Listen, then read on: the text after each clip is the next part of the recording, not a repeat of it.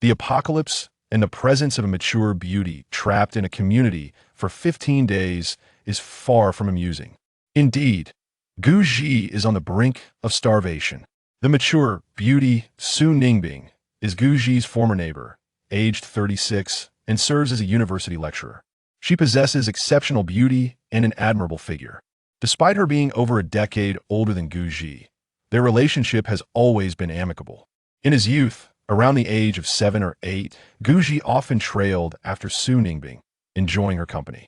Su Jia has a son named Su Jian, who is a few years younger than Guji and is currently 17, having begun university at an early age.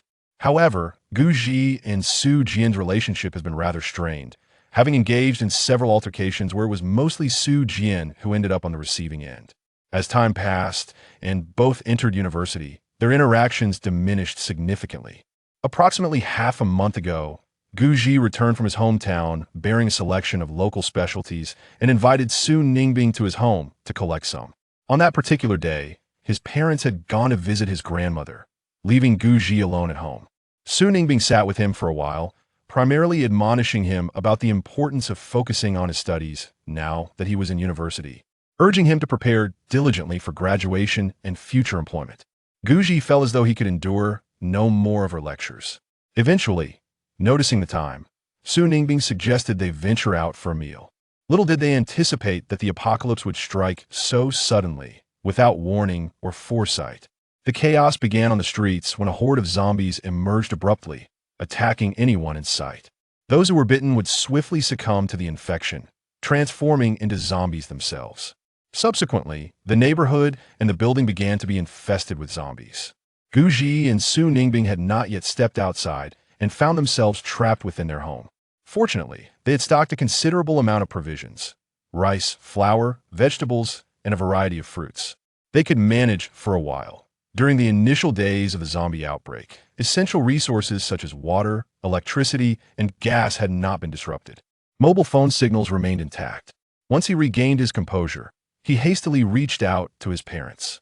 Thankfully, both his mother and father were alive and had not succumbed to the undead. However, they too were confined within his grandmother's home, unable to escape. Days passed, and then the power supply to the neighborhood was cut off. A few days later, the water supply ceased as well. Eventually, the mobile signals vanished. Presently, only the gas remained available, but it was unlikely to last for many more days. Over the course of the past fortnight, they had made several attempts to venture out in search of vital supplies, such as water, food, and scarce medications, but each endeavor ended in failure. Outside Guji's door, 3 or 4 zombies lurked aimlessly. He had mustered the courage to venture out once, but as soon as he stepped outside, he became the target of the zombies and hastily retreated, barely escaping with his life. Since then, he had not dared to go out again. Despite their efforts to ration their food meticulously, adhering to strict portions and avoiding excess, half a month of confinement had led to a dwindling supply of provisions. Fresh fruits and vegetables had long since been consumed. Now, they were left with only a small amount of rice and flour. A half packet of noodles remained, and only 2 bags of instant noodles were left. This is all the food they have left. It is estimated that they can only last another 3 to 5 days. Xiaoji, it's time to eat. Su Ningbing emerged from the kitchen, carrying a small bowl of rice, accompanied by 2 pairs of chopsticks. She deftly placed the bowl and utensils on the coffee table, serving Guji half a bowl of noodles, while she filled her own bowl with the remaining scraps of noodles and broth. For the past fortnight, they had scarcely had a proper meal, and both had lost considerable weight. Yet, Su Ningbing remained as captivating as ever. Guji glanced down and could not help but grimace. Sister Su, is this all we have? At least he had half a bowl of noodles, while Su Ningbing's bowl contained only a few scattered strands, the rest being broth. Xiaoji, having something to eat is already a blessing. Yet, with this, we cannot be certain how many days we can endure. If the food runs out with her bowl in hand, Su Ningbing gingerly sipped the broth, choosing not to continue. In truth, even without her words, Guji understood well that once the food was exhausted, they could no longer wait idly. They would have to venture outside in search of sustenance and supplies. Sister Su, I'm not particularly hungry yet. Why don't you have some more noodles? Guji offered, attempting to push some noodles from his bowl towards Su Ningbing. She promptly stopped him. I have had enough. You're still young and a man, you should eat more. Please, don't take any away from me. She was an astute woman otherwise. She would not have become a university lecturer. In this apocalyptic world, the presence of numerous zombies looms outside, rendering the quest for sustenance or escape increasingly perilous. The role of men is perceived to be significantly greater than that of women in such dire circumstances. Thus, Guji must ensure he is well fed and energized. Very well then, Guji acknowledged Su Ningbing's resolute demeanor and chose not to press further. He paused momentarily and continued, Sister Su, let us take these next couple of days to replenish our strength and spirit, and then venture outside to seek resources. This marked the first time Guji felt such enthusiasm for scavenging. Was it motivated by love? Or perhaps a sense of duty? Neither, in truth. It was simply that he was on the brink of starvation. The food supply had dwindled alarmingly. It was imprudent to continue in this manner. If they persisted without action, they would soon be devoid of food and strength, leaving them utterly defenseless against the encroaching zombies.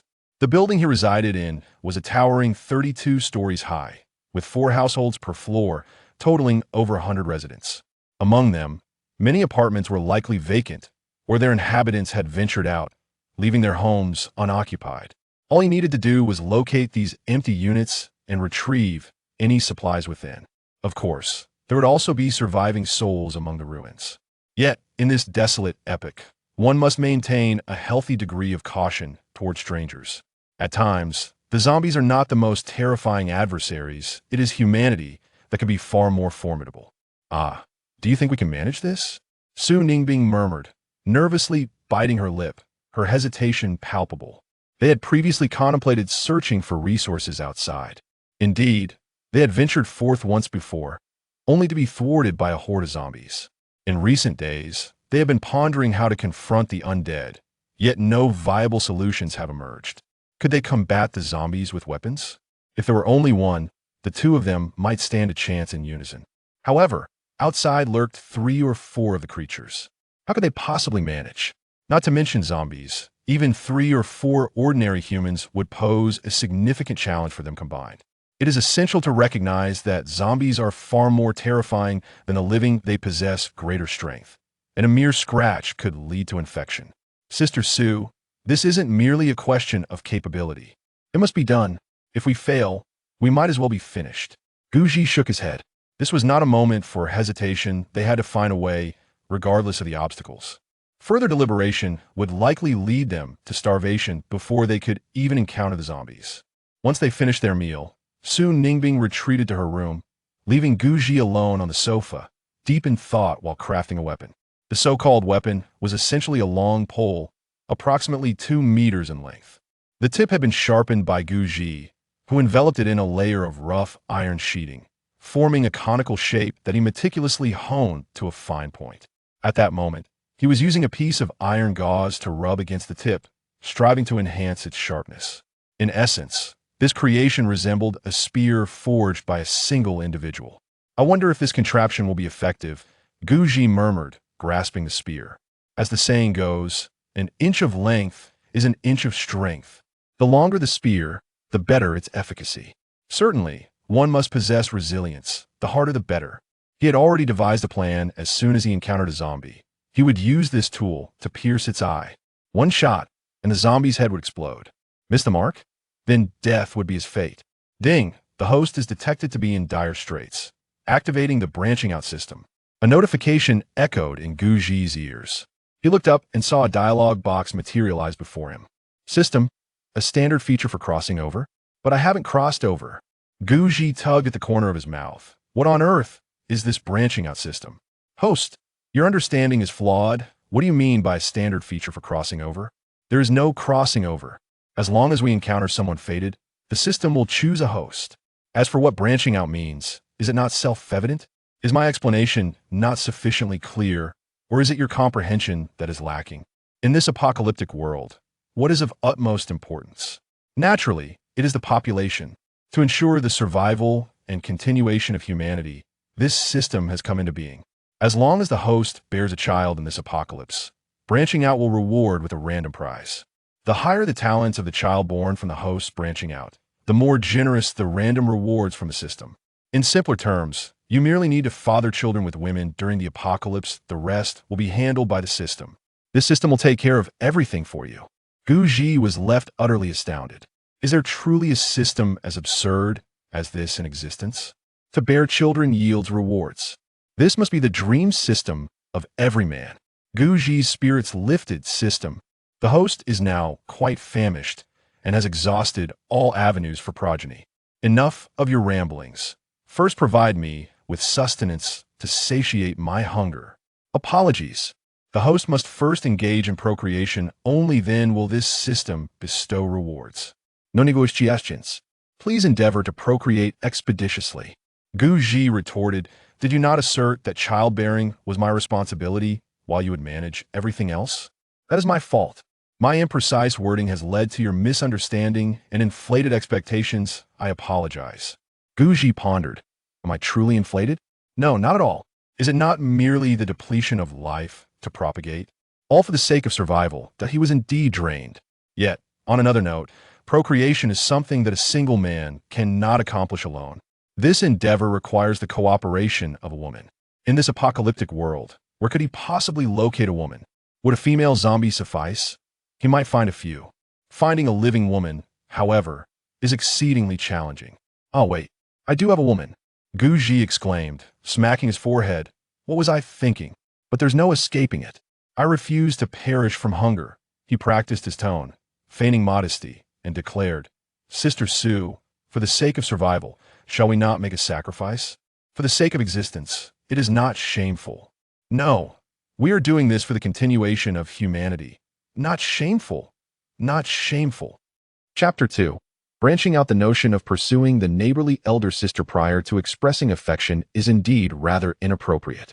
Yet, in the interest of survival, one must acquiesce to certain circumstances. An older woman? So be it. During the ensuing period, Guji and Su Ningbing ceased their frugal ways, indulging in copious feasts to replenish their strength. In less than 3 days, their provisions were nearly depleted. Beyond merely restoring their vitality, Guji also engaged in additional preparations, such as crafting rudimentary weapons, while utilizing Su Ningbing to test their efficacy. To put it plainly, he had Su Ningbing assume the role of a zombie while he wielded a spear, his makeshift weapon, experimenting with various stances and angles to thrust at her. After several days of practice, Guji had acquired a wealth of experience in spear handling. Although he could not guarantee the utility of these skills when confronted by actual zombies, they were certainly preferable to entering the fray with no knowledge whatsoever. For days later, Guji and Su Ningbing consumed their last serving of instant noodles, wiping their mouths clean.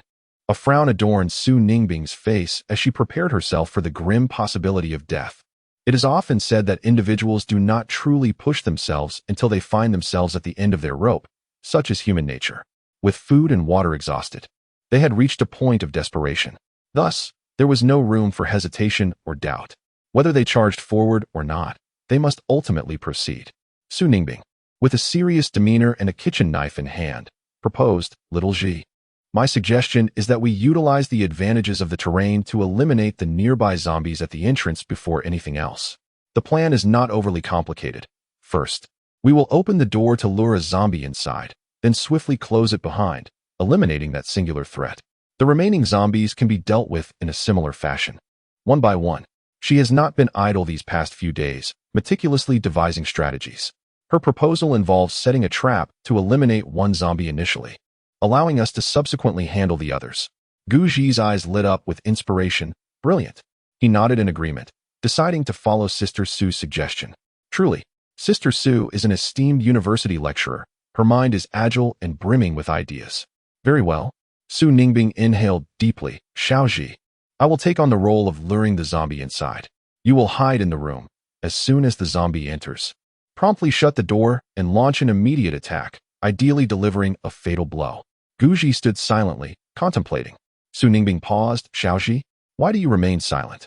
Are you frightened?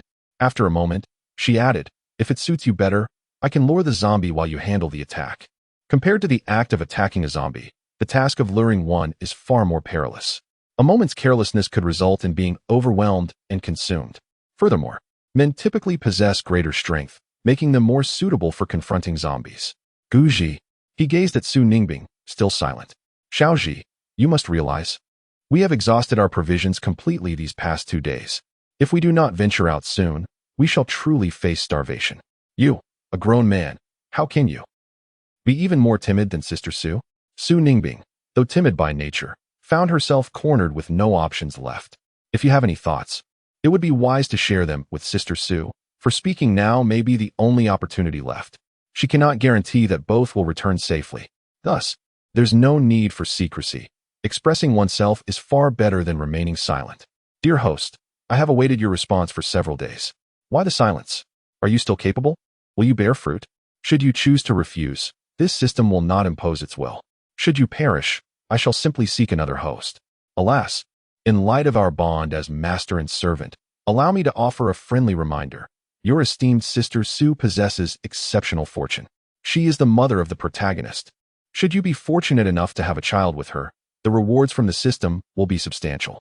In the next moment, another window appeared before Guji. Target: Su Ningbing fortune level. Crimson gold identity. Protagonist's mother note. Fortune is categorized into 7 levels: white, green, blue, purple, gold, crimson gold, and rainbow. Sister Su is the mother of the protagonist? Who is the protagonist? Is it Su Jian? That lad has always excelled academically, eventually gaining admission to Peking University. Truly a favored child of destiny. It is said he began earning money while still in college, far surpassing Guji. Guji?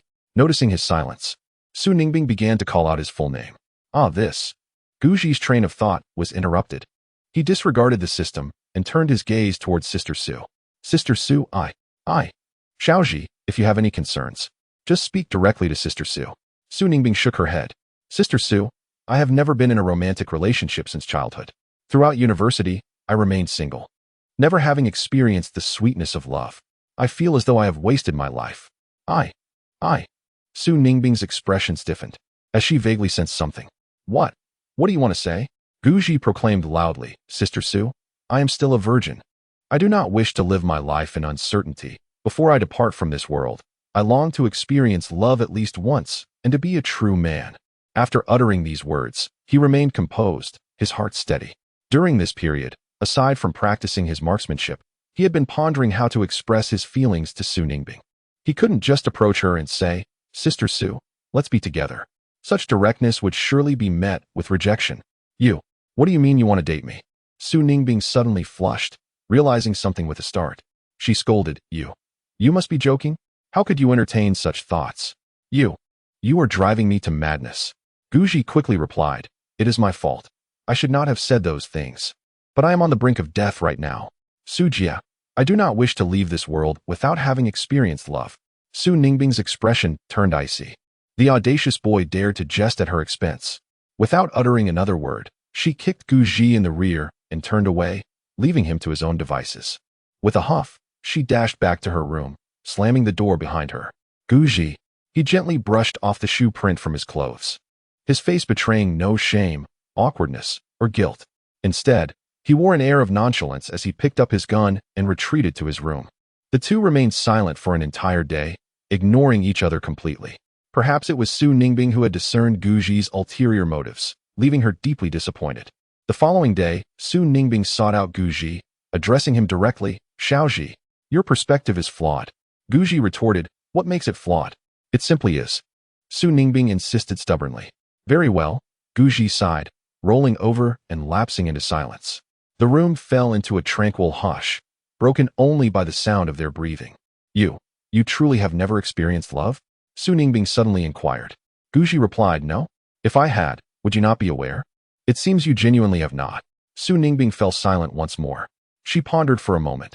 Throughout their years from elementary to high school, although Guji was not particularly studious, it appeared he had never engaged in early romantic pursuits.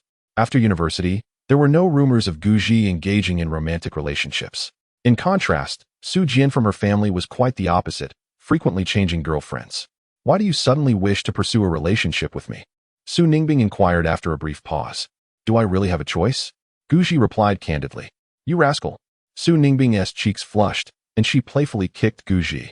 How could she not perceive the implications behind his words? In this apocalyptic world, aside from her, He had no other options. How very forthright. I shall consider it. Su Ningbing took a deep breath, her face resembling a ripe apple. Guji stated bluntly, Sister Su, what is there left to ponder?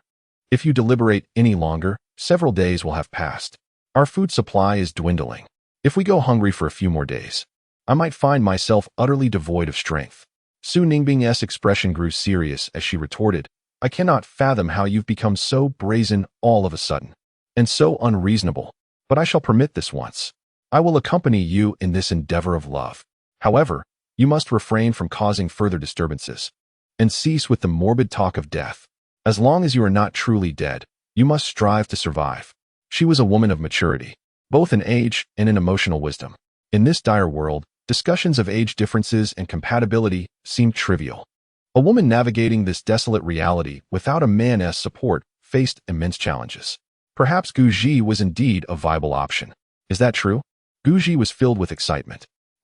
Just this once. Su Ningbing blushed and nodded. Sister Su, I will treat you well. Guji smiled. The following content is omitted, leaving a vast expanse for the reader's imagination.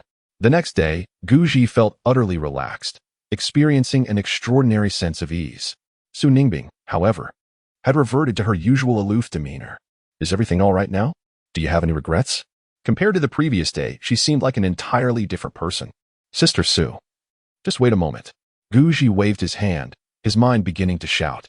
System, where are you? Hurry up. Have I successfully branched out? Where's my reward? I need it now.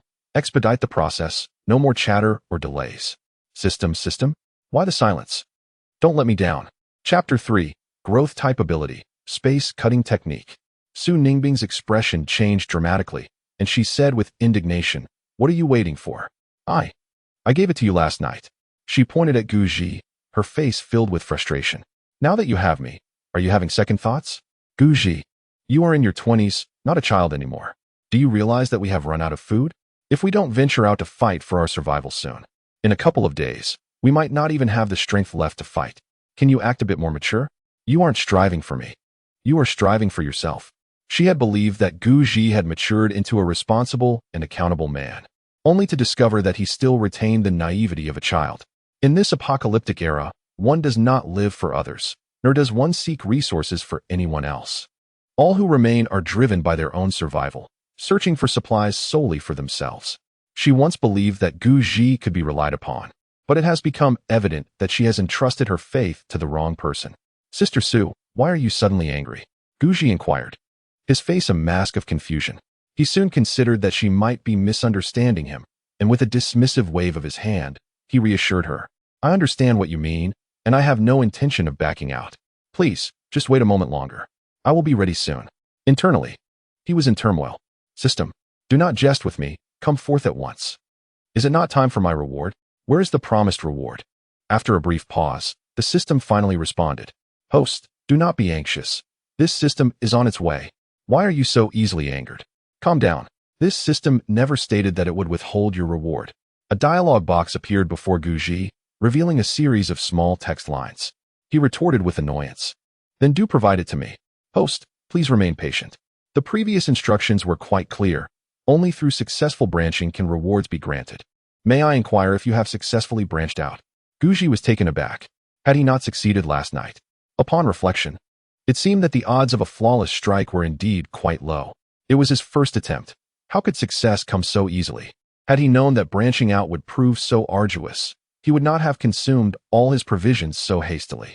Instead, he ought to have adopted a more measured approach, ensuring a steady flow of resources, and during this period, he should have focused on expanding their reach.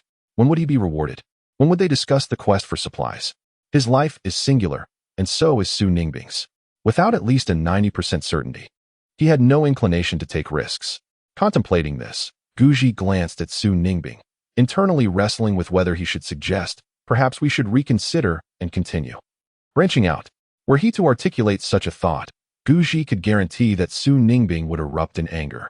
There was even the possibility that she might dash out alone in search of food, to bind Su Ningbing, and then persist in their endeavors.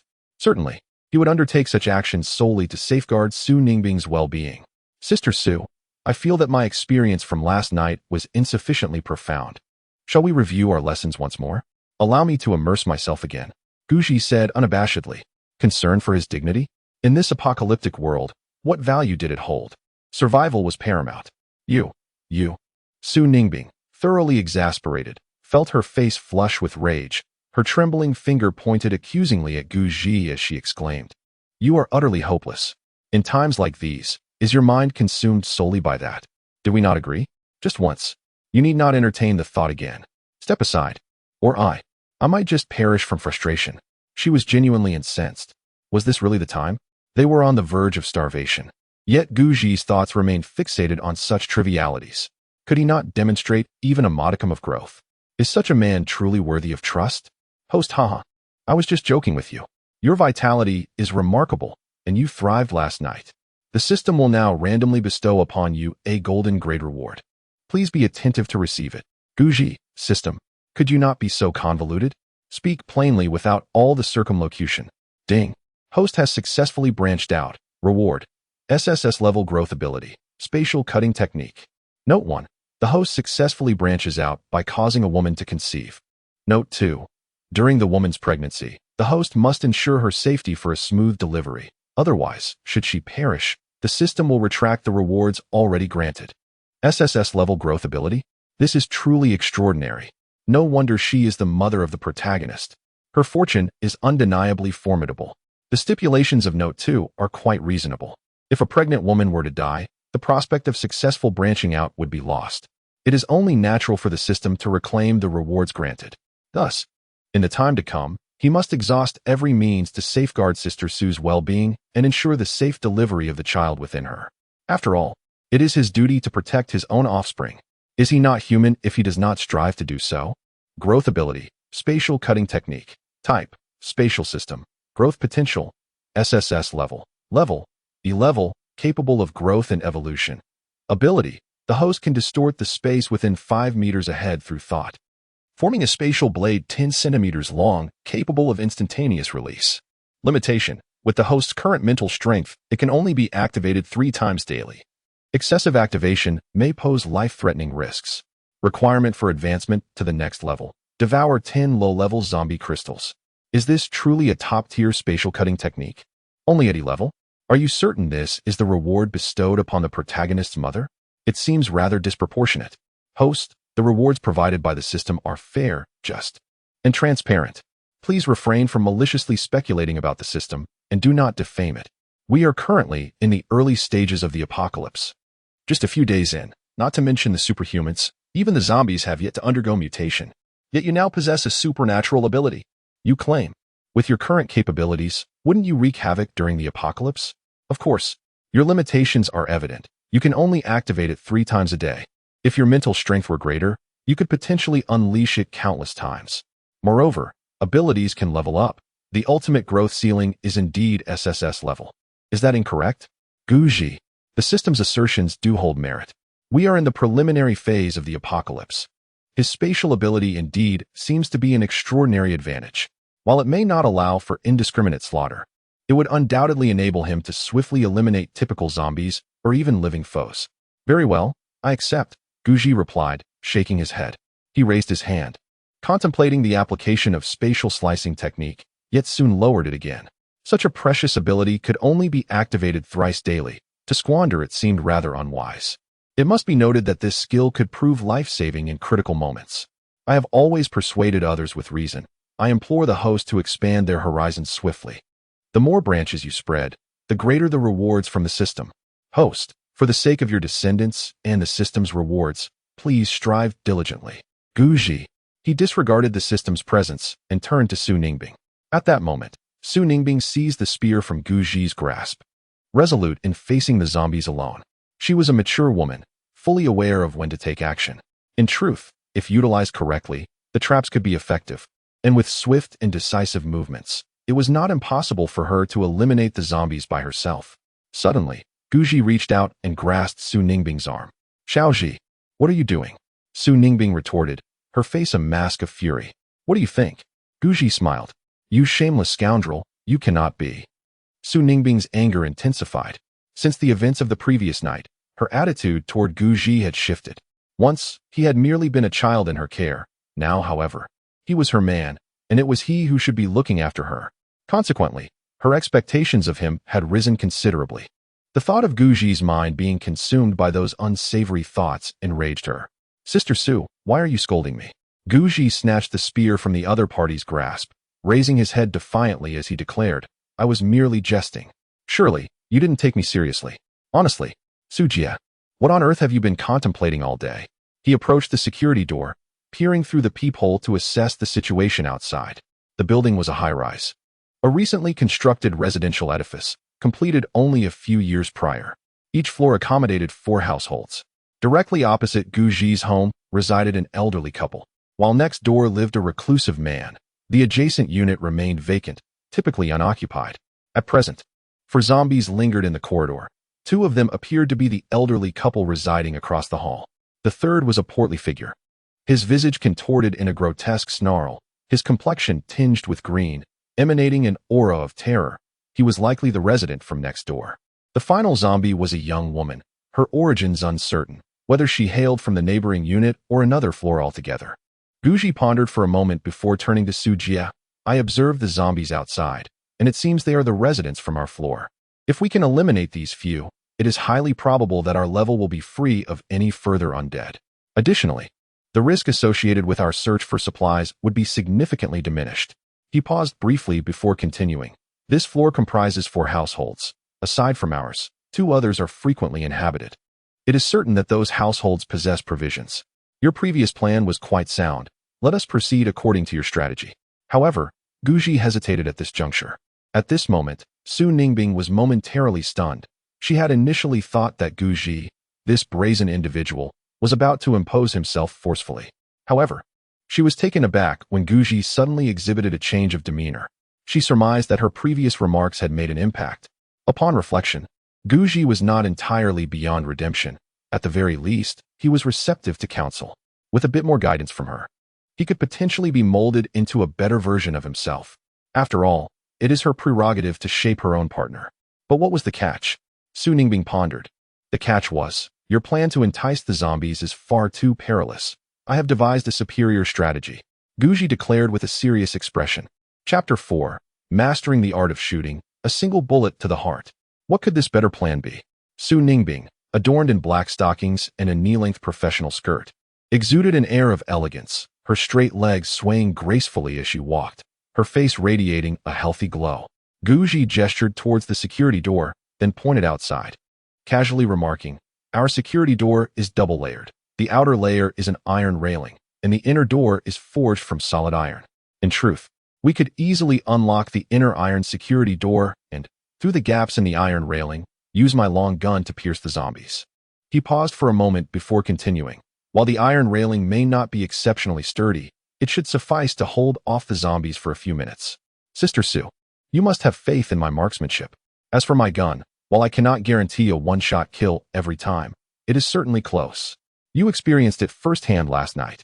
He retrieved a golf club from the room and handed it to Su Ningbing. This club belonged to his father, who had once been an avid golfer. However, the level of skill is rather ordinary. In this apocalyptic era, the sole utility of a golf club may well be as a weapon. Sujia, you should hide behind the door. If the iron railing is breached by the zombies and they invade, swiftly close the iron door. The zombies are my responsibility. If an opportune moment for a sneak attack arises, you should strike them from behind with the golf club. Guji solemnly instructed. Remember, aim for the zombies' heads. Striking any other part is futile. The most vulnerable area of a zombie is indeed its head. Once their heads are shattered, they cease to exist.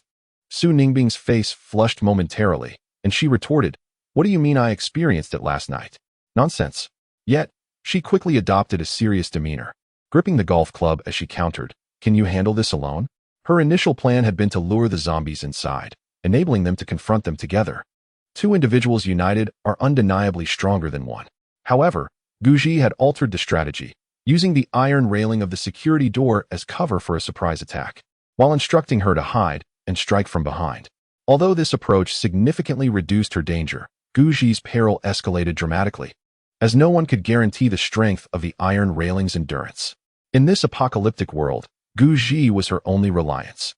Yesterday, he became her man. She did not wish for any misfortune to befall him. On another note, Guji was over a decade her junior. It should be her responsibility to care for him. There would be no problem. Guji chuckled. Sister Su, are you worried about me? Afraid that if I die, you will be left a widow? Su Ningbing shot him a frosty glare and retorted coldly. What time is it? How can you still joke around? Can't you be serious for once? I am being serious. Guji replied with a grin. Be more serious. We agreed yesterday, just this once. After this, no more dreaming. Su Ningbing's expression hardened. Fine, whatever you say. Guji waved his hand dismissively. He signaled Su Ningbing to hide behind the door. The two of them rehearsed for about half an hour, familiarizing themselves with the specific procedures and operations, and were ready to commence. The process was quite straightforward. Guji would open the door to lure the zombies. Then, wielding a long spear, he would strike through the gaps in the iron railing, aiming to eliminate as many as possible. Su Ningbing, concealed behind the door, was to swiftly close and lock it once any zombies broke through. The confrontation with the zombies was left to Guji, if the timing was right. Su Ningbing could also use a golf club to strike at a zombie's head. Although the procedure seemed simple and the execution easy, they did not feel entirely confident when the target was a zombie. Of course, Guji possessed the spatial slicing ability, which should ensure his safety. The only drawback was that he could only use his powers 3 times a day. Suddenly, at Guji's signal, Su Ningbing opened the security door. At that moment, outside the door, 4 zombies were meandering about. Among them were an elderly couple from across the street, alongside a corpulent zombie and a young female one. Guji steadied his nerves and approached the entrance, bellowing, Dare to approach, you scoundrels. Grandfather is here. The commotion at the doorway immediately drew the attention of several zombies. The elderly pair reacted with remarkable agility, akin to leopards, and in the blink of an eye, they charged towards Guji, intent on biting him. Their features were grotesque, their complexions a ghastly shade of gray, and their fingers bore claws extending several centimeters, sharp and menacing. Bang, bang, bang. The zombies collided with the iron railing at the entrance, the immense force causing it to warp slightly, accompanied by a resounding crash. Although the zombies possessed a rudimentary intelligence, they were aware of the barrier before them. Like rampaging bulls, they repeatedly hurled themselves against the iron fence. Su Ningbing felt her legs weaken upon witnessing the oncoming horde. She seemed paralyzed, collapsing in despair onto the ground. However, she soon recalled Guji's earlier words, prompting her to scramble back to her feet. Clutching a golf club in one hand while the other hovered over the doorknob, prepared to secure the entrance. Meanwhile, Guji observed the iron railing beginning to buckle under the relentless onslaught of the zombies. Realizing it would not withstand for long, he tensed his muscles and, wielding his long rifle, aimed a forceful jab towards the eye socket of the nearest elderly male zombie. Zombies, after all, are most vulnerable at their heads, and the weakest point of the human skull is precisely the eyes. If the spear could pierce through the eye sockets of the zombie, it would undoubtedly penetrate its skull in an instant. A single shot to the head, it would be nearly impossible for the zombie to survive. With a swift thrust, the spear struck flesh. However, the aim faltered. Despite Guji's recent practice and profound understanding of the principle that an inch gained is an inch strengthened, this was his first encounter with a zombie, and to claim he felt no fear would be a blatant falsehood. Under the weight of anxiety, terror, and agitation, how could he possibly perform at his usual level? Thus, the skewed thrust was entirely within reason. After all, Guji was not a time traveler and had not endured an apocalyptic scenario. He was merely a soon-to-be graduate. Lacking both combat experience and social exposure, he was ill-prepared. The spear plunged into the zombie's neck, and a torrent of thick, foul-smelling blood erupted forth. Yet, the zombie appeared utterly oblivious to the pain, showing no sign of hesitation. Even with its neck grievously injured, it continued to batter against the iron railing with even greater ferocity, as if its wounds had awakened a primal rage. Come on, I refuse to believe I cannot vanquish you, Guji thought as he retracted the spear, preparing to aim for another thrust. But at that moment, an unforeseen event transpired. As he withdrew the weapon, one of the iron bars of the railing bent under the force of the zombie's assault, allowing the elderly male zombie to forcefully breach the barrier. With its claws raised, it lunged toward Guji's neck. Despite his proficiency with the spear, he realized that to strike the zombie, he would need to close the distance to the railing, which was currently too far for an effective attack. The distance between him and the iron railing was approximately 1 meter and 20 centimeters. a space just wide enough for a portion of the elderly male zombie to reach out and grab him. Zombies, as one might expect, are capable of infection. A mere scratch from their claws could lead to transformation into one of their kind. With such proximity and the suddenness of the encounter, Guji found it too late to evade. Meanwhile, Su Ningbing, witnessing a battle with zombies for the first time, felt her legs weaken from fear. When she saw Guji pierce the zombie's neck with a gunshot, a flicker of hope brightened her face. She believed victory was assured. However, an unexpected scene unfolded. The zombie did not perish but grew even more ferocious, even managing to break a corner of the iron railing. Gripping a golf club tightly, Su Ningbing acted almost instinctively, swinging the club down towards the zombie's encroaching head without a moment's hesitation. Quick, run, Xiaoji. Though her legs trembled, she understood that hesitation could cost Guji his life. This was no time for cowardice or timidity. Even in fear, one had to charge forward with courage. Suddenly, Su Ningbing lost her footing and fell to the ground. Her swing went awry, striking the zombie's shoulder instead. Though the blow was substantial, capable of leaving a bruise on a normal person, it had little effect on the undead. Guji remarked, "Sister Su, your combat skills seem rather lacking." Nevertheless, her strike caused the zombie to momentarily pause, glancing to the side as if searching for another target to attack. It was precisely this moment of hesitation that allowed Guji to seize the opportunity. He aimed for the zombie's temple. The long spear thrust forth once more. With a soft thud, the spear penetrated the temple. Guji twisted the spear handle, the tip swirling within the zombie's head. In the next instant, the zombie seemed to lose all its vigor and collapsed onto the ground, motionless. Dead. Is it truly dead? Guji slumped to the ground, panting heavily. It was no easy feat. He had almost resorted to using his extraordinary abilities. Fortunately, Su Ningbing reacted swiftly, delivering a blow to the zombie that diverted its attention. Otherwise, he would never have had the time to make that thrust. Little Ji, is it really dead? Have we succeeded in our plan? Su Ningbing climbed to her feet, hurriedly closing and locking the iron door. Then she rushed to Guji's side, helping him up from the ground. Yes, it is dead, Guji exclaimed. Sister Su, I owe you my life. I would have perished otherwise. He praised Su Ningbing, who had wielded her weapon quite effectively. Really? I thought I might have made things worse. Su Ningbing's cheeks flushed. In her haste, she hadn't noticed her footing, which had caused her to stumble. Had she not fallen, her strike would surely have landed squarely on the zombie's head. Next time, I shall strive for greater mastery. Guji chuckled. Come on. Can you be serious for once? Su Ningbing, still blushing, playfully pushed Guji. Sister Su, let us press on. With renewed vigor, they faced the remaining 3 zombies outside, and he still had 3 uses of his extraordinary powers left. Thus, eliminating the remaining 3 zombies poses no challenge. If necessary, I can simply rely on my extraordinary abilities. However, something feels amiss. Just as Guji was preparing to signal Su Ningbing to open the door and continue showcasing his exquisite marksmanship, he sensed an unusual shift within his body. After dispatching the zombie, it seemed his strength had increased slightly. Although the enhancement was not overtly pronounced, his keen perception allowed him to notice it. Guji gestured to Su Ningbing, hastily calling for a pause. System. What is happening to me?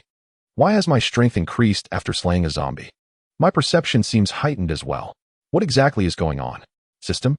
Please elucidate. The system responded promptly. Host, remain calm. Do not rush, nor panic.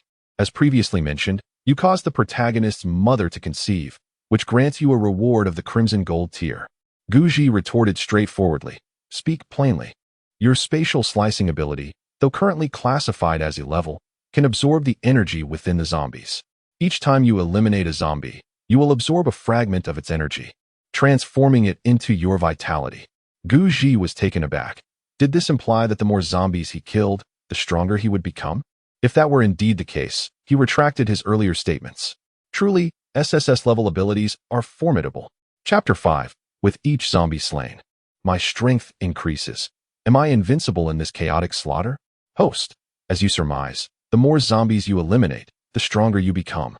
Your SSS-level abilities are currently only at the E-level stage. However, should your powers evolve to the SSS level, the vitality extracted with each transformation will be significantly greater. The system's explanation sent Guji into a state of exhilaration. The more zombies he vanquished, the stronger he became. Eventually, wouldn't he become invincible? First, he would slay 10,000 zombies, and once he grew even stronger, 1,000,000 more. At that point, it seemed unlikely that anyone would pose a challenge to him. How lonely it must be to be invincible. Host, please refrain from becoming overly confident or arrogant. The apocalypse is upon us. And you are not the only one growing stronger. Zombies can evolve, and ordinary humans can evolve as well. Moreover, the vitality you gain from defeating zombies is currently exceedingly low. Killing 10 zombies may not yield a substantial amount of vitality. Zombies can evolve. That made sense. Only through evolution could zombies produce anomalous crystals. If zombies could evolve, humans would surely be capable of the same. Guji inquired, could you provide a more specific answer? How much stronger will I become by defeating a single zombie? How should I explain this? If you insist on precise figures, this system will reluctantly calculate that for you. Please hold on for a moment. Calculation complete. By defeating 100 zombies, you would approximately double your current strength. Do not lament the low conversion rate. It is merely a reflection of your abilities being too weak at present. To increase your conversion rate, you must evolve your powers as soon as possible. According to the system, the conversion rate from killing zombies was indeed pitifully low. For each zombie he defeated, he received only 1% of his current strength. No wonder the feeling of power growth was rather limited just now. Nevertheless, it is still commendable. The potential for infinite growth is akin to a glitch in the system. As long as he slays enough foes, there will come a day when he becomes even stronger. Persevere, host. Strive onward. The notion of gaining strength through the extermination of zombies is indeed a formidable challenge. There have always been simpler, more effortless paths to augment your power, yet you fail to contemplate these avenues. This places the system in quite a predicament. You are currently vanquishing zombies, and your prowess is steadily increasing. In this post-apocalyptic world, can a single woman suffice for someone of your caliber? Certainly not. With great strength and abundant resources, one should be surrounded by numerous women. The system advises you to swiftly seek out additional partners and expand your lineage. The more branches you cultivate, the greater the rewards bestowed by the system. Is there anything you desire that the system cannot provide? Strength enhancement? Abundant offspring will grant you all that and more. Material necessities? Whatever you wish for, the system shall grant, provided you embrace this path of expansion. Host, can this system lead you astray? Can it deceive you? Reflect carefully. Is not the route of expansion the fastest means to enhance your power? Is it not? Guji's expression shifted as he retorted, silence. While he may wish to expand his lineage, Su Ningbing is currently pregnant. How can he continue this endeavor? Other women? He must have them. Outside, there are indeed female zombies. But is that feasible? Thus, expansion is not solely his desire. It requires the right opportunities and suitable partners. Host, how could you be so ungrateful? What can I say? Why are there no women left? Isn't Su Ningbing pregnant now? This system has also rewarded you. But do not forget that Su Ningbing has only been pregnant for a day. You can certainly continue to strive for more offspring. You could have her bear twins, or even triplets. The principle of this system is simple. One child equals one reward. The more branches you spread, the greater the rewards. Host, I trust you understand my intention. Guji, the system is indeed a genius. How had he not thought of this? Su Ningbing has just become pregnant. Surely, they could aim for twins or even triplets. If he puts in the effort, obtaining another reward is entirely feasible. It seems that tonight, he would need to work overtime. Xiaoji, what is wrong with you? Su Ningbing inquired, her expression one of confusion. She had just been about to unlock the security door to let the zombies in, ready to confront them one by one, when Guji suddenly halted her. She assumed he wanted to prepare before resuming the fight. This was understandable, given that they had just clawed their way back from the brink of death. However, Guji's gaze was increasingly unsettling. This realization sent Su Ningbing into a complete panic. This little rascal wasn't entertaining any unhealthy thoughts again, was he? Su Ningbing clenched her teeth. Xiaoji, in this apocalyptic world, we must fight for survival. Please stop indulging in those unhealthy thoughts, all right? All right, Su Jia. How could you think of me in such a manner? When have I ever indulged in unhealthy thoughts? Guji firmly denied. Is that so? Su Ningbing retorted. Absolutely not. Guji insisted. Really? Indeed. Don't deceive me again. I am not deceiving you. Very well, I shall trust you this time. Su Jia also acknowledged her fault, admitting that she had wrongfully judged him. Previously, I too made a mistake by faltering at a critical moment. Seeing Guji's composed demeanor, Su Ningbing nodded in satisfaction. Though Guji possessed some minor flaws and was relatively young, these were trivial matters. Flaws can be corrected, and youth can be nurtured over time. In truth, having such a man in her life was rather fortunate for Su Ningbing, who had been single for many years since her ex-husband's passing. This was the first man who had so abruptly and recklessly entered the depths of her heart. Previously, she had regarded Guji as a mere child, never contemplating anything beyond that. Now that Guji had become her man, her expectations naturally heightened. Guji stood tall and declared, "Sujia, how about we work overtime tonight?" Overtime? What kind of overtime? Su Ningbing momentarily failed to grasp his meaning. "What do you think?" Guji chuckled mischievously. "Impudent." Su Ningbing's cheeks flushed. "And you still claim you weren't thinking nonsense earlier. I foolishly believed in you, thinking you had matured. All you do is deceive me." With a serious expression, Guji replied, "Sujia, if we manage to find the supplies, perhaps you could reward me with some overtime." Su Ningbing fell silent. She pondered for a moment. In this apocalyptic world, one could perish at any time, and merely surviving another day was no small feat furthermore. Guji was still young and vigorous, brimming with youthful exuberance, having just tasted the thrill of. It was only natural to desire more. First, they needed to gather supplies. Everything else could wait. Su Ningbing neither declined nor readily agreed, offering a non-committal response. "Hee, then it's settled," Guji chuckled. "Sister Su, I shall strive to help you conceive triplets." Time passed swiftly. Once they had adequately rested, Guji instructed Su Ningbing to open the iron gate, preparing for a fierce onslaught. As the zombies approached, reminiscent of their previous encounter, Guji shouted, and the remaining 3 zombies lunged towards them, violently crashing against the iron railing. Having learned from his earlier experience, Guji kept a safe distance from the railing this time, striking with precision and decisiveness. Grasping his long spear firmly, he seized the opportunity to thrust towards one of the zombies' eye sockets. Though the railing suffered a dent from the relentless assaults of the zombies, it would not hold for long, yet it served its purpose adequately. Guji's spear pierced through, but instead of striking the eye socket, it found its mark in the zombie's abdomen. Zombies did not remain stationary for him to easily target. They were in constant motion, and a margin of error was to be expected. Without hesitation, he unleashed a second and then a third thrust. A flash of cold light preceded the swift strike, and after a relentless barrage of 7 or 8 thrusts, he finally achieved a headshot. Another one dispatched. His prowess surged by 1%, granting him a total strength increase of 2%. He did not pause, continuing to confront the last 2 zombies. The iron railing, having endured prolonged assaults, had long since become dilapidated. After Guji fired several shots in quick succession, the railing finally succumbed to the impact and was violently breached, allowing the 2 zombies to lunge forward in an instant. "Sister Su, quickly shut the door," Guji shouted.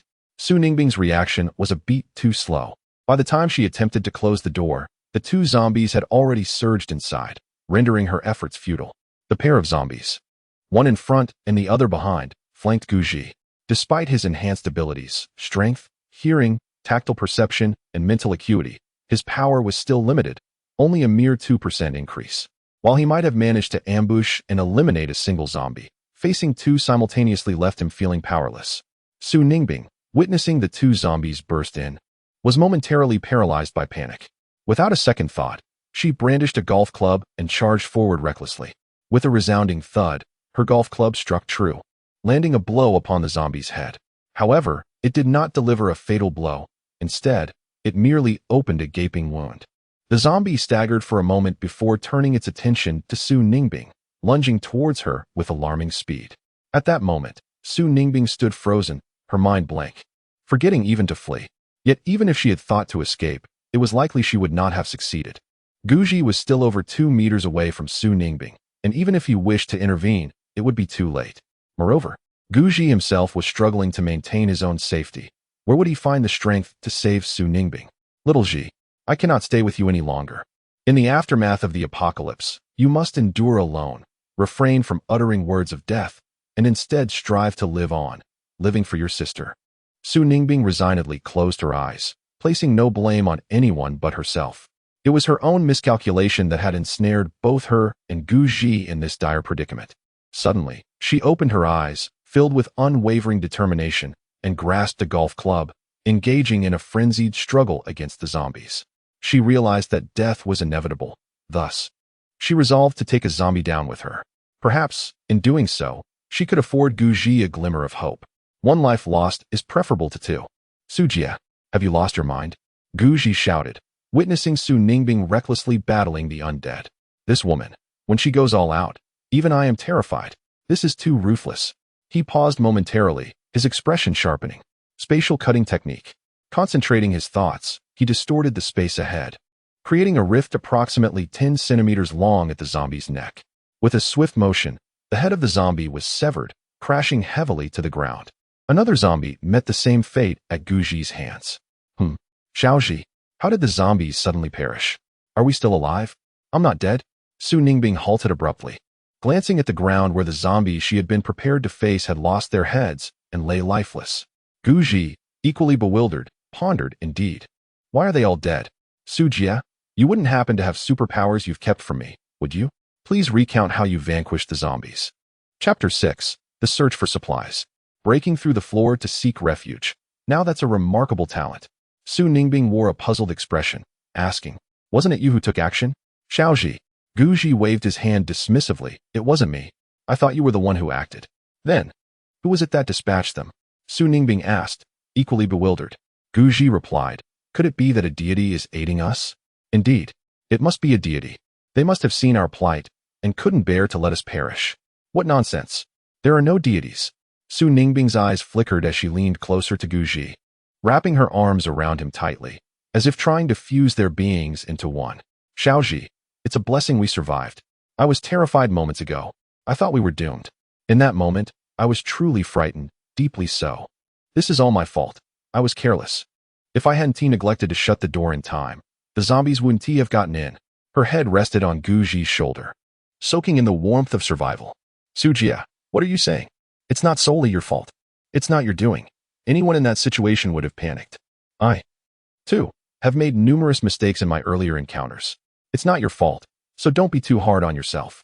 If you truly feel remorseful, then perhaps you could make amends for me. For instance, how about we work overtime this evening? Guji chuckled softly. He had witnessed Su Ningbing's earlier display of determination. She fought valiantly, risking her life against the zombies in order to ensure his survival. He felt genuinely moved. It was not merely Su Ningbing, a woman. Even if it were him, he might not have had the fortitude to close the door at that critical moment. No. Su Ningbing suddenly pushed Guji away. Her tone icy. We shall not speak of this again. Guji was taken aback, astonished by her swift change in demeanor. One moment, they were tenderly exchanging words. The next, she transformed into an alluring yet frigid beauty. The speed of this transformation was astonishing, leaving Guji utterly speechless. Xiaoji, stop standing there foolishly. Su Ningbing approached the door, peering outside, then turned to him. There should be no zombies outside now. I will go out first, and you will follow closely behind. If there is danger, use the long gun to fend off the zombies. If all else fails, just run. I will distract them. She stealthily exited the door, and after confirming that the corridor was clear of zombies, she reached the stairwell and secured the escape route by locking both doors, one leading up and the other down. Are there still no zombies, Xiaoji? Are you listening to me? Which door should we open first? Su Ningbing surveyed the surroundings. There were 4 households on this floor. Aside from Guji's, there remained 3 others, all of which had their doors firmly shut. Whether the door is locked remains uncertain. Guji gestured towards the opposite unit and said, let us first visit their residence. He may not be well acquainted with the other tenants, but he was familiar with the couple living across the hall. The elderly zombies he had just dispatched were, in fact, the very inhabitants of that apartment. If all goes as expected, there should be no one left in that unit now, as it has become vacant. All right then, we shall proceed to the opposite door. Su Ningbing took the lead. Wielding a golf club, she stealthily approached the entrance. Guji followed closely behind, armed with a long gun, ever ready to react. Having just eliminated 4 zombies, his strength had increased by 4%. Although the gain seemed modest, the sheer number of zombies was overwhelming. In this community alone, there were surely thousands of them. If he could eradicate all the zombies in the vicinity, his power could multiply exponentially. Is the door unlocked? Su Ningbing pushed gently against the door, discovering it to be ajar. Taking a deep breath, she slightly turned her body, concealing herself behind the door as she pushed it inward. Swiftly, she leaped aside. The interior appeared desolate. The room was in disarray, with belongings strewn haphazardly about. Furniture, sofas, and appliances were shredded, and there were scratch marks on the walls. No one here? Guji hypothesized that they must have been in the room prior to their infection, only fleeing after being transformed into zombies. That seems plausible. Su Ningbing nodded in agreement. Little Ji, do not wander off. Stay close behind me. She wished to convey more.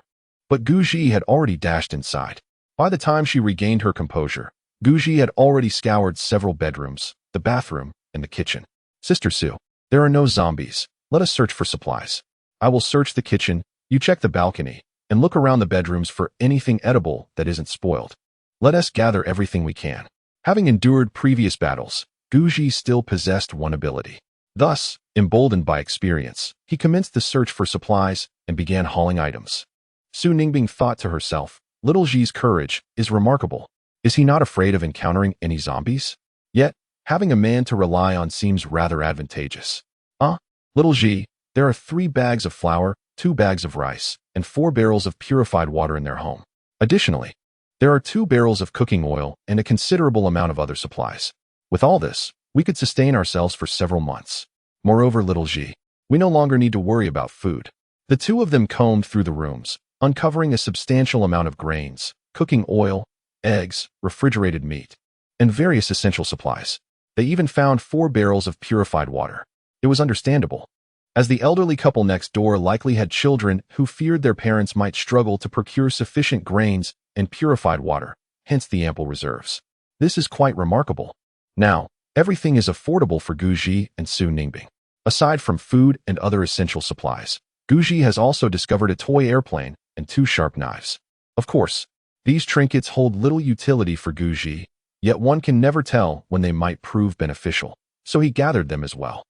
They had been at it for less than an hour when he and Su Ningbing had thoroughly ransacked the residence across the hall. Despite Su Ningbing being a woman, she handled the heavy lifting of food and purified water with remarkable efficiency, even more so than Guji. After pillaging 1 household supplies, Guji and Su Ningbing took a brief respite of 2 hours before setting out to scavenge from 2 more residences. With their venture underway, idleness was not an option.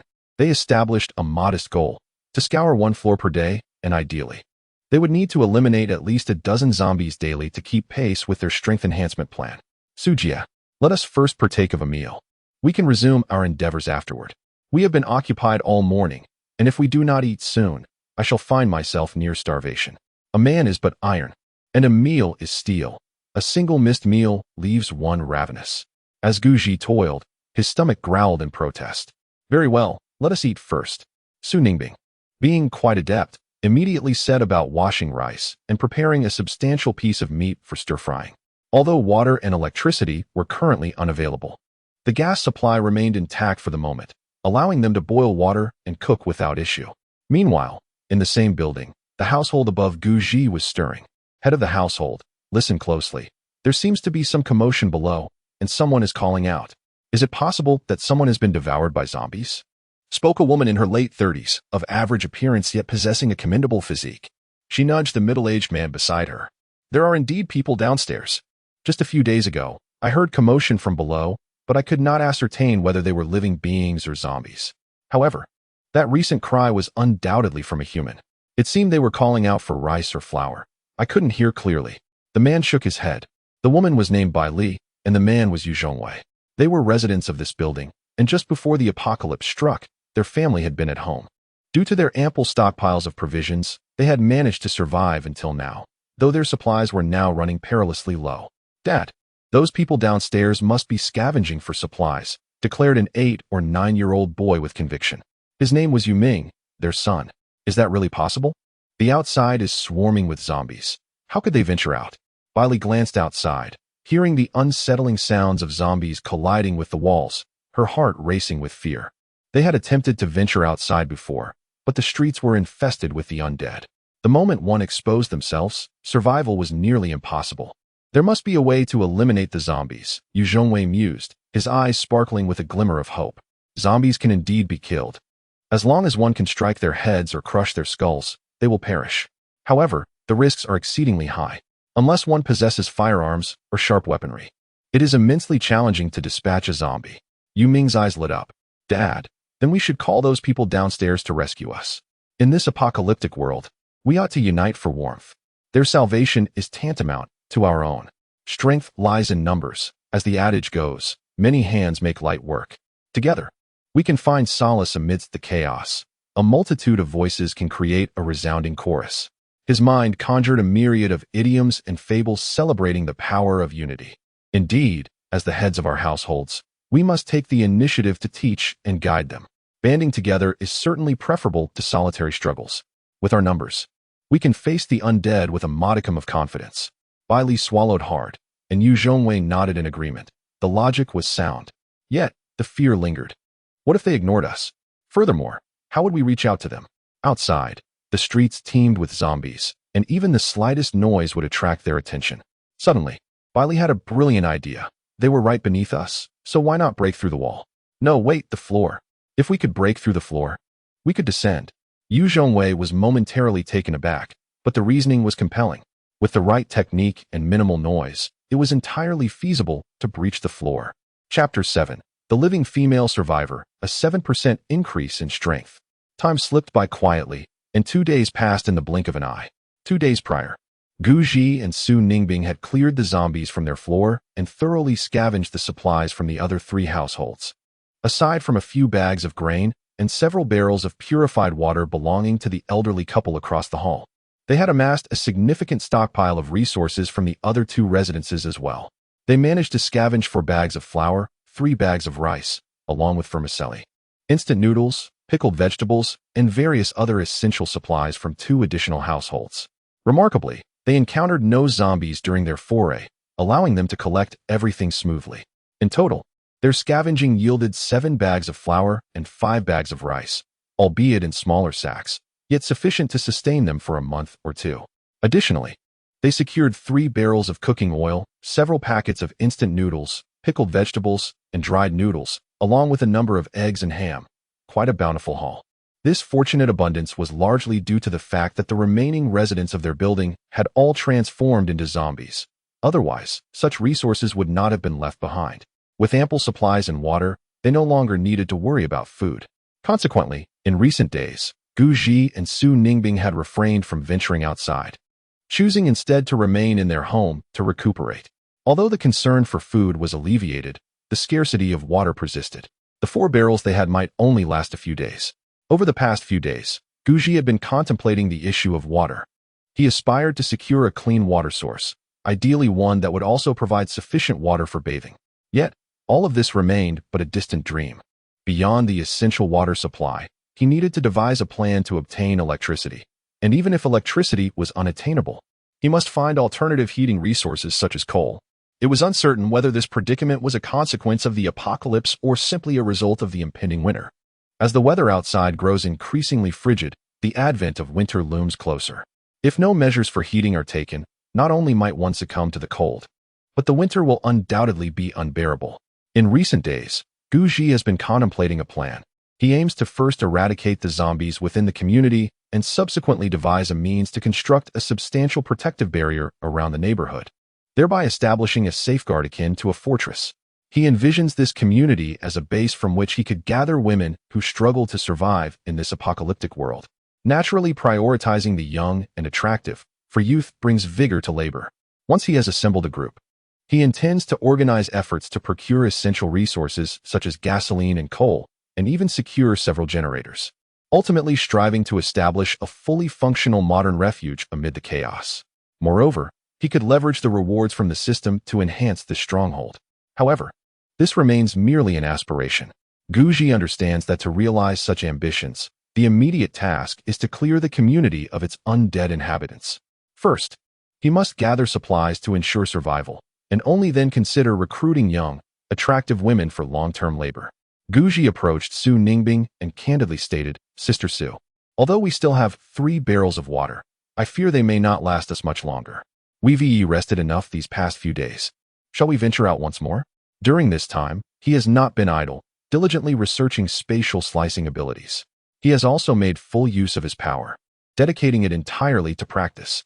If he were to unleash his spatial cutting ability now, his accuracy, precision, and speed would undoubtedly surpass his previous performance by a considerable margin. To put it plainly, he would be swifter, more precise, and more ruthless. Su Ningbing nodded slightly, acknowledging the point. In fact, she had been pondering for the past few days whether to continue the search for supplies. She wanted to voice her thoughts, but hesitated, fearing it might displease him. Thus she refrained from speaking. Guji chuckled. Sister Sue, is there really anything we can't discuss between us? Just say it outright. After all, I always heed your counsel. If I were to disregard your advice, you could simply promise me a reward tonight, and I would comply. Su Ningbing's expression instantly turned serious. Be more earnest. Stop thinking about frivolous matters all the time. Guji responded. Ah, I see. Su Ningbing continued. You are still young and must practice moderation. Do you understand? Refrain from such idle thoughts in the future. Living well is far more important than anything else. Guji remained silent. He had been contemplating the twin plan over the past few days, but Su Ningbing's stern demeanor made it difficult for him to succeed. Although she had previously mentioned considering it, she had since ceased to bring it up, leaving him feeling quite distressed. Su Ningbing shot him a glance and suddenly said, In a week, if you behave well, we can discuss dating in 2 weeks, but no more than that. Guji responded with a chuckle. Women. They only serve to hinder my speed in drawing my gun. The more women there are, the faster I draw. It appears that the previous plan must be expedited. Henceforth, we cannot allow Su Ningbing to gain the upper hand. Mere talk without action is futile. Guji and Su Ningbing indulged in a hearty meal at noon before arming themselves and stepping out. Guji wielded his trusty spear, while Su Ningbing had replaced her previous golf club with an iron spear akin to Guji's, a modification he had crafted over the past few days. The golf club proved inadequate against the undead, rendering the spear a far more reliable choice. The layout on the 5th floor mirrored that of the lower levels. For households in total, Guji and Su Ningbing stealthily ascended the fire escape to the 5th floor, directly above their own residence on the 4th. Through the door of the escape route, Guji caught a glimpse of 3 zombies lurking in the corridor. Sister Sue, you will attract the zombies while I handle them. He proposed with newfound confidence, bolstered by his recent experience in dispatching the undead. With his ability to perform the cutting technique 3 times within a 5-meter radius, he felt assured of his capacity to eliminate the 3 zombies swiftly. Moreover, the spear he brandished was no trifling weapon. Its strength was proportional to its length. Over the past few days, he had diligently practiced the thrusting technique. While not guaranteed to hit every time, his accuracy was commendable. Understood, I'll follow your lead. Su Ningbing replied with a nod, adopting a demeanor of compliance. Subsequently, she positioned herself at the doorway to divert the zombies' attention, creating a slight commotion that immediately drew the creatures toward her. Guji concealed himself beside the door, and in the instant the zombies charged towards him, he thrust his spear directly at the head of one of the creatures. A precise hit. The weapon pierced through the zombie's neck, and dark crimson blood gushed forth, filling the air with a foul stench. The zombie hesitated momentarily, then swiftly turned to lunge at Guji. Undeterred, he seized a second spear from the ground and aimed for the creature's eye socket. With a sickening pop, the spear's tip shattered the eyeball, plunging into the zombie's skull. With a twist of the spear, the zombie collapsed lifelessly to the floor. Sujia, you must flee at once, Guji urged, disregarding everything else as he brandished his spear and charged toward the 2 remaining zombies. Naturally, he realized that facing 2 zombies alone was beyond his capacity. Despite having already slain 5 zombies, which had invigorated him by 5%, his strength was still limited. Not only could he not confront 2 zombies head-on, but even a singular confrontation with one would pose a challenge. His previous successes were attributed to the element of surprise. Though Guji's abilities were modest, he possessed the wisdom to recognize his limitations. Unable to combat 2 zombies directly, he resorted to his unique power. He dashed within 5 meters of the 2 zombies and unleashed his spatial slicing technique. The air before him warped, creating a rift in space. In an instant, 2 heads soared into the sky, crashing down to the ground shortly thereafter. The 2 zombies fell lifelessly, devoid of vitality. Is that truly all there is to it? Su Ningbing stood still, initially intending to rush forward and fight alongside Guji. Together, they could hold off at least 1 zombie, if not defeat it. However, to her surprise, the battle ended almost as soon as it began. The manner of the zombies' demise mirrored that of 2 days prior. Inexplicably, their heads were severed, and they lay lifeless. Sister Sue, do you believe they were killed by divine beings? Guji retorted, sensing a surge in his vitality, which had increased by 2%. He felt quite pleased. His energy had now risen by approximately 7%. With continued effort, A few more zombies would double his vitality. Do you think I would believe such a thing? Su Ningbing replied, a smile gracing her lips. I have a feeling you might. Guji chuckled. You cheeky rascal. Still so enigmatic with me. Although Su Ningbing sensed something deeper, she chose not to press the matter further. If Guji preferred to remain silent, she respected his reasons. A mature woman understands how to empathize with a man and knows how to cultivate his affection. Subsequently, Guji and Su Ningbing ascended to the 5th floor. After circling the area a few times and finding no zombies, they disposed of the corpses downstairs. Zombie remains, like those of humans, would eventually decay and emit a foul odor. The zombies they had previously vanquished had also been discarded in a similar manner. Once the bodies were dealt with, Su Ningbing carefully secured the staircase door leading upward, then followed Guji to a nearby apartment door. Guji knocked gently, intent on creating a commotion. He promptly pressed his ear against the door, straining to catch any sound from within the room. Once he ascertained that all was silent, he seized the iron hammer he had procured from downstairs and struck the lock with considerable force, aiming squarely at its position. Bang! The lock remained intact. Undeterred, he struck again. Bang! Bang! After a series of 7 or 8 blows, the lock finally succumbed to his relentless assault. Yet the cacophony he had unleashed was substantial, reverberating through the air, and it appeared that the zombies above had heard the ruckus, racing down the stairs in a frenzy, only to be halted by the iron gate at the stairwell. He exchanged a glance with Su Ningbing, who quickly retreated. With a decisive push, the security door swung open, revealing a woman standing in the room. Not a zombie, but a living woman. Chapter 8. The Zhao sisters, male protagonist and female. Strike first. The woman appeared to be in her 30s, exuding a mature charm, with long hair dyed a deep burgundy. Despite having gone days without a bath, she retained an undeniable allure. Her figure was enchanting, embodying the golden ratio, and she was a few years younger than Su Ningbing, fitting the description of a sophisticated woman. In astonishment, Guji exclaimed, "Ah, is this a living person?" His spear was already thrust forward, for as the adage goes, strike first to gain the upper hand. The moment he opened the door, he sensed something amiss and acted instinctively.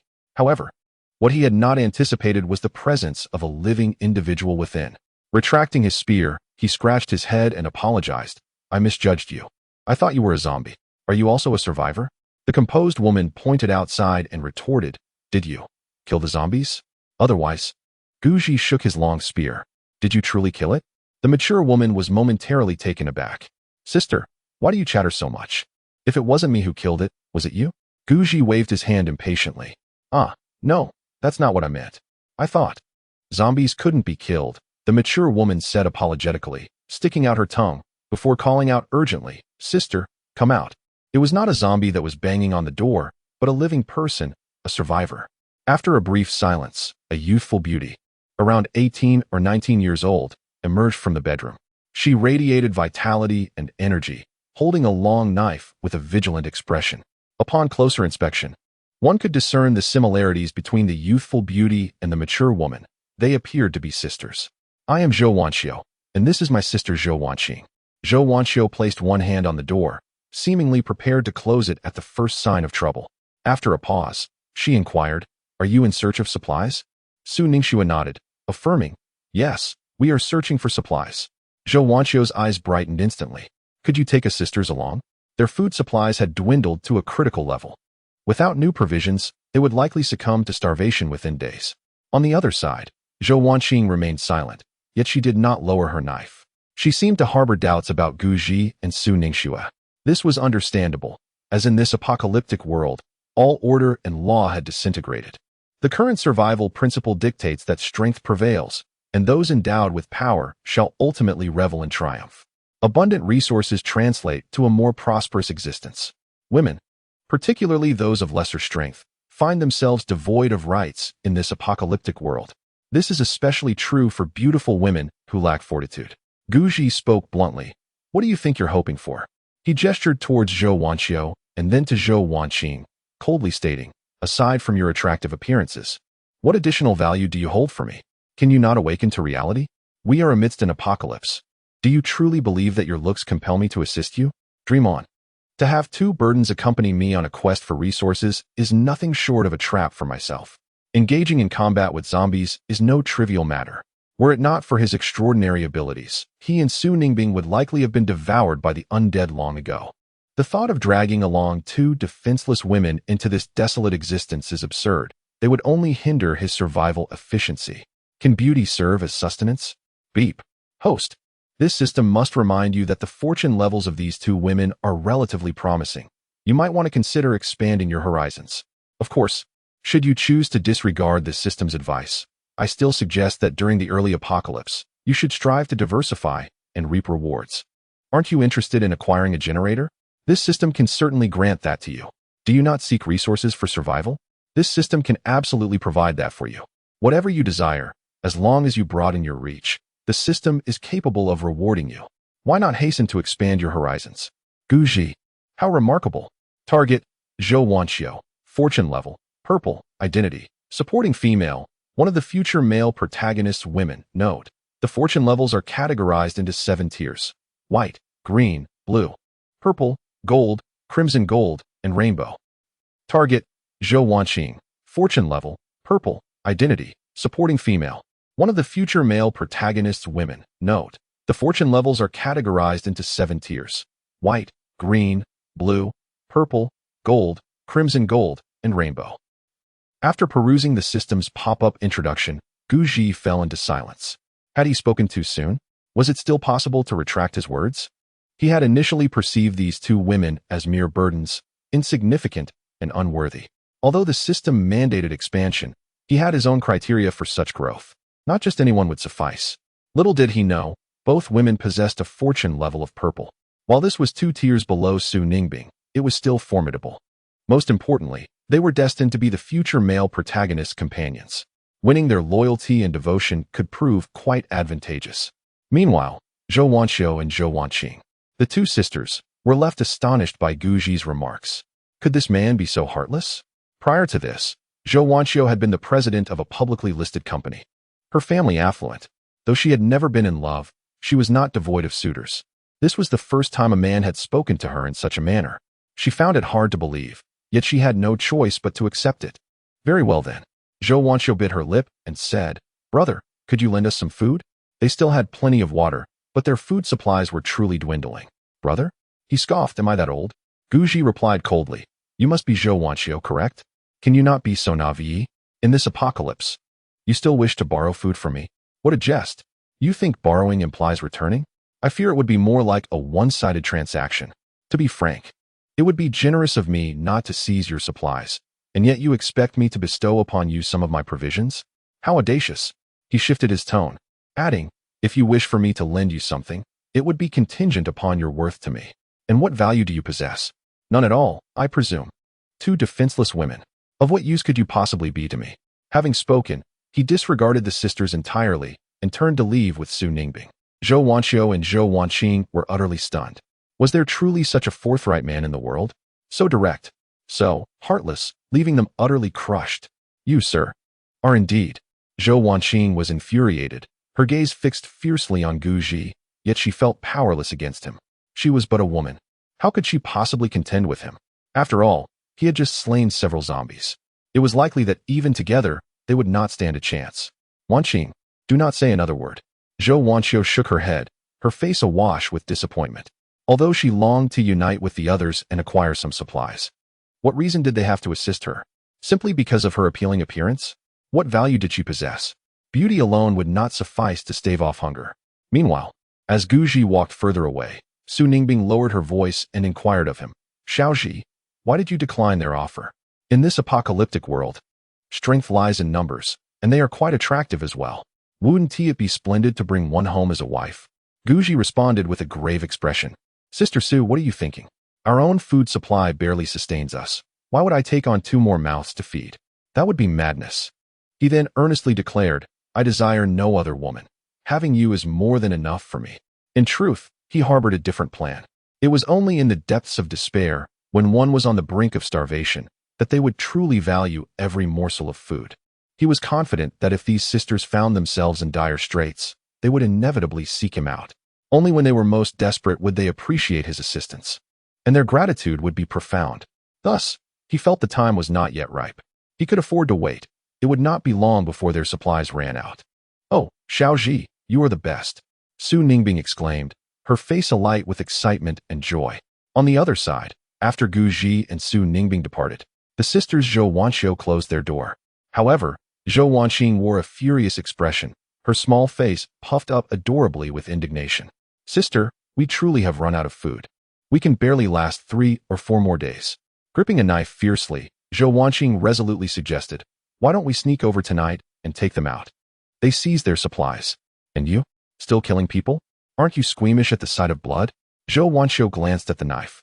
Is this not the apocalypse? I am no longer squeamish. Zhou Wanqing insisted. Spare me. We are no match for them. Zhou Wanxiu shook her head. Zhou Wanqing, exasperated, retorted, but that vile man from earlier was truly infuriating. He claimed we had no value. Is he blind? Can't he see how stunning I am? Is he even a man? Zhou Wanxiu, being more rational, countered. His eyesight is not impaired. Did you not notice that his companion is quite attractive as well? Perhaps they simply do not wish to be burdened by us. She had questioned herself repeatedly in silence. Are we truly burdens? He is not a man at all. Sister, I have a plan. They must have slaughtered their way up from downstairs. Since they are so formidable, we shall follow in their wake. They are scavenging supplies. Are they not? I refuse to believe they can gather everything in one go. As soon as they descend, we shall make our move and retrieve a portion of the supplies. Zhou Wanqing said with a mischievous smile. Although this may seem a bit underhanded, dear sister, we must not lose our dignity in order to survive. Chapter 9. The dutiful eldest son, power increased by 50%. In the following hours, Guji and Su Ningbing remained occupied, continuing their scavenging for supplies. The building's layout comprises 1 staircase serving 4 households. Among the remaining 3 residents, Guji meticulously conducted a sweep, uncovering that 2 of the units harbored zombies. Following the same method, he forced open the doors and, in collaboration with Su Ningbing, eliminated the zombies within those 2 rooms. In fact, the total number of zombies was not substantial, merely 4 across the 2 rooms. Up to this point, Guji had dispatched 11 zombies in total, resulting in an increase in his strength by approximately 11%, or 1/10. This increment in power had already allowed Guji to perceive notable changes within his body. His reflexes, agility, and strength had all undergone significant transformations. Additionally, aside from the 4 zombies, the other 2 households yielded a considerable amount of supplies: 2 bags of rice, 3 bags of flour, 3 barrels of bottled water, and various other essential provisions. Although the rice and flour were contained in smaller bags and the oil in small barrels, they were sufficient for Guji and Su Ningbing to sustain themselves for a while. The only lament was that the water resources acquired were still rather meager. As they scavenged these ample supplies, they remained vigilant, promptly transporting the goods downstairs. During the transfer, Guji, prioritizing safety and perhaps wary of potential survivors, designated one of them to carry the supplies while the other stood guard to deter any attempts at theft. After approximately an hour of labor, they had successfully moved all the supplies and took a brief respite of about half an hour. Now, they prepared to resume their tasks. Little Ji, there's only 1 household left. Let us hasten our efforts. Su Ningbing pointed to the last resident on this floor and casually remarked, after we search this unit, we shall conclude for today. She paused briefly before continuing. Tomorrow, we shall ascend for further exploration. Progressing at a rate of 1 floor per day was, in fact, not sluggish. It was not due to any laziness on the part of Guji and Su Ningbing. Rather, their weaponry was woefully inadequate. Guji wielded a makeshift spear, lacking even a proper long gun. Su Ningbing's situation was similar, also armed with a self-fashioned spear. Had they possessed even a single handgun or a sharpened blade, their efficiency would have markedly improved. Much of their time scavenging for supplies was consumed by setting traps to confront the zombies. Guji nodded, acquiescing to Sujia. This marked the last opportunity for him to utilize his supernatural abilities, which he had already employed earlier.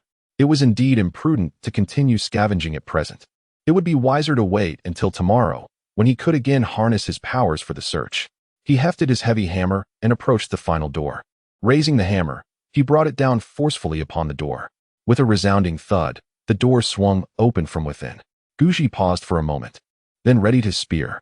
Hold your fire. I am a human, a living person. A woman soon appeared, perhaps in her early 30s, possessing an ordinary visage but a striking figure. Yes, please, do not harm us. We are survivors. My husband and I have been tirelessly digging for days. hoping to finally see you. To our astonishment, we have at last laid eyes upon you. A man sprang forth from inside, his face alight with excitement. Uncle, uncle, please give us something to eat. I haven't had a meal in days. A small boy emerged, tears streaming down his face. Fear did not deter him. He clutched at Guji's clothing, shaking it fervently. Another survivor? Or perhaps a family of 3? Guji's expression instantly soured. He had hoped to discover some provisions. Yet instead, he encountered yet another group of survivors. He was not a saint, nor was he obliged to rescue a multitude of the weak. In a world ravaged by disaster, the primary requisite for survival was to refrain from altruism and to live for oneself. Guji, will you and the system become supernatural beings in the future? Beep. Sorry, this system cannot predict the future for you. However, the system can offer a piece of advice. The woman before you is quite remarkable, so please cherish her. Guji turned his gaze towards the man, Yu Zhongwei, and inquired, do you consider yourself handsome? Yu Zhongwei was taken aback, failing to grasp Guji's meaning. Not handsome at all. Then why do you dare to call me brother and ask for food? Guji rolled his eyes. Yu Zhongwei opened his mouth, but remained silent. Guji then directed his attention to the woman, Bai Li, and questioned, do you think you are beautiful? I have a great figure, Bai Li mumbled. Her head bowed and her cheeks aflame. Guji sighed, rolling his eyes once more. Sister, in this post-apocalyptic world, what good is a great figure? Can it be turned into sustenance? He patted the man's shoulder and remarked, brother, your wife is quite lacking in character. Just look at her. She dares to flirt with me right in front of you. Could you possibly want a woman like that? She intends to deceive you. Can you tolerate it? Do not take offense at my frankness. I suspect that if I were to offer her a few bags of grain, she would eagerly abandon you and your son to follow me. Have you ever heard the saying? A wise man chooses a virtuous wife. You chose this woman. Bai Li and Yu Zhongwei's expressions immediately soured. Brother, your words are rather excessive, Yu Zhongwei said, his face darkening. You don't believe me? Shall I demonstrate? Guji waved his hand dismissively. You are crossing the line. Am I bullying you? You're the one harassing my wife. Are you out of your mind? Your wife is so unattractive. Which eye do you think saw me bullying her? Guji chose to ignore the two of them and instead led Su Ningbing away. Though Yu Zhongwei was seething with rage, he was not a fool. He recognized that Guji was not to be trifled with, and thus had to swallow his indignation for the time being. You are going too far. You are going too far. At that moment, the quiet little boy, Yu Ming, ran out and hugged Guji's leg, exclaiming, Daddy, Uncle, be my dad, as long as you can provide me with something to eat. Xiaoming wishes to acknowledge you as his father. I implore you. Father, could you spare a morsel for Xiaoming? Yu Zhongwei. This mischievous child must be feeling rebellious. How dare he recognize a thief as his father? Come back here. Enraged, Yu Zhongwei seized Yu Ming by the collar and dragged him home. There, he unleashed a torrent of blows upon the boy. You little rascal, have you grown bold? Do you wish to exchange fathers? Let us see if you still desire that, or I shall beat you senseless. What did you just call out? Whose father did you claim? Are you yearning for your mother to find you another dad? I won't let you off so easily. Yu Ming endured a harsh beating from his father, Yu Zhongwei, who vented all his fury upon the child. Unable to confront that man, could he not take it out on his own son? The more Yu Zhongwei pondered, the more furious he became, and his grip on the boy's wrist tightened. Yu Zhongwei, what are you doing? What is the matter? Lacking the ability to procure food, you now resort to beating your child? Is the child at fault? He merely seeks sympathy, hoping to bring us some sustenance. A man like you is truly, utterly pathetic. You lack the ability, resorting to violence against your own child. Wiley could no longer endure the accusations. I lack ability? Yes, I admit I lack it. I am timid and do not dare provoke the zombies. If you believe me inept, then seek out someone more capable. The young man previously mentioned spoke with great truth. I observed him offering you 2 bags of provisions, and you truly followed him. Yu Zhongwei felt that his dignity as a man had been compromised, and he roared in protest. What are you shouting for? Do you wish to summon the zombies? Now be quiet. You ineffectual fool. Wiley could no longer respect her partner, for he was simply too feeble.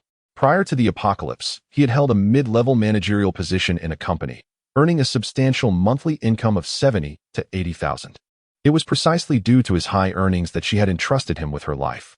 However, with the advent of the apocalypse, salaries, wealth, and possessions had become utterly irrelevant. The sole currency of this new era was a robust physique and exceptional strength. We now inhabit a world where the law of the jungle prevails. If you are weak, Lacking in ability, you are destined to be victimized. Are you? Are you considering replacing your partner? Go ahead. You scoundrel. Just watch how I won't hesitate to strike you. The man's blows grew increasingly fierce, delivering a torrential assault upon the rear of his own child. Yu Ming, sobbing, lamented, "What have I done to deserve this? Why is it always me who suffers? With such a volatile father, I would rather not have one. I want to change my father." In the following week, Guji and Su Ningbing initially descended to clear the 3 lower levels, and then they continued their ascent, purging 4 more levels above. In the lower 3 floors, a total of 17 zombies were eradicated, yet the supplies were quite meager, consisting of only a small portion of resources. In contrast, the upper 4 floors accounted for the demise of 22 zombies, but the provisions were scarce as well, limited to just a few bags of grain and some purified water. He sensed something amiss with the living supplies on the upper floors, as if they had been pillaged by someone. Otherwise, such a meager amount would not be conceivable. However, the zombies had not been cleared away, and the doors of each resident on those floors showed no signs of forced entry. Perhaps the inhabitants of the upper floors simply lacked the habit of stockpiling food. In truth, the availability of living supplies was secondary. The resources they had scavenged thus far would suffice for a while. Over the course of this week, Guji had dispatched a total of 39 zombies. Adding the 11 he had previously vanquished, he had now eliminated 50 zombies in total. His strength had increased by 50%. With his current capabilities, should he engage in a one-on-one confrontation with a zombie, he would not claim absolute certainty of victory, but he held an 80% assurance of triumph. Chapter 10. The Sisters of the Zhao Family. Hunger makes me strong. A plump sheep descends from the heavens. After augmenting his strength, Guji felt that the pace of clearing 1 floor per day was still too sluggish. The scavenging of living supplies was of lesser importance. The primary focus was the extermination of zombies. According to the system, 2 to 3 months following the onset of the apocalypse, some mutants would gradually begin to emerge. They would possess abilities far beyond those of ordinary humans and might even exhibit some extraordinary powers. Of course, it was not only humans that would undergo mutations. Animals and plants would also experience transformations. This meant that as the apocalypse progressed, the difficulty of survival would escalate increasingly. To survive in this tumultuous world, one must confront not only the undead but also mutated beings and monstrous creatures. Thus, he resolved to capitalize on the initial months of this apocalypse by eliminating as many zombies as possible to swiftly enhance his abilities. Over the past week, Guji has conquered 7 floors and encountered several scattered survivors. Yet, without exception, their food supplies were dwindling. Some had even succumbed to starvation. However, Guji paid little heed to these individuals. Compassion in such dire times only hastens one's demise. Indeed, the self-righteousness of a saint would only expedite your end during an apocalypse. Nevertheless, Guji was not entirely cold-hearted. Should someone prove to be of value, he might consider extending assistance. For instance, the pair of sisters he had encountered previously. When last seen, their food reserves were nearly depleted. A week had elapsed since then, and he wondered how they had managed to survive. Thus far, they had not knocked upon his door. Guji had secured the entrance on the 1st floor and locked the door to the 7th, having thoroughly cleared the zombies from the 1st to the 7th floors. Consequently, these levels were relatively safe, allowing for leisurely strolls in the corridors without concern. How curious, had they perhaps found help elsewhere? It seemed unlikely. Given the current scarcity of food, he had scavenged all available supplies from the 1st to the 7th floors, even if other survivors wished to assist the sisters. Such a scenario seemed improbable. Guji shook his head, perplexed by the sisters' means of survival. Should they fail to appear at his door in the coming days, he would take the initiative to seek them out. Recruiting 2 powerful mutants from the late apocalypse is far more advantageous than enlisting 1,000 ordinary soldiers. He could even foresee that the future would belong to the extraordinary. Sister Su, starting tomorrow, let us clear 2 floors each day and hasten our pace, Guji remarked, turning towards Su Ningbing, who was sewing. Su Ningbing inquired with curiosity, "Xiaoji, we have enough food to last us several months, and if we conserve water, it could last about a month as well. Is it truly necessary for us to take such risks?" Guji shook his head, asserting, "It is not recklessness, but rather a matter of time. While our current provisions are sufficient, we cannot guarantee what lies ahead. It is wise for us to stockpile more food now. My intention is to thoroughly cleanse this building, and subsequently, we shall gradually clear out the zombies in our community, ideally transforming our neighborhood into a sanctuary for survivors. There was a thought he refrained from voicing, that this sanctuary would only accept female survivors, while male ones would be excluded. Such a future felt exceedingly distant. Su Ningbing shook her head, suggesting, "Let us focus on stockpiling food for now." "I will heed your advice," she added, pausing momentarily before continuing. "It would indeed be advantageous if we could acquire a few effective weapons. If only we had practical arms, such as firearms or sharpened blades and spears. That would be ideal." Despite possessing homemade weapons, their practicality remained limited, offering minimal lethality. If they possessed firearms, it would be no exaggeration to say that traversing 2 floors in a day, or even 3, would pose no challenge. Previously, Su Ningbing had participated in shooting events and was quite the marksman. She skillfully wielded rifles, handguns, and sniper guns alike. Should she obtain a firearm, she could certainly assist Guji. Firearms. I recall there is a police station near our community, though I am uncertain. Guji quickly shook his head. "No, it is far too perilous to leave the building now. Even if we manage to escape, surviving the journey to the police station seems improbable.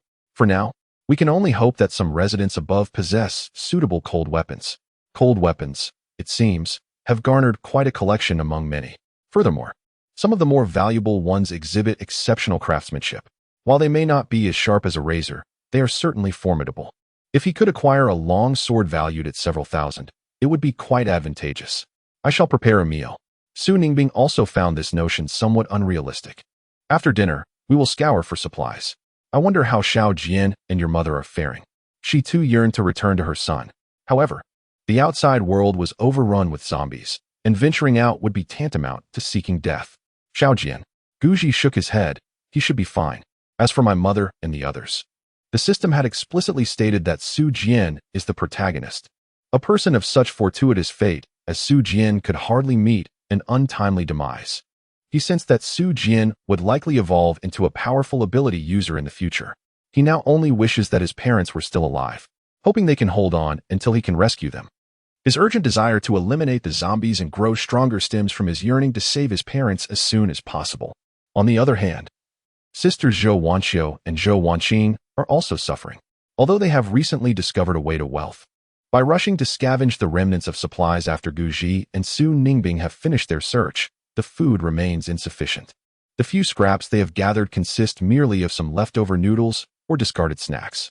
Fortunately, they still have a limited supply of water, but it is likely to run out in a few days. "Sister, that heartless scoundrel is truly detestable. He hastily collects all the supplies, leaving us with nothing. If this continues, we may indeed starve to death." Zhou Wanqing grimaced, sticking out her tongue. Due to prolonged hunger, everything now appears appetizing to her. What if we seek that fellow out? Perhaps he might take us in," Zhou Wanxiu suggested after a moment of silence. "Did he not say we hold no value?" Zhou Wanqing retorted. "He may claim that, yet it does not necessarily mean he would act upon it. If we were to."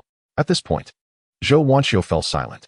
As the president of a large corporation, she had encountered all sorts of people and witnessed countless grand spectacles. She could discern that Guji's neglect over the past few days was a deliberate ploy to await their approach. She was acutely aware that the greatest asset her sisters possessed at this moment was their beauty. Furthermore, she comprehended the implications of being a woman in a post-apocalyptic world. However, she found herself utterly incapable of accepting this reality. "Sigh, let us pretend I said nothing." Zhou Wanxiu shook her head again. "I cannot do it." "What do you mean you cannot do it, sister?" Zhou Wanqing inquired, puzzled. "Nothing," Zhou Wanxiu replied, shaking her head once more. You cannot possibly be considering." Suddenly, Zhou Wanqing realized something. "I refuse to believe it. That despicable man. You actually wish to curry favor with him? Preposterous. I would rather starve than seek him out. That vile man, he is nothing but a scoundrel, hurling insults at us. He is the epitome of worthlessness." She clenched her fists, her anger intensifying with each thought. Unable to contain herself any longer, she struck the table with her fist. Bang! Suddenly, the solid wooden table shattered under her blow. "Zhou Wanxiu. Zhou Wanqing." The two sisters stood in shock. "Sister, was that my doing?" "It seems so. How did my strength become so formidable?" "Try hitting it again." Bang! Another punch, and another corner of the wooden table splintered. "Sister, let us seize that scoundrel. Is he not so formidable? Did he not mock me? I am determined to seize all his supplies." Zhou Wanqing clenched her fist, suddenly feeling an extraordinary surge of strength. Wait, hold on. That wretched boy is not to be underestimated. After her initial excitement, Zhao Wanqing quickly regained her composure. She had spent a week meticulously clearing the first 7 floors, which indicated his capabilities were formidable, at the very least possessing the ability to eliminate zombies with ease. I surmised that he either wielded firearms or had undergone some form of mutation akin to yours. A spark of realization ignited within Zhao Wanqing. Yet discontent simmered beneath the surface. I am so famished. That scoundrel possesses an abundance of food. Sister, how about we feign obedience for now? And then under the cover of night, capture him unawares? Ah, that does seem like a feasible plan. Suddenly, the window on the balcony shattered, and a figure leaped into the room. More precisely, it was a man bearing a backpack. He scanned the room with keen interest, his gaze ultimately settling on the Zhao sisters. Well, not bad at all. Quite lovely indeed. What a pity. The presence of survivors indicates a lack of resources. However, I suppose it is not entirely a loss. A woman in this apocalypse is quite desirable, especially one as beautiful as you. Wah, who are you? The Zhao sisters were momentarily taken aback. The abrupt entrance of a stranger was utterly bewildering. Their residence was on the 5th floor, and outside was swarming with zombies. How on earth had he managed to jump in? Beautiful ladies, do not be afraid. I am not a villain. I am. The man chuckled, waving his hand. I am here to rescue you. You must be quite hungry, yes? I have provisions. Would you care for some? He removed his backpack and unzipped it. With a rustle, he revealed an array of compressed biscuits, puffed snacks, instant noodles, dried noodles, and bottled water. Chapter 11. The Floating Life Base, The Plans of the Zhao Sisters. The man who descended from the sky left the Zhao sisters bewildered. In this apocalyptic world, who would have thought someone would come bearing warmth? This was truly unexpected. Is all of this for us? Zhao Wanqing asked, uncertainty clouding her voice. The man nodded. It is indeed for you, but not entirely. Zhao Wanqing's brow furrowed. What do you mean by that? As the president of a publicly listed company, she had encountered her fair share of men and understood a fundamental truth. There is no such thing as a free lunch in this world. This man, who had appeared so suddenly, surely harbored ulterior motives. Nothing to worry about. The man replied with a smile. If you choose to join us, I can share a portion of this food with you. But if you decline to join, I'm afraid that will be the end of it. Join you? Zhao Wanqing paused. Indeed, let us join you. The man introduced himself, saying, My name is Sun Jiqiang, hailing from the Floating Life Base. The headquarters of the base is located atop this building. As of now, we have successfully cleared the rooftop and the 3 floors below of zombies. Our group consists of over 30 members. Should you choose to join us, I can not only provide you with sustenance but also the necessary protection. He paused momentarily before continuing. Consider this carefully. Our leader possesses firearms, multiple in number, capable of exterminating the undead. Choosing us is your optimal decision. Zhao Wanqing reacted swiftly. She pieced together the man's words and, with a hint of imagination, grasped the essence of the situation. It appeared that there were formidable individuals above, armed with firearms, who had cleared the 3 upper floors and gathered a group of survivors to scavenge for resources, thus forming a miniature post-apocalyptic base. While termed a base, it was essentially a transient alliance of survivors. The man before her likely served as a laborer, utilizing ropes to traverse between floors in search of essential supplies. His status was presumably low. Wanqing contemplated that if she and her sister Zhao Wanqing ascended, they would undoubtedly become the man's playthings. In this apocalyptic era, what is a woman's greatest value? Is it not her beauty? Sun Jiqiang's enthusiastic invitation to the sisters was transparently driven by their allure. Very well. Indeed. I accept the offer to join. Zhao Wanqing, perceiving her sister's subtle cue, donned a cheerful expression and approached the man without uttering a word. With a swift motion, she delivered a powerful punch to his abdomen. A loud gasp escaped Sun Jiqiang as he felt a searing pain, nearly expelling the remnants of his previous meal. He crumpled to the ground, rendered helpless. You? Harboring intentions towards my sister and me? Not a chance. Zhao Wanqing's strength had amplified significantly. She now possessed the power equivalent to that of 3 or 4 grown men. This single blow, even if it didn't end Sun Jiqiang's life, left him on the brink of death. Damn. Sun Jiqiang attempted to voice a protest, but before he could articulate his thoughts, Zhao Wanqing's fist rendered him unconscious. Sister, what should we do with him? Shall we dispose of him downstairs? Zhao Wanqing turned to Zhao Wanqing for guidance. After a moment of contemplation, Zhao Wanqing replied, Let us just leave him outside the door for now. Sister, you are far too merciful. Zhou Wanqing shook her head and, with a firm grip, dragged Sun Jiqiang to the window, unceremoniously casting him out. Below, a throng of zombies awaited, their senses piqued by the scent of flesh, and they surged towards him. No, please, don't eat me. Damn you, vile woman. I will make you pay. The excruciating pain jolted Sun Jiqiang back to consciousness. But within a few fleeting seconds, his screams were silenced, replaced by the furious roars of the undead. Sister, let us not linger. Such a wretch is not worth mourning. I am fully aware of his devious intentions. He merely seeks to deceive us into becoming their playthings. In truth, that vile man does have a point. What value do we possess? None whatsoever. In terms of strength, we cannot compete with men, nor can we fend off the undead. Though Zhou Wanqing felt a twinge of fear within, she quickly reassured herself, reminding herself that this is the apocalypse. What is it but taking a life? What is so alarming about that? We must eat and drink, and when faced with challenges, we must not forget to keep our wits about us. With that, she called her sister Zhou Wanqiu to join her for a meal. It had been several days since they had enjoyed a proper feast. Now, at long last, they had the opportunity to eat. As they indulged, they hardly cared for appearances. Meanwhile, in the neighboring room, the couple Yu Zhongwei and his wife encountered a man who suddenly descended from above. He claimed to be from the floating life base, inviting them to join him. Brother, let me speak plainly. While conditions up there may be harsh, at least there is food to be had. If you linger here, you will surely starve. The man spoke candidly.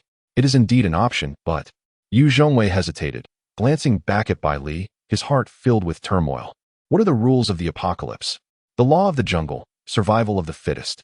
The moment the man descended, Yu Zhongwei discerned an unsettling glint in his gaze directed toward Bai Li. Should they choose to ascend, the consequences are all too clear. He might survive and secure sustenance, but his wife would no longer be his. She would likely become someone else's. Suddenly, a piercing scream echoed from outside. The crowd hurried to the window, witnessing a man being hurled from the upper floor. A horde of zombies swiftly descended upon him, devouring him completely. Sun Jiqiang? How could he have been thrown down? Hadn't he gone next door? The man was taken aback, quickly realizing the gravity of the situation. Do you know who resides next door to you? He inquired, turning to Yu Zhongwei and his wife. Yes, Bai Li nodded. There lives a pair of sisters. Only women? The man furrowed his brow. Indeed. Just a pair of sisters, Yu Zhongwei confirmed with a nod. That doesn't add up. The man exclaimed, shaking his head. Just 2 women managed to kill Sun Jiqiang? Isn't he trained in mixed martial arts? Within the Floating Life Alliance, there were over 30 members, organized into 3 distinct tiers. The highest rank belonged to the leader, accompanied by 3 captains. The second tier comprised individuals like them, agilely traversing between floors using ropes. Upon confirming that a particular room was devoid of zombies, they would rush in to gather supplies with their backpacks. If they encountered any survivors, they would recruit them to bolster the ranks of their base. The third tier, the lowest echelon, was referred to by the Floating Life Base as cannon fodder. Essentially, these individuals received only the barest necessities for survival, just enough to stave off starvation. However, the tasks they undertake are among the most perilous. They confront the undead directly. The personnel at the base assigned this group the duty of cleansing the floors of zombies, which is the origin of the term big-head soldiers. Naturally, there exists another echelon of individuals, the women, particularly those of striking beauty. These enchanting women become the favorites of the leaders, along with the 3 captains. Oh, by the way, I just recalled something. Brother, I possess a piece of intelligence. I wonder if it might aid us in exchanging for some provisions? Yu Zhongwei's eyes lit up as he suddenly exclaimed. There is a formidable individual residing beneath our building. His strength is exceptional. Recently, he has cleared 7 floors, eradicating all the zombies from the 1st to the 7th. I suspect he has amassed a considerable stockpile of supplies. The most crucial aspect is that he maintains a good rapport with the 2 women next door. Could the individual who fell from above have been slain by him? The men were utterly astonished. What did you say? Someone has swept through 7 floors? Does he fear the zombies? Is there truly such a person in this world? He seems even more powerful than our leader. Indeed. I witnessed it with my own eyes. He dispatched the zombies using a homemade spear. However, he is quite cunning, employing traps to eliminate them rather than confronting the zombies head-on. Yu Zhongwei added. Using traps to kill zombies? The man fell silent for a moment, refraining from speech. You all stay here. I shall return shortly. He casually tossed down 2 packets of instant noodles and approached the window, deftly climbing up the rope. Alas, how tragic. Did he truly perish in such a manner? Guji also observed the man who had been thrown from above. Su Ningbing frowned. Little Ji. How did this person fall? Need it be said? Wherever there are people, there exists a world of conflict. He must have been cast down from the upper floors. Guji shook his head. I suspect there are survivors above as well. Their struggles might have arisen from a scramble for resources or perhaps other disputes, and then. Su Ningbing widened her eyes, witnessing the brutality of the apocalypse for the first time. Although they had previously slain numerous zombies, those were not living beings. Before them lay a man, alive yet devoured by the undead. Sister Su, let us hasten our efforts to eliminate the zombies. Guji's gaze flickered. The existence of a living person thrown down indicates that there are indeed many others above. To survive, one must swiftly grow stronger. Indeed, I shall follow your lead. Little Ji. Su Ningbing nodded earnestly. Meanwhile, on the other side, a disheveled man crawled through the window. Boss, trouble. Trouble. Sun Jian has been killed by 2 women. Chapter 12. A staggering increase in strength by 143%. The Zhao sisters come knocking at the door. What did you say? Repeat that for me. Sun Jian is dead? Zhao Peng's face was filled with astonishment. Prior to the onset of the apocalypse, Sun Jian had maintained a good relationship with him. He was a coach at a mixed martial arts club, and Sun Jian was one of the club's trainees. Both possessed remarkable physical capabilities. When the apocalypse struck, their skills in mixed martial arts, along with Zhao Peng's possession of a firearm, swiftly allowed them to regain control over the chaos. They gathered a group of individuals on a few floors of the top building, establishing the floating life base. Zhao Peng was the leader of the base, while Sun Jian held the title of captain of the Sky People team. Together, they scavenged a considerable amount of supplies. Despite the large population of the base, life was manageable. Throughout this time, Sun Jian had never faltered. How could he suddenly meet his demise? And at the hands of a woman, no less? Provide me with the details. Zhao Peng's expression darkened as he turned to Wang Cheng. Wang Cheng was a member of the Sky People team and had previously been a trainee at the Mixed Martial Arts Club. Though his relationship with Zhao Peng was merely average, he had only managed to acquire an identity as a Sky person. In truth, his status was not insignificant, as he had ample supplies and stood just below the captains of various squads. Boss, it's like this. Wang Cheng, not daring to be negligent, promptly detailed everything that had transpired below, including the Zhao sisters and the involvement of Guji and Su Ningbing. Naturally, he also conveyed the suspicions of Bai Li and his spouse. Oh, so you were saying that the Zhao sisters down there lack any real strength and have instead found a powerful man to protect them? Zhao Peng paused momentarily and retorted, Are they truly that captivating? The leader replied, I have yet to behold them. Whether they are beautiful or not, I genuinely do not know. However, Wang Cheng, with a smile, remarked, The one below, Bai Li, is quite appealing in her own right. Though her features may be rather ordinary, she possesses an admirable physique. As the saying goes, when one's basic needs are met, in times of hunger, such thoughts may never have crossed their minds. Yet, circumstances have changed. They now enjoy ample sustenance. Certain ideologies naturally begin to proliferate. Their men have the capability to vanquish 7 layers of zombies in a mere 7 days. Zhao Peng shook his head, acknowledging that this individual was far from simple, and they ought to exercise patience. Should we merely stand by and witness Sun Jian's demise? Wang Cheng inquired, his voice tinged with apprehension. He had witnessed Sun Jian being cast aside. If the leader refrained from taking action to eliminate the man who posed a threat to them, their future endeavors in seeking resources would likely become considerably more arduous. They would not only have to guard against zombies, but also against living adversaries. Have I ever stated that we should not avenge Sun Jian? Zhao Peng replied. However, this matter cannot be rushed. He paused once more, adding, They reside on the 4th floor, correct? Now that we are aware of their stronghold, it simplifies things. They have indeed amassed a considerable amount of resources, have they not? The supplies on the 7th floor must be substantial. Undoubtedly, we cannot deny his strength. Thus, for the time being, we should avoid direct confrontation. Since he has been consistently clearing out zombies and scavenging resources, he will inevitably venture outside. Bring along a few individuals. And for the next few days, refrain from searching other floors for supplies. Keep a vigilant watch over that man's room. As soon as he steps out, let your team inside. Relocate all the resources they have gathered over the past few days. Leave not a single item behind. I refuse to believe that without their supplies, they can endure for long. He bellowed, I want both women and men. Previously, he had been a coach and co-founder of a mixed martial arts club, possessing considerable management experience. He understood well that, in this apocalyptic world, women were merely objects of entertainment. What truly enabled survival were firearms, followed by men. A formidable individual like Guji could easily dominate the 7th floor. He felt a surge of ambition. He desired to recruit Guji as his subordinate. He could envision how, with such a fierce ally at his side, the expansion of their base would accelerate exponentially. To recruit someone requires skillful strategy. He intended to sever Guji's supply lines, compelling him to engage in relentless battles against the undead. As the saying goes, those who frequently walk by the riverbank will inevitably get their shoes wet. When the day comes that Guji can no longer endure, he will surely consider submission. Seizing this opportunity, he aimed to reclaim Guji with ease. If you cannot be of use to me, then I am afraid your only path leads to demise. Zhao declared ominously, his voice a thunderous roar. No matter how formidable one's martial prowess, a blade can instill fear. He possessed an arsenal of lethal weaponry. A single barrage of bullets would surely extinguish Guji's life. You may be powerful, but can you withstand a hail of gunfire? Understood, I shall proceed at once. Wang Chung nodded vigorously. Boss, what if we designate Bai Li's residence as an alternative stronghold? He paused momentarily. I will lead this group to transport the supplies from Guji's home to Bai Li's, and then we shall swiftly move the rest. Besides, Bai Li's apartment is merely 1 floor above that man, allowing us to conveniently monitor him.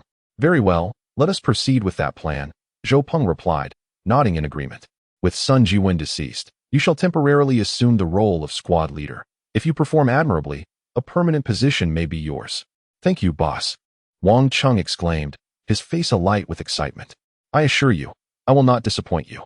To be squad leader signified a leap in status. He would gain the opportunity to have women within the base. Go now? Zhao waved him off. Yes, boss. Wang Chung hurriedly departed. Zhao fell into a deep contemplation. The recent demise of Sun Jiwen had instilled a sense of urgency within him. He was certain that within this building, no, to be precise, within this community, there existed numerous survivors. It was likely that others, like himself, had established their own strongholds in this apocalyptic reality. He aspired to distinguish himself in the apocalyptic world, transforming his base into a formidable stronghold. To achieve this, he needed to expedite his development, recruit more individuals, and scavenge resources diligently. Otherwise, he would inevitably be consumed by rival factions. I cannot remain idle, he thought.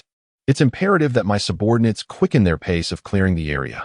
Zhao departed his quarters and sought out the leaders of the other 2 teams to convene an impromptu meeting. He devised a dual approach. One team would take to the skies to seize supplies, while the other would accelerate the clearing efforts, ideally emptying the entire building to facilitate further recruitment of capable individuals. As time swiftly passed, 3 days elapsed in a heartbeat. Under pressure, Guji's efficiency in exterminating the undead surged remarkably. What once took a day to clear a single floor now transformed into the capability of 3 floors per day. Over the span of 3 days, they successfully cleared 9 floors.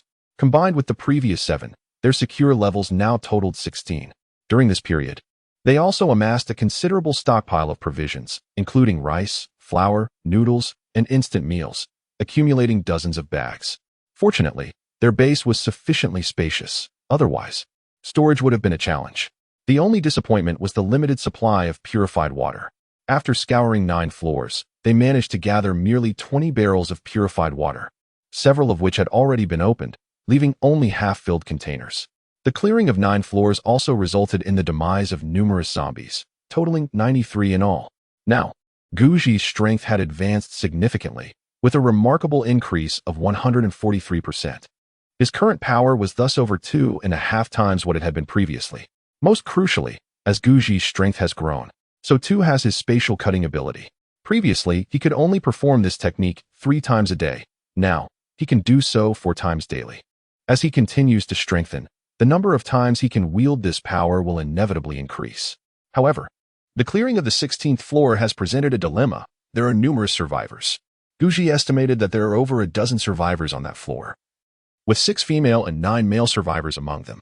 Each of them, to varying degrees, seeks to align themselves with Guji, yet he has resolutely turned them all away. Xiaoji, the number of survivors in the building is steadily increasing. I sense that trouble is bound to arise sooner or later. Perhaps you should take charge of the situation. Though Su Ningbing was merely a university lecturer in the past, her foresight was considerable.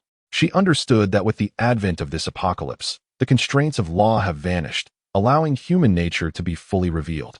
In a scenario of scarcity of food and water, these apocalyptic survivors might resort to any means necessary. They could even band together to encircle them and seize essential supplies. Do not worry. I have a plan to deal with them, Guji replied, shaking his head with an air of confidence. Well then, I trust you. Su Ningbing opened her mouth to say more, but, upon seeing Guji's assured demeanor, chose to remain silent. In truth, she wished to suggest that the survivors could be made to turn against one another, requiring little more than the strategic distribution of some essential supplies to incite chaos among them. Once hope is instilled within a person, they are unlikely to resort to desperate measures. Suddenly, a frantic knocking reverberated from the door. Who is it? Guji inquired, peering through the peephole. Brother Gu, it is I, Zhao Wanqiu. I have come to seek your assistance in borrowing some provisions. Could you possibly open the door and let me in? The melodious voice of Zhao Wanqiu drifted from outside. And I am here as well. Gu, do you not wish for us to present ourselves at your doorstep? We, the sisters, have arrived, so do hasten to unlock the door. Zhao Wanqing's voice echoed in agreement. It dawned on Guji that the Zhao sisters had finally reached their limit. To have endured for so many days was indeed commendable. He exchanged a glance with Su Ningbing, silently communicating their understanding. At present, it is rather inconvenient for me to open the door, he declared. Zhao Wanqiu, kindly tie your sister up with a rope, and then we may discuss further matters. Chapter 13. The human-powered generator, the battery fully charged. And the intruders invade at midnight. Zhao Wanqiu hesitated. Brother Gu, it seems rather unseemly to bind my sister. After a brief pause, she continued. We have genuinely come to you out of sheer necessity, hoping earnestly that you will graciously accept us. The Zhao sisters had not anticipated Guji's caution. His immediate demand to restrain Zhao Wanqing threatened to unravel their meticulously devised plan. Guji spoke calmly. I have said all that needs to be said. I am not averse to accepting you, but if you sisters wish to enter, you must first bind that traitor, Zhao Wanqing. If that cannot be accomplished, then we need not continue this discussion. You may leave now. After having dealt with the Zhao sisters for such a length of time, it was evident that they were indeed struggling to survive. He was not unwilling to accept them, but it was wise to remain cautious. Who could guarantee that the Zhao sisters harbored no ulterior motives? All right, sister, stop the nonsense and quickly bind me, Zhao Wanqing said, her anger palpable. She opened her mouth to scold, but ultimately restrained herself. Isn't this rather inappropriate? Zhao Wanqiu hesitated. What is inappropriate about it? Zhao Wanqing insisted resolutely. Bind me. Under her sister's fervent demand, Zhao Wanqiu fetched some rope. Under Guji's watchful gaze through the peephole, she bound Zhao Wanqing securely with the ropes. Brother Gu, I have bound my sister now. Can we enter? Zhao Wanqiu wiped the beads of sweat from her forehead and directed her question at the iron gate. Guji replied succinctly, wait a moment, stand still and do not move. After a brief interval, the iron gate was finally opened from within. Guji brandished a 2-meter-long knife with its blade drawn, pressing it directly against Zhao Wanqiu's neck as a warning. Do not move, he instructed. Sister Su, please check if the knots binding Zhao Wanqing are secure. Little Ji, there is no issue. They are quite firm. Su Ningbing nodded slightly and leaned in to examine the situation, finding no apparent issues. Guji tossed a bundle of rope from behind, instructing, Sister Su, bind Zhao Wanqiu with this rope. Su Ningbing retorted, Xiaoji, must we be so cautious? They are but 2 women. What harm could they do? Guji shook his head, responding, caution is the mother of safety. Who knows what thoughts linger in their minds? It is best to bind them first. He had 2 reasons for subduing the Zhao sisters. Firstly, the Zhao sisters were destined to be significant figures in the future, their fortunes intertwined with the protagonistess. Securing them now would enhance his own luck. Secondly, Su Ningbing was already exhibiting signs of pregnancy, and in a couple of months, she would likely be focusing on nurturing the child. Having the Zhao sisters around to care for her would be quite beneficial. Dear sisters, please bear with us.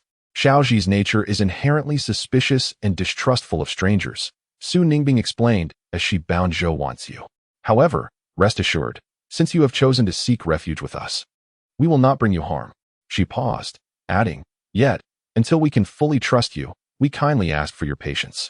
Zhao Wanxu's expression turned sour as she murmured, as it should be, as it should be. Soon, the Zhao sisters were ushered into a room. Now that autumn had arrived, the weather had turned slightly chilly. Yet for some inexplicable reason, Guji's home felt warm and inviting. Was that a heater? Zhao Wanqing turned around to behold a compact heater, not much larger than an electric fan. However, this device was not the conventional plug-in type. It operated on batteries. Such extravagance seemed utterly absurd in a post-apocalyptic world. Who could still afford to use a heater? Did they possess a generator? If not, from whence came the heater's power? It was astonishingly lavish. She resolved to devise a meticulous plan to confront this ostentation, ideally seizing the wealthy's inheritance without expending any effort. What was she thinking? Guji gave Zhao Wanqing's forehead a gentle push, his tone icy. It would be prudent not to indulge in fanciful thoughts or engage in any furtive actions. This is not merely a warning, it is a notice. Should you entertain any clandestine schemes or ulterior motives, I suggest you keep them hidden, for if I uncover them, I will not hesitate to eliminate you. He sniffed the air, gesturing towards the kitchen, commanding, there is hot water. You sisters should clean yourselves and change into fresh garments. If you feel hungry, have a bite to eat. Once you have completed these tasks, promptly attend to your duties. He pointed to a bicycle in the living room, indicating the generator attached to it. From this moment on, your daily obligation is to charge all the batteries. You are not permitted to cease until they are fully charged. This contraption was a makeshift generator Guji had discovered while scavenging for supplies. Merely a bicycle frame that generated electricity through human pedaling. Coincidentally, that household possessed a battery, which he subsequently brought back, utilizing his leisure time to recharge it on his bicycle. With the arrival of the Zhao sisters seeking refuge, it was fortuitous that the task of generating electricity was entrusted to them. After enjoying a hot shower and donning fresh attire, the sisters experienced an indescribable sense of comfort. Since the apocalypse had descended, they had not bathed, and their bodies had become sticky and nearly foul. Little sister, I find the surname Gu rather appealing. Perhaps we should reconsider. Zhao Wanxiu resumed her culinary endeavors, preparing 4 bowls of steaming noodles that were immensely satisfying. Although they were only permitted to eat after witnessing Guji finish his meal, the opportunity to savor a warm dish filled them with genuine happiness. She even began to entertain the notion of contentment with their current circumstances, reluctant to accompany her sister on further adventures. Despite the increasing restrictions imposed by Guji, the prospect of a hearty meal was indeed a blessing. Sister, what are your thoughts? Have you so swiftly succumbed to his charms? Zhao Wanqing whispered. This is merely a facade. You witnessed how he treated us last night. Surely not. Zhao Wanxiu hesitated. He does not seem to be. What do you mean by does not seem? One may know a person's face, yet not their heart. Zhao Wanqing retorted. How can you be certain he is a paragon of virtue? Sister, be cautious. If he truly means us no harm, we may spare his life. However, should he harbor ill intentions tonight, we must seize the moment and eliminate him when he is unsuspecting. With her newfound experience in violence, Zhao Wanqing's demeanor had grown increasingly ruthless. As the saying goes, one must be ruthless to stand firm. In such a dire environment as the apocalypse, a woman must possess a certain fierceness. Otherwise, she shall ultimately be relegated to the role of mere ornament to men. Zhao Wanxiu's hesitance betrayed her desire to voice something. Yet the words remained unspoken. Night fell swiftly. That day, the 2 sisters, Zhao Wanxiu and Zhao Wanqing, toiled diligently throughout the afternoon, taking turns to charge a battery until it was finally full. With the power source secured, Guji could finally illuminate the room with electric light. No longer forced to navigate the darkness by night. After dinner, Guji once again bound the Zhao sisters with rope. You 2 shall sleep in the living room from now on. Remember, it's best not to entertain any ulterior motives. Otherwise, you should be well aware of the consequences. He declared before taking Su Ningbing's hand and retreating to his room. What a scoundrel! That wretched man. I shall make him regret this. Zhao Wanqing muttered in dissatisfaction. Soon, sounds of indescribable nature echoed from the room, causing her face to flush, resembling a ripe apple, red and alarming. I knew it. That vile man has nothing but lewd thoughts, his mind consumed by such matters. Sis, look at what he is doing. You didn't believe me before, did you? How about now? Do you believe it now? I have a feeling that in no time, we'll end up like that Sister Su, Zhao Wanqing exclaimed, blushing furiously and exasperated. Zhao Wanxiu merely shook her head. Sister, they are a couple. It's quite normal for such things to occur, don't you think? She is a mature woman, having encountered numerous men throughout her life. Thus, she understands Guji's psychological intentions all too well. She is also aware of her sister's concerns and anxieties. However, her thoughts extend far beyond her sister's. In this apocalyptic era, despite her sister possessing extraordinary strength, far surpassing that of an average man, and being capable of dispatching zombies single-handedly with the right utilization of the terrain, they are still women. No matter how formidable they may be, it is an insurmountable challenge for two women to establish a foothold in such a world. This is why she urges her sister not to kill Guji. His previous ability to clear dozens of floors of zombies alone speaks volumes about his capabilities. If they could ally with Guji, securing their position in this ruthless world would be far more attainable. Her thoughts are focused on future development, while her sister's preoccupations lie in immediate survival. Their perspectives are fundamentally misaligned. "Stop defending that despicable man," Zhao Wanqing scoffed. She had already devised a plan to eat well and gather her strength before seizing the opportunity to eliminate Guji. The Zhao sisters, disturbed by the noises emanating from the room, decided to close their eyes and attempt sleep. Time passed, though they could not ascertain how long it had been. Perhaps the latter part of the night. Suddenly, a faint noise emerged from the window, specifically, footsteps. It seemed someone was approaching the living room. "Sister, wake up. That despicable man Guji is coming over," Zhao Wanqing whispered urgently to Zhao Wanxiu. She had suspected that Guji harbored ill intentions, and tonight, her intuition had proven correct. She struggled against the ropes, attempting to break free, but the bindings were too secure. Despite her considerable strength, escape was not imminent. "I shall endure. If he truly intends to do something, let him come to me first. Then, I shall seize the opportunity to loosen these restraints." Zhao Wanqing clenched her teeth, resolutely thinking. Suddenly, she sensed something amiss. In the moonlight streaming through the window, she discerned that the shadows in the living room were not singular. It was a group of individuals. Chapter 14. Was Guji captured by the people of the floating life base? Zhao Wanqing's expression shifted dramatically as she realized the gravity of the situation. This is bad. Someone has broken in. She should have anticipated this, if she had her sights set on Guji's survival supplies. The people from the floating life base would undoubtedly do the same. "Hush!" Zhao Wanxiu prodded her sister's arm and whispered urgently. Wanqing remained silent, quickly feigned sleep. "If this group is dealt with by Guji, we shall pretend to have just awakened, unaware of everything." She paused, considering the possibility that, if Guji were to be captured by these people, they could find an opportunity to rescue him when the group was distracted. A pledge of loyalty. As a former businesswoman, she understood the dynamics of trust required in partnerships. She also recognized that in this post-apocalyptic world, mere reliance on their own strength would not suffice. They needed a formidable ally. She immediately identified that this group belonged to the floating life base above and could surmise their intentions. Firstly, it is merely an attempt to plunder Guji's supplies. Secondly, they may harbor intentions to abduct Guji, seeking to exploit his extraordinary abilities in eliminating zombies. A person capable of such formidable feats is undoubtedly a coveted asset for any faction. Zhao Wanxiu's desire to collaborate with Guji stems precisely from this realization. "I will heed my sister's advice." Zhao Wanqing opened her mouth, poised to argue, but upon noticing the encroaching intruders, she hastily closed her eyes, feigning sleep. Meanwhile, several stealthy aerial controllers stood bewildered in the center of the living room, astonished by the scene before them. What have they witnessed? A generator, electrified lights, an abundance of supplies for daily living, and a powered heater that blows warm air. This is extravagance beyond measure. It far surpasses their basis conditions. Brother Wang, this is utterly outrageous. Does he truly possess a generator? Even in this apocalypse, he has electricity? Wu Kongxing could not suppress his astonishment.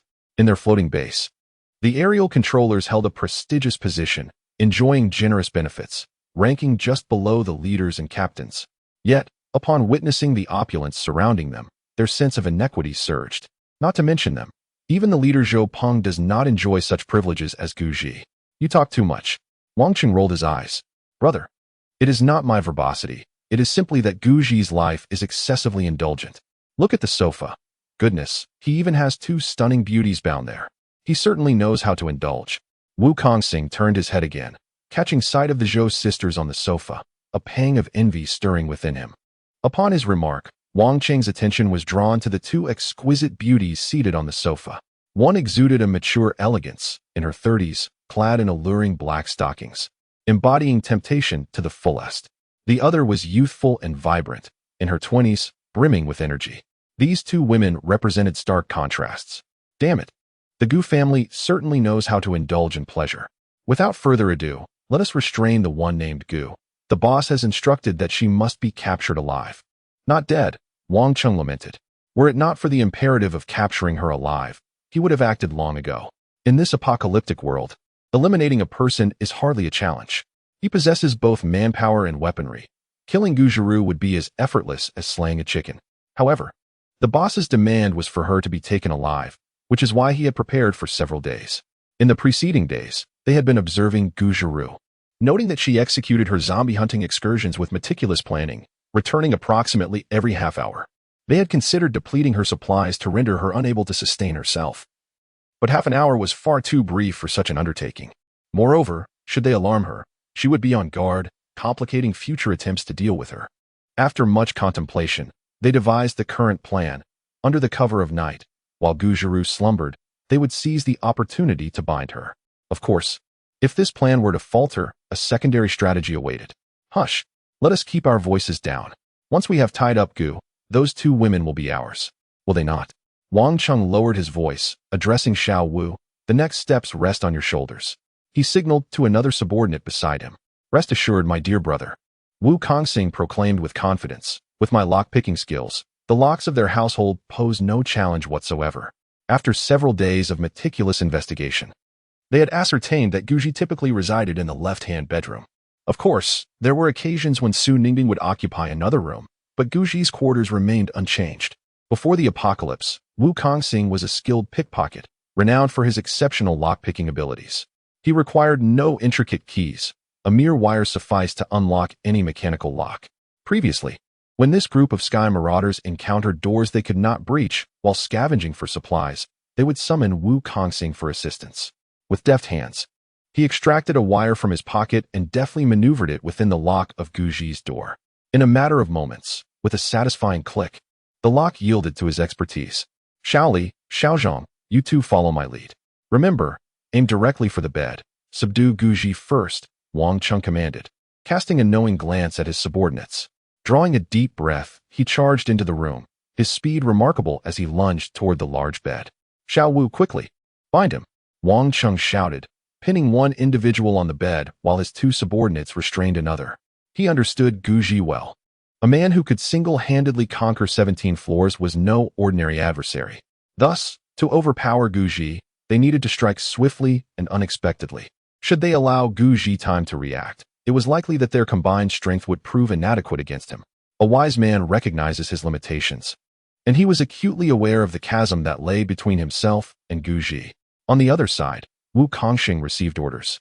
Swiftly extracting 2 bundles of rope from his backpack, he charged forward, binding the 2 individuals on the bed. Wang Cheng hastily instructed his subordinates to escort the captives to the living room, instinctively switching on the lights. To his astonishment, the lights in the room illuminated, confirming their earlier speculation that Guji's residence was electrified. Indeed, this scoundrel had thrived quite well. You must be Guji, Wang Cheng proclaimed. Gazing down at Guji, then casting a glance at Su Ningbing beside him, his eyes gleaming with intensity. Allow me to introduce myself. I am Wang Qing, the squad leader of the Fuxing base and one of its overseers. He paused momentarily. We at Fuxing base have been monitoring you for several days. Finally, we have managed to neutralize this uncertain variable. Rest assured, I harbor no ill intentions. Our purpose here is merely to forge a friendship with you. In the stillness of the night, the lights shone brightly as he surveyed the room. It was abundantly stocked with supplies. Not only electrical appliances, but also a significant amount of purified water and various living essentials, including food. He couldn't shake the feeling that the stored provisions here might well surpass those of their Fuxing base. If they were to transport all these supplies back, it would sustain them for an extended period. Were there many soldiers consuming food? Not quite. Each day, some soldiers perished, only to be replaced by new recruits. In truth, the food consumed by these soldiers was not as substantial as one might assume. Guji remained remarkably composed, devoid of any hint of fear. Even his attire was impeccably arranged. He retorted, "Is this how you forge friendships?" "It is indeed my intention to befriend you," Wang Cheng replied. "Our base leader has stated that individuals of your caliber are a rarity for us. If you consent to join us, we can elevate you to the role of the third in command of our base." He gestured towards Su Ningbing, adding, "We shall not interfere with your woman." "Is that truly the case?" Guji chuckled. "Indeed. Would I dare to deceive you?" Wang Cheng smirked, cautioning, "It would be wise not to underestimate us. We are armed." He promptly brandished a handgun, aiming it at Guji's forehead, threateningly declaring, "I am aware of your formidable prowess. Should you contemplate any treachery, do not say I did not warn you."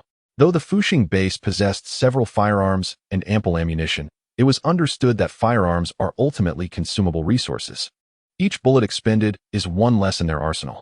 Consequently, during their recent endeavors to eradicate zombies, they had refrained from utilizing firearms extensively, opting instead for brute force. After all, in this apocalyptic reality, human life had become the least valuable currency. The loss of a few soldiers could afford them a modicum of sustenance. Meanwhile, Zhao Wanqing could no longer feign slumber. She erupted into laughter, exclaiming, "Gu, how the tables have turned. Once, you threatened me, and now, look at you, reduced to a captive. Continue your arrogance. Maintain your bravado. Were you not invincible? Why do you not confront them now? Where has your audacity vanished?" How is it that she can no longer act with such audacity? A wave of resentment surged within her. She had been enduring this indignation for many days, even dreaming of imparting a well-deserved lesson to Guji, that venomous man. Now, witnessing Guji reduced to a prisoner, she finally felt a sense of relief. "Are you truly thinking this way?" Guji glanced back at Zhao Wanqing. "Indeed." Zhao Wanqing nodded. "I almost forgot. There is also a beautiful woman here." Wang Cheng's eyes brightened. He then turned to Guji, admonishing, "You, Gu, stop the needless chatter and do not waste my time. Are you joining us or not?" He was becoming increasingly impatient. Guji smiled. "I shall join you. You are eager for these two women, aren't you? Hurry up, no more idle talk. I suspect your standing at the floating life base is rather low. Should you return, these two lovely ladies may not even be yours." Wang Cheng was taken aback. "You are so readily agreeing to join us? What other choice do I have?" Guji retorted, "You had best not play any tricks." Wang Cheng turned to his subordinates. "Keep a close watch on Gu. We shall take our time, no one rush." With that, he approached the Zhou sisters, preparing to usher these two exquisite beauties into a room. "Oh Gu, after all the efforts my sister and I made to seek refuge with you, is this how you repay us? Heartless and ungrateful, you treacherous scoundrel, may you meet a fitting end." Chapter 15. The art of spatial division shines brilliantly. Zhao Wanqing succumbs. Zhao Wanqing was in a state of utter panic. Even the humiliation she suffered at Guji's hands did not evoke such a profound sense of dread.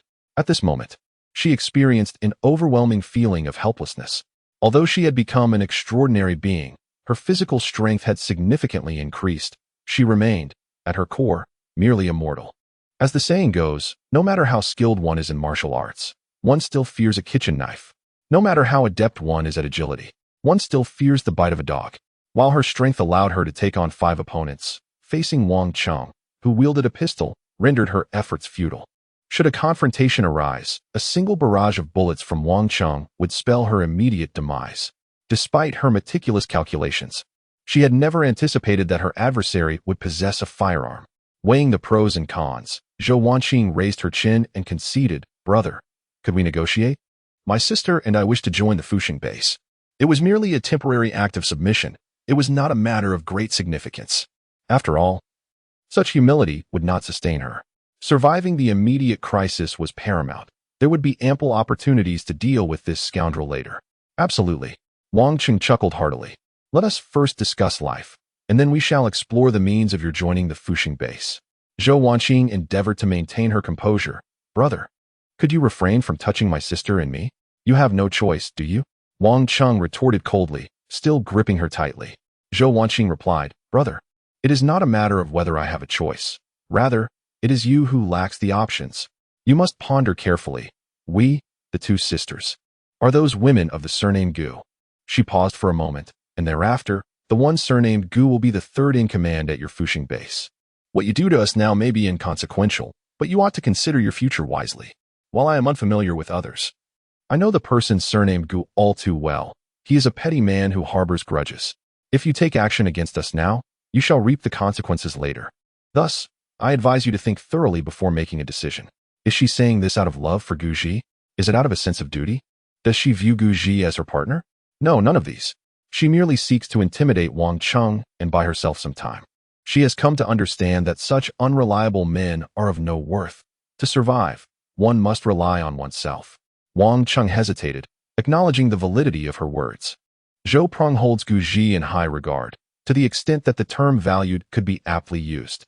While he cannot guarantee that Guji will indeed become the third-in-command at Fuxing Base, should that come to pass, the repercussions of his current actions against a stubborn man would be dire. At that moment, Guji spoke, declaring that they were neither his women nor mere slaves he had acquired. Do as you wish, Zhou Wanqiu. Zhou Wanqing. Cursed man, may you meet a wretched end. There is no one else who would stab from behind like you. I had just managed to intimidate that sycophant, and with your words, you have once again placed me in jeopardy. What exactly are your intentions? Zhou Wanqing felt utterly dazed. She was seething with rage.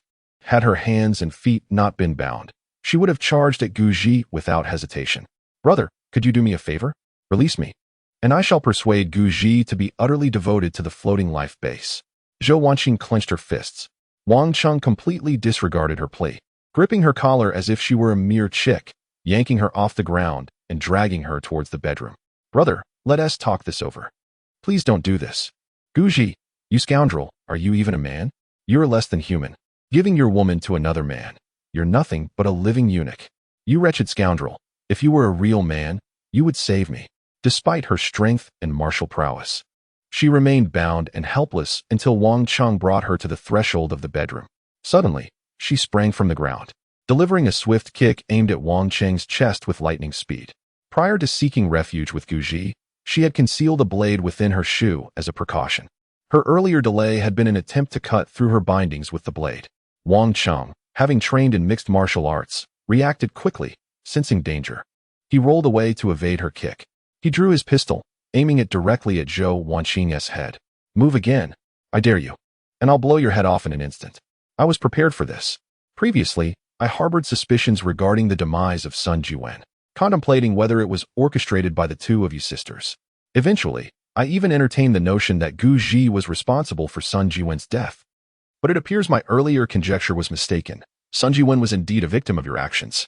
He reached into his pocket and produced a pair of silver handcuffs, commanding, if you wish to avoid demise, swiftly secure your hands and feet with these cuffs. Do not waste my time with idle chatter. Zhou Wanqing found herself at a crossroads, to confront or to concede. The speed of this scoundrel's reaction was astonishing. Not only did he evade her attack, but he also drew his weapon with alarming swiftness, displaying a complete disregard for the code of combat. Ultimately, under the threat to her very existence, Zhou Wanqing relented and chose to clasp the handcuffs around her limbs. Despite her formidable strength, escape was beyond her reach. Freeing herself from these metallic restraints, unless she were made of metal herself, such a feat was utterly unattainable. With a despondent expression, she resembled a wilted eggplant. Guji, I am at your mercy. Truly at your mercy.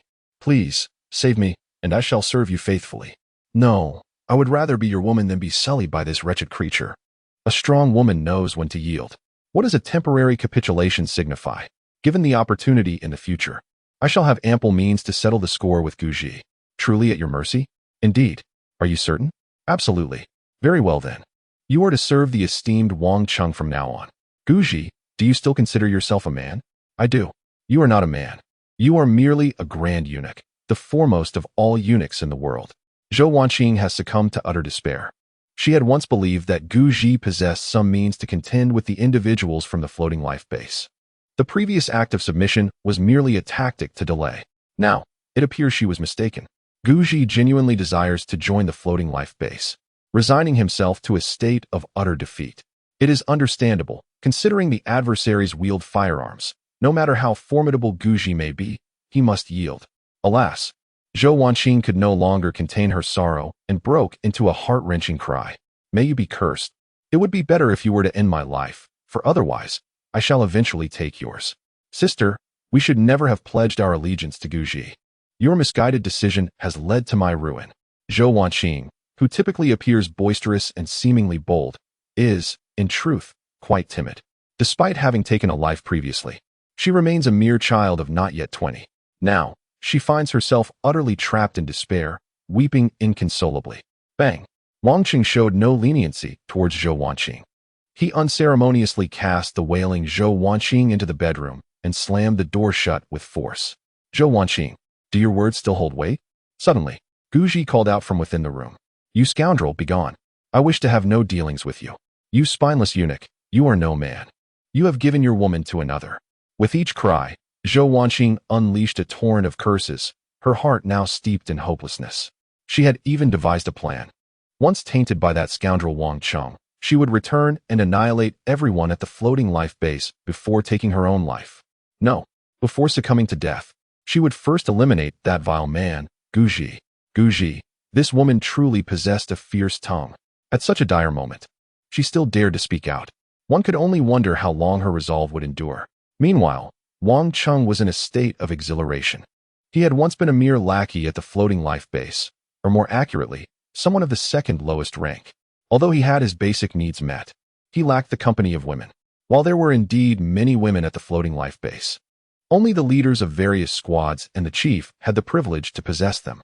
As a temporary squad leader, he was unworthy. Furthermore, encountering a woman as exquisite as Zhou Wanqing was a first for him. It would be disingenuous to say he was not thrilled. Hey, don't be nervous. I shall treat you gently, Wang Cheng said, a broad smile plastered on his face. However, to Zhou Wanqing, those smiles appeared more ghastly than death itself, akin to a grin from a devil. I have resigned myself to fate. I loathe you, she murmured, closing her eyes. Her right hand clutching a razor blade, prepared to take both her and Wang Cheng's lives should he draw near. It would either be Wang Cheng's demise or her own. Yet, in that fleeting moment of closing her eyes, a sudden rustle echoed within the room. Then, the entire space fell into silence. What is happening? What has become of that scoundrel? Zhou Wanqing found herself momentarily stunned, her eyes barely opening a sliver. However, in the next instant, she was utterly shocked, rendered speechless. This is Wang Cheng. How did he meet his demise? Who could have taken his life? Zhou Wanqing's eyes widened in disbelief. A look of incredulity etched upon her face. At that moment, she felt no longer fearful or anxious, only sheer astonishment remained. She beheld the scene of Wang Cheng, who had just moments ago been brimming with arrogance and ready to act, now lying lifeless on the ground, surrounded by a pool of blood. His head and body had been severed, he had been decapitated, and this had transpired in the very moment she had been watching. It was utterly unfathomable. Zhou Wanqing could ascertain that this room harbored no one but herself. Who, then, could have slain Wang Cheng? Was it Guji? How could he have accomplished such a feat? Chapter 16. Subduing the Zhou sisters, preparing to establish a women's apocalypse base. Something feels amiss. Why has brother Wang Cheng fallen silent? Wu Kongsheng, having once been a thief, possessed a keen mind. Upon hearing the sudden cessation of the laughter from the bedroom, he immediately became alert. He hurried to the bedroom door, lowering his head to listen intently for any sounds within. After a moment, he realized that he heard nothing out of the ordinary, not a hint of laughter, nor even the sound of breathing. Brother Wang, are you all right? Brother Wang? Wu Kongxing shouted several times into the room, but without exception, he received no response. With a forceful kick, he flung the door open. In the next moment, the scene before him rendered him utterly speechless. There lay Wang Cheng on the floor, his body severed, and blood pooled around him. His brother Wang was beyond any hope of revival. Meanwhile, Zhou Wanqing was handcuffed, her hands and feet restrained, sprawled on the bed with a look of sheer terror. What had transpired moments ago? Did you kill brother Wang Cheng? No, it couldn't have been you.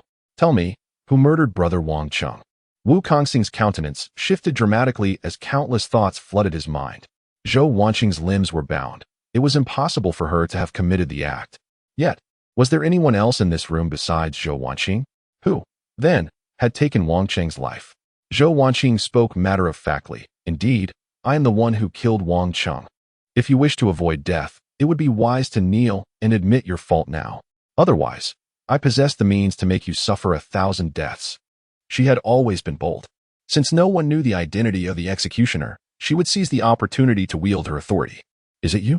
Wu Kongxing instinctively retreated 2 or 3 steps. How could you have done this? What do you think? Zhou Wanqing replied coolly. Now, kneel and confess. Or face death. Wu Kongxing was thrown into a panic. You He could not bring himself to ascertain whether Zhou Wanqing had indeed slain Wang Cheng. However, if it is indeed Zhou Wanqing who has committed the murder, it would imply that she possesses a means of killing from afar, capable of taking life unseen. Do you doubt this?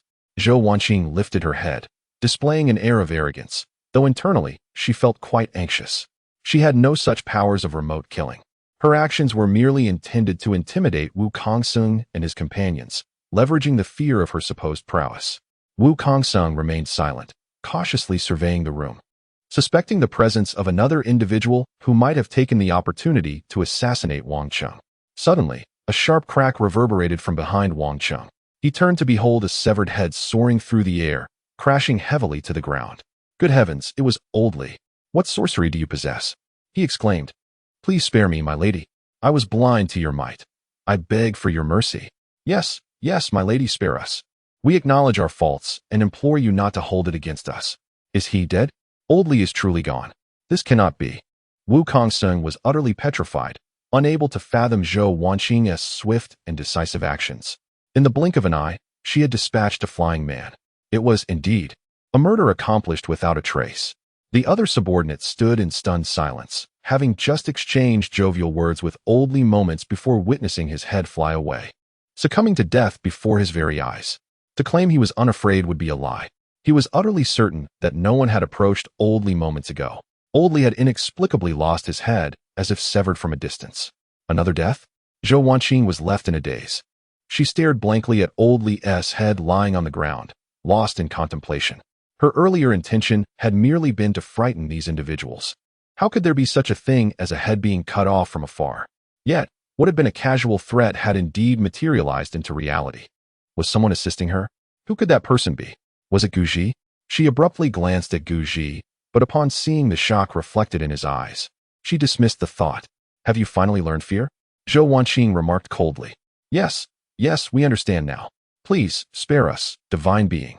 Indeed, we acknowledge your formidable prowess. Wu Kongsung and another subordinate knelt on the ground, not daring to lift their heads. That is good to hear. Zhou Wanqing glared at them. Why are you not hastily untying me? She felt an immense sense of pride within. This feeling of admiration was truly delightful. Wu Kongsung, fearing to utter another word, hastily rose from the ground and released Zhou Wanqing from her handcuffs, subsequently freeing Guji and the others. Are you blind? Did I order you to untie the one surnamed Gu?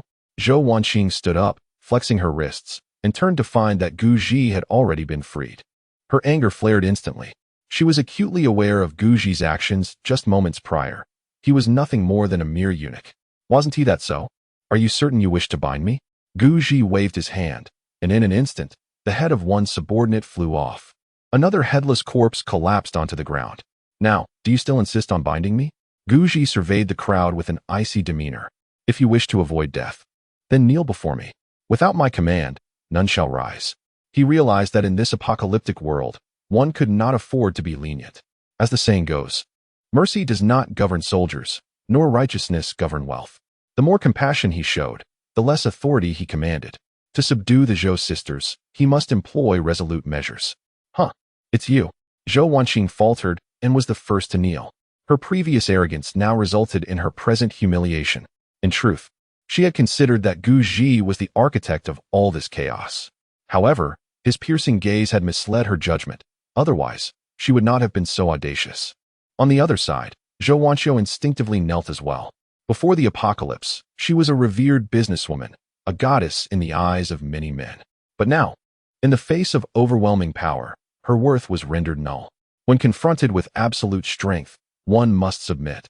Survival takes precedence over any notion of dignity. Brother, did you not say you would join our floating life base? Why are you still thud? Wu Kongsung knelt with equal fervor. Join the floating life base? Do you think you are worthy? Guji replied coldly. Indeed, we are unworthy. Indeed, I am unworthy of your attention. I beseech you to spare me.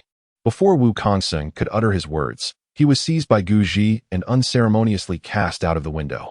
A resounding thud echoed moments later as Wu Kongsung plummeted from the fourth floor. A horde of zombies swiftly descended upon him, surrounding him completely. We do not harbor idleness here.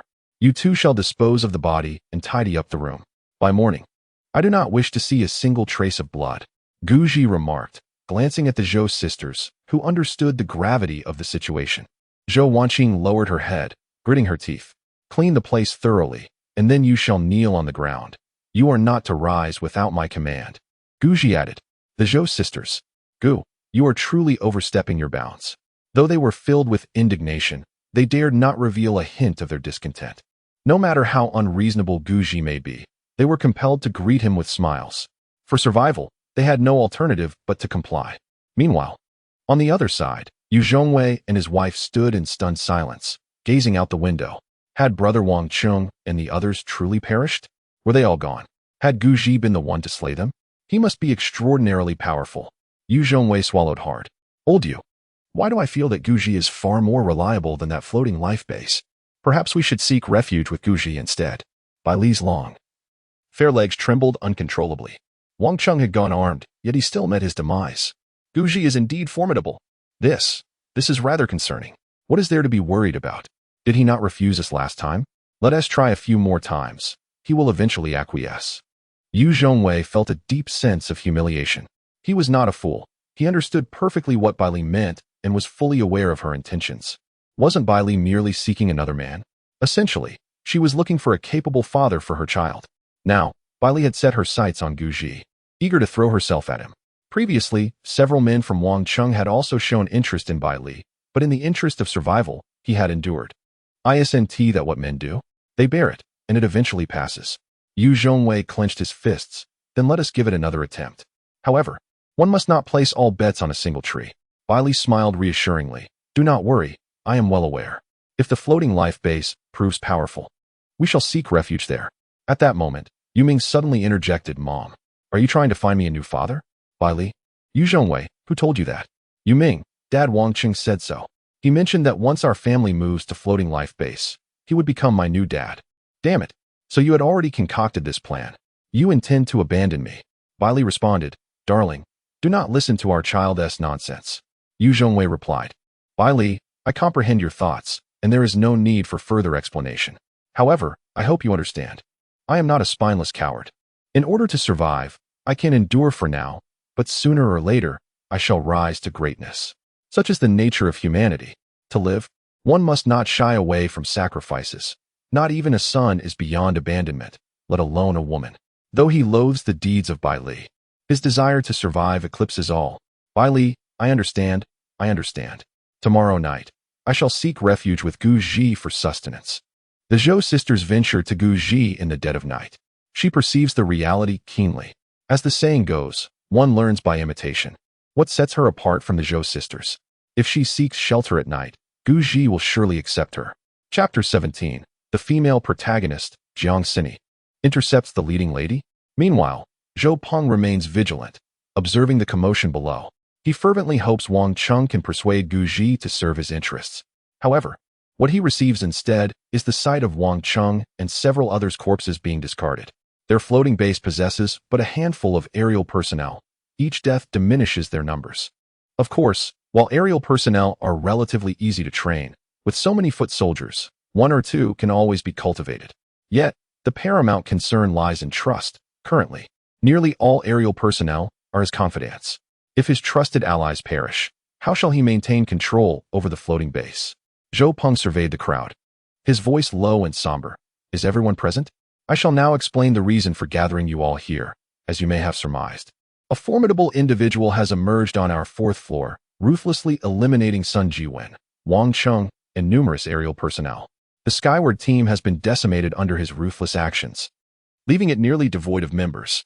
Wang Qing had descended armed, only to meet his demise at the hands of this foe. What do you propose we do next? He is acutely aware of the predicament at hand. Wang Qing's prowess is known to him. While not overwhelmingly strong, he certainly surpassed the average individual by a considerable margin. Moreover, the members of the Skyward team are inherently superior, having backgrounds in mixed martial arts. Yet, nearly all of them have been slaughtered by Guji. The pivotal issue lies in the fact that even armed with a handgun, Wang Chung failed to eliminate Guji, who now possesses the weapon, complicating efforts to subdue him further. Boss, Wang Chung acted recklessly. From the outset, you should not have assigned this task to him, Lin Yong remarked coldly. Our Fuxing base is still in its infancy, and our foundations are precarious. It is indeed prudent to eliminate outsiders and establish this building as our stronghold, gradually expanding outward. However, Wang Qing's approach was ill-conceived. He shook his head and continued. The Skyward team is the cornerstone of our survival at Fuxing Base. Should they perish entirely, I fear that logistical support will soon falter. Zhou Peng furrowed his brow, urging him to speak plainly. Lin Yong paused before stating directly, "Boss, my thoughts are quite straightforward. We must cease our assault on the individual on the 4th floor." Zhou Peng looked at him in confusion, while the other three turned their gazes toward Lin Yong, puzzled by his assertion. Could it be that Lin Yong is feeling apprehensive? It is indeed understandable. After all, they have struggled to establish themselves, and now to gamble everything at once is rather perilous. Present at this high-level meeting are 2 other squad leaders and 2 team leaders. Lao Lin, are you suggesting a retreat? Indeed, conceding is not an option. Our Fuxing base has only recently been founded, and to yield so swiftly to an outsider would undermine our position. A temporary concession could be permissible, but it must be approached with discernment. Let us allow Lao Lin to express his thoughts. We need not rush to judgment. The assembly, puzzled, found Lin Yong's sudden display of weakness perplexing.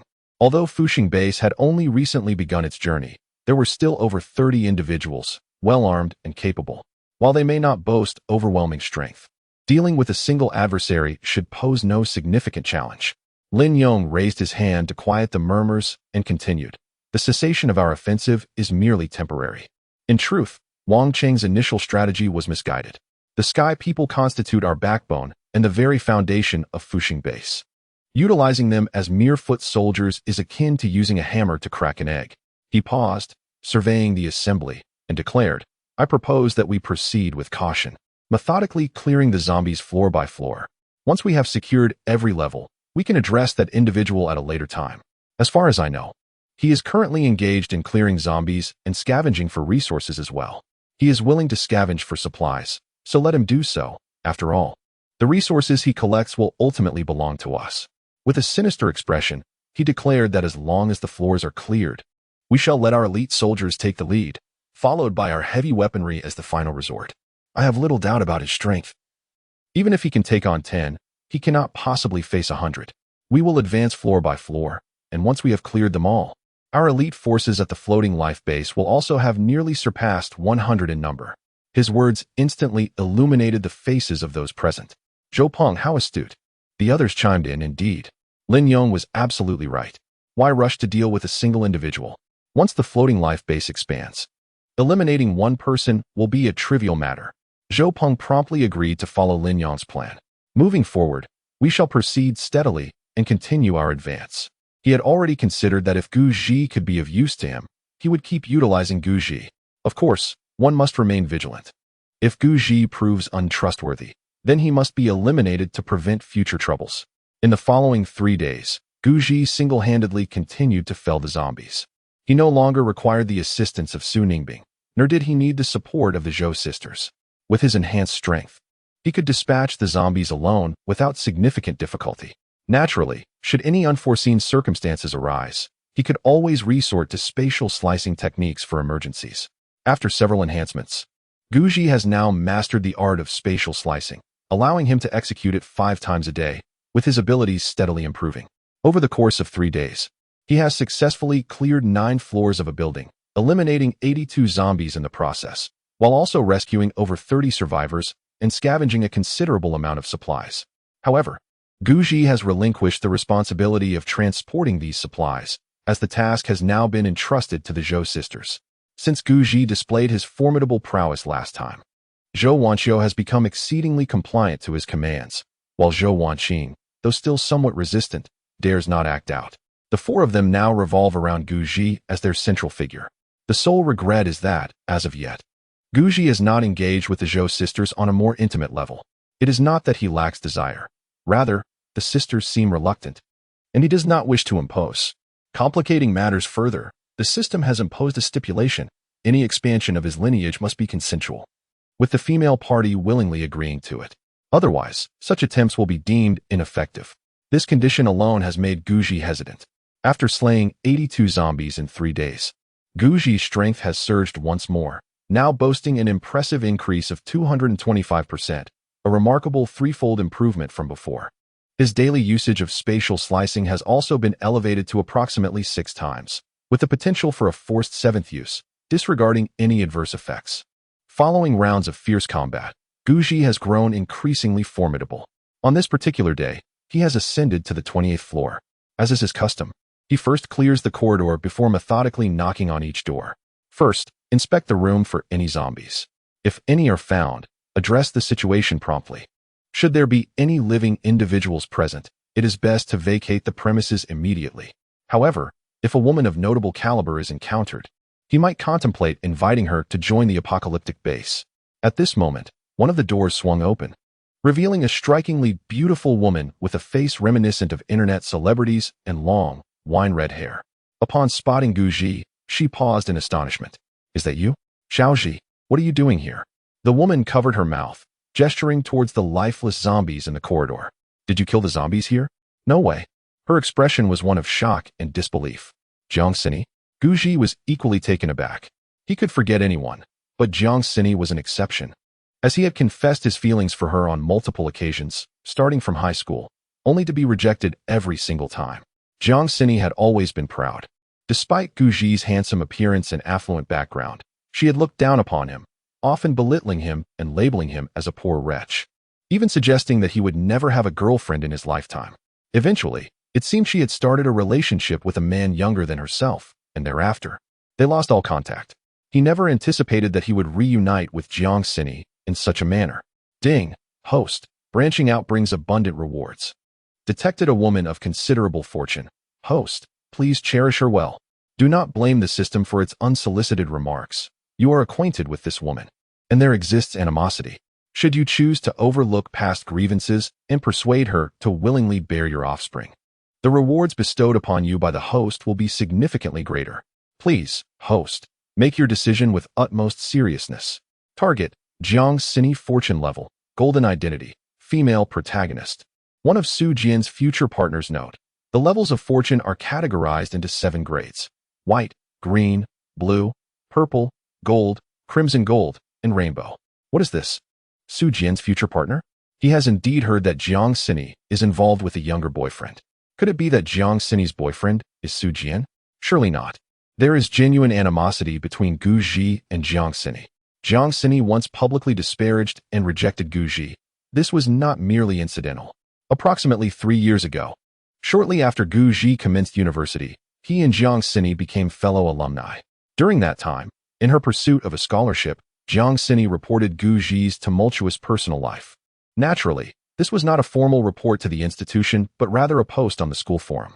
Under the pressure of public opinion, the school revoked Guji's scholarship and awarded it to Jiang instead. Guji's system. Am I permitted to refuse? Of course you can.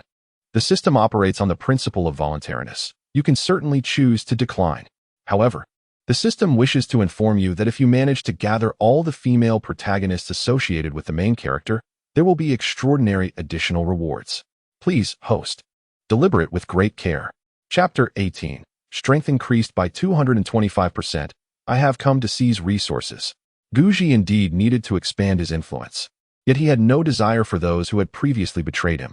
Such individuals possess a dangerously low loyalty, akin to a ticking time bomb. Furthermore, Jiang character leaves much to be desired. Regardless of her fortuitous fate, Guji holds her in disdain. Of course, he does not outright reject her. However, prior to acceptance, she must undergo a rigorous transformation. The protagonist, Su Jian's woman? He has taken her. I was curious as to her identity. It is you, Jiang. Guji appraised Jiang from head to toe. Despite the apocalyptic backdrop, where essential supplies and food are exceedingly scarce, she appeared to be in fair condition. She was clean and well-groomed, showing no signs of emaciation. In fact, he suspected that not only was she not starving, but she might also have ample water for bathing. Ah, it is indeed a coincidence. You reside here as well? Guji remarked. You seem quite formidable, having single-handedly dispatched so many zombies. Jiang maintained a gentle smile as she responded. Guji, from your appearance, it seems you are living quite comfortably. After a brief pause, she continued. You see, I am currently alone as well. How about we join forces? We could scavenge for supplies together.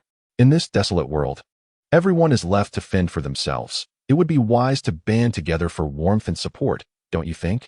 She was direct and to the point, avoiding unnecessary chatter. In this dire era, money holds no value. To survive, one must venture out and gather resources, lest they succumb to starvation. Certainly, the peril of scavenging for supplies is quite substantial. A moment's carelessness could lead to being devoured by zombies. Thus, the importance of finding a trustworthy companion cannot be overstated. Just now, Guji faced several zombies single-handedly, and she witnessed his remarkable bravery and strength. She felt a stirring in her heart. During this apocalyptic period, although she had not often gone hungry, her existence had been far from pleasant, merely scraping by at a subsistence level. She was neither fully satisfied nor utterly starved. While her water reserves were still considerable, her food supply was nearly depleted. If she did not seek sustenance soon, she would soon find herself facing hunger. This urgency was the primary reason she sought to ally with Guji. Guji coldly replied, "There's no need. You are far too weak. You hold no value to me." His words were blunt. In this apocalypse, who would indulge in sentimentality? "Please, don't be so heartless. We were classmates after all. Can you bear to let me go hungry?" Jian immediately adopted a pitiful expression. Just then, the door next door suddenly swung open, and a man emerged from the room. "Indeed, Guji, we are all high school classmates. Could you not be so unyielding?" He interjected. "While we might indeed be a burden, you cannot simply stand by and watch us perish. I see you possess quite a strong survival skill. Perhaps you could share some of your supplies with us?" Gao Chang stated directly. He too was a high school classmate of Guji. He was once the prominent figure in school, handsome and affluent, and undoubtedly the #1 sycophant of Jiang. During their school days, he often made things difficult for Guji for the sake of Jiang. Naturally, it was Gao Chang who ended up facing the consequences. "You're here too," Guji exclaimed, momentarily taken aback. Indeed, Gao Chang had mastered the art of sycophancy, unwavering in his devotion. Even after all these years, he still harbored feelings for Jiang, and, most remarkably, he had purchased a house right next to hers. It was truly astonishing. Gao Chang appeared gaunt and emaciated. Clearly someone who often went hungry, perhaps even starving. Could it be that he had been saving all his delicacies for Jiang? Get lost. Who do you think you are to call yourself my classmate? Where's your dignity? Do you expect to take my resources without any effort? Are you seeking death? Guji retorted without hesitation, delivering a kick that sent Gao Chang tumbling several times. What? Both Jiang and Gao Chang were taken aback. They never anticipated Guji would be so callous. No. To be precise, he was heartless, disregarding their camaraderie. Yet, considering the apocalyptic circumstances, it was understandable that people would fight tooth and nail for a morsel of food. Guji's refusal was, in fact, quite reasonable. "You can't do this," Gao Chang pleaded. "If I don't eat soon, I might starve to death. Guji, please, have mercy and give me something to eat." Jiang added, "Is that so? You seem to be alive and well to me. When you finally reach the brink of starvation, then you can come and ask me for food," Guji replied coldly. Upon finishing his words, he turned to leave. However, halfway through he returned. Jiang's eyes lit up at his return, and she momentarily believed that Guji had a change of heart. It was understandable. After all, Guji had invested considerable effort in pursuing her, only to be rebuffed without exception. "I'll come to your house and take a look." Guji brushed past Jiang and boldly entered her home. "Well, welcome, welcome," Jiang responded with a smile. "Guji, we truly have no food left. If you don't believe me, I can show you." She noticed Guji's expression, which clearly indicated a twinge of compassion. With a little more feigned distress, how could she fail to win him over? She hurriedly followed him inside. Gao Chang rose from the ground, dusting himself off, a look of frustration etched on his face. "Who do you think you are? Do you truly believe you are invincible? Let me tell you, there are greater powers beyond your imagination.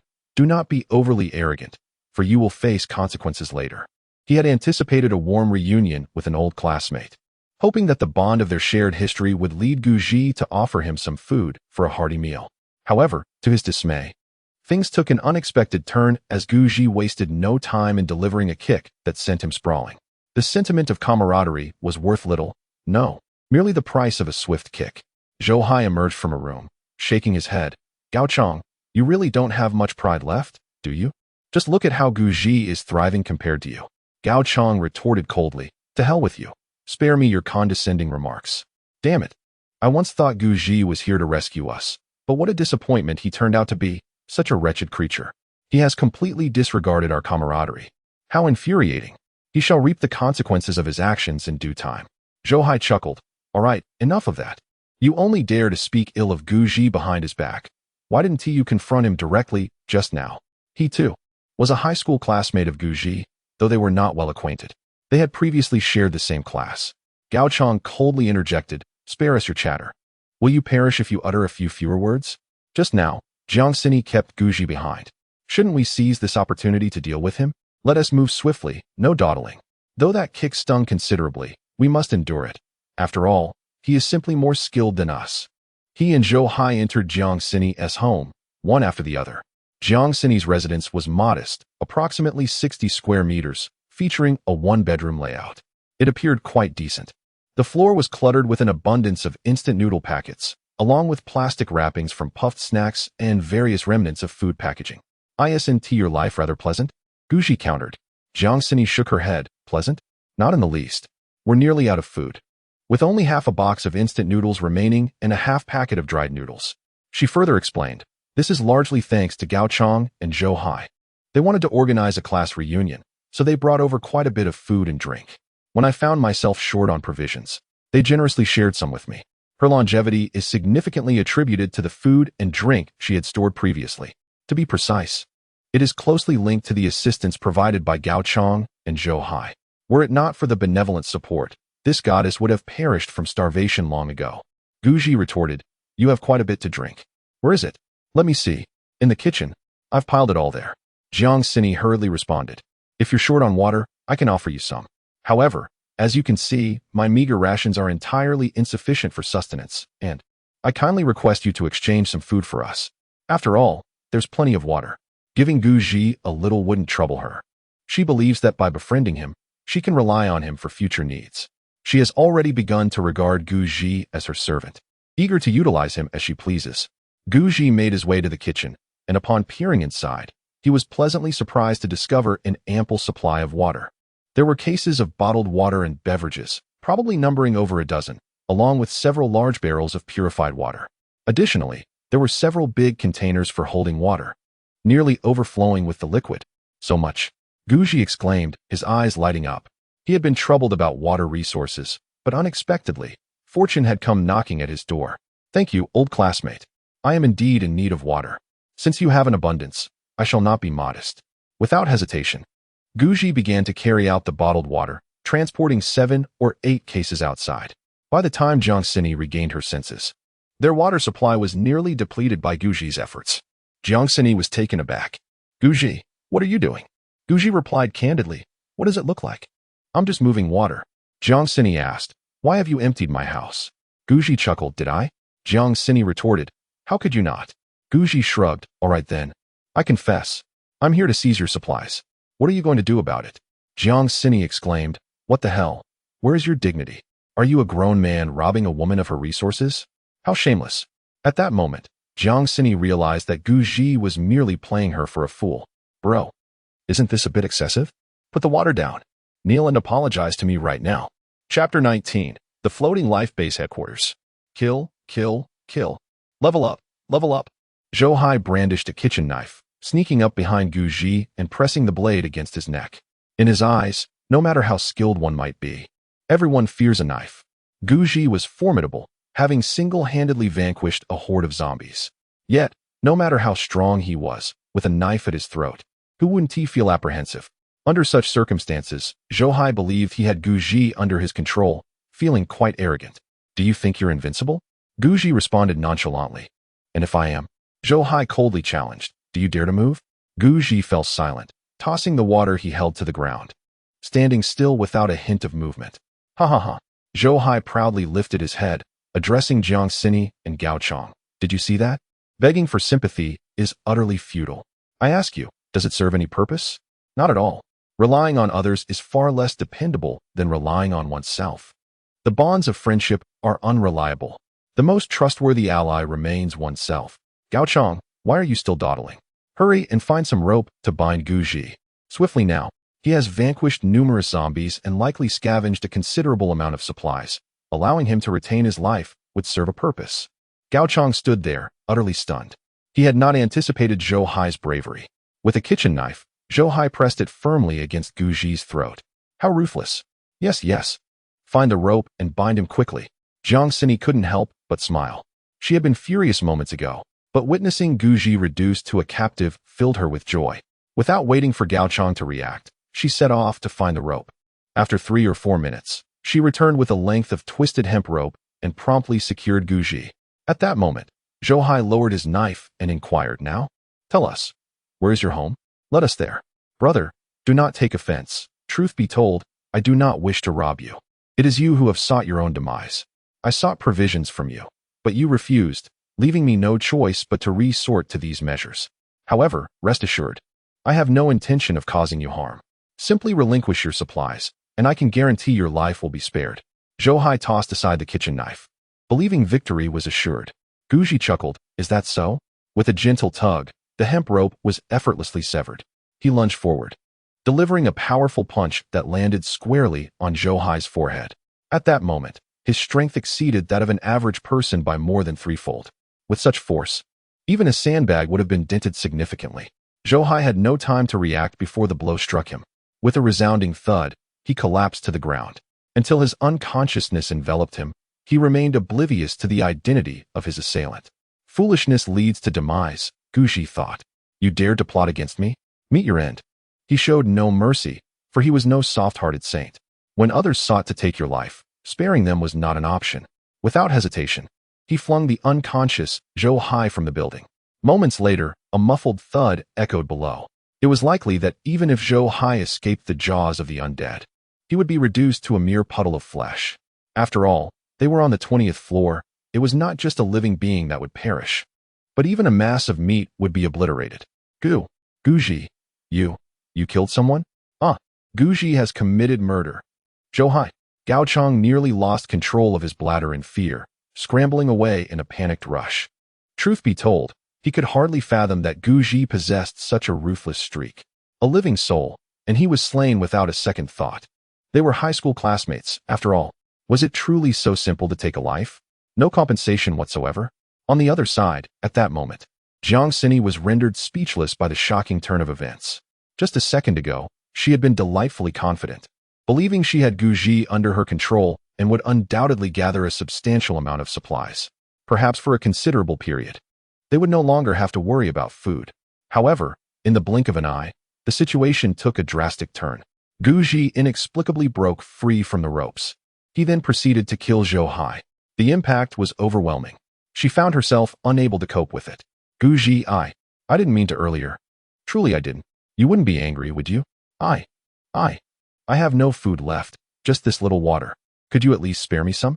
I never intended to harm you. It was all Zhao scheme. We were classmates after all.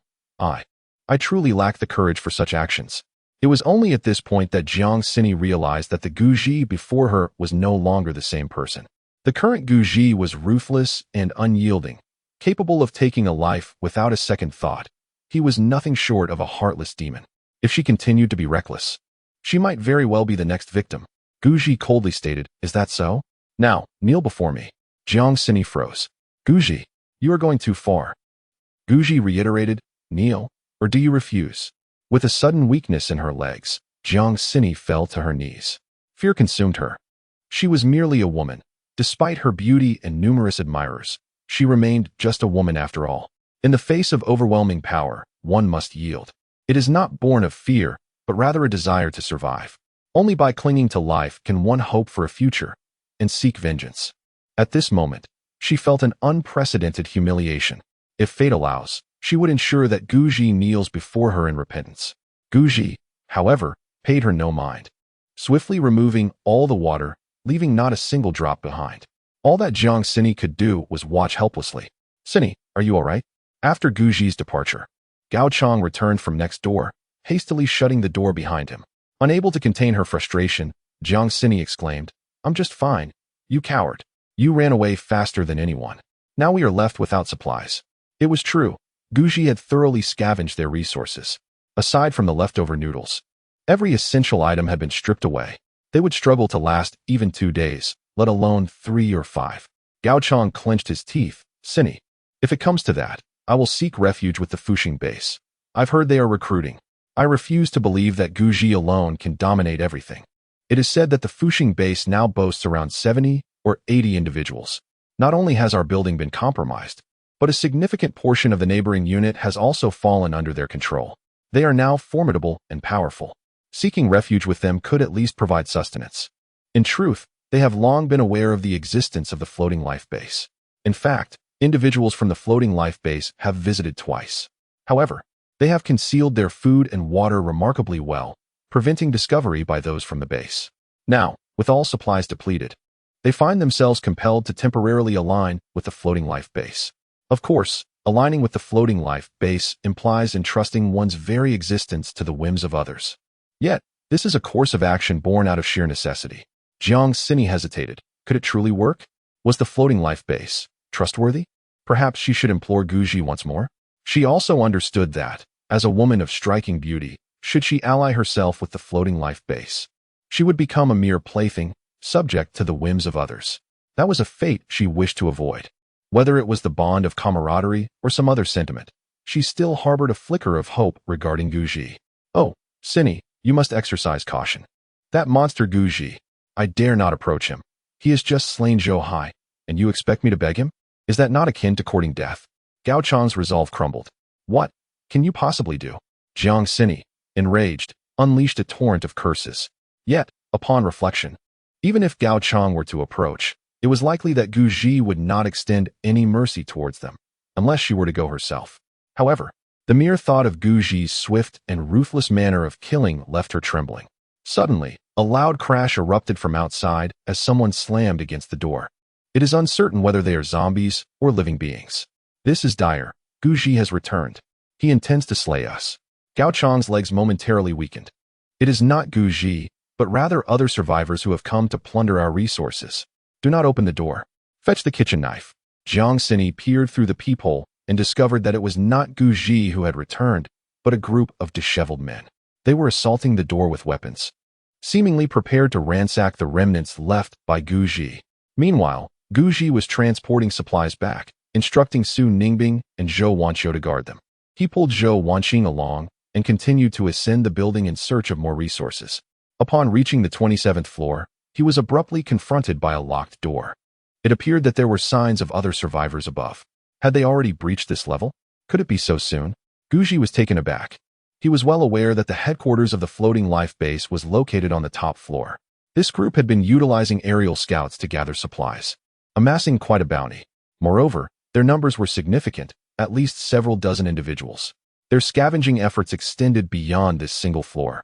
They would scour any nearby buildings with vacant rooms, and whenever they encountered other survivors, they would attempt to recruit them. What are we hesitating for? We should charge straight in. This floating life base is no trifling matter. Eradicating them would be far more effective than any other course of action. Zhou Wanqing was eager to take action.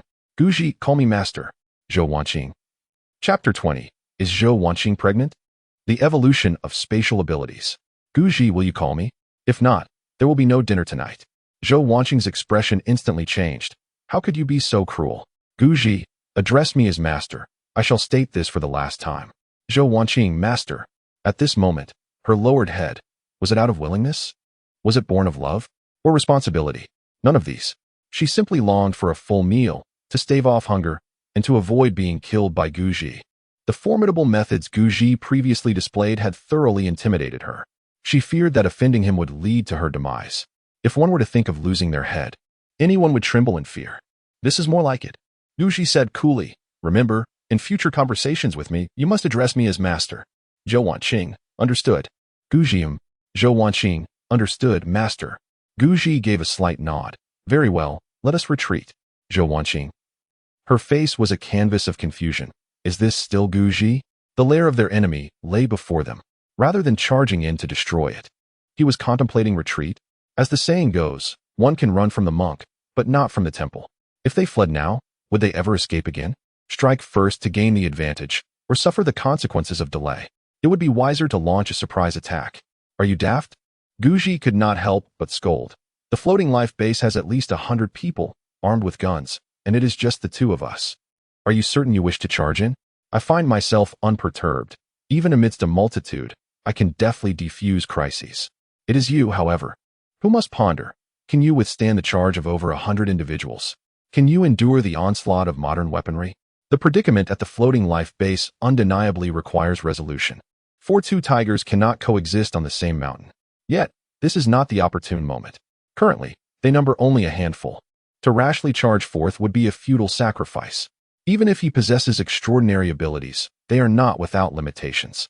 He can only exert his powers within a 5-meter radius and is restricted to 5 uses per day. These 2 constraints are sufficient to prevent his invincibility.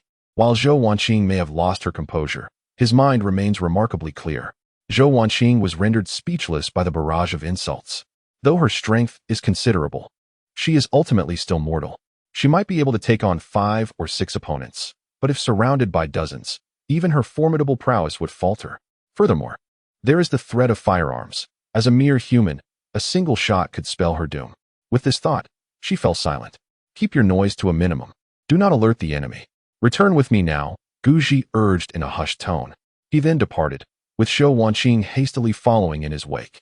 Upon reaching the 4th floor, Guji sought out Su Ningbing, requesting her assistance in contacting several individuals to summon all survivors from the 20th floor to the 5th.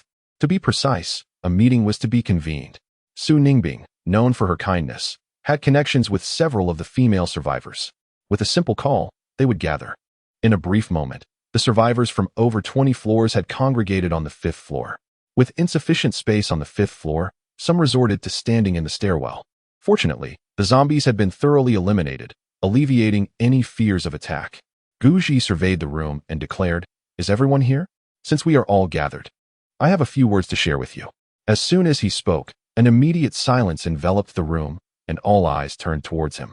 The total number of survivors from the more than 20 floors was not substantial, comprising merely over 30 individuals, among whom were several women. The small number of survivors was attributed to some being recruited by the aerial personnel from the floating life base. During their scavenging missions, these aerial operatives would enlist survivors, directly transporting them to the base with ropes.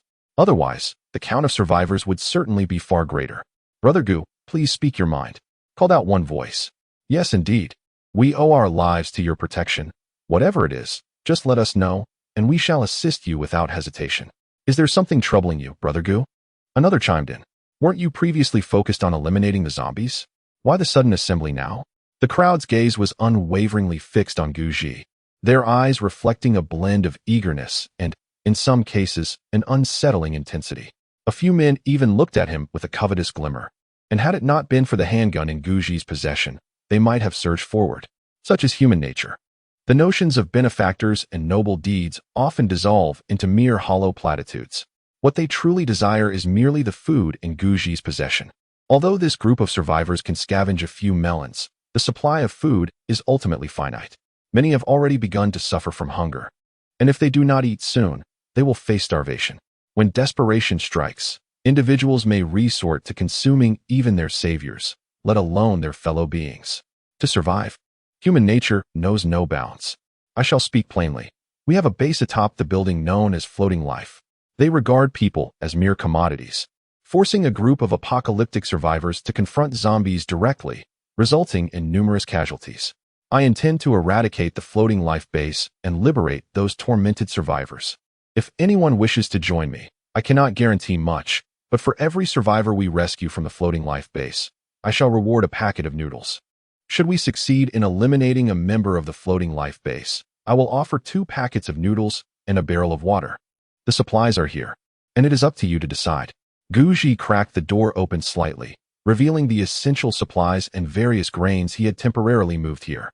"To ensure a horse runs well, it must be fed grass. It is merely a handful of supplies, easily sacrificed. As long as we can dismantle the Floating Life base, everything else can be negotiated. Furthermore, this charge will undoubtedly result in many casualties.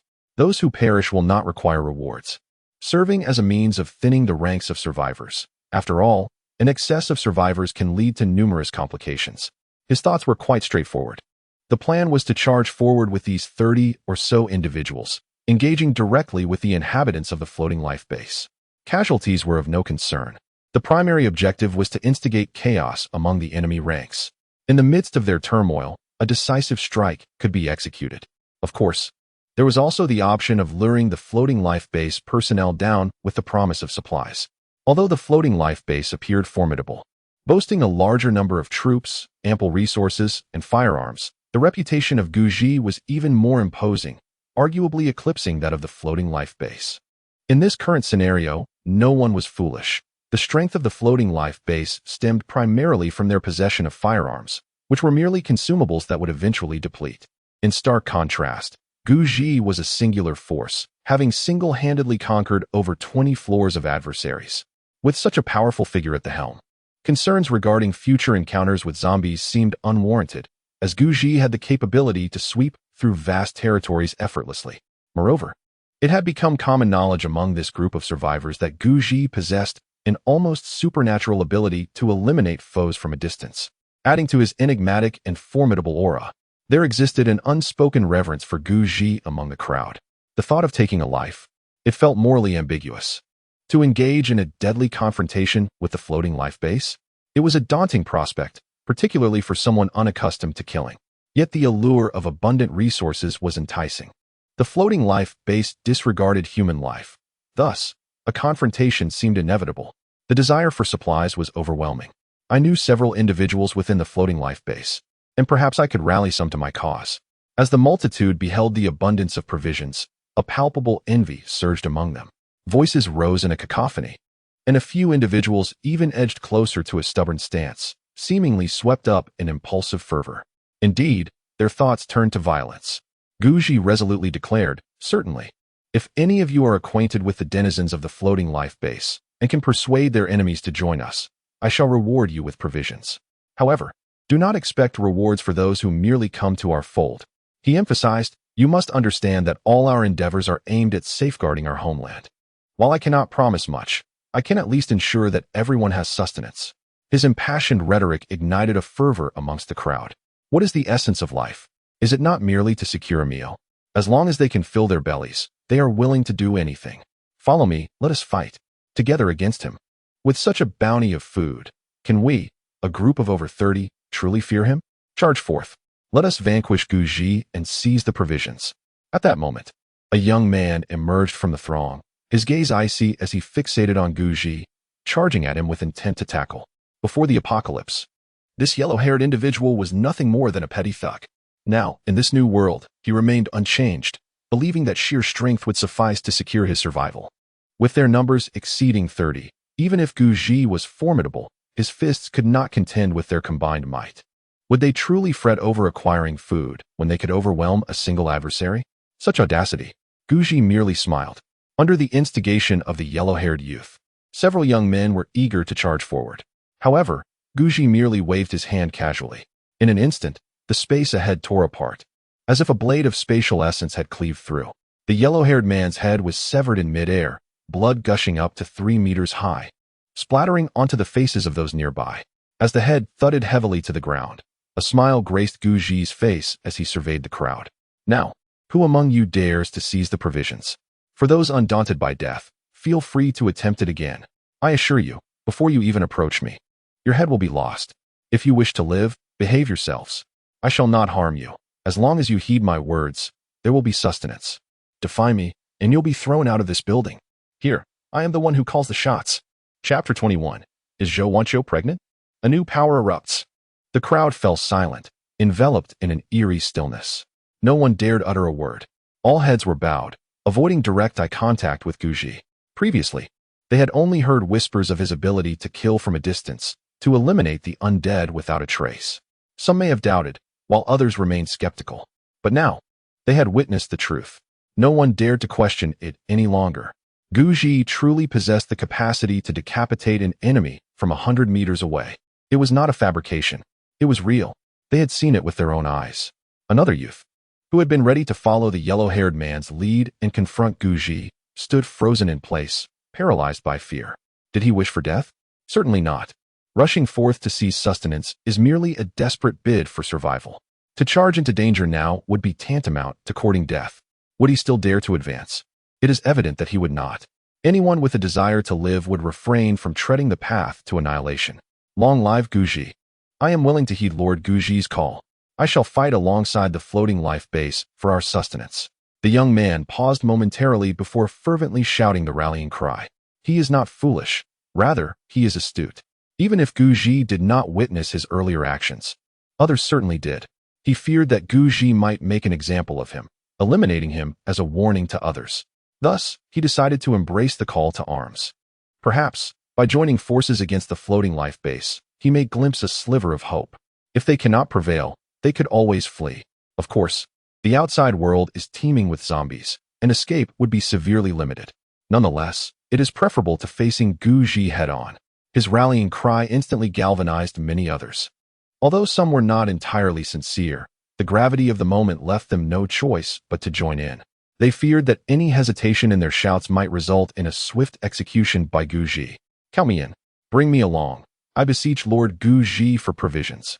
Fighting for sustenance is nothing to be ashamed of. Long live Lord Guji. Let us establish the most equitable survival base. We shall fight, nobility and commoners alike. Do they not possess the same essence? Let us confront them. Their provisions are rightfully mine. Charge forth. Some among them have reached a point of desperation, genuinely willing to risk everything for a flicker of survival. Some individuals are prepared to observe, aligning themselves with those who hold the advantage. Naturally, others are poised to recruit. Excellent. Now, 3 individuals will form a group. Charge forth and slay anyone encountered. Of course, it would be ideal to enlist them, but if that proves impossible, eliminate them. 1 head means 10 days of supplies. I stand by my word. Guji waved his hand dismissively. He then instructed Zhao Wanqing to lead the charge, sending the first group to engage directly. The second and third groups followed closely behind. Each group consisted of 10 individuals, launching their assaults in waves. Guji remained stationed at the rear, ever ready to ambush the opposing leader. As the saying goes, capture the ringleader before subduing the minions. Once their leader is dispatched, the remaining throngs become mere pawns, easily swayed to his cause. However, joining his survival base entails 3 fundamental requirements. First, they must be women. His post-apocalyptic enclave does not accept men. Second, they must possess striking beauty. Third, they must exhibit high aptitude. Those who do not meet these criteria are summarily dismissed. The frontline soldiers? They are merely the periphery, responsible solely for safeguarding the survival base. Meanwhile, at the Fuxing base, resource acquisition through aerial control remains fervently underway. Although their expansion is rapid and their supplies abundant, their efficiency in clearing zombies is notably sluggish. This is due to 2 primary reasons. Firstly, their principal soldiers lack significant combat prowess. When confronted with zombies, this group falls into disarray. Not only do they fail to eliminate the undead, but merely surviving is a commendable feat. Secondly, they are conserving their strength and controlling their numbers. What is happening? What is the commotion below? Zhao Peng immediately summoned 2 aerial scouts to investigate the situation. Boss, could it be that a riot has erupted down there? As far as I know, Guji has no intention of assimilating the survivors. After consolidating the supplies, he hasn't distributed them to the people below. With the current food shortage, there must be those who wish to target Guji. Lin Yong exclaimed, "What a splendid opportunity. We should take advantage of this moment and have the aerial scouts descend directly to eliminate Guji." She paused. "By the way, the one down there. What was his name?" "Yu Zhongwei. ISNT, he one of us. Let us send someone to inquire about him." To facilitate monitoring Guji, they had been having Yu Zhongwei secretly observe the movements below. Indeed, take advantage of his weakness to strike at his life. Zhou Peng's eyes brightened. "You go handle this now. I don't trust anyone else." Lin Yong clapped her hands. "Boss, you need not worry. I will take care of everything. I assure you. I will capture Guji alive. I will not let him die." Zhou Peng laughed heartily. "Excellent." Just then, someone burst in from outside. "Boss, it's bad. Boss, it's really bad." The newcomer shouted. "What is it? Why the panic?" Zhou Peng was momentarily taken aback and scolded. "Do you not know to knock before entering? How many times must I reiterate that no one is permitted to enter my room without my express command?" The newcomer, his face flushed, shouted, "Boss, it was not my intention. It was due to urgency that I barged in." "Enough of that. Please tell me what has transpired." Zhou Peng gestured dismissively. The newcomer exclaimed, It is utter chaos below. No. The people down there are advancing upon us. They are shouting in unison." Zhou Peng, taken aback, inquired, "What are they shouting?" He was astonished to learn that it was not a riot aimed at plundering Guji's provisions as previously thought, but rather an uprising against them. "What do they cry out?" He pressed further. They are shouting that Gu Shun has come to deliver provisions. They also chant, down with the tyrants. Divide the food. They claim they will annihilate our Fuxing base and redistribute our resources to the impoverished. They further declare, as long as one is willing to ally with them, they will receive 10 days' worth of rations from the Fuxing base's supplies. The newcomer continued, Boss. The people below are becoming increasingly agitated. Some are even tempted to open the door and welcome. Gu Shun, you must go and assess the situation. We, the group leaders, cannot contain them. It requires your personal intervention. Should you hesitate any longer, our group of over 100 may well defect entirely. The individual who has arrived is a mid-level leader from the floating life base, a team leader. The thought of the chaos unfolding outside sends a chill through him. It appears that approximately 7 or 8 individuals have already turned traitor, while a few others are designated to open doors for the enemy. It is evident that if Zhou Peng does not employ formidable measures to instill fear among the ranks below, this assembly will inevitably disband in an instant. In truth, they have always been a disorganized mob. With an enemy advancing upon them, it is only natural for panic to ensue. What are you saying? Zhou Peng felt darkness envelop him, nearly collapsing. What does it mean to seize the landowner's wealth? What does it mean to distribute provisions? Who has seized the land? Whose provisions are being divided? Meanwhile, Jiang Xini trembled, clutching a kitchen knife. Though she harbored some cunning, she had never taken a life nor witnessed scenes of bloodshed. Suddenly thrust onto the battlefield, claiming she felt no fear would be a lie. Xini, do not be afraid. Just stay behind me. I will protect you. If all else fails, we shall defect. We can directly seek refuge at the floating life base. Gao Chong, too, was merely putting on a brave front. He was terrified, brandishing a baseball bat, and when he spotted an enemy, he swung it down with all his might. I will find Guji. I want to be his woman. I do not want to die. Jiang Xini cast aside the kitchen knife and turned to flee. Gao Chong, momentarily distracted, was struck in the head by an opponent's blade, blood spilling profusely onto the ground. I shall fight you all, he exclaimed, seizing a knife and charging forward recklessly. The chaos of battle raged on, with casualties mounting, yet few perished outright. Most were gravely wounded, collapsing to the earth, stripped of their capacity to fight. A handful, however, succumbed to their injuries and died.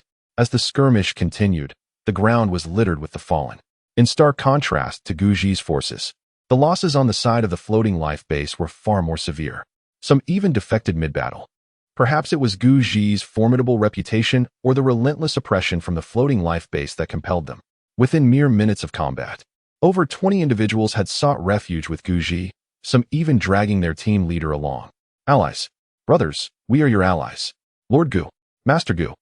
We brought high-ranking officials from the floating life base. They called out. Can they exchange for provisions? Guji, a native of Huaxia, was not merely Lord Gu.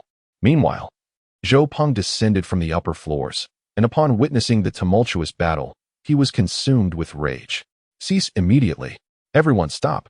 I do not wish to die. Just stop. Bang, bang, bang. Without uttering another word, he unleashed a hail of gunfire. In but a few moments, a multitude fell to the ground, approximately a dozen individuals succumbing to gunshot wounds. Chapter 22. Has Su Ningbing become pregnant with twins? At this juncture, the battlefield fell eerily silent. The previously tumultuous clash had come to an abrupt halt. In one fleeting second, they were embroiled in a fierce struggle for survival, and in the next, all adversaries ceased their hostilities. The group sprawled on the ground consisted of those who had been fatally shot, as well as those who bore injuries. The air was rife with cries of anguish. Cease fire. We possess firearms too. Do not shoot. We are not here to instigate trouble. We are on the same side. Do not shoot. Boss, how could you fire upon your own men? Spare me. I do not wish to die. I truly do not wish to perish. I implore you, have mercy on me. Indeed, I too wish to live. We are innocent. Scoundrel, you still dare to show yourself. Shut your mouth. Have you lost your mind? They are armed with firearms. What do we have? The crowd was filled with trepidation. Even if their collective strength was formidable, it paled in comparison to the might of firearms. The fallen bodies were irrefutable evidence of this reality. In truth, many among them were already filled with regret, lamenting their earlier decision to heed Guji's call to charge forth. Now, they haven't even caught a glimpse of Guji, let alone extinguish the floating life base. It's over. We have been deceived. Where's Guji? Where's God Gu? Didn't he promise to charge forward with us? Where is he now? With the rapid fire of modern weaponry, how did he vanish? We're doomed. Utterly doomed. Stop with the nonsense. God Gu will surely come to our rescue. We fight for everyone to have food to eat. Are you out of your mind? Chanting slogans is one thing, but are you really serious? Are you courting death? Initially, Guji had more than 30 people on his side. Now, with the rapid fire of modern weaponry, coupled with those who have perished in battle, only a couple dozen remain. Of course, some have defected to our side. These individuals are holding the mid-level and high-ranking members of the floating life base captive, desperately hoping that Guji will provide them with some sustenance. Little did they expect that upon their arrival, they would witness the leader of the floating life base sweeping the battlefield with modern weaponry. Silence! Zhao Peng shouted at the top of his lungs. Instantly, everyone fell silent, not a word spoken. How could you treat me like this after I placed my trust in you, believing you to be the backbone of the floating life base? Wanting to entrust you with significant responsibilities? Is this how you repay me? Betraying me? Even taking my people hostage? You traitorous scoundrels! Zhao Peng was seething with rage. He truly could not fathom that the members of the floating life base would choose to defect. Moreover, they are binding the mid-level and high-ranking individuals to betray us. This is utterly disrespectful. Boss, we are left with no choice. The rations you provided are woefully inadequate for our sustenance. Each day, we endure the peril of being besieged by zombies. You cannot place the blame solely on the brothers. If the floating life base could guarantee a hearty meal, the brothers would not resort to such actions. A brazen individual, with a head of iron, boldly stepped forward and shouted. Without a moment's hesitation, Zhao Peng fired a shot, causing the opposing individual's head to burst open. Now, is there anyone who dares to rebel? Zhao Peng surveyed the crowd, exuding an air of dominance. Behind him stood several others, armed with firearms, aimed at everyone present. In an instant, all heads bowed in submission, unwilling to meet his gaze. They were frightened, overwhelmed by fear. No matter how formidable a person may be, they cannot rival the power of firearms. On the other hand, the expressions of Zhou Wanqing and Zhou Wanxiu fell short of satisfaction. Zhou Wanqing had led the charge, fearlessly engaging in battle, piercing through foes with precision. Her marksmanship was nothing short of extraordinary. Zhou Wanxiu trailed behind, vigilantly monitoring all individuals. In essence, she acted as the overseer, meticulously recording who exerted themselves and who did not. Of course, Su Ningbing was absent. She was pregnant and experiencing symptoms of her condition, thus was not permitted to accompany them. The Zhou sisters could hardly fathom that everyone was fighting desperately for food while Guji had vanished. Sister, could it be that he has fled? I knew it. That scoundrel is quite cunning, and we have all been deceived. Zhou Wanqing clenched her fists, seething with anger. Is it possible? Wasn't he capable of remote killings before? He couldn't have fled. Zhou Wanxiu shook her head. It's hard to say. Fists alone cannot contend with numerous hands. With so many armed men present, no matter how skilled he is in remote assassinations, he cannot possibly eliminate all those holding firearms. Zhou Wanqing shook her head once more. Then, what shall we sisters do? Zhou Wanxiu also grew anxious. If Guji has escaped, what are we to do? How would I know? Zhou Wanqing lamented. Guji, oh Guji, you have truly led me into a predicament. I should never have trusted your words. Though you are handsome, resembling a woman, you are indeed treacherous and unreliable. They pondered their next course of action. Should they defect or flee outright? Defecting would not ensure a better fate for them either. However, fleeing was equally fraught with danger. Perhaps we should seize the chaos to escape, Zhou Wanxiu suggested, torn between choices. That seems to be our only option. We shall create some disturbance and take advantage of the confusion to make our escape. Zhou Wanqing nodded in agreement. They did not wish to defect, as that seemed impractical. After much contemplation, they resolved to flee. They would dash downstairs, gather as much food as they could, and then find a place to hide. But where was Guji? Where had he gone? Now that the forces at the floating life base had taken control of the scene with their firearms, how could he have vanished? Is it possible? Damn Guji! How hard have I worked for this? My head is covered in blood, yet I am still alive, having wrapped my wounds with clothing. I appear quite disheveled, but in truth, my injuries are not severe. A dose of antibiotics will suffice to prevent any inflammation, and I shall endure. This is terrible. We have been deceived. When did Guji become so astute? Is he attempting to incite us to turn against each other with the people from the floating life base? He never intended to join us in the first place. He may have already fled with the provisions. Jiang Sini, belatedly aware, had been searching for Guji's whereabouts amid the chaos, yet she could not find him. In retrospect, it is likely that Guji considered them a burden and devised this plan to eliminate them while simultaneously leveraging them to exhaust the resources of the floating life base. Thankfully, we did not join in the slaughter. Otherwise, our family would have met a dire fate. Bailey expressed her lingering fear. Her mind was filled with thoughts, and now, seeing Guji absent, she comprehended that he had most likely absconded. We should seek refuge at the floating life base. We have assisted them in the past. Yu Zhongwei closed his eyes. As a man, he felt a profound sense of humiliation at this moment. Yet he had no choice but to proceed, for he yearned to survive. Why the humiliation? Seeking refuge at the floating life base signifies that his wife is no longer his. Is he aware of the sinister nature of the people at the floating life base? They are utterly vile. Father, where is my Guji? Did he not promise to lead us in establishing a fair survival base in this apocalyptic world? Did he not assure us that everyone would have food to eat? Where is he? Yu Ming glanced back, yet he could not perceive Guji's presence. Get lost. In a fit of rage, Yu Zhongwei kicked out violently. Damn it, when did this brat start calling someone father? Oh, splendid. Excellent. Now, I present you both with two choices. First, die. Second, submit to me. I will not kill you. Zhou Peng understood that in this world, human life had become the least valuable commodity. Yet, it remained the most essential. He required manpower to scavenge for resources. Thus, he could not afford to eliminate everyone. Even those who had previously rebelled could not all be executed. Only a handful of the instigators could face death. He paused, scanning the crowd once more. Where is Guji? Are you not formidable? Did you not slay so many? Now, step forth and reveal yourself to me. Guji, come out. He was eager to witness whether Guji was indeed as powerful as the legend suggested. Of course, he also harbored intentions of subjugating him. Silence enveloped the crowd. No one responded. Guji? He called out again with fervor. Yet, amidst the crowd, silence reigned supreme. No one dared to utter a word. Have you all lost your courage? Now, I present you with an opportunity. Who can point out Guji for me? I shall spare his life. Zhou Peng continued. At that moment, an individual leapt from the throng. I know. The person exclaimed, their face alight with excitement. Where is he? Zhou Peng barked. His gun had already been trained upon this individual. He is over there. The person gestured towards the side. Bang! Zhou Peng fired instantaneously. The individual collapsed to the ground, lifeless. Subsequently, Zhou Peng turned to gaze in the direction indicated. Suddenly, with a pop, a massive rift in space vanished in the blink of an eye. Then, he felt his own head seemingly detach and soar away. Bang!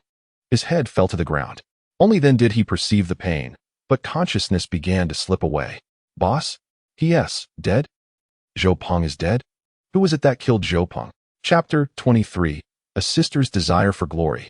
A talent in her own right. In that instant, everyone stood frozen. Just a second ago, Zhou Peng was vehemently demanding Guji's presence. In the next, he was gone. His head severed. How could it happen so swiftly? Was this the doing of Guji? No way. Pop. In the next moment, another gunman has met his demise. Who is it? Who are you? Is it Guji? If you have the courage, step forward. Suddenly, as the words left his mouth, several heads rolled one after another. A few severed heads soared into the air, crashing down upon the ground. At that moment, not a single gunman remained on the scene. The surroundings fell silent, with the crowd too fearful to utter a sound. They dreaded that Guji might turn his wrath upon them, severing their heads as well. It is Guji. It is he. He did not flee. The divine Gu has returned. Bow down to the divine Gu. Ha ha ha. I said it was impossible for the divine Gu to abandon us. Down with the tyrants. Let us share the land. No, let us share the grain. Long live the divine Gu. The divine Gu leads us toward peace. Welcome the divine Gu. Share the grain.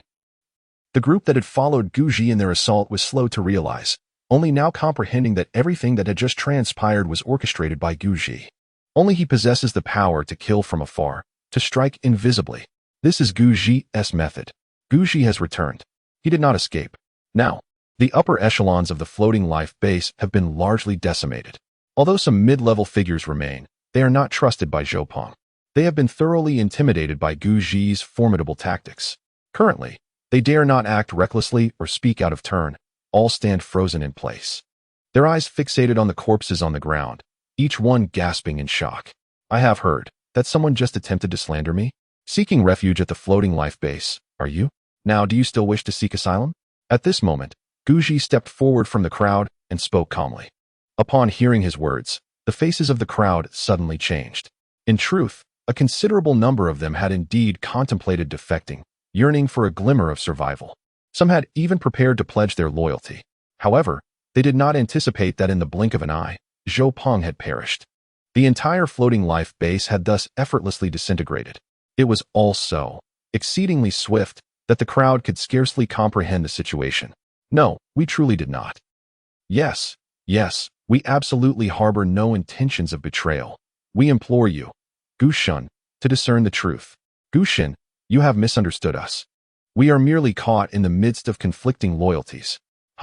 It concerns me not. I was merely combating the enemy with utmost fervor. Gushun, you have wronged us. Indeed, Gushun, you cannot treat us in such a manner. I have shed blood for you. I have fought foes on your behalf. You cannot forsake us so. Long live Gushun. Among the remaining 20 or so individuals, at least half were expressions of distress. They had indeed contemplated treachery earlier, and now they feared that Guji would seek retribution after the fact. For my sake, you shed blood? For my sake, you sacrificed? I must candidly inform you. You are bleeding for yourselves, sacrificing for your own sake. Who among you does not wish to survive and share the spoils? Spare me the rhetoric about doing it for me. Betrayal is betrayal. Do not attempt to justify yourselves. I shall not grant you a second chance. Guji raised his head, signaling Zhou Wanqing to retrieve the firearms from the ground. Understanding the cue, Zhou Wanqing hurriedly led a few trusted allies to collect the weapons belonging to the Fuxing base. Subsequently, she aimed the guns at everyone present, her intention unmistakable. Guji commanded her to fire, and she would do so without hesitation. Guji surveyed the crowd. Sister Su Ningbing promptly stepped forth from the throng. Xiaoji, the next task falls to you. Guji replied nonchalantly. Su Ningbing nodded. I have it noted. She then produced a notebook and began to recite the names. Wang Dasheng, Zhou Yongchun, Li Xingguang. The names inscribed in her notebook were those who had just engaged in deceitful tactics on the battlefield, failing to uphold their duty. Guji also instructed her to include the names of those who had contemplated rebellion moments ago. Guji is a person of clear distinctions between merit and fault. He bestows rewards for accomplishments, yet metes out punishment for transgressions without a hint of leniency. He had not permitted Su Ningbing to remain downstairs. Instead, he had her and a few women concealed in the shadows to document the conduct of this group during the battle. The floating life base has been utterly annihilated, and it is time to settle accounts. Where had Guji been? He had been lurking in the shadows, waiting for an opportunity to assassinate the high-ranking officials of the floating life base. His ability to manipulate spatial cutting possesses a notable flaw. It can only be wielded within a 5-meter radius. Once the target exceeds this distance, his spatial cutting technique becomes ineffective. Thus, he had remained in hiding, poised to strike the moment the upper echelons of the floating life base were in sight. Now, the plan has reached its successful conclusion. He had long recognized that the group of doomsday survivors below was merely an unruly mob, incapable of confronting the floating life base head-on, given its overwhelming numbers and access to firearms. He merely exploited this chaotic gathering to create turmoil on the battlefield. Only amidst chaos could he seize the opportunity to eliminate the high-ranking officials of the floating life base. You heard the names mentioned earlier, did you not? I have no desire to engage in idle chatter or elaborate further. You individuals, who either contemplated betrayal or sought to exploit the turmoil for your own gain, shall find no refuge here. For those wishing to evade responsibility or betray, I command you to leave. Get as far away as you can. The second option is simply to meet your demise. Traitors, cowards, you deserve nothing less than death. He surveyed the crowd, and the people bowed their heads in sheer terror, none daring to meet his gaze. What? Shall we vacate the building? Wouldn't that lead to our demise? Indeed, outside lurks a horde of the undead. Should we venture forth, our fate would be sealed. Yes, we desire to live and have no inclination to step outside. Perhaps we should forego joining the headquarters. We shall return to our rooms. You may do as you please. We shall no longer require your provisions. Indeed, this residence was purchased by us. On what grounds do you compel us to leave? Guji, Gushin, you must adhere to reason and moral integrity. Though we may have previously taken advantage of the chaos, we have neither provoked you nor offended you. Yet now, You seek to condemn us. This is utterly unjust. This house was acquired through our hard-earned resources. You cannot simply evict us. At worst, we shall retreat to our quarters and refrain from emerging. Yes, we own this house. By what right do you insist we depart? We shall not leave. Gu Shun, I implore you, grant us one more chance. It is only in moments of utmost despair that one finds the audacity to rebel. They had refrained from voicing their concerns previously for fear of Guji's wrath. Now that Guji had pronounced their sentence, silence was no longer an option. In their eyes, the house was theirs, purchased with their own funds. Guji had no authority to expel them. Is that so? I possess no authority?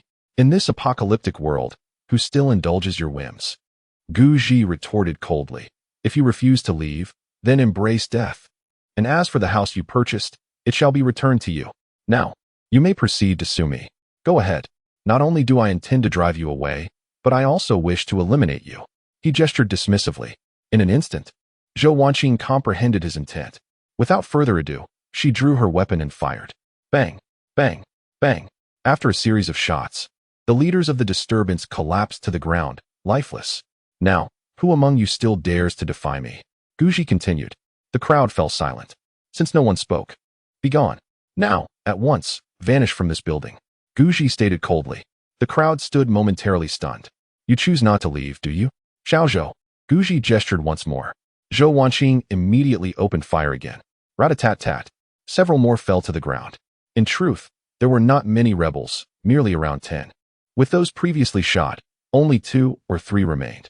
She was unsure whether it was due to hesitation or a desire for thoroughness, but she resolved to eliminate them all without exception.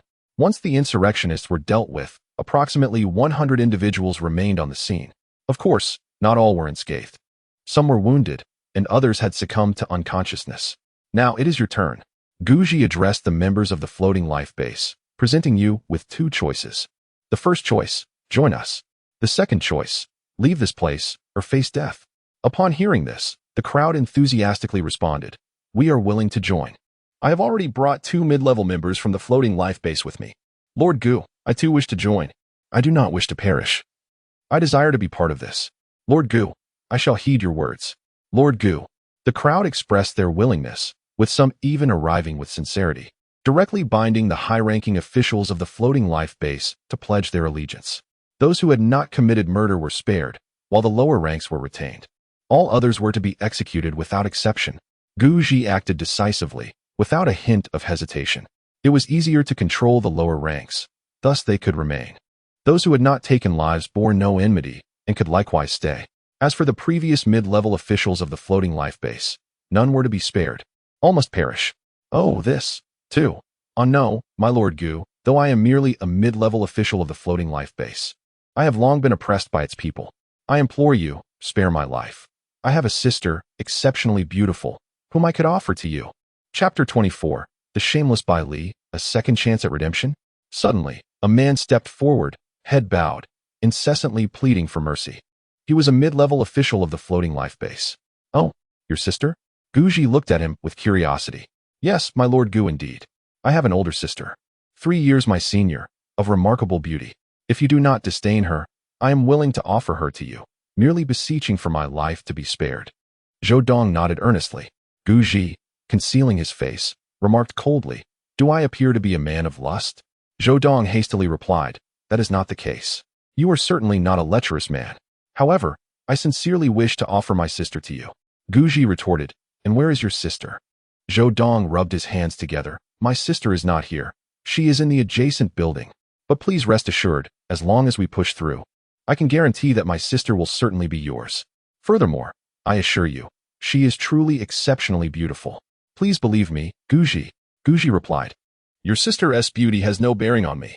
He waved his hand dismissively and instructed Zhou Wanqing to prepare to execute this person. Individuals like him were not worthy of pity. The thought of selling one's sister for gain was utterly repugnant. Beep. The system strongly advises against killing Zhou Dong. He is quite useful to the host. At that moment, the system's notification sounded. Guji pondered, what use is he? He is utterly worthless. I can almost surmise that Zhou Dong's position as a mid-level member of the floating life base is due to the fact that he and the people there have likely offered his sister. It is understandable. In a post-apocalyptic world, It is normal for men to desire women. Yet, I, Guji, am not a man of lecherous inclinations. Zhao Dong is the protagonist's loyal brother and also one of the significant supporting characters. His sister is destined to become the protagonist's wife. So the host must not make any rash decisions. If you kill him, how will you win over the protagonist's wife?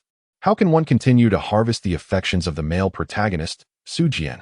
Guji pondered. Is Su Jian truly as fickle as they say? How many wives does he have? The Zhao sisters are one thing, but now they're another. Guji retorted. Is the female lead of high status? Indeed. She holds a significant position, which is precisely why this system recommends refraining from eliminating Zhao Dong for now. She may serve a greater purpose later on. Oh, the thrill of claiming the male protagonist's wives is quite exhilarating. Dear host, cherish this opportunity. This system has spoken its piece. Guji was taken aback. This system certainly knows how to play its cards. Must he really pursue the male protagonist's wives? Is he to harvest or merely to observe? At this moment, he felt a twinge of conflict within. To be candid, he was not a man of infidelity, nor was he the type to be easily swayed by the presence of women. Yet, he already had several women in his life. Should he continue this pursuit? Wait a moment. He could keep Zhao Dong around while resolving matters with the others. With a dismissive wave, Guji departed. The onlookers stared, dumbfounded. Could it be true? Guji really chose to leave her? Bai Li was internally elated. At last, her opportunity had arrived. She had always believed Guji to be a man of integrity. Little did she know he possessed such a nature. This is splendid. If I simply act with a touch more allure, I have no doubt I can win his heart. Once I become Guji's woman, would I not have everything I desire? The current state of men. How disappointing. She cast a glance at her husband, Yu Zhongwei, and the more she looked, the more he seemed like a failure. Compared to Guji, he was simply lacking. Just look at Guji. At such a young age, he possesses remarkable strength and wields control over the lives and deaths of so many. How wonderful it would be if my husband were like him. No, this is the kind of man I envision for my future, Bai Li mused internally. On the other hand, Zhou Wanqing felt that Guji was overly theatrical. Ugh, a lecherous individual. All he thinks about is women. How far can he truly go? It's utterly exasperating.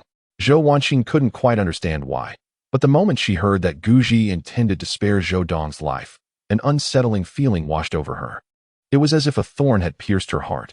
That discomfort is something only those who have experienced it can comprehend. In the days that followed, Guji instructed Su Ningbing to organize the distribution of reward supplies. Upon receiving the provisions, the recipients were filled with exhilaration. They had endured hunger for many days, and at last, they could feast to their heart's content. To say they felt no gratitude would be a lie. However, some received supplies while others did not. In contrast, discontent began to stir among the people. Some even resorted to hoarding the supplies. Indeed, they dared not offend Guji, but they were bold enough to clash with one another. In their struggle for sustenance, the surviving group quickly descended into infighting. Originally, there were over 100 individuals, but after several days of mutual destruction, a portion has fallen away, leaving approximately 80 remaining. However, this remaining group is hardly a stabilizing factor.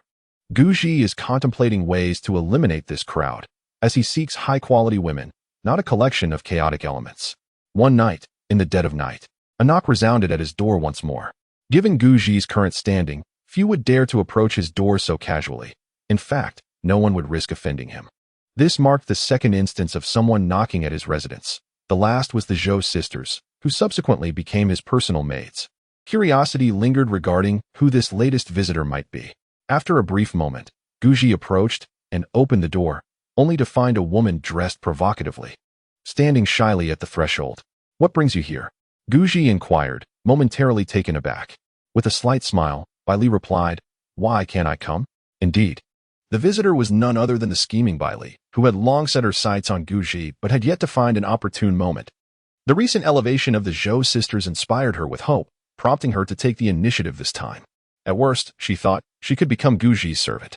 Guji, maintaining an icy demeanor, retorted, Get away from me. I do not wish to see you.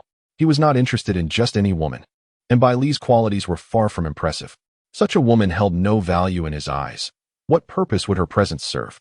Truth be told, had it not been for the potential repercussions, he would have already resolved the matter concerning Bai Li and her partner. These two individuals are certainly not of commendable character. Previously, they acted as spies for the floating life base, and whether he was aware of it remains uncertain. Yet, at that time, considering they still held some value, he chose to keep them around. However, it is quite audacious of Bai Li to present herself so shamelessly. Do refrain from such behavior. She has already divorced Yu Zhongwei. Her heart now belongs solely to you. How can you turn your back on her like this? From now on, I shall be your woman. I see that Su Ningbing appears rather mature, perhaps even older than I.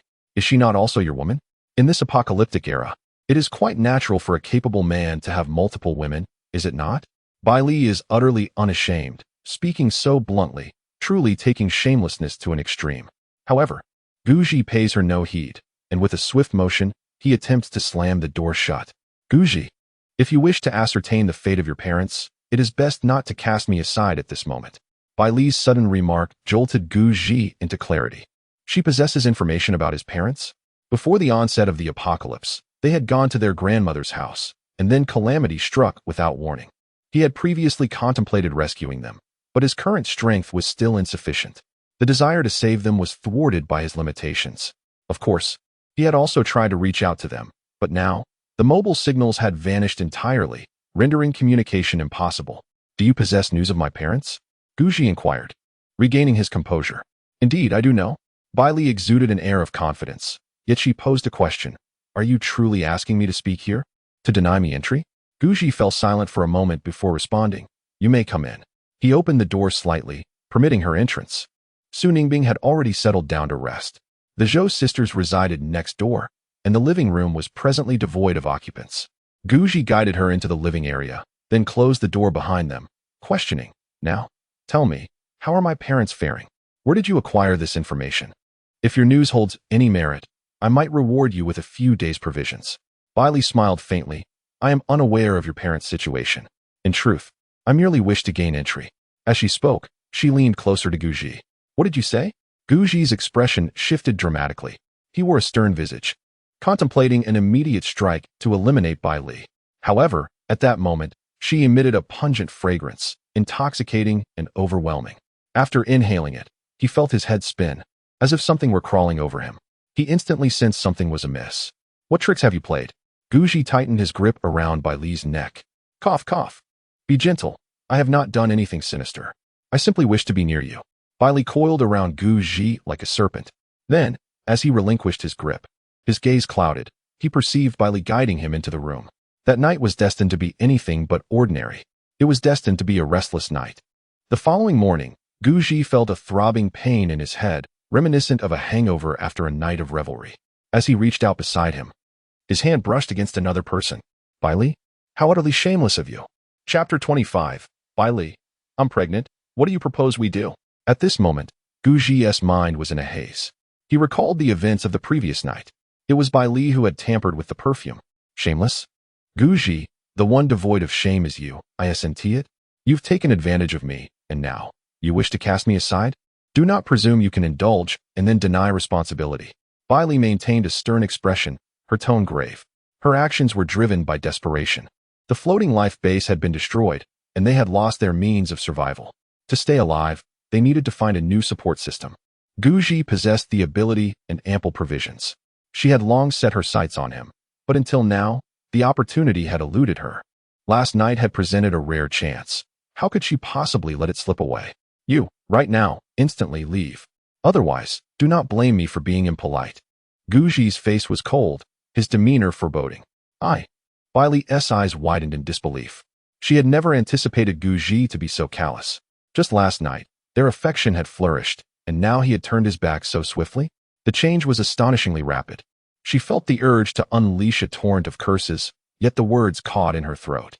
She dared not speak. Guji's ruthlessness was something she had witnessed firsthand. She understood that this man was a remorseless demon, capable of taking lives without a second thought. Is this really necessary? She implored. I seek nothing more than a refuge. A sanctuary. Are you truly this cold-hearted? Bai Li suddenly calmed, her eyes brimming with tears, appearing utterly pitiable. I shall repeat myself. Pack your things and leave. Do you not comprehend? Guji replied icily. Fine, I will leave at once. Do not regret this. I misjudged you. Bai Li's tears flowed freely as she hastily gathered her belongings and donned her clothes, glancing back 3 times before departing. She desperately wished for Guji to call her back. Yet, Until her departure, Guji maintained a sullen expression. He candidly reflected that everything that transpired the previous night was utterly revolting. He had never contemplated recruiting Bailey, even if a female survival base were established.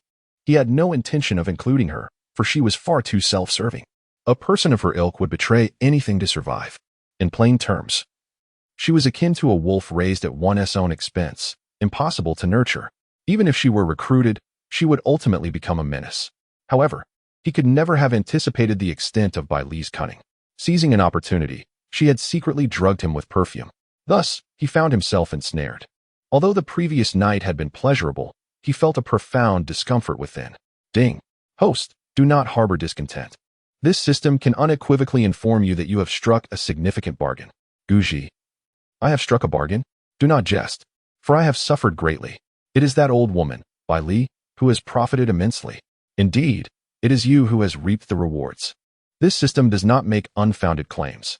Last night, you once again achieved an extraordinary success, and I must concede that the host's prowess is indeed formidable.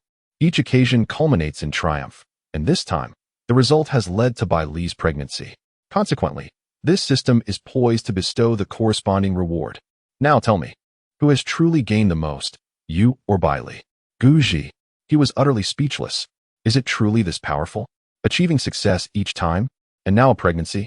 Guji pondered, what reward? His attention was solely fixated on the reward promised by the system.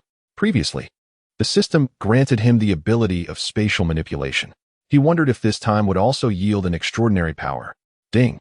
The host has successfully expanded, rewarded with 1,000 cubic meters of system space. Guji. What is this? System space? 1,000 cubic meters? Is it truly that vast? He was completely astonished. One must understand that in this apocalyptic era, what is most difficult to acquire? It is the essential supplies for survival, encompassing but not limited to food and water resources.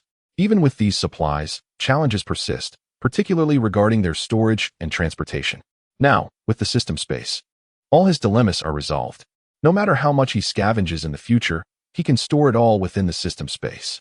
He need not worry about food spoiling or supplies being seized by others. It is an unparalleled advantage. In this apocalypse, what does it mean for an individual to possess 1,000 cubic meters of system space?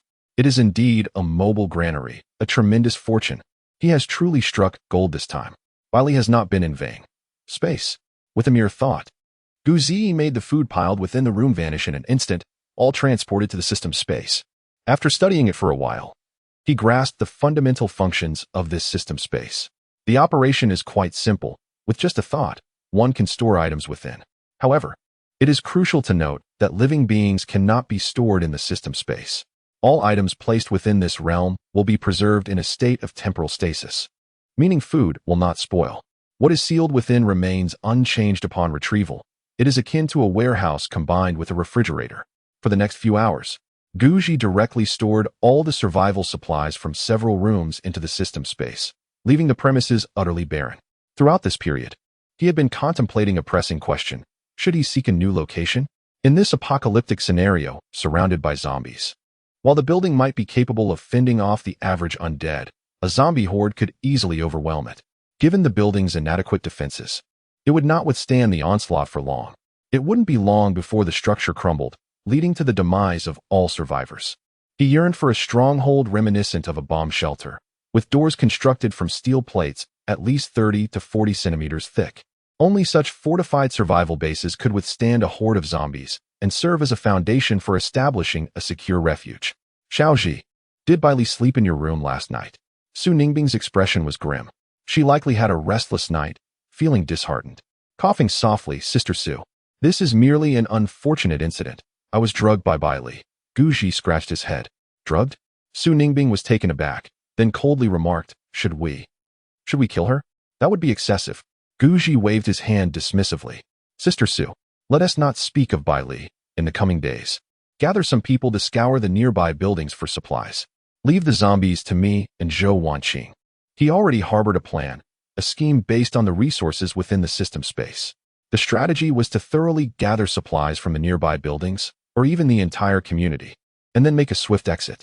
They would relocate, continuing to slay zombies and procure resources. as long as one possessed sufficient food in this apocalyptic world. Recruiting followers would be a breeze. With ample sustenance, one could easily command as many loyal followers as desired. Su Ningbing nodded, indicating her agreement. That is settled then. We shall commence with the adjacent building. Su Ningbing raised an eyebrow. Are you still thinking about Zhao Dong's sister? Guji replied. No, not at all. Su Ningbing pressed. Are you certain? Absolutely. Very well. For now, I shall trust you. What do you mean by very well? You ought to trust me, all right? That afternoon, Guji led a small contingent directly towards the neighboring building. Though referred to as a contingent, it consisted of merely 6 individuals, including Guji and Zhou Wanqing. Only these 2 wielded firearms. The rest were armed solely with long rifles. Guji led the charge, exhibiting remarkable bravery. The recent cleansing strategy had significantly augmented his strength. He had likely vanquished over 130 zombies, resulting in an astounding increase of 378% in his prowess. He was equivalent to possessing the strength of 5 individuals. With a single blow, even a normal person could be crushed, let alone with the sharp long knife in Guji's grasp. This exquisite weapon, discovered in Zhou Peng's supply depot, was valued at over 100,000 and could slice through iron with ease. One strike, and a zombie's head would soar into the air. The knife measured 1.5 meters in length, with a 30-centimeter handle, totaling an impressive 1.8 meters in combat readiness. Guji, brandishing the long knife, exuded an aura reminiscent of a descending war god, leaving those who followed him in sheer astonishment. They could scarcely fathom the extent of Guji's strength. Just as the gate swung open, a zombie surged forth, only to be swiftly dispatched by Guji. Of course, the others provided support, albeit to a limited effect, urging for a quieter approach, ideally eliminating zombies one by one to avoid clustering, as that would pose a significant danger. Guji continued to lead the way, relentlessly slashing at the zombies. With each defeated foe, his strength incrementally increased by 1%, and his abilities continued to amplify, demonstrating his unyielding enthusiasm. Zhou Wanqing. This was indeed ruthlessly formidable. It was the first time she witnessed such a ferocious side of Guji. Each stroke of his blade felled a zombie. What does this signify? A normal person could hardly achieve such a feat that afternoon. Guji led a group of individuals to cleanse the first 10 floors of the adjacent building entirely. His strength surged to an astonishing 530%. He single-handedly vanquished over 100 zombies, while the others managed to slay only a handful. It could be said that Guji had transformed into a mobile tank, a meat grinder. Upon encountering a zombie, it was always a swift execution, devoid of mercy. Naturally, the logistical efforts were entrusted to Su Ningbing, who organized the scavenging of supplies. The gathered resources were meticulously stored under her supervision, alleviating concerns about looting by other survivors. Su Ningbing, accompanied by a few individuals including Zhou Wanqiu, wielded firearms to keep watch over the group. Anyone harboring ill intentions would face immediate execution. Over the course of several days, they amassed nearly an entire room's worth of survival supplies. One day, Baili confronted Guji directly, stating, "Guji, I am pregnant. What do you propose we do?" Chapter 26. Guji, I too wish to bear your child, my strength surpassing 1,000%. Guji's mind buzzed with the revelation. He was aware of Baili's pregnancy. Otherwise, the system would not have bestowed rewards for branching out. Yet, what was her intention in approaching him now? Was she attempting to coerce him for resources? He could certainly provide assistance, but he had no desire to recruit Baili. It was wise to maintain distance from someone so self-serving and unscrupulous in the pursuit of their goals. Guji replied coolly, "What exactly do you intend to achieve? Let us speak plainly." Baili took a deep breath and said, "Gu, I never anticipated your heartlessness. I carry your child, yet you treat me this way? How can you be so cruel? Is this truly right? Rest assured, I will terminate the pregnancy, but you must provide me with sustenance. I can no longer endure this. If you refuse, I shall end my life right here." She was resolute. When faced with hunger, what value does pride hold? None at all. Guji waved his hand. "Do not harm the child. I will provide you with provisions. Focus on carrying the child. Do not concern yourself with anything else." The thought of terminating the pregnancy? This woman truly possessed a ruthless spirit. It was not that Guji desired to save the child. He had no choice but to do so. For only by preserving the child could he retain his system's rewards. If the child were lost, his system space would vanish alongside it. Baili was indeed a woman of considerable cunning. Truth be told, such a woman, though perilous, could be a sharp blade if wielded wisely. You truly want me to bear this child? Bai Li's expression suddenly brightened with a smile. Yes, give birth to it. Guji nodded. For now, you shall move next door to me. From this point onward, you are forbidden from meeting Yu Zhongwei. He had even begun to contemplate how to eliminate Yu Zhongwei at the first opportunity. Although Bai Li was now divorced, Yu Zhongwei's existence remained a significant threat. Bai Li beamed with joy, expressing her heartfelt gratitude. Thank you, Guji, truly. Thank you. I am utterly delighted. However, Guji, despite the facade of civility, harbored a deep-seated urge to rid himself of Bai Li, considering her an incessant source of trouble. Yet, for the sake of the system space, he resolved to endure her presence for the time being.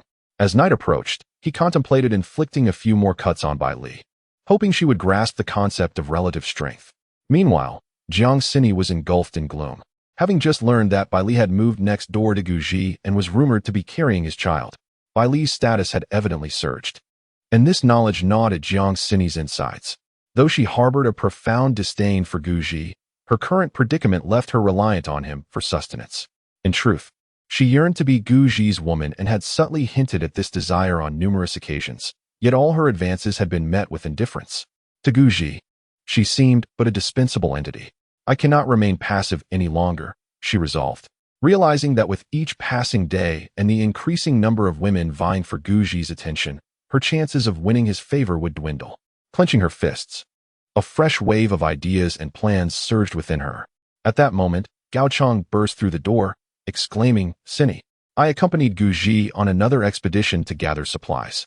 Here are a few bags of instant noodles I managed to scrounge up. Take them for now, and I shall bring you more when I secure additional resources. Gao Chong discarded several bags of instant noodles, feeling quite pleased with himself. Jiang Xini shook her head, saying, Gao Chong, you should take the instant noodles away. From now on, don't come running to me. If Guji sees this, I fear he might misunderstand. Gao Chong, bewildered, thought, afraid of Guji's misunderstanding? In that moment, he felt utterly exasperated, perceiving himself as a ludicrous clown. No, a ridiculous sheep. In the subsequent 5 days, Guji continued to lead the team in scavenging for supplies from the neighboring building. In the evenings, he would seek out Bai Li, hoping to inadvertently encourage her to conceive a second child. Of course, he would occasionally visit Su Ningbing as well. Through relentless effort over these 5 days, Guji successfully cleared out all the zombies from the adjacent floor, leaving not a single one behind. His strength had surged dramatically, escalating to an astonishing 893%. His prowess was equivalent to that of 9 individuals combined. With a single blow, he could not only crush a cow but could easily take down a pig. Moreover, it was not just his physical strength that increased. His reflexes, vitality, and agility had all seen significant improvement. Even his supernatural abilities had expanded, allowing him to utilize them approximately 11 times a day. However, the practical range of his powers remained unchanged. Only the frequency had increased.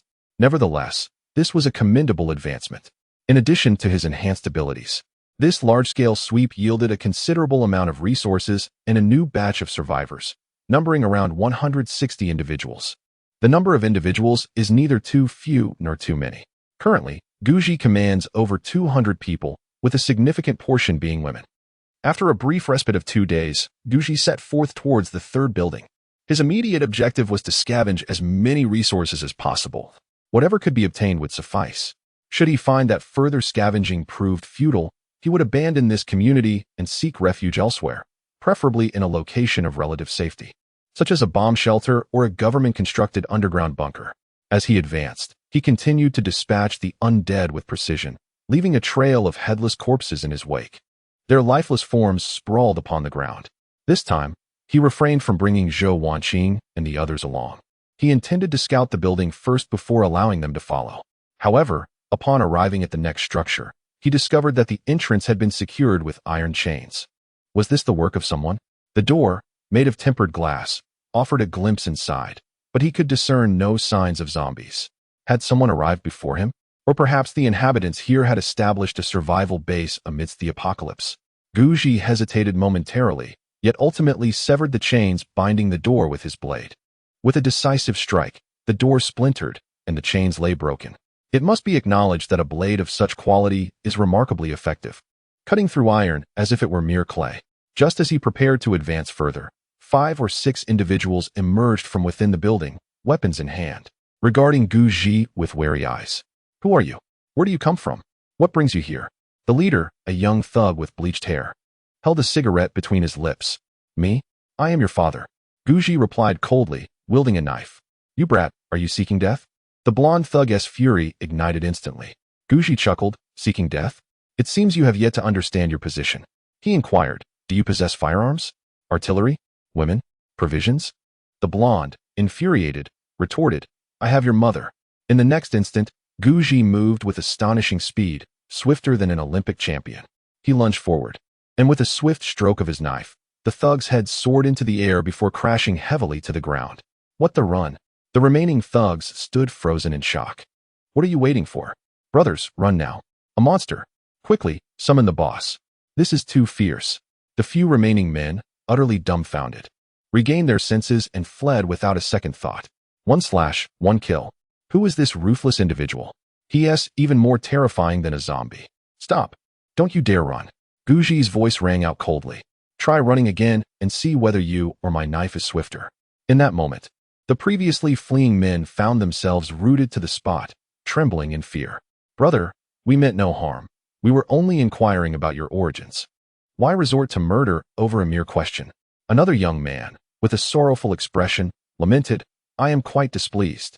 You have eradicated all my zombies. What am I to slay now?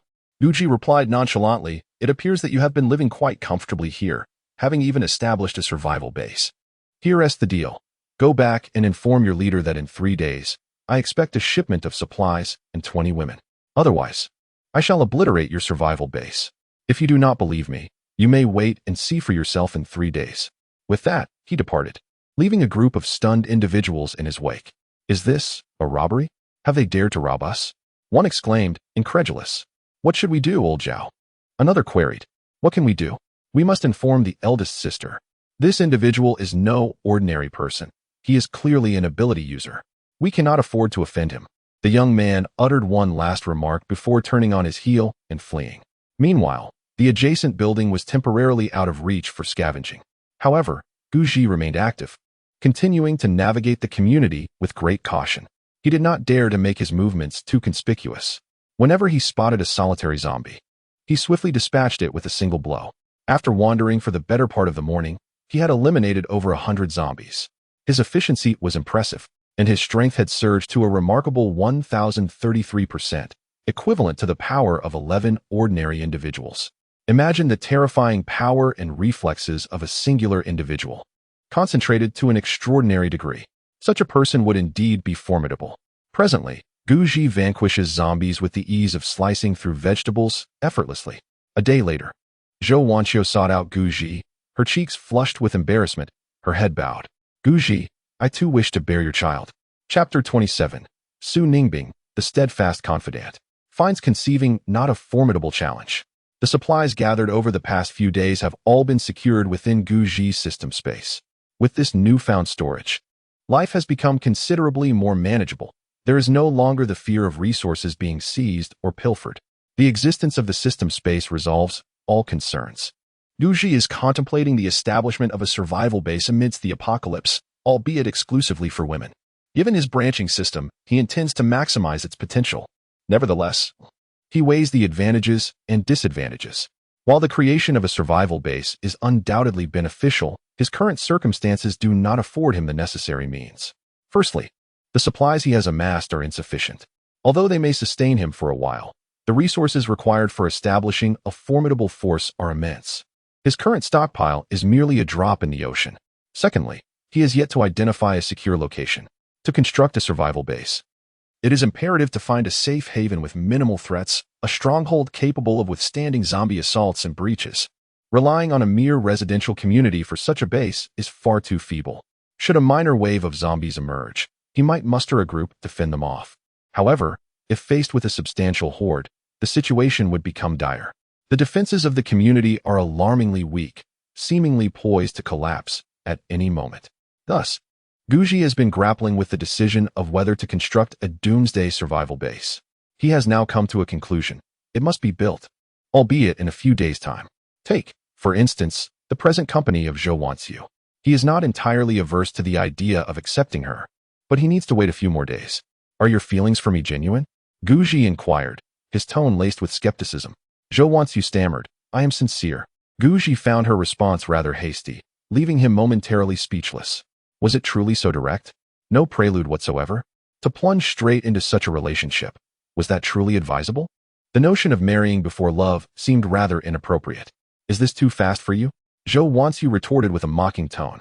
Oh, so you do understand the concept of speed. Let me ask you this. What is the situation with Bai Li? I heard that after Yu Zhongwei's death, Bai Li was with you the very same night. Isn't that a bit too rapid in development? Guji, I am asking you a question. Answer me. Was Yu Zhongwei killed? Did he die just a few days ago? Guji was taken aback. He had indeed intended to deal with Yu Zhongwei's affairs in the past few days, yet unexpectedly, he had passed away. How did this happen? Guji countered. How should I know?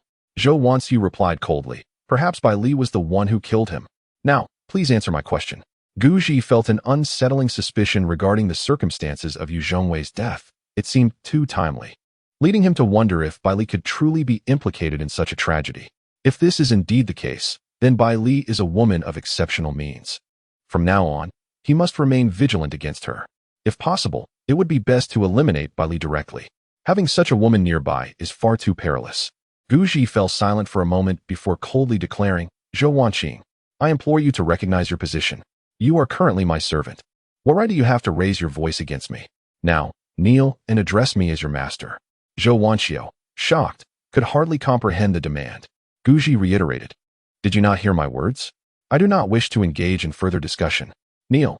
With a heavy heart, Zhou Wanqiu succumbed to humiliation and knelt, uttering, Master. In that moment, she felt utterly degraded, yet she had no choice but to comply. It was only now that she fully grasped her status. She was a servant, not Guji's woman, and certainly not entitled to confront him. Leave. Guji waved his hand dismissively, his impatience evident. Zhou Wanqiu, that woman Bai Li is quite cunning. You would do well to be wary of her, lest you find yourself regretting it. With that, he watched her scurry away in haste. 3 days swiftly passed. During this time, Guji was not idle. He tirelessly eliminated zombies and, in the process, scavenged for supplies. After days of diligent searching, resources increased once more. Though the rise was not substantial, he has also gathered quite a number of survivors, though the majority are male and of little worth. As he continues to vanquish more zombies, his strength has once again surged. His current power increase has reached an astonishing 1,532%, rendering him equivalent to 16 individuals. The essence and spirit of these 16 souls have coalesced within him. At this stage, he can effortlessly dispatch a zombie with a single strike. Even confronting 3 to 5 zombies simultaneously poses no challenge. Often, before the zombies can react, their heads are already severed. Moreover, his spatial slicing technique has seen significant advancement, allowing him to execute it up to 18 times a day, with enhanced potency and frequency. On this particular day, Guji led a group directly to the neighboring building. He had already gathered intelligence indicating that the adjacent structure, along with 8 nearby buildings, had been occupied by a faction known as the Avengers Survival Base. Their influence was considerable, having amassed several hundred members. Fortunately, most of the zombies within the residential complex had been eradicated by them, which left Guji feeling quite irked. It was this irritation that had prompted him to propose exorbitant terms previously. This time, he arrived with intentions of pillaging.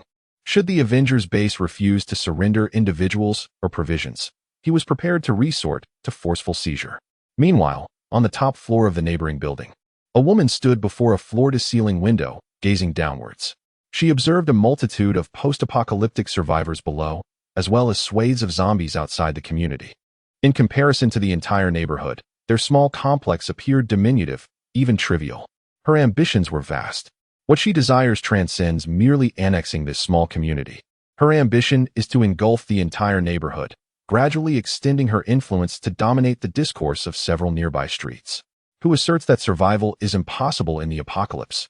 She aspires to establish a substantial survivor base. Even in the presence of zombies, they can endure. Big sister, no. This is bad. The person who killed De Huang has returned. He has brought numerous others with him. At that moment, a woman burst through the door. She was relatively young, around 26 or 27 years old, impeccably dressed and exuding an air of sophistication. She served as Big Sister's secretary, tasked with liaising with the lower ranks. Indeed, even amidst the apocalypse, their organization maintained a distinct hierarchy. The esteemed Big Sister, known as Sun Yinru, is 36 years old and embodies the essence of a mature woman. At 18, she enlisted in the military, serving for 5 years before embarking on her entrepreneurial journey. By the age of 30, her company had ascended to become the foremost real estate firm in the city. As her endeavors flourished, her company's valuation soared beyond 20 billion.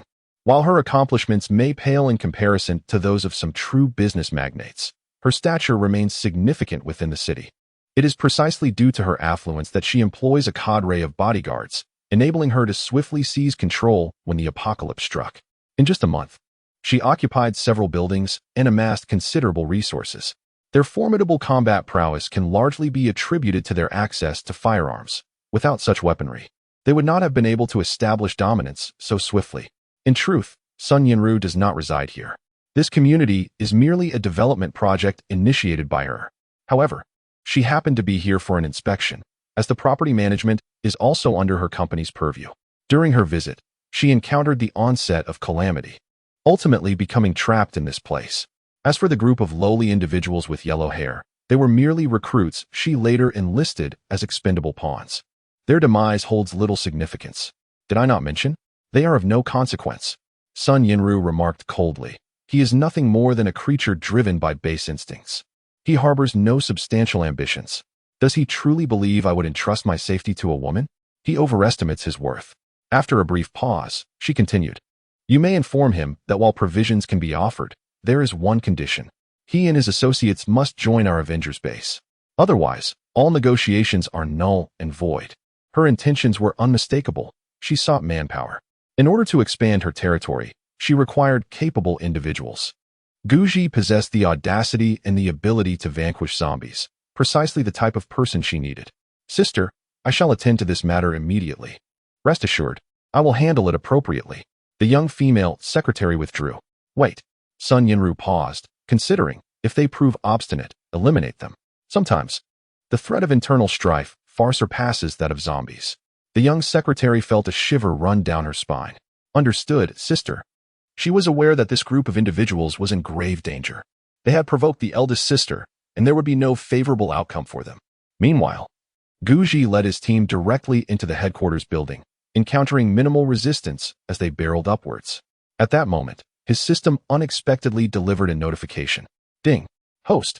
The system has identified a new target for you to pursue. Please exercise caution.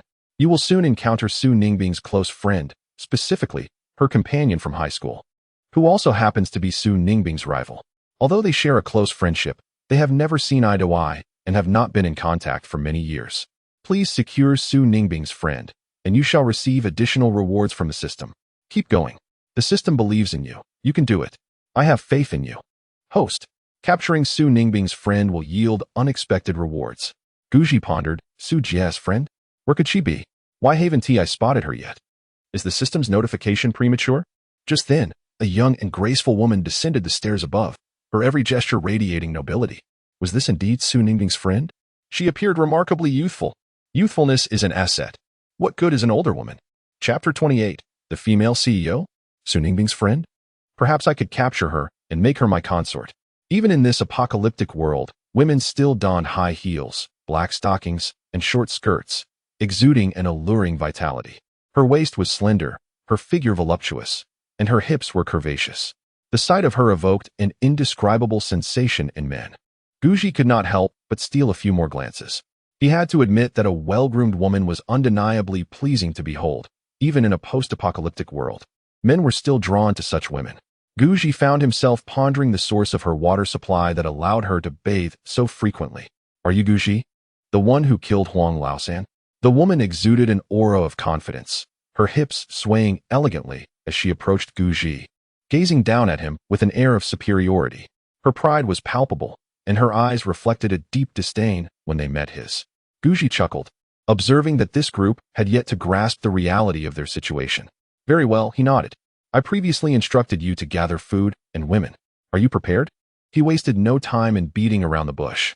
In truth, his desire for women was merely for the sake of acquiring a group of servants. Compared to men, Women were easier to control and manage.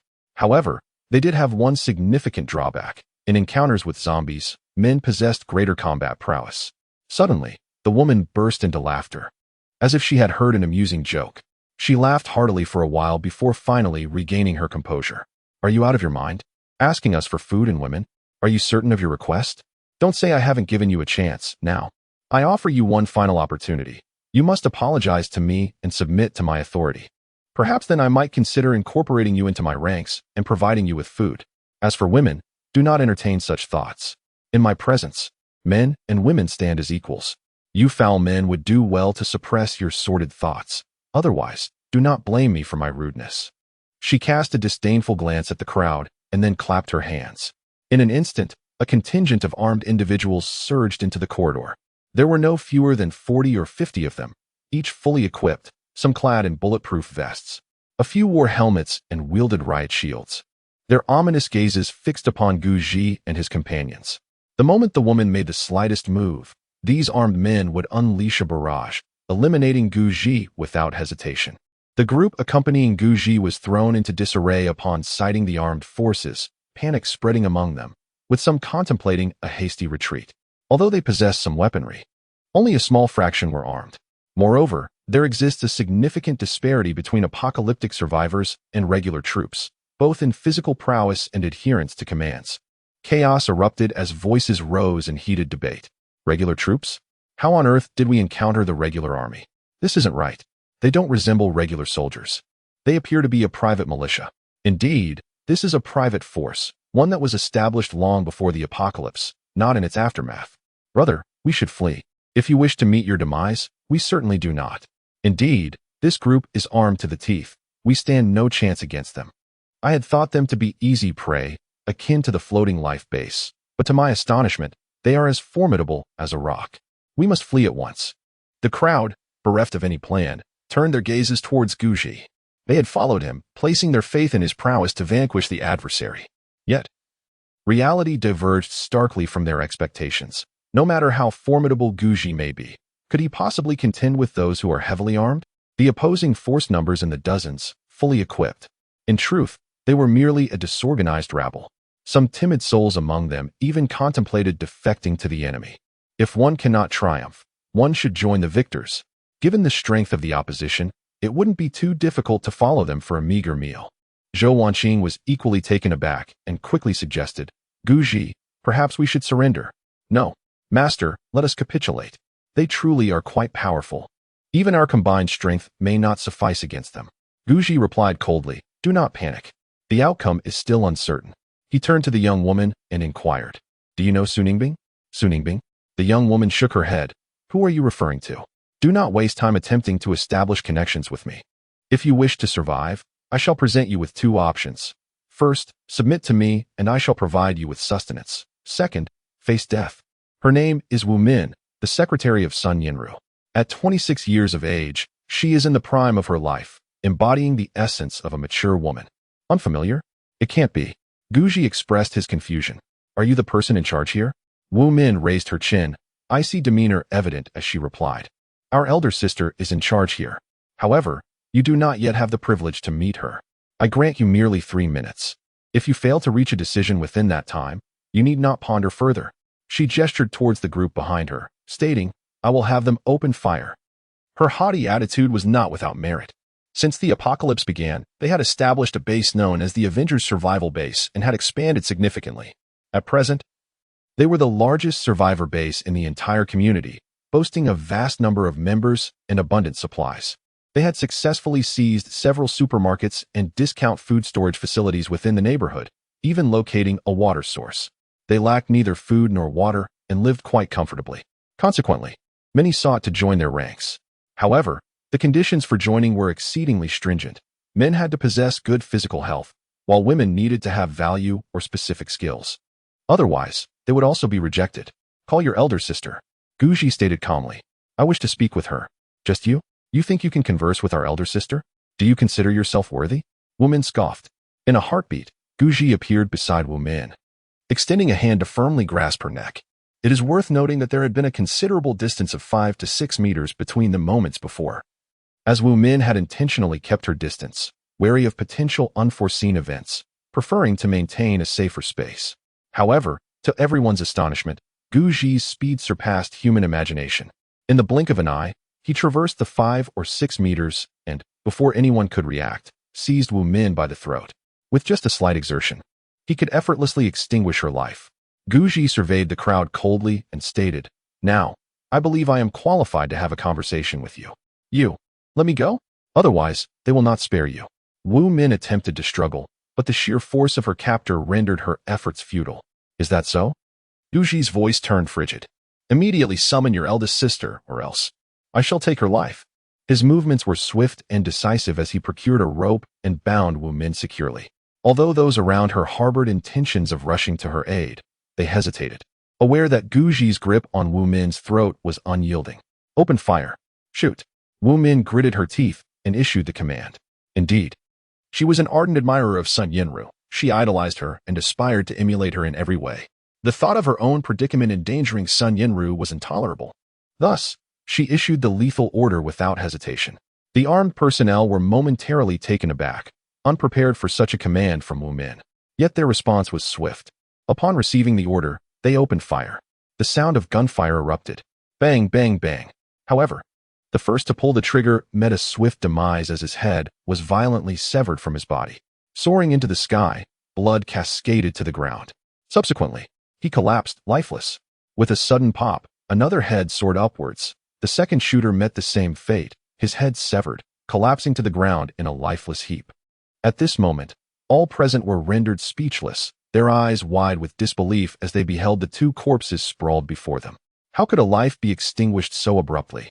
How could one's head be severed in an instant? This was unfathomable.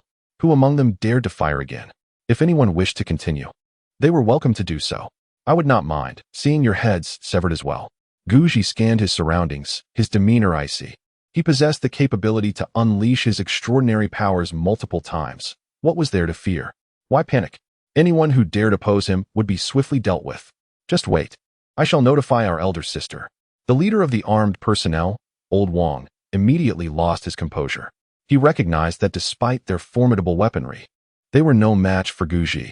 The previous gunfire had all been aimed at him, yet he had evaded every shot. Indeed, a person could dodge bullets. Moreover, he had slain 2 of their members. At this moment, Old Wang realized that Guji was no ordinary individual. Perhaps he was an extraordinary being. Best to act quickly. I lack the patience to wait for you. Guji waved his hand dismissively. The rest of the group stood in stunned silence, including Zhou Wanqing. They had believed their demise was imminent, yet Guji had once again turned the tide against the wind. Was he not extraordinarily formidable? Could he truly evade bullets? Is this truly a person? What are you saying? Wu Min has been captured? He can dodge bullets? I understand. I shall go there immediately. Sun Yinru's face darkened, her displeasure evident. The unfolding situation had exceeded her expectations. She had anticipated that the adversary might possess extraordinary abilities, but she had not fathomed the extent of their power. She swiftly descended from the upper floor and sought out Guji. Upon witnessing Wu Min bound tightly with ropes, resembling a large rice dumpling, her anger erupted instantaneously. I heard you were looking for me? Sun Yinru, suppressing her rage, inquired. Guji was forthright. Indeed, I sought you. I intend to take you back as one of my esteemed wives. What say you to that? Chapter 29. Carrying you home, conceiving and bearing children. The Avengers Survival Base stands as the pinnacle of this community, a formidable survivor organization among several nearby neighborhoods. They had previously organized large-scale operations to cleanse the area of zombies.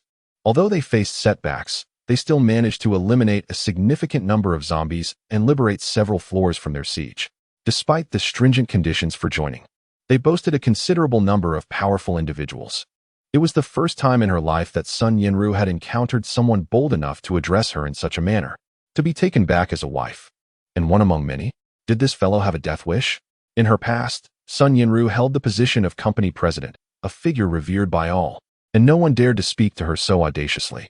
In this apocalyptic world, she commands the Avengers Survival Base with unparalleled authority, and no one dares to speak to her so brazenly. Sun Yinru chuckled. Is that all you have? Do you truly believe you are worthy? My man may not be the destined one, yet he is certainly close enough. Otherwise, who could possibly be deserving of me? Let us not dwell solely on her accomplishments. but rather consider her lineage. Her father, Sun Chuanfang, is the wealthiest man in Jiangxing, wielding immense power. Even amidst the apocalypse, he commands a significant armed force, and she firmly believes he can maintain control over it. Furthermore, their family possesses abundant resources, including a grand estate and ample food supplies, bolstered by her father's military might. While they may not be the most formidable force in this new world, they certainly rank among the more powerful factions in Jiangxing. It is worth noting that her father commands an armed force of over 2,000, all equipped and ready for action. I believe I am indeed qualified, Guji remarked with a smile. Is that so? Sun Yanru shook her head. I do appreciate those of strength, but I have little patience for arrogance. After a brief pause, she continued, I now offer you an opportunity. Join us, and I shall overlook your previous transgressions. If you seek companionship, I can provide it. However, you must demonstrate your worth. Should you prove to be lacking in value, I will not hesitate to eliminate you. Only those with strength and capability are deserving of such audacity. Do you understand? She is a woman grounded in reality, driven by formidable ambition. The onset of the apocalypse may appear as a calamity to the average individual, yet for her, it represents a remarkable opportunity. She yearns to seize this chance to wield dominion over life and death, aspiring to rise above others. Thus, I shall demonstrate my prowess. Guji lunged forward, and in the next instant, he stood before Sun Yanru, extending a hand toward her neck with intent to subdue her as he had done previously, aiming to dominate her entirely and effortlessly bring her down. It is worth noting that his speed now equates to the explosive power of numerous individuals combined. His velocity was staggering, and his strength formidable. An ordinary person would scarcely have time to react. However, Sun Yanru furrowed her brow, seemingly attuned to Guji's movements. She took a step back, evading his grasp, and with a swift motion, pressed down upon his back. A spark of electricity surged forth, coursing from her palm and into Guji's back. You too possess extraordinary abilities? Is this lightning? Guji was momentarily taken aback, feeling a jolt as if struck by electricity, leaving him tingling all over. Sun Yanru lifted her chin, exclaiming, Impressive. I did not expect you to withstand my attack. Clearly, your physical condition is commendable. 10 days prior, she had awakened her powers, lightning abilities that allowed her to unleash electric currents. She had conducted numerous experiments. Not only could ordinary humans not endure her lightning, but even zombies were incapable of withstanding its might. Although her electric discharges might appear inconspicuous, their potency was undeniably remarkable. An ordinary person, when struck, would instantly faint, potentially succumbing to electrocution. Conversely, a zombie, upon being hit, would immediately lose consciousness and collapse to the ground.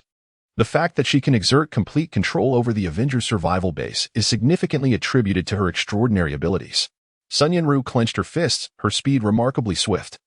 As she charged once more towards Guji, her hands were enveloped in crackling lightning, with faint blue arcs visibly dancing upon them.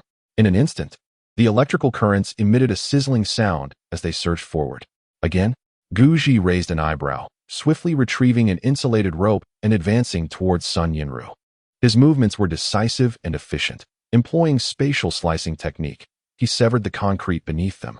Subsequently, Sun Yanru plunged from the upper floor. Seizing this opportunity, Guji leaped down as well, landing atop her, his legs pressing against her neck. He then bound her with the rope. This series of actions unfolded seamlessly within a mere 30 seconds, leaving Sun Yanru bewildered and unable to comprehend her predicament. How had she been restrained? Why had her lightning failed? What had just transpired? Her mind was a whirlwind of questions. She desperately sought to understand what Guji had accomplished. She had intended to electrocute him, yet it was she who had been captured. Let me go? What do you want? Don't touch me, or I will kill you.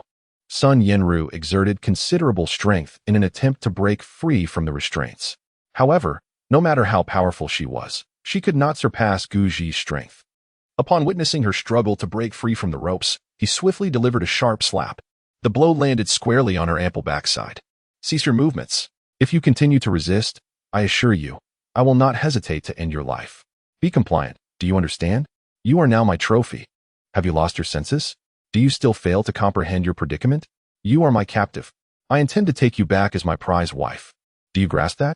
Guji, clad in insulated gloves, felt no concern over the risk of electric shock from the strike. In fact, a curious thought crossed his mind. Could this lightning-wielding individual be utilized to generate electricity for charging batteries? If so, she would serve as a portable power bank. Whenever power ran low, she could provide a boost. Delighted by this notion, Guji bound Sun Yinru with multiple layers of rope, ensuring her escape was impossible. Once satisfied with his handiwork, he hoisted her over his shoulder and made his way upstairs with a brisk pace. At that moment, the upper floor was bustling with several hundred individuals. Some stood on the staircase, others lingered in rooms, while a few occupied the hallways. Yet, not a single soul dared to utter a word or make a sound. All eyes were fixed on Guji in astonishment. This young man was truly remarkable. He had managed to capture their eldest sister, a formidable ability user, renowned for her prowess in lightning manipulation. And yet, she had been subdued? The most infuriating aspect was that this scoundrel actually hoisted the elder sister onto his shoulder, proclaiming his intention to take her back as a bride. Such audacity. Damn it. This fellow is excessively bullying. Enough is enough. Today's spoils were rather satisfactory. He had acquired a plump and fair wife. As for provisions, they could be set aside for now. Guji waved dismissively at his comrades and then dashed down the stairs, cradling Sun Yinru. Sun Yinru was livid, kicking Guji with all her might. Put me down, you bastard. You are inhuman. What do you intend to do? Don't just stand there, shoot him. Kill him now. Let me go. You scoundrel. Have the guts to release me. Sun Yinru retorted defiantly. Perhaps it was her fierce struggle, or perhaps Guji wished to teach her a lesson. He abruptly tilted her head forward, sinking his teeth into her earlobe. If you keep squirming, I will bite your ear off, Guji threatened. Ah, don't be reckless. You, don't touch that part. Sun Yinru instantly ceased her struggles, her body going limp against Guji's shoulder. Heh, be good. We shall consummate our marriage tonight. Guji laughed heartily. The remaining members of the Avengers base exchanged bewildered glances, utterly astonished, having never witnessed such a scene. The elder sister had been abducted. The other parties seemed to exert no effort at all. Their strength was astonishing. Their elder sister was an extraordinary being, yet she was still unable to prevail. Old Wang, what should we do? Should we rescue our elder sister? Some were beginning to panic. The heart of the Avengers survival base lay within this group of armed forces. If they were to disperse, the base itself would cease to exist. Should we proceed? Is success even possible? Old Wang, the leader of the armed forces, found himself in a quandary. At that moment, Guji unexpectedly returned, carrying Sun Yinru. Upon seeing Guji, the crowd tensed up again, their firearms aimed at him. I almost forgot about you, woman. Though your appearance is rather unremarkable, you could serve as a decent maid. Guji then hoisted Wu Min onto his other shoulder, one woman on each side, and departed once more. The crowd wondered, is he back to abduct women? Old Wang coughed, expressing his concern. I truly fear for our elder sister's safety this time. What should we do? Someone inquired. What can we do? Nothing at all. Why are you still dawdling? Hurry and pursue him. The crowd, belatedly realizing the urgency, rushed after him. However, upon witnessing Guji carrying two women while effortlessly dispatching a zombie with a single hand, they fell silent. Is this still a mere human? Meanwhile, Guji swiftly returned home with the two women. When Su Ningbing saw Sun Yinru, she was utterly stunned. Xiaoru? Su Ningbing, heavily pregnant, stood there, while Sun Yinru wore a dazed expression. Su Ningbing, have you also been abducted? This is my home. Su Ningbing pointed towards Guji, declaring, this is my husband. Chapter 30. Sun Yinru remarked, I want to bear children for you. The Sun family in Jianqing is among the most prominent families in several nearby cities. Their lineage not only boasts numerous enterprises and substantial wealth, but also possesses a private militia, numbering no fewer than 1,000 men, and possibly even thousands at times. Despite the apocalyptic circumstances, the Sun family has not faltered.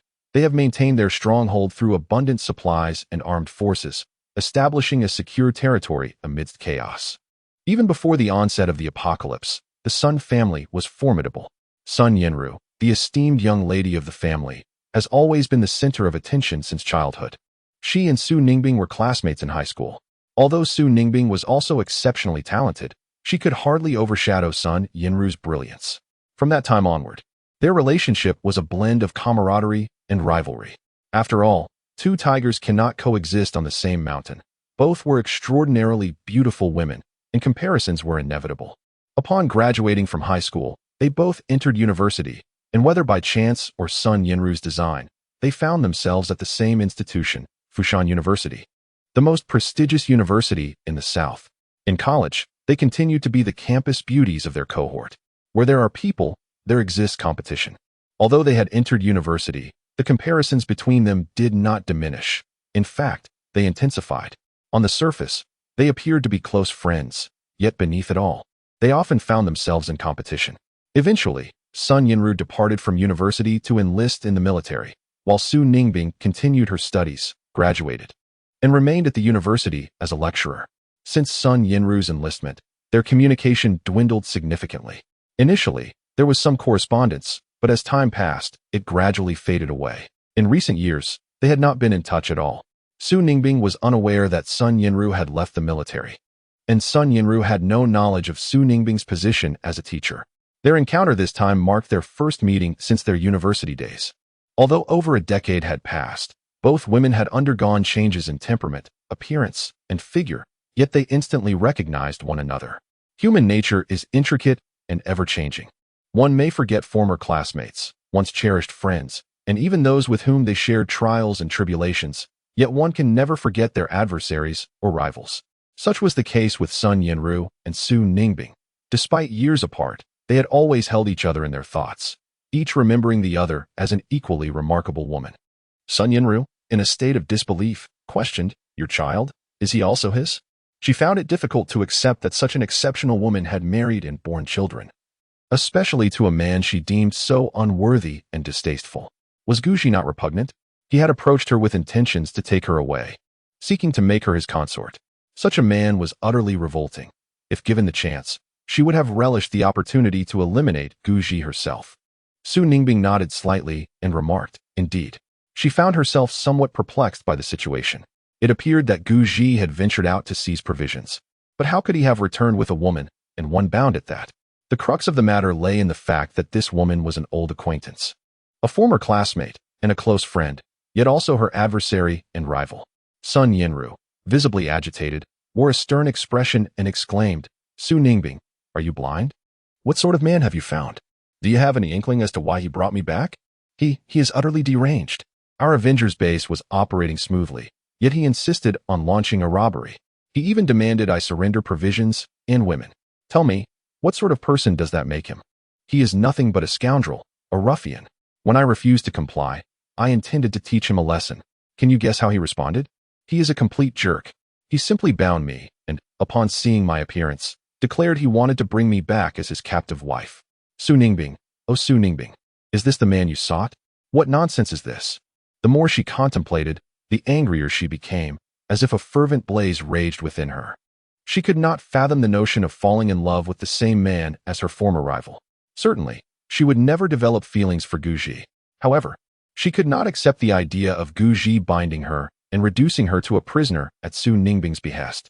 Su Ningbing, too, was taken aback, contemplating various scenarios. Yet she had never anticipated such a predicament. Sun Yinru had been captured by Guji to become a captive wife. In truth, having Sun Yinru serve as Guji's consort does not seem entirely unappealing. However, it possesses its flaws, primarily due to Sun Yinru's advanced age, being in her 30s, which renders her somewhat unworthy of Guji. At that moment, Guji approached and delivered a kick to the prostrate Sun Yinru, coldly admonishing, "Cease your nonsensical chatter. Utter another foolish word, and I shall sew your mouth shut." He then procured a foul-smelling sock and unceremoniously stuffed it into her mouth. Sun Yinru, overwhelmed by the stench, felt a wave of nausea wash over her. Bound and unable to move, she could only helplessly endure her predicament. Guji turned to Su Ningbing and inquired, "Sister Su, are you acquainted with this individual?" He was already aware of the connection between Sun Yinru and Su Ningbing, having received prior indications from the system that capturing Sun Yinru would yield significant rewards. His intention in bringing her back was indeed to pursue those rewards. Yet the stipulations required the woman's willing compliance. Coercion was not permissible. Thus, during the forthcoming period, he resolved to educate Sun Yinru, ensuring her proper conditioning. "She was my classmate," Su Ningbing replied through clenched teeth. Guji pressed further, "Are you too close? Familiar?" Su Ningbing shook her head, stating, "Our relationship is average. We are not very familiar." "That suffices, Sister Su. Rest assured, I shall not take her life," Guji clarified. "She possesses extraordinary abilities that could be of great use to us. During your leisure, Do engage her and provide her with some guidance. However, remain vigilant. She is quite cunning and may ensnare you in her schemes. Let us leave it at that for now. First, confine this woman here, providing her with a meal each day. Should she display any disobedience, strike her forcefully. In the end, Guji gave a vigorous kick to Sun Yinru's abdomen, causing her to grimace in pain. Meanwhile, Wu Min was rendered speechless with fear, still believing that Guji had brought them back with the intention of making her the chief wife. She accepted her fate, recognizing her inferior strength. But she vowed to remember this grievance and seek revenge against Guji when the opportunity arose. However, she was unaware that Guji's motives for bringing them back had nothing to do with elevating them to the status of wives. Rather, he intended to bind and torment them, reducing them to prisoners. To be precise, Guji had his eyes set on the extraordinary abilities of the eldest sister, Sun Yinru. He aimed to subdue her and recruit her as his enforcer. "You scoundrel, let me go," Sun Yinru protested, her mouth stuffed with foul socks, her words muffled and incoherent. Yet, on the ground, she thrashed about vigorously, desperate to free herself from the ropes and confront Guji in a final showdown. Nevertheless, he paid her no heed and proceeded to drag Su Ningbing away. Su Ningbing, MMM. In that moment, Sun Yinru experienced an unprecedented humiliation.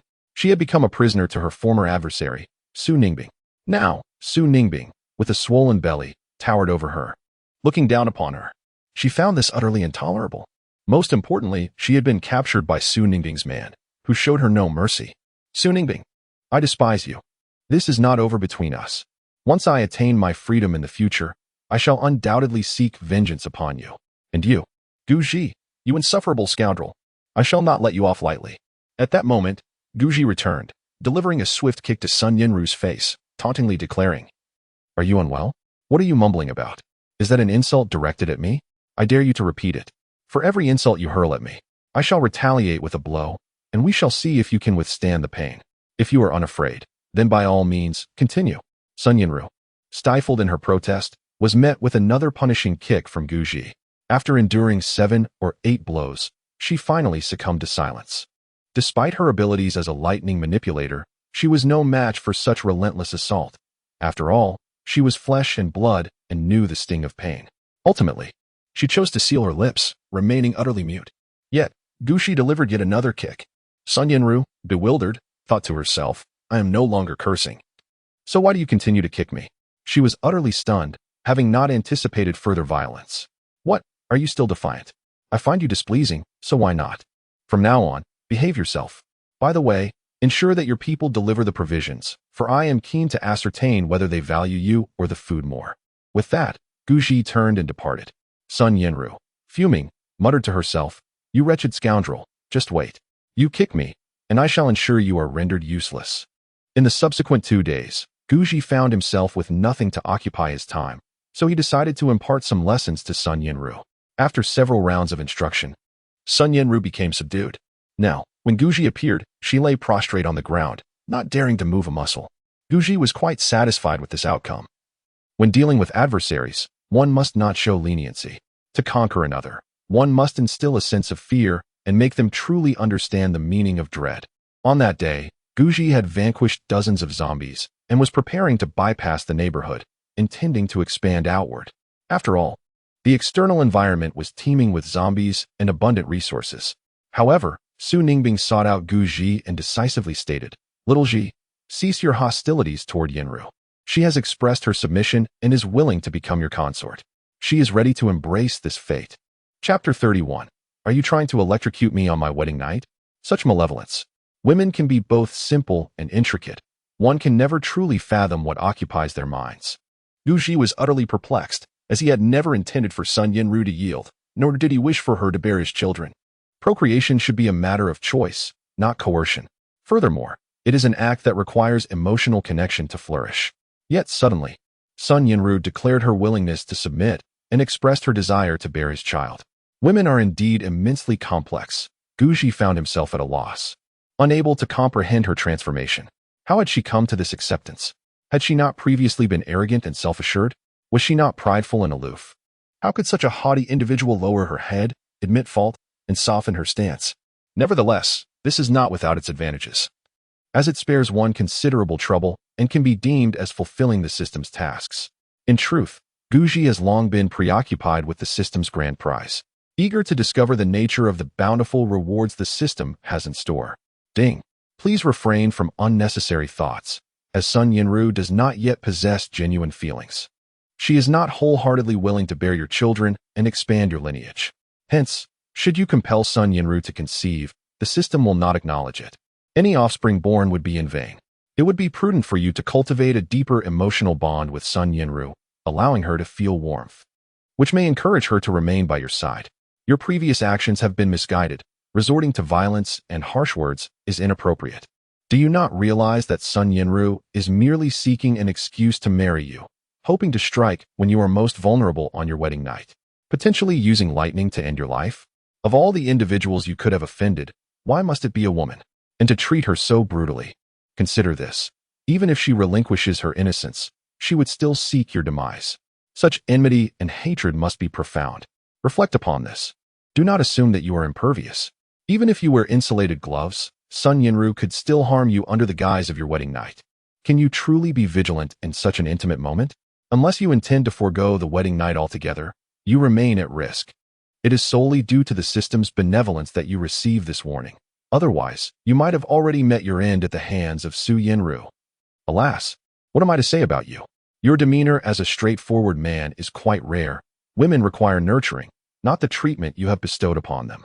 Take care of yourself. The system can only assist you to this extent. Guji smiled calmly and said, "Is that so? Sister Su, please inform Sun Yinru that if she has made up her mind, she must first submit a letter of allegiance. As for matters concerning children, that was merely my previous ramblings and should not be taken seriously." He had not anticipated Sun Yinru's ruthlessness. In her quest for revenge, she was willing to forsake her own innocence to eliminate him. When a woman turns fierce, it can indeed be quite terrifying. Is that truly acceptable? Rejecting her outright seems unwise. Sun Yinru has repeatedly assured me that she genuinely wishes to be your consort. I do not perceive her as disingenuous. Su Ningbing shook her head, stating earnestly, "Xiaoji, you should consider acquiescing. Although Sun Yinru is somewhat older and we have not always seen eye to eye, we are acquainted, and we have both chosen to follow you. I simply ask that you treat us well." Guji was on the verge of tears. "Sister Su, I wish it were that simple, but Sun Yinru is far too vicious. You have been deceived. She does not wish to be with me. Her intent is to eliminate me and then escape. She possesses the power of lightning. With a mere strike, even if I survive, I would be left gravely incapacitated. Please, let us cease this discussion, Sister Su, for I truly have no desire for this." "Do you truly not?" Su Ningbing countered. "I genuinely do not." Guji insisted. "Very well, I shall decline Sun Yinru then. Let us leave it at that." Su Ningbing, for reasons unknown, suddenly felt a wave of relief wash over her. "Sister Su, how about I personally speak with Sun Yinru?" Guji paused for a moment, then declared, "I will have a word with her to dispel her thoughts." "Very well." Su Ningbing concurred. Shortly thereafter, Guji sought out Sun Yinru. In truth, for the past few days, Sun Yinru had been confined in a separate chamber within Guji's residence, under the constant watch of Zhao Wanqing during the day and Zhao Wanxiu during the night, both keeping vigilant oversight over Sun Yinru and Wu Min 24 hours a day. Should Sun Yinru or Wu Min wish to resolve matters or even partake in a meal, it was done on the spot, with no opportunity to depart. "Master, you have arrived," Zhao Wanqing exclaimed upon seeing Guji, hastily rising to her feet in deference. "Indeed," Guji nodded. "You may step outside. I need to converse with Sun Yinru." "Understood." Zhao Wanqing promptly exited. Upon hearing the commotion, Sun Yinru opened her eyes. A fleeting glimmer of ferocity flashed deep within her gaze upon seeing Guji, yet this ferocity was well concealed, vanishing almost instantly, replaced by a facade of forced smiles. She had learned the art of feigned laughter, no longer exhibiting the rebelliousness she once did. Such is the nature of humanity. Often, one must endure much hardship before yielding to authority. Guji approached Sun Yinru, lowered his head, and removed the foul sock from her mouth. "Sun Yinru, let us have a discussion," he stated directly. "I have heard that you wish to marry me and become my consort. Have you come to accept your fate?" Sun Yinru nodded vigorously, her voice hoarse as she replied, "I have acquiesced. Over the past few days, I have contemplated extensively and engaged in many discussions with Su Ningbing. Is not a woman's ultimate goal to marry a man? If Su Ningbing can wed, then so can I. I am willing to marry you. But I have one condition. You must grant me freedom. In truth, you are quite remarkable. If I am not mistaken, you too possess extraordinary abilities, do you not? In this post-apocalyptic world, it is we, the gifted, who shall reign supreme. I would accept marrying you. Guji nodded, then added, but I cannot agree. Sun Yinru, taken aback, contemplated various scenarios but never once considered that Guji would decline. The reasoning was simple. Guji was a creature of instinct, driven by primal desires. His gaze was solely fixated on women, and as long as she submitted, how could he refuse? She had not entertained this possibility at all. Now, with Guji's unexpected rejection, she was left speechless. Should he refuse, all her prior plans would crumble. Not only would she fail to secure her position, but she might also endure further violence and starvation. She had truly had enough of such a life. How can you refuse? Sun Yinru implored eagerly. I have truly made up my mind. I want to marry you. With a swift motion, Guji delivered a powerful kick. The pain made Sun Yinru grimace. Curling up in agony, tears welling in her eyes. To hell with you. Don't think I am unaware of your intentions. Are you planning to marry me only to strike with lightning on our wedding night, when I am most vulnerable? You are indeed malicious. If I were to marry you, I would not last 3 days before meeting my demise. Spare yourself the trouble. I will not be deceived. Besides, I have no intention of harming you at all. If you genuinely wish to pledge your loyalty, you may do so. Present me with your token of allegiance, and thereafter, serve as my enforcer. Guji spoke with stark candor. Sun Yinru had never disclosed her plans to anyone else. How could Guji possibly know? Moreover, how could he possess such intricate knowledge? Was he a devil? At that moment, Sun Yinru was engulfed by a profound sense of helplessness, a feeling of being unable to control her fate. As if she were destined to become a prisoner. I can no longer be bothered to deal with you. Consider your actions carefully. We shall revisit this matter later. With this final remark, Guji departed. Sun Yinru thought to herself, you foul man. Remember every strike you inflict upon me. I shall not forget, and one day, I will ensure you suffer. The following day, Guji continued to combat the undead. Through his relentless efforts over the past few days, his strength had surged once more. He had now achieved an astonishing increase of 1,893% in power, nearly equivalent to the combined strength of 19 individuals, almost 20.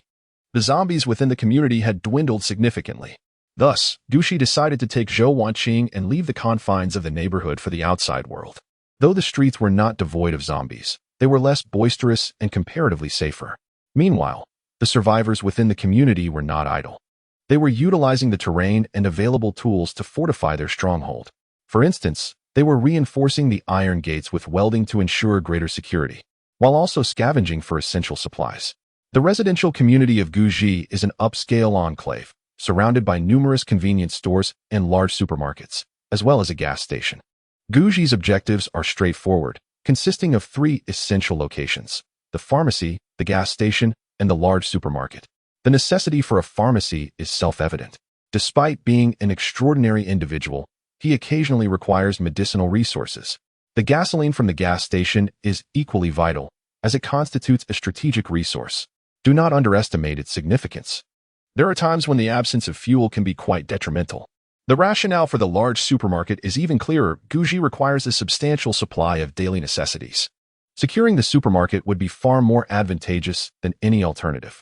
Upon leaving his home, Guji discovered a well-designed Hummer nearby. He pried open the door and entered the vehicle. During this process, several zombies attempted to approach but were swiftly dispatched by Guji with a single stroke of his blade, efficient and decisive. Can you drive? He inquired. I can, but...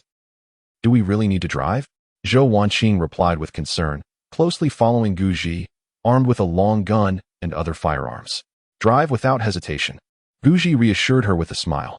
Very well then.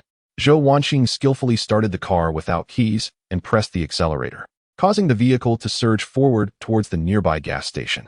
With his long knife in hand, Guji leaned halfway out of the window, ready to strike any approaching zombies with precision, utilizing the vehicle's momentum combined with his strength, almost as if each stroke were a deft slice through tender greens. He found himself in a frenzied state of combat. Chapter 32. Protagonist Su Jian. My mother has become the woman of my childhood friend Guji. The Zhou sisters are having children. The gas station was not far from the community, merely 700 or 800 meters in a straight line. The total distance was approximately 3 miles, a little over 1,000 meters. Zhao Wanqing drove at an exhilarating speed, pressing the accelerator as if the car were soaring through the air, racing ahead in a blur. The zombies along the road, drawn by the roar of the engine, swarmed around. Although the zombies were swift, they could not keep pace with the Hummer, which left them frantically chasing from behind. However, the sheer number of zombies on the streets was overwhelming. In less than 5 minutes, there were hundreds of zombies encircling them, and their ranks swelled as the vehicle's growl intensified, attracting even more of the undead. Despite Guji's relentless precision in dispatching them, it was a formidable task.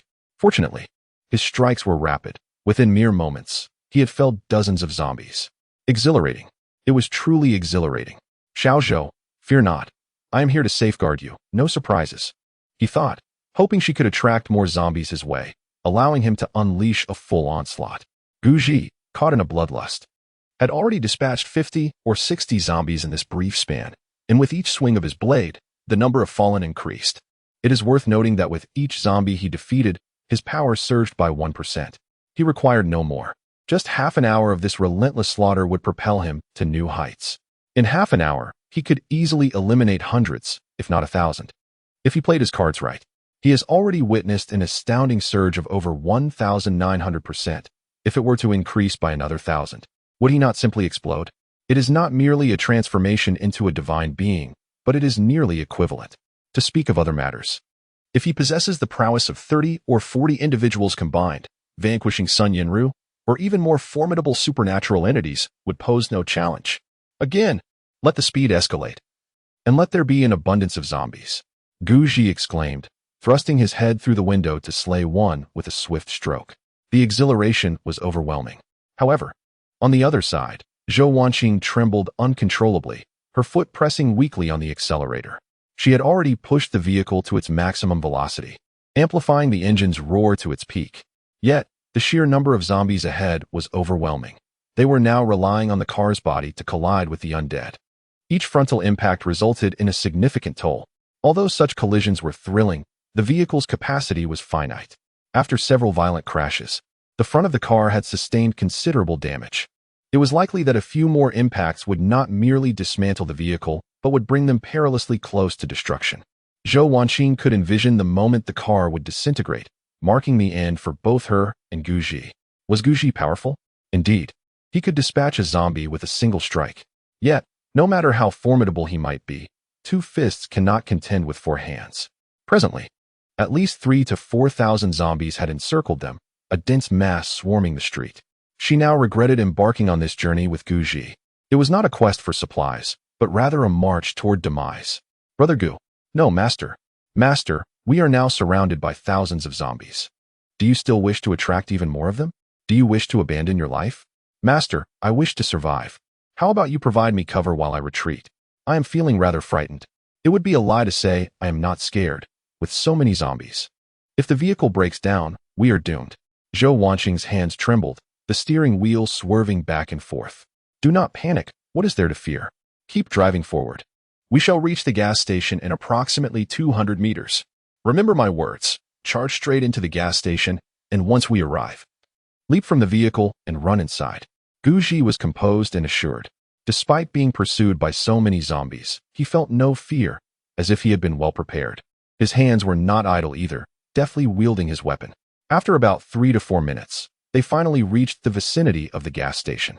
Zhao Wanqing followed instructions obediently, charging directly towards the gas station's main hall. Subsequently, the front of the Hummer crashed into the gas station's lobby. Guji jumped from the vehicle, rolled onto the ground, and upon standing, wielded his machete to strike at the surrounding zombies. The gas station lobby was spacious, approximately over 100 square meters. It was constructed with tempered glass all around, quite sturdy, and stocked with ample supplies of food, various daily necessities, as well as car decorations and parts. The entrance through which Zhao Wanqing had rushed was the main door of the gas station lobby. Now, the main entrance lies in ruins, marred by a substantial breach. It is through this very gap that an incessant horde of zombies pours forth. As for other avenues of entry, they are non-existent, for the surroundings are fortified with tempered glass.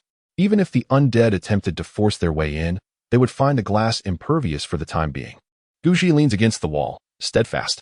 Before him stands an individual wielding a blade, confronting the onslaught of zombies. At least dozens of them surge forward. Yet he exhibits no fear. With each swing of his weapon, he dispatches them with precision. It is not a matter of their numbers, but rather the limited space of the gas station's lobby that restricts their advance. Zhao, what did I tell you? Do not panic. The boat will naturally reach the bridge. One must not fear these creatures. Keep your gaze fixed on the other side. If any zombies approach your direction, eliminate them immediately. As for the remaining undead, leave them to me. I shall handle them alone. Guji's eyes grow increasingly crimson as the lifeless bodies of zombies accumulate beneath his blade. Moments later, the ground is strewn with their remains. Half an hour passes. Guji crouches in a corner, relentlessly hacking at the zombies with his long knife. Though exhaustion begins to set in, the fatigue is profoundly worthwhile. In this brief span, he has single-handedly slain over 800 of the undead. The gas station lobby is now a veritable mountain of corpses. Some zombies attempt to breach this grim barricade, yet before they can near Guji, their heads are severed in an instant. Having vanquished over 800 zombies, Guji's prowess has surged, surpassing the threshold of 2,000. Now reaching 2,872. He now stands alone, yet his presence is akin to that of 30 individuals. Moreover, the frequency with which he employs his spatial cutting abilities has surged dramatically, reaching nearly 27 or 28 instances in a single day. If he were to exert himself, 30 instances might not be beyond the realm of possibility. However, Guji is currently fatigued from the relentless slaughter, yet the onslaught of zombies shows no sign of abating. Just as he contemplates a strategy to break free from the gas station, an unexpected phenomenon occurs. The attacking zombies suddenly vanish, retreating as if drawn back by an unseen tide. Their exodus is swift and thorough, leaving only severed limbs strewn across the ground. Master, what has transpired? Why have the zombies retreated? Have they found a new target? Or is something else at play? Zhao, equally perplexed, had prepared herself for inevitable demise, overwhelmed by the sheer number of zombies. Had the assault continued for just half an hour longer, exhaustion would have surely claimed her life. This is peculiar, Guji mused, furrowing his brow. Cautiously, he emerged from the gas station's lobby, surveying his surroundings. To his astonishment, the zombies had seemingly all vanished, converging in a singular direction, the vicinity of their residential complex. More precisely, they were retreating towards the neighboring complex, where a far greater congregation of zombies was forming. Within moments, a massive throng amassed, estimated to number in the tens of thousands. This was undeniably terrifying. What could their intentions be? First, we shall scour for supplies and oil. Once these tasks are completed, we will proceed to investigate further. Guji inhaled deeply and then parted ways with Zhao. He did not carry her belongings, but instead, upon discovering the life supplies, began to store them directly into his system space. All the shelves filled with provisions and necessities were promptly transferred, including even the smallest components. Yet, his ambition did not wane. He sought out the oil depot and, utilizing the unique separation properties of his system space, he filled it with gasoline, oil, and diesel. This scavenging venture rendered him exceedingly wealthy.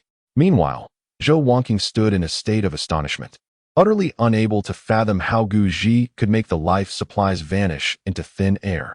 What kind of ability is this? Is it also a form of supernatural power? But where has Guji stored the grain and supplies? In another world?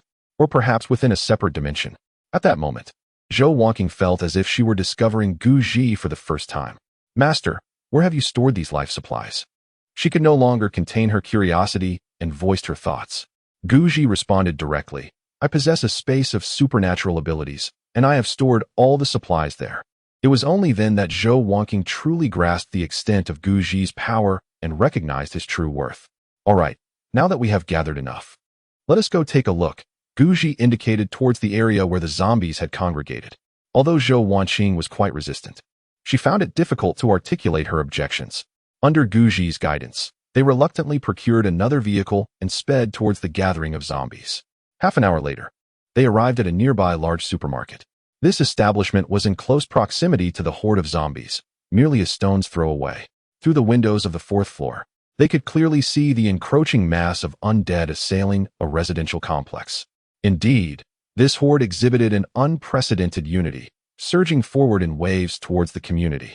However, The area was fortified with a perimeter of iron fencing, making it exceedingly challenging for the zombies to circumvent this barrier.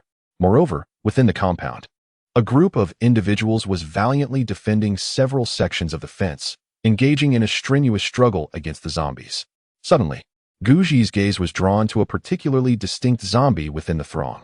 Its body was tinged with green, and its eyes shimmered with an uncanny intelligence, reminiscent of a living being. It appeared to be leading the assault on the residential complex. Could it be an evolved zombie? Chapter 33. The protagonist Su Jian is taken aback. My mother Su Ningbing is expecting twins. Sun Yanru is also pregnant. Zhou Wanqing was left dumbfounded. Could zombies truly evolve? This was beyond her comprehension. Master, I perceive that this particular zombie seems unusual. It appears quite different from the others surrounding it. There were so many zombies.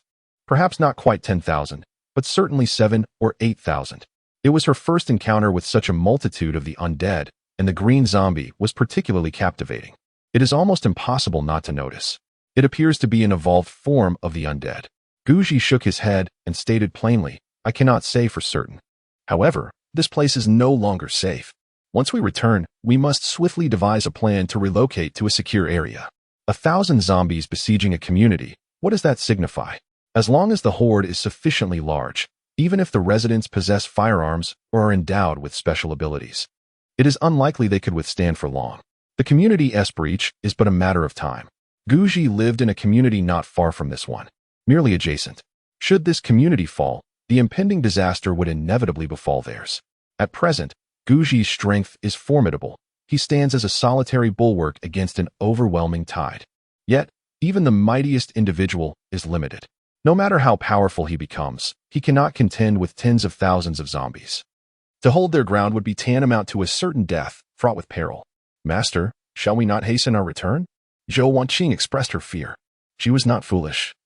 She understood that it was nearly impossible for a few hundred individuals to defend a community.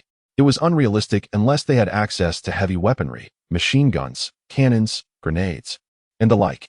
If they were sufficiently armed, perhaps they could hold their position.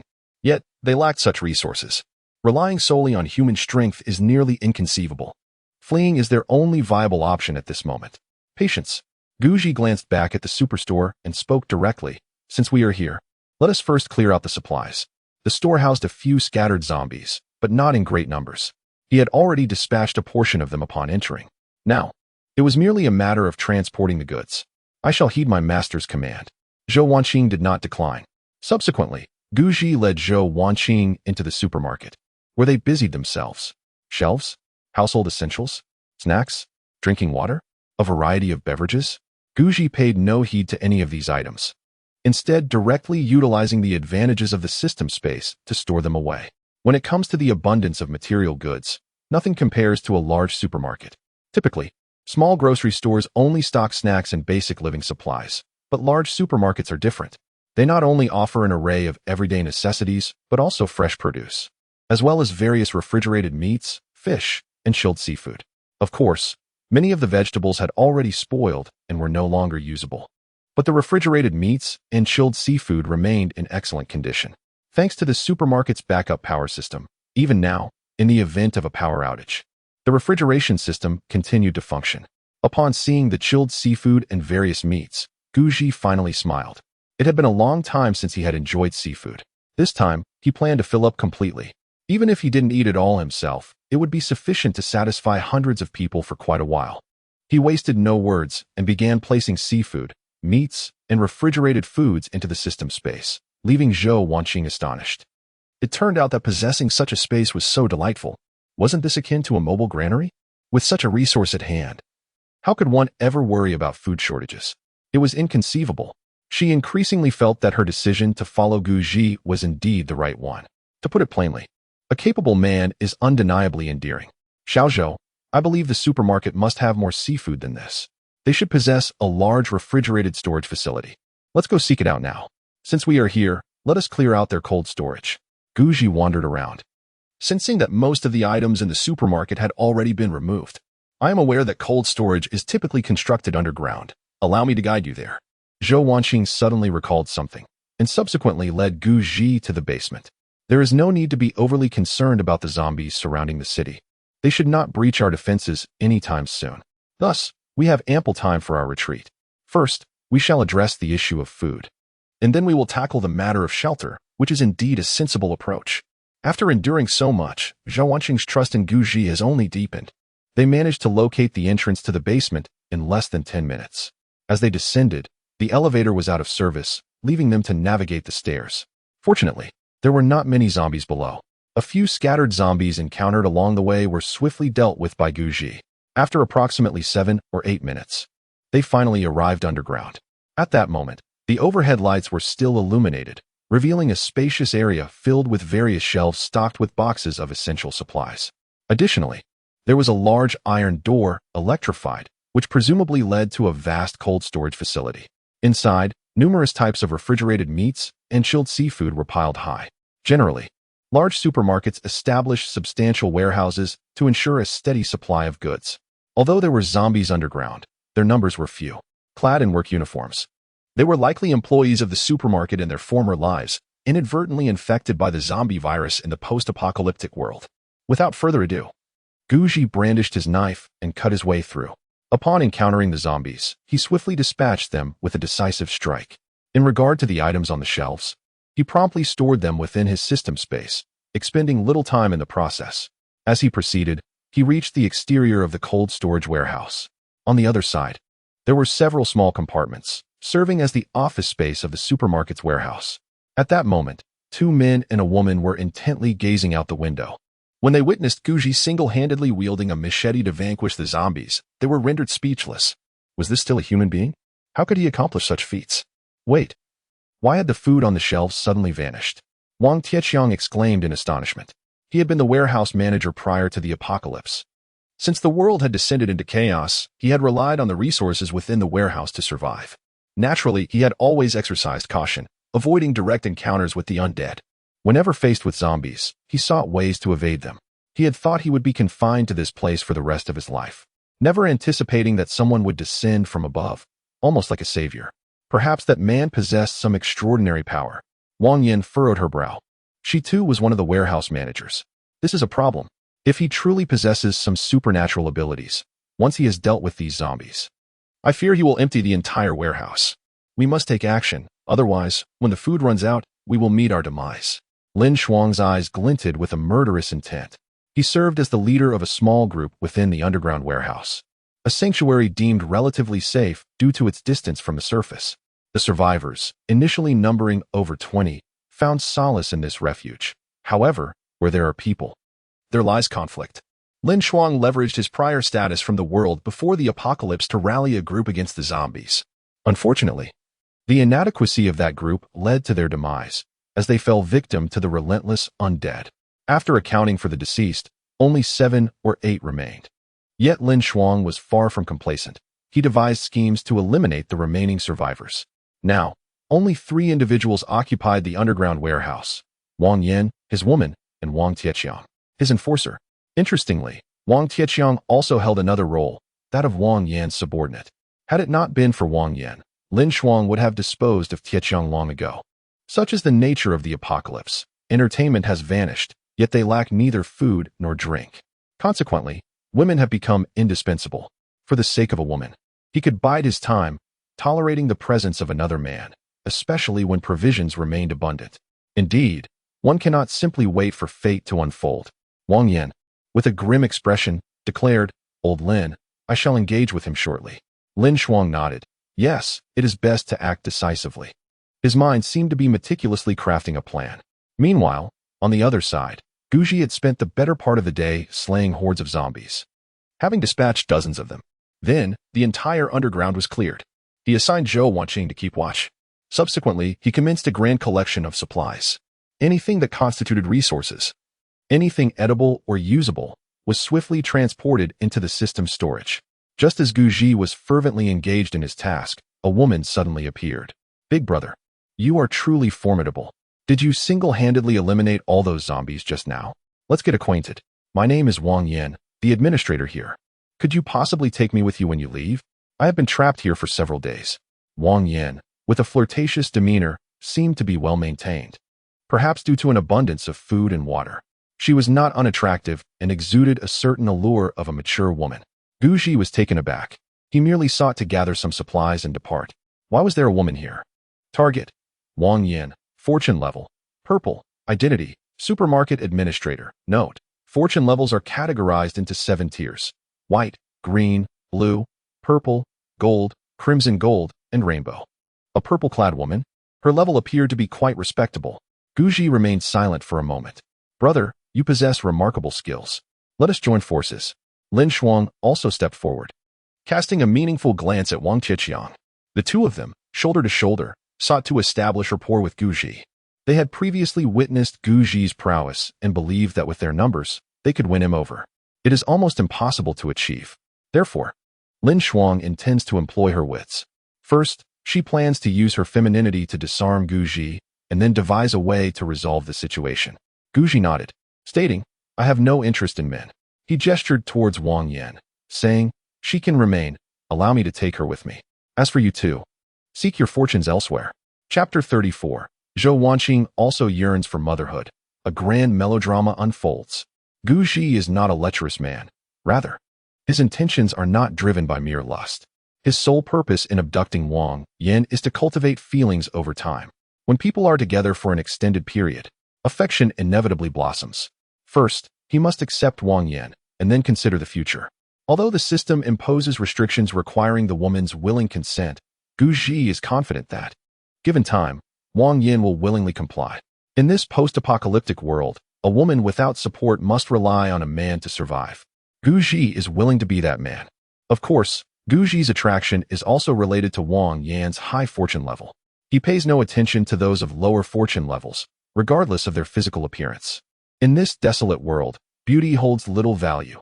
Tangible rewards from the system are far more substantial.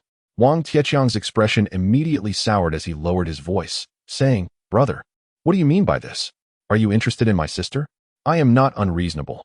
If you wish to pursue her, I have no objections. However, to desire only my sister while dismissing us both seems rather excessive, does it not? He pointed at Wang Yan, proclaiming, This is my elder sister. If you wish to be with her, you must include me. Lin Shuang maintained a stern expression, yet, due to Guji's formidable prowess, he refrained from losing his temper. With a cold demeanor, he stated, Brother, I recognize your strength and foresee your future greatness. Therefore, this is my woman, and I shall relinquish her to you. But I have but one condition. Please accept me. I am willing to serve you, to be your loyal subordinate. Is there truly a man in this world who is both flexible and resilient? He pondered. Nonetheless, it is true that a man, born of heaven and earth, cannot remain subservient for long. But to be adaptable. Very well. Guji chuckled lightly. Since you express such sincerity, I shall reluctantly accept. He paused. Now, I need to address a physiological matter. Kindly assist me in finding a suitable location. Lin Shuang, taken aback by the directness of the request, thought, such boldness? Without a shred of hesitation? To resolve a physiological issue? With whom, if not with Wang Yan? Although seething with anger internally, he feigned a calm exterior. He then called for Wang Yan, leading the way for Guji. Brother, please follow this way. We have a place in our office. However, he covertly exchanged a glance with Wang Qiqiang, seemingly conveying an unspoken message. Guji smiled, unsheathing his blade as he followed. Wang Yan's figure was voluptuous, her waist-to-hip ratio striking. As she walked, her movements were graceful and captivating. He followed behind Wang Yan silently, adhering to her presence without uttering a word. After a span of 2 or 3 minutes, they arrived at a small compartment, modest in size, approximately a dozen square meters. Lin Shuang was the first to enter, followed closely by Wang Qiqiang, with Guji trailing behind. Qiangzi, make your move. Just as Guji was about to step inside, Lin Shuang, who had been hiding behind the door, sprang into action. In his hand was an electric baton, crackling with energy, which he thrust towards Guji's midsection. With a loud zap, the potent current coursed through Guji's body in an instant. In the next moment, Lin Shuang collapsed onto the ground, frothing at the mouth and convulsing uncontrollably. Da Qiangzi, you have betrayed me? Why have you treated me this way? Lin Shuang was utterly perplexed. Had they not agreed to work together? Seizing the opportunity while Guji was distracted, they had planned to incapacitate him and interrogate him about the source of his extraordinary abilities. Yet now, the one rendered unconscious was he. Why? Tell me why. Damn it. Lin Shuang, do you not possess any self-awareness? Wang Tietjiang erupted in fury. You have betrayed me by sleeping with my woman and treating me like a mere dog. For the sake of survival, I have forfeited all semblance of dignity. And now you ask me why? Allow me to enlighten you. A wise bird chooses its roost wisely. This man possesses formidable strength, and I have decided to align myself with him. Do you have any objections? You are not mistaken. Wang Yin is not my sister, but my wife. In the past, I was timid, fearing that you would eliminate me. So I deceived you into believing she was my sister. I sacrificed my wife to survive, and I feel remorse for my actions. I no longer wish to live like a coward. I long to be human. Do you understand? I desire to live fully. Hence, I wish for your demise. On the other side, Wang Yin rushed forward, brandishing a kitchen knife she had procured from somewhere. Without uttering a word, she decisively slashed at Lin Shuang's neck. The blade met flesh with a sickening sound, and blood gushed forth. Lin Shuang barely had a moment to comprehend his fate before life slipped away. Perhaps, until his last breath, he could not fathom how he had been so carelessly executed by his own. Guji had already prepared to act. His blade was drawn, poised to sever several heads. However, he was captivated by the unfolding drama. Brother, the feud with my younger brother has been resolved. May I be accepted by you? Wang Tietjiang, having dealt with Lin Shuang, turned to Guji, lowering his head and inquiring, rest assured, I have long given up on Wang Yin. If you have taken a liking to her, feel free. Wang Yin and I share no bond any longer. I admire your strength and willingly wish to serve as your subordinate. Guji was taken aback. Is there truly such a man in this world? He offered his wife to another, only to subsequently eliminate that very man. He spoke of vengeance. Now, he intends to offer his wife to himself. Should Guji accept or decline? Brother, I am utterly sincere. I recognize that you are no ordinary individual, but an extraordinary being capable of confronting the undead. With your prowess, carving out a niche in this apocalyptic world should pose no challenge. I merely wish to follow you and earn a meager living. I implore you not to disdain me. Subsequently, Wang Tietjiang knelt upon the ground, lowering himself to an abject state, his sincerity palpable. Guji hesitated. Yet at that moment, a sudden sound pierced the air, shoo. A blade unsheathed, not Guji's, but rather a kitchen knife that had appeared abruptly behind Wang Tietjiang. The knife moved with remarkable speed, swiftly slicing across Wang Tietjiang's throat, executing the act with both precision and swiftness. You. Wang Tietjiang clutched his neck, struggling to turn around. In his final moments, he beheld his assailant, the very person who had just slain Lin Shuang. It was none other than Wang Yin, her expression devoid of warmth, coldness etched upon her features, a cruel smile gracing her lips. Do you wish to know why I have come to kill you? Damn you. You were the one who sent me to Lin Shuang in the first place. You claimed I was not your wife, but your sister. You instructed him to accept me, spare your life. Am I truly so despicable? To be passed around like a mere object? Wang Yin cast the knife to the ground. Now, you shall meet your end. I no longer require you. Guji, bewildered, questioned whether this dramatic saga had truly not reached its climax yet. Were there further twists awaiting? This is utterly captivating. He never anticipated that, without expending any effort, he would effortlessly eliminate two troublesome individuals. Moreover, the one responsible for the killings is a woman. Wang Yin indeed possesses a certain ruthlessness. She truly lives up to her violet rank. Both her strength and intellect are commendable. She is a person of grand ambitions. Come on, do you not desire me? I shall be with you. You are formidable enough to be my man. As long as you treat me well, never forsake me. And do not cast me aside for another. I promise to be wholeheartedly devoted to you, with no divided loyalties. Wang Yin swiftly shed her coat, decisively grasping Guji's hand and leading him inside. Guji, is it really this straightforward? Or does this woman harbor some ulterior motive? Perhaps she intends to eliminate him while he is off guard. The two men from earlier met their demise in just such a manner. Are you doubting me? Doubting my intention to kill you? Rest assured, as long as you genuinely care for me, I shall remain steadfast in my loyalty. Wang Yin efficiently removed her clothing, inviting Guji to inspect her. Guji, should he accept? Or should he accept? The opportunity has presented itself. Not accepting seems rather inappropriate. Yet, if he does accept, he fears she may have ulterior motives. My dear, please halt. I currently have no intentions towards you. Kindly put your clothes back on. Zhou Wanqing, you may enter now. Guji called out towards the door. In a short while, Zhou Wanqing walked in. She had been lurking outside, intending to ambush these individuals, but little did she expect that before she could make her move, The grand drama had already concluded. Wang Yan's expression immediately darkened. What do you mean by this? Did you not say that you wanted me to be your woman? Why? Do you no longer desire me? Are you intending to offer me to someone else? Guji waved his hand dismissively. I have no time to indulge you right now. Zhao, keep an eye on her. When we head back, ensure you bring her along. Do not lose her. Having given his instructions, he refrained from further dialogue and directly departed from the office, making his way towards the expansive cold storage warehouse. Zhou Wanqing remarked, TSK, how thrilling. My dear, you are fortunate. You are about to become our masters. Second. No, third. Ah, that is not right, the fourth consort. Wang Yan narrowed her eyes, but remained silent. Zhou Wanqing continued, why are you not speaking? Are you contemplating how to eliminate our master? Chapter 35, Relocating the Survival Base. Looting the pharmacy, Sun Yanru was bullied. Wang Yan narrowed her eyes once more. Are you plotting to kill my man? Zhou Wanqing paused momentarily before responding, TSK. You truly adapt to your role swiftly. Wang Yan advised, I suggest you refrain from entertaining thoughts of betraying my man. Otherwise, I shall take your life. From this moment forth, address me as mistress. She raised her chin. Zhou Wanqing. She was rendered speechless. How utterly foolish this woman was. To demand to be called mistress? Did she truly merit such a title? At present, Guji had yet to express any intention of accepting her. And yet she had immersed herself in her role with astonishing rapidity. How shameless. Behave yourself. You are the spoils of my master. Should you continue to speak out of turn and sow discord between my master and me, do not blame me for being unkind. Zhou Wanqing acted swiftly, employing a deft maneuver to subdue Wang Yan. Despite Wang Yan's ruthless tactics and cunning, she remained a woman.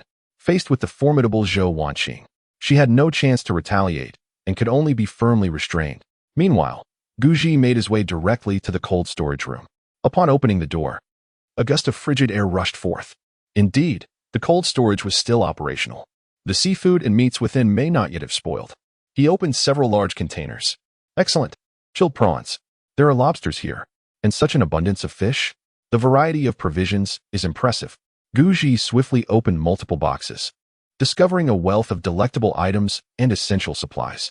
Without further ado, he promptly stored all the provisions in his system space. The entire process did not take long. Merely a matter of minutes, and soon everything was gathered. Once all was set, he led Zhou Wanqing away from the location. Of course, before departing, he did not forget to bring Wang Yan along. This marked a significant turn of fortune for him, as he had amassed a considerable amount of resources overnight. Such a bounty would certainly bolster his confidence should he wish to establish a power in the future. However, this was merely the beginning.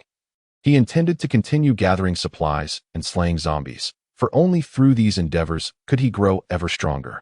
To others, zombies might pose a grave threat, but for him, they were indeed a shortcut to empowerment. A few hours later, Guji procured another vehicle and thoroughly searched nearby pharmacies. It required little effort, as he dispatched a horde of zombies with ease and simply stored the medications in his system space. Once all was completed, he returned to the community. That evening, he summoned Su Ningbing, the Zhou sisters, Bai Li, and others. Notably, he also called upon Sun Yanru, albeit in a restrained manner. Guji got straight to the point, stating, I have called you here with no ulterior motive. I simply wish to seek your counsel. I plan to leave tonight. Are you prepared to accompany me? Certainly. I am uncertain about our exact destination at this moment. However, there is no compelling reason for me to depart overnight. Should you choose not to accompany me, you may opt to remain here. I have nearly eradicated the zombies in this vicinity, so continuing your existence here should pose minimal peril. He paused for a moment before continuing. Yet I must caution you that the number of zombies in the surrounding area is substantial, and this place is not entirely secure. After speaking, he fell silent, gazing at the crowd, awaiting their responses. I have something to say. I choose to accompany Guji. I will follow wherever he goes. We shall not be separated. Su Ningbing spoke with unwavering resolve, prepared to share life and death with Guji. Bai Li remained silent for a moment before adding, I shall follow Guji as well. My man is gone. Guji is now my man. I will not leave. Zhou Wanqiu remained quiet, yet Zhou Wanqing interjected. We sisters will follow Guji. Wherever he goes, I shall go, sister. Do not speak. Trust me, it is the right choice. Zhou Wanqiu. At this juncture, Sun Yanru spoke up. Let me go. I wish to leave. I will not follow you. Please release me immediately. Guji delivered a swift kick, asserting, You possess no authority here. I strongly advise you to have your companions accompany me. Otherwise, you shall come to regret this decision. His intention to rally that group stemmed from their potential utility. A cadre of well-trained soldiers holds significant value in a post-apocalyptic world. You scoundrel. Guji, I wish to engage in a sincere discussion. What is it that you truly desire? Will you release me? Our family possesses resources that could be exchanged for my freedom. Please, just let me go. Sun Yinru, having softened her stance, pleaded. Yet, Guji chose to disregard her completely, delivering several more kicks until she fell silent. Very well. Then, you shall follow me. He scanned the crowd for dissent, finding none. Now, quickly gather your belongings. We shall depart shortly. Subsequently, Guji instructed everyone to prepare. While he ventured to inform the remaining occupants of the building, he wished to ascertain whether anyone would join him in leaving.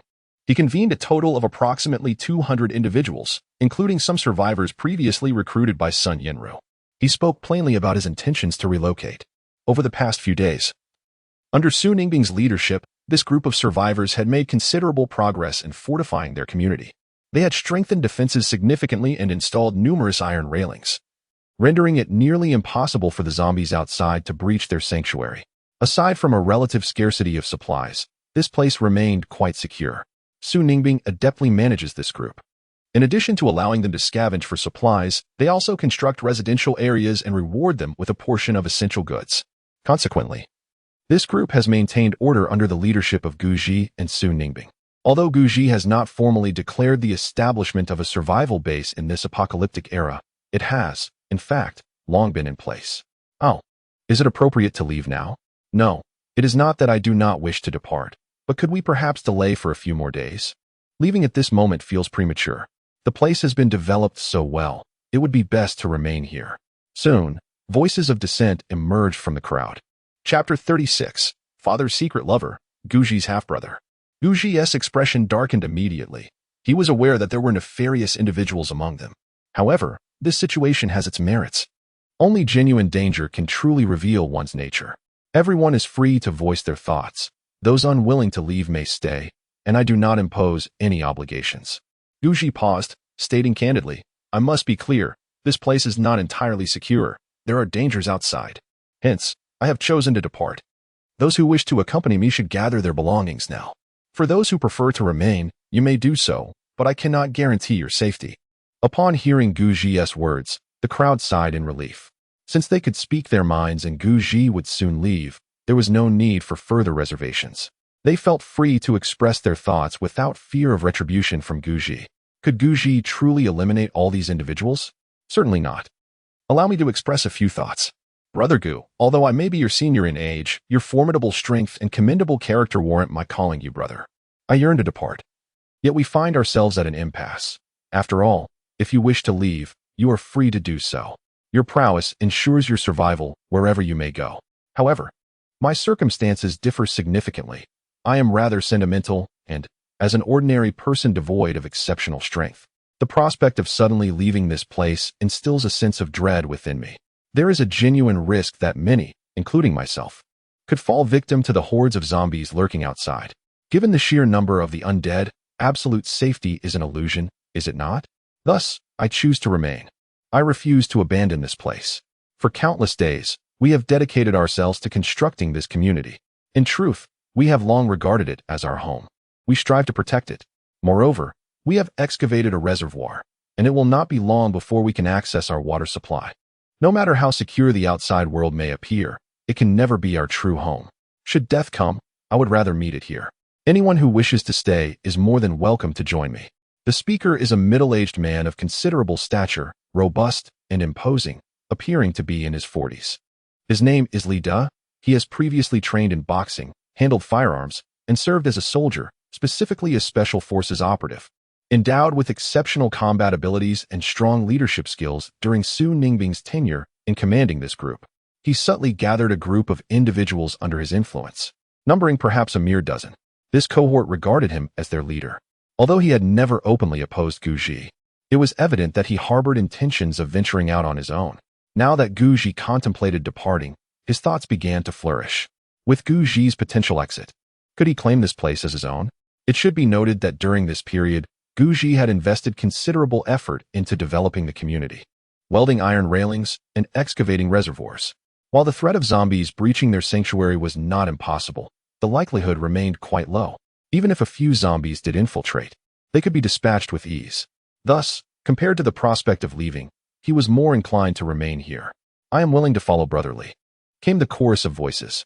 "Yes, yes, Brotherly, we wish to stay with you. Please, Brotherly, allow me to remain. Brother Gu, it is not that we do not wish to accompany you, but following you entails risks. Compared to leaving this place, we would rather continue to reside here. Please, do not take us away. Indeed, I too wish to stay here. The outside world is fraught with danger. I do not wish to leave." Before long, a fervent discussion erupted among the crowd, with nearly no one expressing a desire to depart. Even Bai Li, who had previously voiced her intention to leave, found herself wavering, questioning the validity of her prior decision. In contrast to the thought of leaving this place, is it safer to stay here? Of course. She was also contemplating Guji's formidable strength. Would it be safer to accompany him? For a moment, she was at a loss, feeling somewhat flustered. Meanwhile, Jiang Xini was also hesitant. Should she leave this place or remain? Previously, due to her efforts to bond with Su Ningbing, she had managed to secure a batch of supplies, allowing her to endure for a while longer. However, once she departed, her safety would be jeopardized. I will not leave. I shall stay. Although Guji is powerful, there are countless zombies outside, and he may struggle to protect me. Staying is my wisest choice. Jiang Xini made a decisive resolution. That was to remain here. I cannot leave. Very well. Since you have chosen to stay, I have no further comments.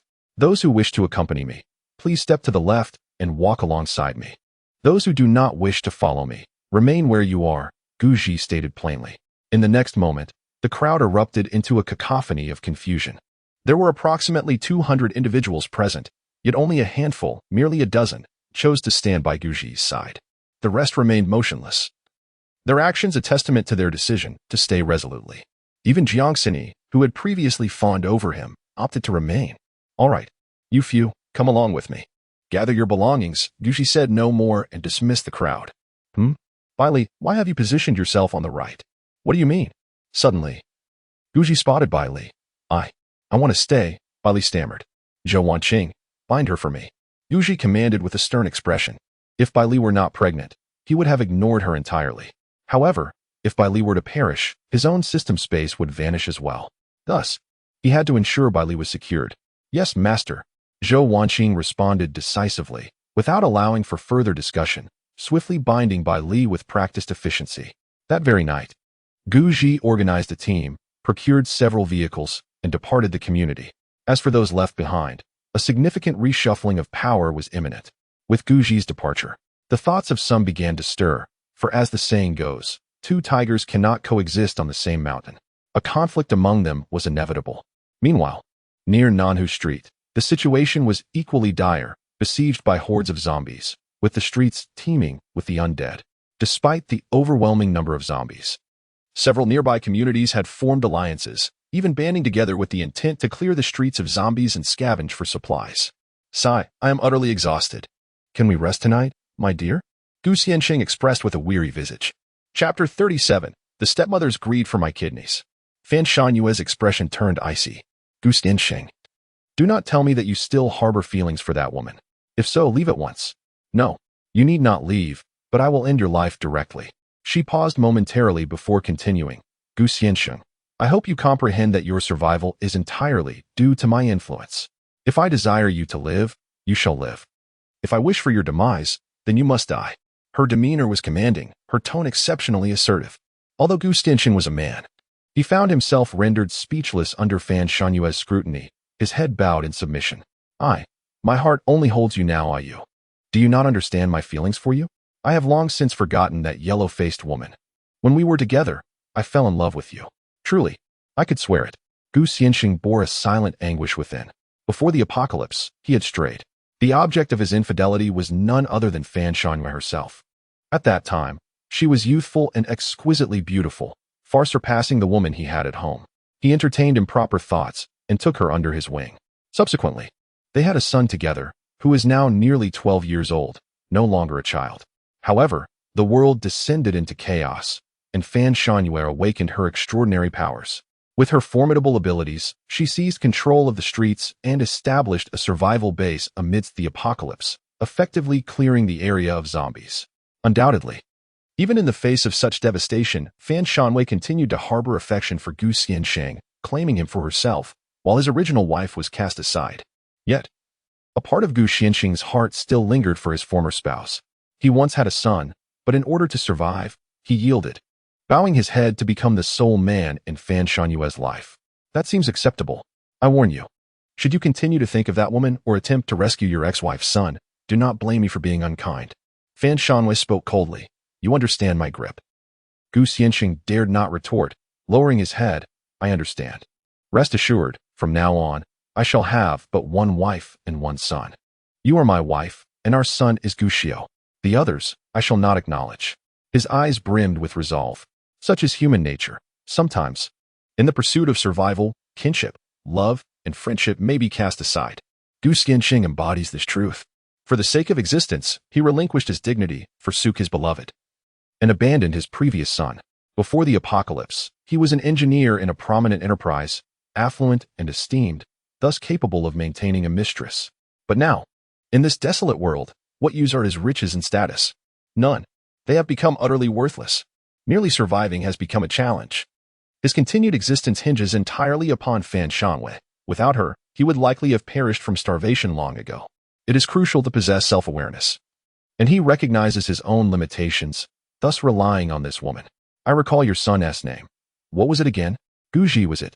Fan Shanwei whispered. If only he were still alive.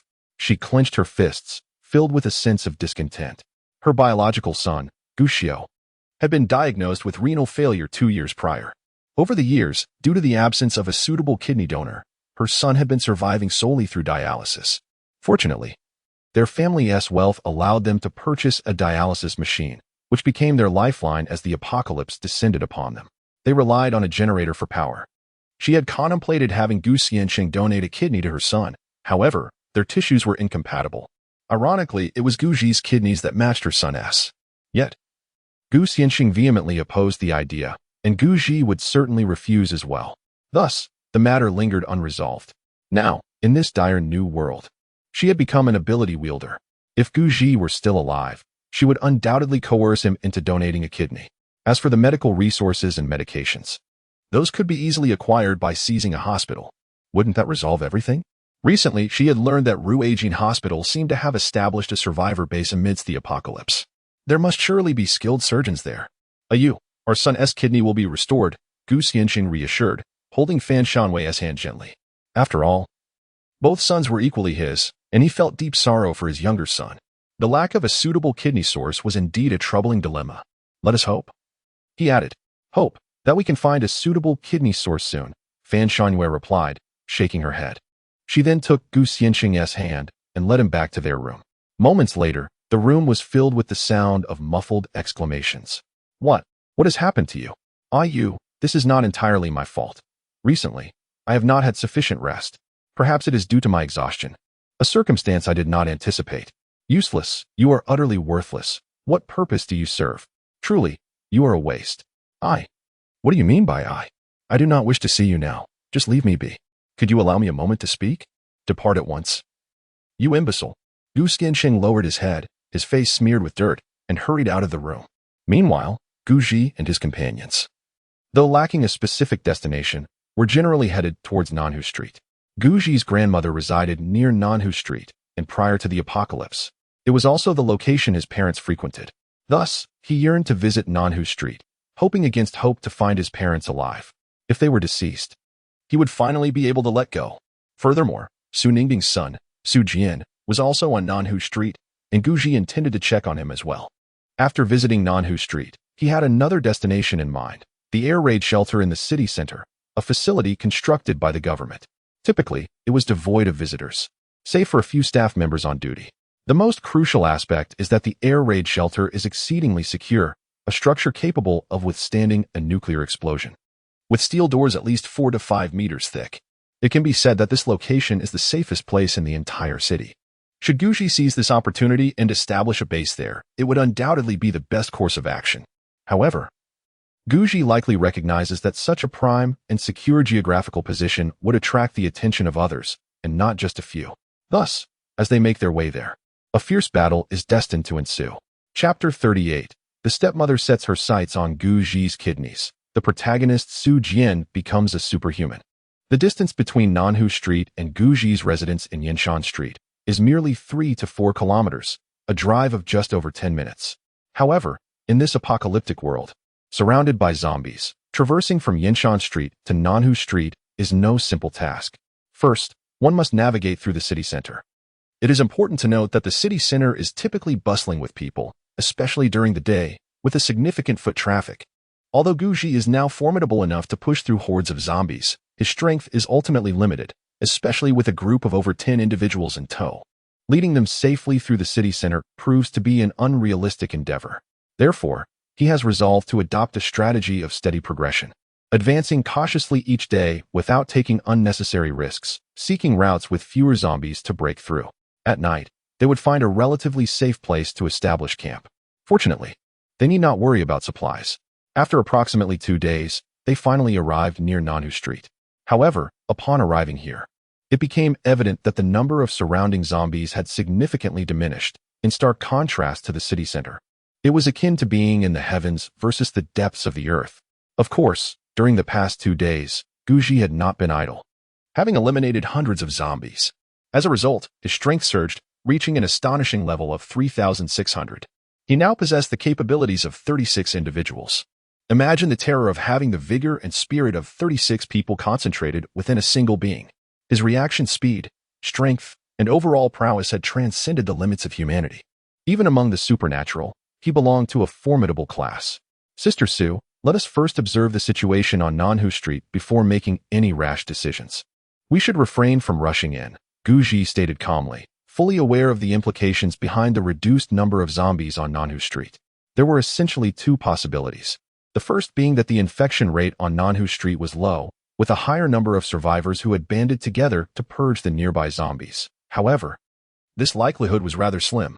The second possibility was that the zombies on Nanhu Street had, much like those on Yanshan Street, acquired a leader, an evolved version of a zombie, resulting in their consolidation for a joint assault. If this were indeed the case, caution was imperative. Understood, Xiaoji. Although Su Ningbing was eager to see her son, her rationality suppressed such impulsive thoughts. Guji's approach, while difficult for others to accept, was undeniably prudent, as he was taking responsibility for the lives of many. Subsequently, the group heeded Guji's counsel and settled in a supermarket abundant in supplies, refraining from rushing in immediately. However, as they prepared to scavenge for provisions, a sudden commotion outside compelled them to regain their composure and brace for any impending challenges. Despite the sustenance provided by Guji over the past few days, the group remained in a state of hunger. The supplies he offered were not given freely. He was strict in his rewards and punishments, dispensing provisions only to those who distinguished themselves through merit. Otherwise, even if they were to starve, he would remain unyielding. To satiate their hunger, the group had no choice but to forage for resources themselves. Fortunately, although they endured hunger during their journey, it was not to the point of demise. Master, there are people. Shall I take care of them? Zhou Wanqing, wielding a firearm, appeared vigilant. As an ability user, her strength far surpassed that of an ordinary individual, and she never flinched in the face of danger. Ever since discovering Guji's possession of a system space capable of storing food, her attitude had undergone a significant transformation. Regardless of Guji's commands, she would execute them promptly. Let's go together. Guji paused briefly, gathering a few individuals around him. Suddenly, a modified heavy-duty pickup truck burst onto the scene, reinforced with several welded protective grills and equipped with bulletproof features. The vehicle was impervious to the onslaught of ordinary zombies, careening through the horde and sending the undead flying. As the truck began to clear the vicinity of the supermarket of zombies, 3 figures emerged from it, 2 men and a woman. However, these few individuals subtly regarded that woman as their leader. Old Zhang, you shall scour for water resources. Old Li, gather more provisions. I will remain on guard. The woman instructed the 2 individuals beside her, preparing to invade the supermarket for supplies. Ding. The system has detected a woman of considerable potential. Please take note. Host. Target. Zhou Shui. Fortune level. Purple. Identity. Travel blogger note. The fortune levels are categorized into 7 grades: white, green, blue, purple, gold, crimson gold, and rainbow. Another woman of the purple grade? Her potential appears promising. Moreover, Guji was not only captivated by her potential, but also by the vehicle. Xiaozhou, Wang Yan. Shortly, you two will be responsible for diverting their attention. The rest of you, follow my lead and encircle them. Remember, I want them alive. Do not kill them. Guji issued his command. In a post-apocalyptic world, possessing a modified pickup truck is certainly advantageous. With these 2 trucks, even if hordes of zombies assail you, there is no need for panic. Meanwhile, Sister Yu, I have obtained the latest information regarding Guji. Would you like to hear it? Su Jian abruptly approached Fan Shanyu, cutting straight to the point. A serendipitous encounter previously enlightened him to Fan Shanyue's intention to exploit Guji's secret regarding his kidneys. Ever since that revelation, he has been vigilant about Guji's movements. Coincidentally, while scavenging for supplies yesterday, he stumbled upon news concerning Guji. Furthermore, it appears that his mother is still alive, which has left him utterly exhilarated. Since the advent of the apocalypse, Su Jian has had a tumultuous existence. In the early days, he was frequently bullied, and the food supplies at home were pillaged. He nearly met his demise. Fortunately, he is the protagonist. In a pivotal moment, he awakened his extraordinary abilities. He is a dual-element awakened being, harnessing both lightning and fire. His strength is formidable, second only to Fan Shanyu. Subsequently, he and Fan Shanyu united to establish a survivor's base, their might allowing them to expand their dominion from a mere apartment complex to the entirety of the street. Currently, their number of survivors hovers around 10,000, making them the most powerful faction in the Nanhu district. To be precise, they are the sole survivor force in the area. As for Su Jian, he stands as the second in command of the Nanhu survivor base, his rank only beneath Fan Shanyu. According to the narrative, it will not be long before he wins over Fan Shanyu, ultimately becoming the true master of the Nanhu survivor base. However, the imminent arrival of Guji introduces an element of uncertainty to the situation. Chapter 39. The protagonist Su Jian learns of his mother's whereabouts and resolves to rescue her. Gu Xiu has been enduring kidney failure for several years now, relying on dialysis for survival. Although this has provided a temporary reprieve, the procedure inflicts considerable harm on the body. After years of dialysis, it is not an exaggeration to say that Gu Xiu's body has been severely compromised. He requires dialysis every 3 days. Otherwise, he suffers from full-body edema and extreme fatigue. The most critical issue is that Gu Xiu can no longer urinate. His kidneys have failed, rendering them incapable of producing urine to eliminate toxins. The only path to restoring Gu Xiu's vitality lies in a kidney transplant.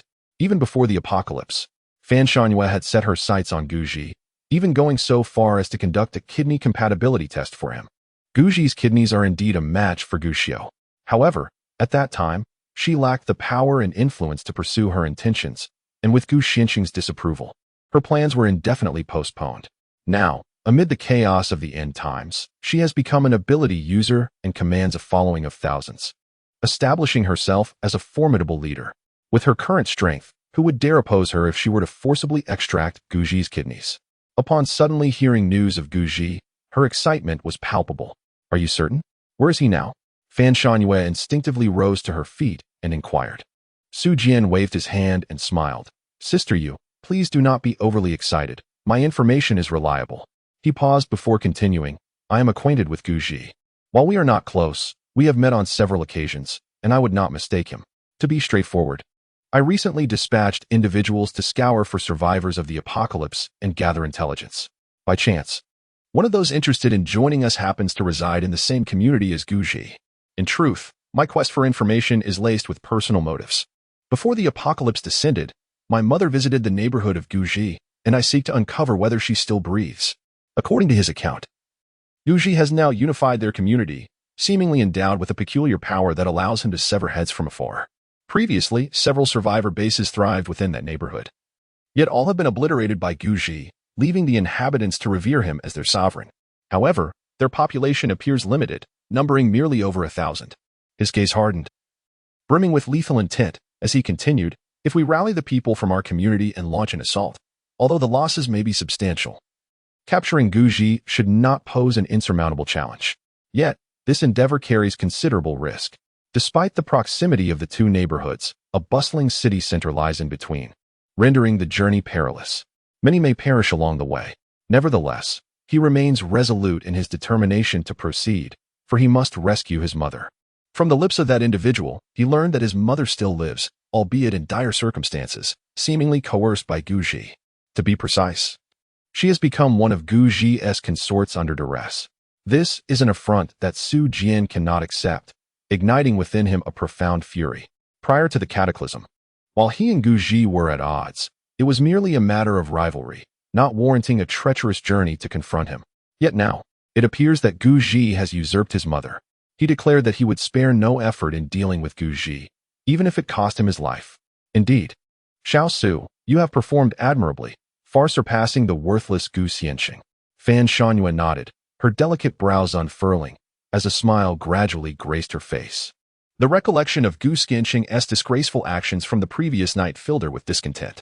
He lacked both ability and strength, resembling nothing more than a parasitic waste. A hint of disdain welled up within her. Nevertheless, Gu Xianxing was Gu Xiu's father and her former lover, a connection she found difficult to sever. As the narrative unfolded, it was evident that the protagonist, Jian, would soon penetrate Fan Shangyue's heart, ultimately winning her over. Zhao, prepare a team of 20 capable individuals, armed with firearms. We shall depart at dawn. Bring Guji back to me alive. Fan Shangyue contemplated her decision, resolving to have Jian assemble a team to venture to the other side of the city to retrieve Guji. She wished to accompany them, yet the Nanhu street required her presence to maintain order, rendering her unable to leave. Jia, I can manage alone. You need not worry about the rest. Leave everything to me. I assure you I will return with Guji's kidneys intact. Jian replied with a smile. Fan Shangyue felt a surge of affection. Zhao, I trust your capabilities. The more she observed Jian, the more pleasing he appeared to her. Perhaps previously she had not noticed it, considering he was still quite young, merely 17 or 18 years of age. However, as Jian evolved into a supernatural being, his strength increasingly grew, leading to a gradual shift in her attitude towards him. If only Jian were a tad older. After imparting a few last words, Jian departed. In truth, he had long devised a strategy to confront the obstinate. Does Guji not have a mother? Is she not residing in Nanhu Street? Since Guji has taken his mother under his influence, he would reciprocate in kind. As long as Guji's mother remained in his grasp, he had little doubt that Guji would yield without resistance. Meanwhile, in the Guji family's community, chaos ensued following Guji's departure. Since last night, disputes had been relentless, resulting in several brawls and shooting incidents. Of course, the ongoing turmoil had claimed numerous lives, yet some emerged victorious. This individual was none other than Li Da. After several skirmishes, he had successfully seized control of the entire community. As for Sun Yanru's armed forces, they had quietly trailed Guji when he left the community. With the departure, Li Da leveraged his possession of firearms to dominate all. The weapon in his possession had been covertly acquired before the apocalypse, and even after its onset, he had refrained from revealing it. Now, it had finally proven its worth. Spread the word. Guji has departed. I am the sovereign of this community. I am the sovereign of this community. Should anyone dare to defy my commands, this shall be your fate. Li Da summoned everyone, and under the watchful gaze of the crowd, he wielded a knife to behead a dozen rebels against him. Such is human nature. They fear authority more than virtue. Witnessing Li Da's ruthless display, they fell silent, their heads bowed, not daring to meet his gaze. Chapter 40. Jiang Sini's Regret, Surrounded by Zombies. The insatiable greed of humanity knows no bounds. In times of poverty, one yearns for wealth, for a single meal to satiate their hunger. Once sustenance is attained, thoughts turn to companionship, whether it be a woman or a man. With a partner, desires shift towards beauty, seeking exquisite women or handsome men. Human nature is intricate and elusive.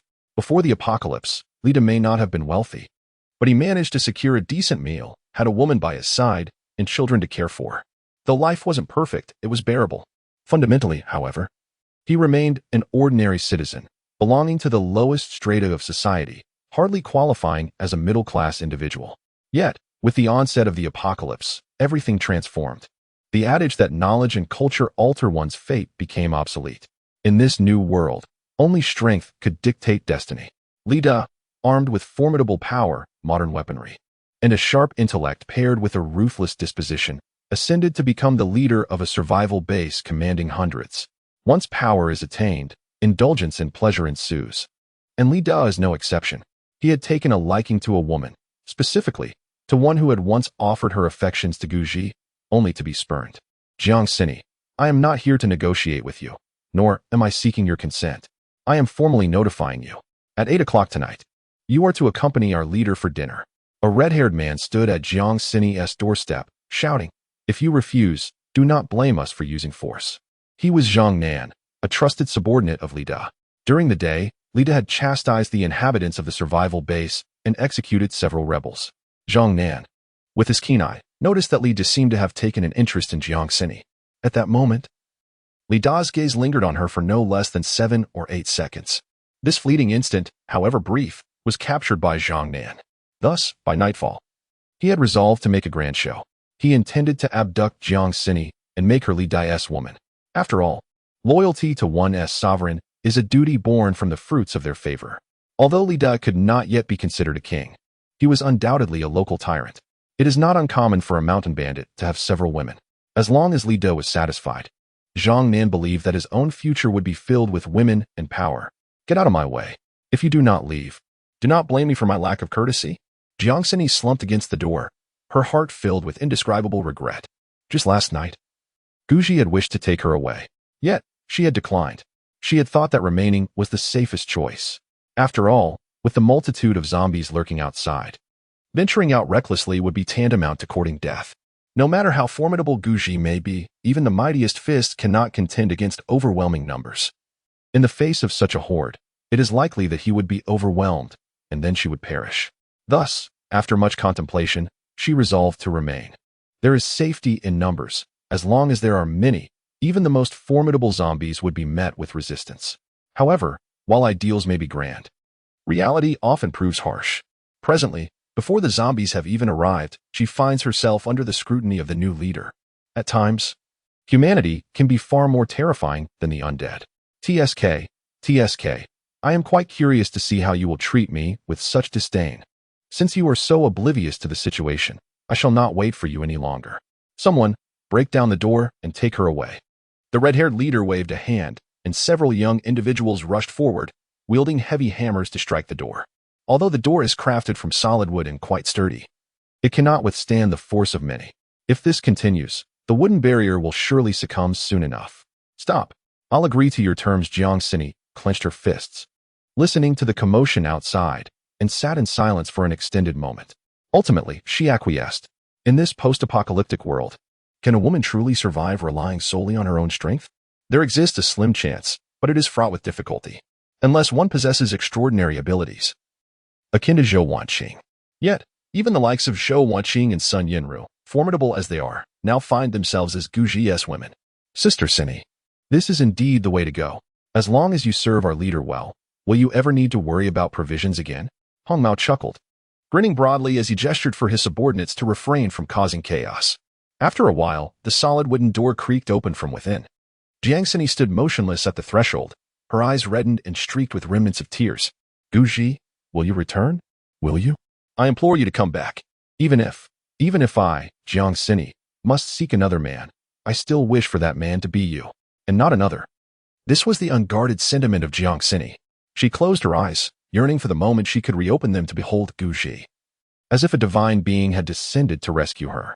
However, when her eyes fluttered open once more, she was met instead with the mischievous grin of Zhang Nan and a few young companions. Guji had not appeared. One must bear the consequences of their own mistakes. There exists no elixir of regret in this world. Now Jiang Sini lamented her choices, yet it was already too late. Meanwhile, the tide of zombies was gradually radiating towards the neighboring communities. Just yesterday, the horde had besieged a solitary district. After a day and night, the situation had escalated into something far more terrifying, with the surrounding undead numbering in the tens of thousands. They seemed to possess an eerie intelligence, as if directed by a master, splitting into several routes to simultaneously assault multiple communities. As of now, the survivor enclave under Li Da's control had begun to experience the onslaught of the horde. However, the intensity of the assault was still relatively mild. Before us, a multitude of several hundred zombies is engaging in probing assaults on our community. Leader, it is dire news. Our neighborhood is indeed under siege. And it is not merely our enclave, but several others that are besieged by these undead creatures. Currently, approximately 700 to 800 zombies are attacking our perimeter. If we do not retaliate, it is only a matter of time before the hordes breach our defenses. Indeed, the zombies have arrived. What shall we do, leader? Could it be that Guji spoke the truth? Are the zombies truly upon us? Absolutely. I have witnessed it with my own eyes. In that moment, the inhabitants of the survival base, including the management, succumbed to a wave of panic. They could ascend to the rooftop to behold the chaos outside. At this juncture, the attacking zombies numbered no less than 700 or 800, but that was merely a fraction of the calamity. The most pressing concern was the streets surrounding the community, which were virtually overrun with zombies, extending as far as the eye could see. The sheer quantity of the undead was incalculable, with estimates suggesting thousands, possibly even tens of thousands. If such a multitude were to launch a collective assault, our community would inevitably transform into a desolate wasteland within the hour. Chapter 41. The protagonist Jian is poised to leverage Guji's mother as a means of coercion against everyone. Lida may have wielded an iron-fisted control over the masses, yet in the face of the zombies, such iron resolve proved insufficient. After all, death loomed regardless of the path chosen. To defy Lida meant death, yet to remain passive also led to the same fate. Thus, weighing the pros and cons, the populace found themselves less fearful of Lida's authority. Indeed, according to Lida's initial concept, he envisioned rallying the masses to combat the undead, seeking refuge within the confines of buildings to evade the onslaught of zombies. In truth, avoiding the horde diminishes the terror associated with it. Once the zombie tide recedes, he would still remain the leader, with all beneath him obliged to bow in deference. The exalted sensation of such authority can only be truly comprehended by those who have experienced it firsthand. However, when the lives of the populace are threatened, the authority he had painstakingly cultivated becomes utterly impotent, as the people refuse to heed his commands. Some individuals have even begun to gather their supplies, preparing to flee. It is only at this juncture that some have come to realize why Guji chose to escape in advance. They are belatedly enlightened. Did Guxin's abrupt departure last night indicate a premonition of the impending zombie outbreak? What premonition, one might ask? He explicitly stated that today would witness the emergence of zombies. At the time, we presumed it to be a localized incident, believing we could shelter safely within the buildings. Little did we anticipate the severity of the outbreak. Now we are doomed. Will Guxin return? Return? Nonsense. We must flee at once. Indeed, we must escape swiftly. And we must not heed Lida's orders. With so many zombies, at least 10,000, one might surmise, how could our meager numbers stand a chance? Even if we were to unite, we could not withstand such a formidable horde. I have observed that the zombies at the back entrance are relatively sparse. We may yet find a path to survival through there. Damn it, I regret not heeding Guxin's directives. Now it seems all is lost, and I yearn to survive. I do not wish to perish. I yearn for life. I implore you, spare my existence. Guxin, I beseech you to return and rescue us. Guxin, why do you not articulate your thoughts more clearly? Had you stated that zombies were besieging us, I would have fled long ago. The faces of the crowd were etched with despair, confronted by such a multitude of zombies. Any attempt to resist seemed destined for failure. The only path to survival lay in retreating. They needed to flee to areas with fewer zombies, to gather essential supplies. Wherever they could escape to would suffice. Staying behind meant certain death. They could foresee that, after this wave of zombies, only a scant few would remain alive. Approximately half an hour passed, and as if orchestrated, the crowd surged towards the community's rear exit. They bolted from the back door onto the street, and then vanished. This group possessed prior experience in battling zombies. Guji had frequently dispatched them to eliminate trivial threats. Though their contributions had been minimal, this had honed their combat skills. Hence, when confronted with zombies, they exhibited a remarkable composure. Even if some fell victim to the undead, there were those who successfully evaded the encirclement. Meanwhile, Lida seethed with fury, shattering the items he had scavenged from the room, yet still found no relief. Wretched beings, a bunch of cowardly fools. Why flee? Are they not merely a horde of zombies? They possess no intelligence, merely a collection of useless individuals. As long as they exploit advantageous terrain, they can slay as they wish. Zombies are not the true terror. The most frightening aspect lies within the human heart. Once the spirit of unity dissipates, leading a group becomes an arduous task. The rabble he commands, upon witnessing the multitude of zombies, fled without heeding their leader's words. Currently, They are merely half an hour away from being besieged by zombies, and already 300 to 400 people have deserted, with the exodus continuing unabated. At this rate, within an hour, the residents of the community will have vanished, leaving him a solitary commander. He has barely assumed leadership for a day, and already, his ranks are thinning. Boss, I'm back. At that moment, Zhang Nan dashed in, a broad smile on his face. Look who I brought for you. He waved his hand, and several young men entered, finding a woman who was none other than Jiang Xini. Zhang Nan, brimming with pride, exclaimed, Hey, boss, don't be shy. You are, after all, the leader of our survival base now. Is it not normal for a man to have multiple wives? Tonight shall be a night of celebration. It's the perfect opportunity for us to enjoy a hearty feast. He believed that such an act would undoubtedly please Li Da. What man does not love the company of women, especially one as exquisite as this? He thought he was delivering joy to his leader. However, Li Da's spirits were utterly diminished. His heart was far from contemplating matters of romance. Women, is your mind consumed solely by them? Beyond your pursuits of women, do you possess any other skills? Can you not discern the gravity of the situation?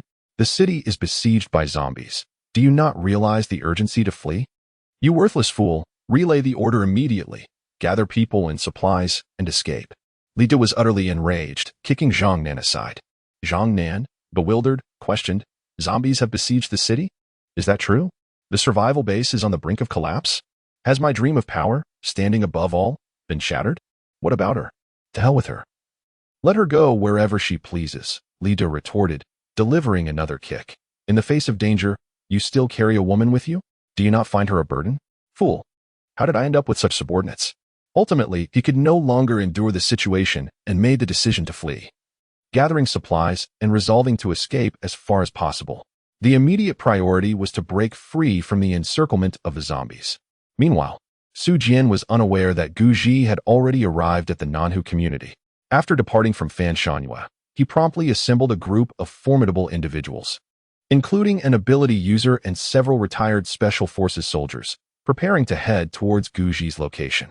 However, before leaving, he made a detour to Guji's grandmother's house, which was also the maternal home of Guji's mother.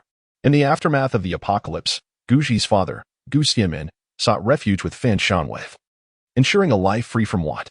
However, Guji's mother and her companions fared poorly.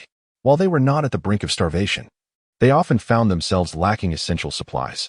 Gu Xianmin, despite his shortcomings, occasionally displayed a semblance of conscience by secretly providing some provisions to Guji's mother, allowing her to endure through acts of charity. Chapter 42. Guji's mother captured. The protagonist's rampant desperation. Fan Shanyue's strength was formidable. Within a month, she had completely dominated all the neighborhoods surrounding Nanhu Street. All the inhabitants of Nanhu Street, regardless of their power, fell under her jurisdiction.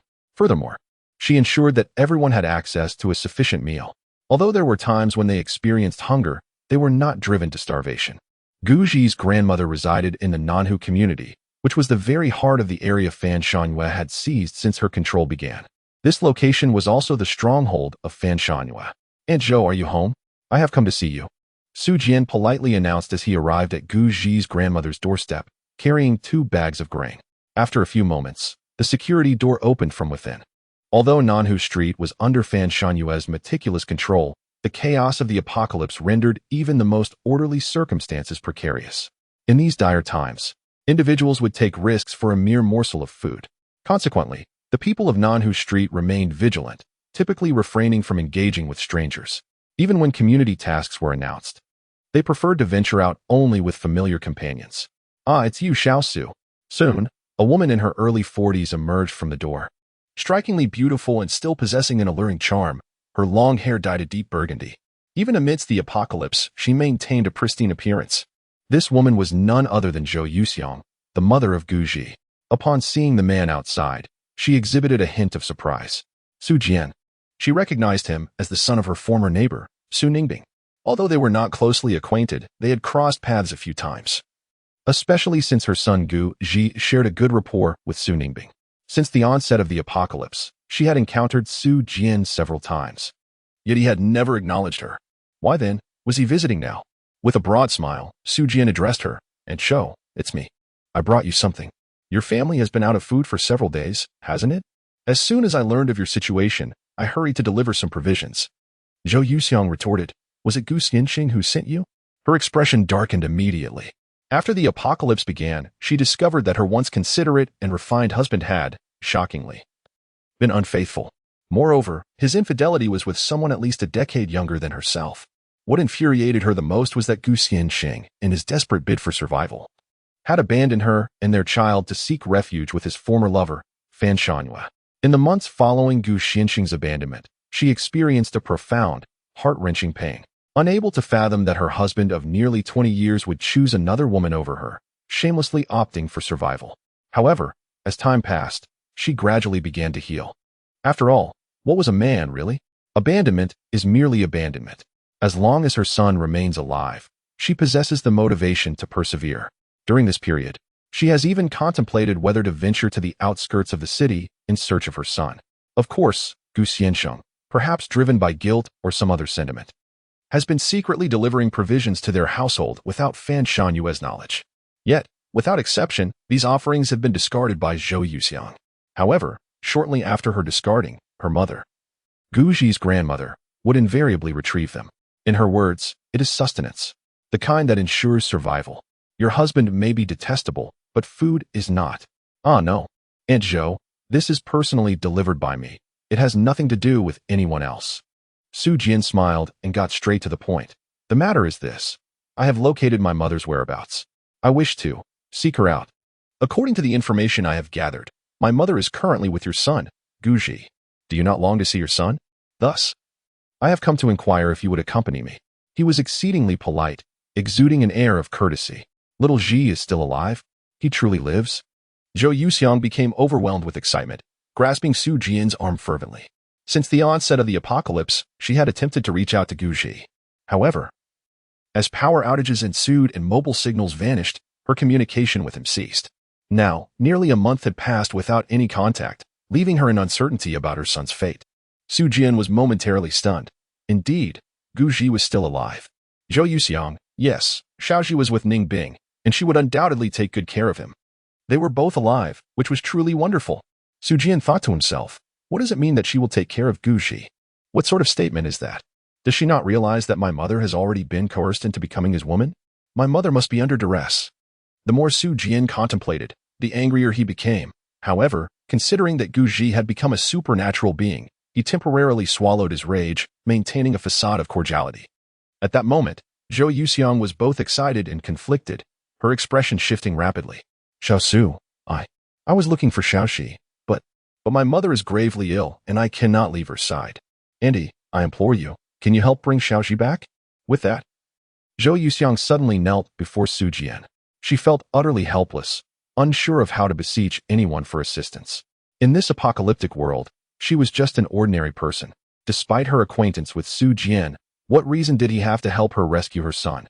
In the face of life and death, all friendships and distant kinship pale in comparison to the bonds of proximity.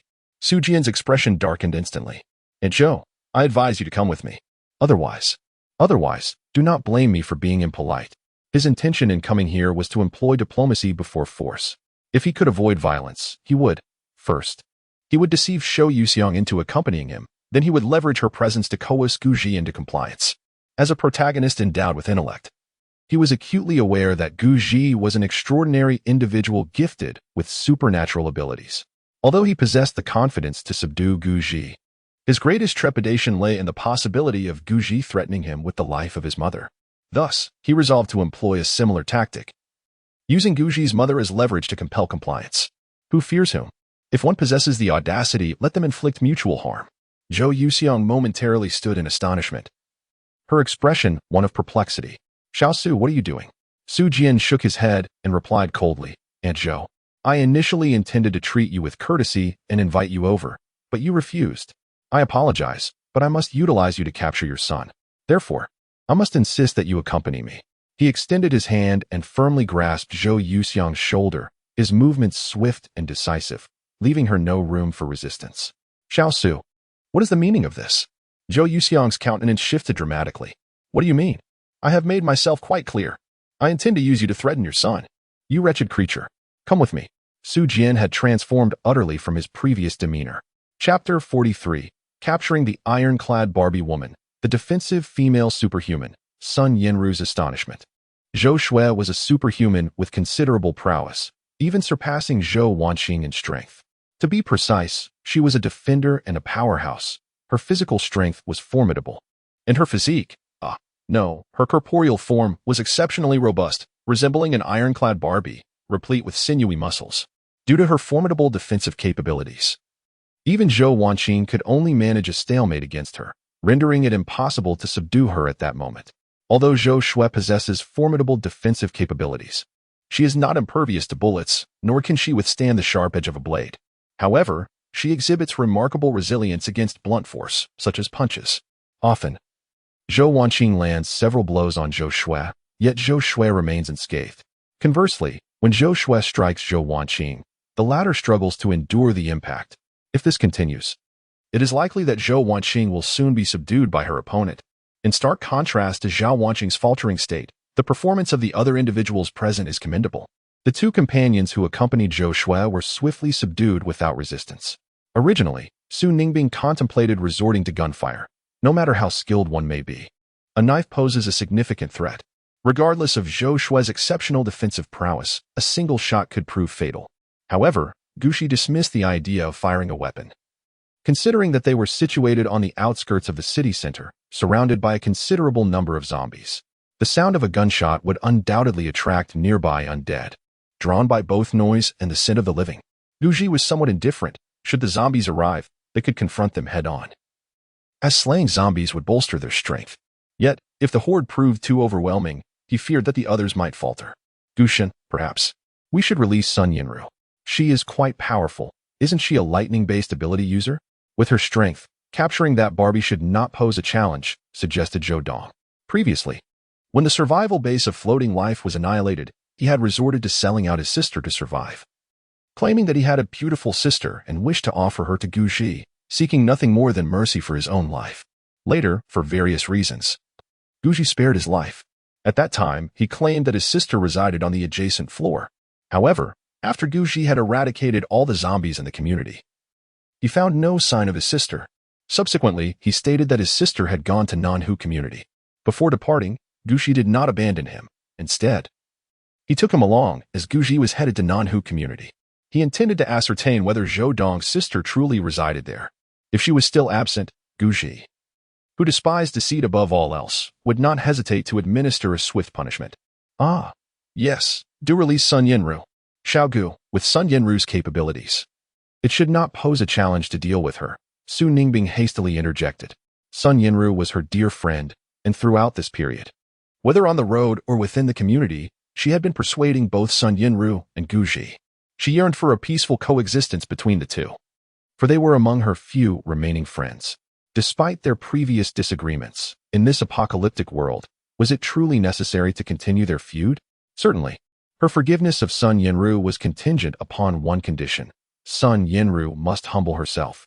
At that moment, Sun Yinru was bound and discarded in a corner, while Zhou Wanqiu and Wang Yin kept watch over her. Upon hearing a commotion, she let out muffled sounds, her mouth gagged with cloth, rendering her unable to speak. Acting on Guji's instructions, Zhao Wanqiu approached and removed the cloth from Sun Yinru's mouth. If you wish for me to take action, it is not out of the question. I have a condition. Release me. Do not bind me any longer. It is unbearable. Sun Yinru paused, resolutely declaring, you must regard me as a person. Otherwise, even if you were to take my life, I would not offer you a shred of assistance. Throughout this journey, she had endured the greatest indignities. Not only was she bound, but she was also frequently subjected to Guji's cruelty. She scarcely had enough to eat. She understood that Guji was deliberately tormenting her, attempting to break her spirit and subdue her. Yet, she harbored an unwavering determination within. She would not yield. Although Guji was also an ability user with considerable strength, she held him in contempt. She belonged to the Sun family, a clan equipped with firearms, manpower, and territory. Why should she serve Guji? Why should she become his prisoner? She was indignant, especially after her last attempt, where she had tried to seduce Guji, planning to ambush him during their wedding night in order to escape. However, her scheme was uncovered, resulting in a brutal beating. She could no longer endure such a life. Did I ever ask for your help? Guji retorted. If you do not require my assistance, then who else could you turn to? That woman with purple hair is a defensive ability user. To breach her defenses, one would need to resort to gunfire or a lethal blade. I comprehend your intentions. You do not wish to take a life, but prefer to leave a survivor, Sun Yinru scoffed. No, to be precise. You have taken a liking to her and wish to keep her alive, am I correct? I am an adept of the lightning element, capable of effortlessly incapacitating her with a mere flicker of energy. She appears to have a firm grasp on Guji, relishing in the sensation of control, relishing in being valued by others. As long as she garners Guji's attention and earns his trust, she can temporarily escape her current predicament. Did I express a need for you? Guji scoffed. Just because Zhou Wanqing cannot break through does not mean I cannot. Guji's power has reached formidable heights, his strength akin to that of over 30 individuals combined. Although the woman with violet hair is also a supernatural being, he is confident in his ability to subdue her. In a flash, his figure moved like a wraith, surging toward the violet-haired woman while she was entangled in a fierce struggle with Zhou Wanqing. Seizing the opportunity, he struck her from behind.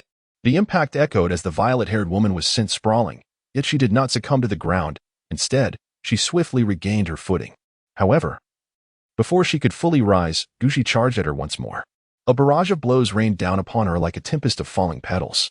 For approximately 40 to 50 seconds, he unleashed an unrelenting flurry of punches, the exact number lost to the chaos of battle. Ultimately, Zhou Shui crumpled to the ground, unable to rise again. No matter how formidable one may be, as long as the fists are resolute, one need not fear their downfall. Guji turned his gaze towards Sun Yinru, his tone icy. Did you witness that? Should you dare to play your little games again, this shall be your fate. Sun Yinru fell silent, her mouth shut tight, for Guji's prowess had far exceeded her expectations. Moreover, she could sense that the Guji before her was far more formidable than the one she had faced in their previous confrontation. How could he have grown so powerful in merely a few days? Had he been concealing his true strength all along? Chapter 44. Has the protagonist Su Jian become a supernatural being? Who is Fan Shanwei? A stepmother? Half an hour later, Zhou Shui found herself bound and unceremoniously thrown onto the ground, her head spinning, as she lifted her gaze to survey her surroundings. The first figure she spotted was Guji. At that moment, he was gazing at her with a mischievous smile, his eyes reflecting an enigmatic allure that was difficult to articulate. In this apocalyptic world, all laws and order had disintegrated, and humanity's moral boundaries had vanished. Zhou Shui understood all too well what that look signified. In the early days of the apocalypse, a fellow traveler had regarded her with the same intensity. It was the gaze of a man upon a woman. Yet, that very traveler had met his end at her hands. What do you intend to do?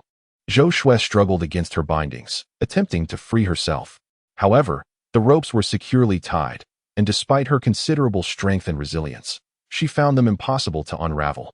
All her efforts were in vain. What do I intend to do? Guji chuckled. Nothing at all. Zhou Shui inhaled deeply. I know what you are thinking.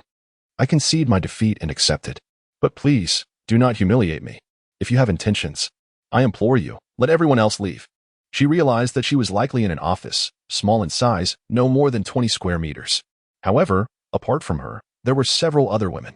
Among them, 2 were similarly bound and discarded on the ground. Humiliate you? Guji chuckled. How could I possibly humiliate you? Have I ever done so? He leisurely approached Zhou Shui and, with a deliberate motion, grasped her chin. My dear woman, please comprehend your current predicament. Although you possess considerable beauty and allure, your significance here is rather diminished. Do you not understand? While Guji harbored intentions of discarding the woman before him to fulfill his system's task and reap the rewards, the system had previously stipulated a crucial condition. To harvest such rewards, it was imperative that the women willingly acquiesce. Otherwise, the task would remain unfulfilled. Thus, he needed to engage in a meticulous psychological game with these individuals. By fostering a gradual rapport, there would come a day when they, driven by the basic instinct for sustenance or survival, would willingly bear his offspring. Wouldn't Zhou Shui turned her head in disbelief. Guji sneered. I have no time for idle chatter. You must be an ability user from Nanhu Street, correct? He paused momentarily before continuing. Now, enlighten me about the situation in Nanhu Street. If your information proves valuable to me, I may consider granting you your freedom. His capture of Zhou Shui was not solely for the sake of completing the system's task, for her potential was noteworthy. Beyond that, he sought to glean insights into the state of affairs on Nanhu Street. As the saying goes, know thyself and know thy enemy, and you will not be imperiled in 100 battles. They had previously arrived at Nanhu Street and discovered that there were nearly no zombies in the vicinity. This implied that a survival base had been established here, possibly even with the presence of superhumans. Zhao Shui was a prime example of this. Are you going to let me go? Do you think I believe you? Zhao Shui retorted, her pride evident as she turned her head away from Guji. Is that what you're trying to say? Guji smiled. He extended a hand and, with a gentle motion, tore at Zhao Shui's clothing. If you refuse to speak, I wouldn't mind employing a few tactics. Of course, you should refrain from deceiving me, while I prefer not to harm you. I am not averse to demonstrating my capabilities if you remain uncooperative. As he spoke, his hand began to move again, poised to continue shredding her garments. You bastard. I knew you had ill intentions toward me. You're not a real man, Zhao Shui shouted vehemently. You will discover whether I am a man or not shortly. Guji replied nonchalantly. Zhao Shui was momentarily taken aback. At that moment, she felt like a prisoner without the strength to resist. Tears welled in her eyes, threatening to spill over. Meanwhile, Sun Yanru was also bound and cast aside. Upon witnessing Guji's treatment of Zhao Shui, panic surged within her. This despicable man! How shameless! What does he intend to do? Does he mean to take advantage of us? Damn it, that filthy scoundrel! She cursed inwardly. Wait, something's not right.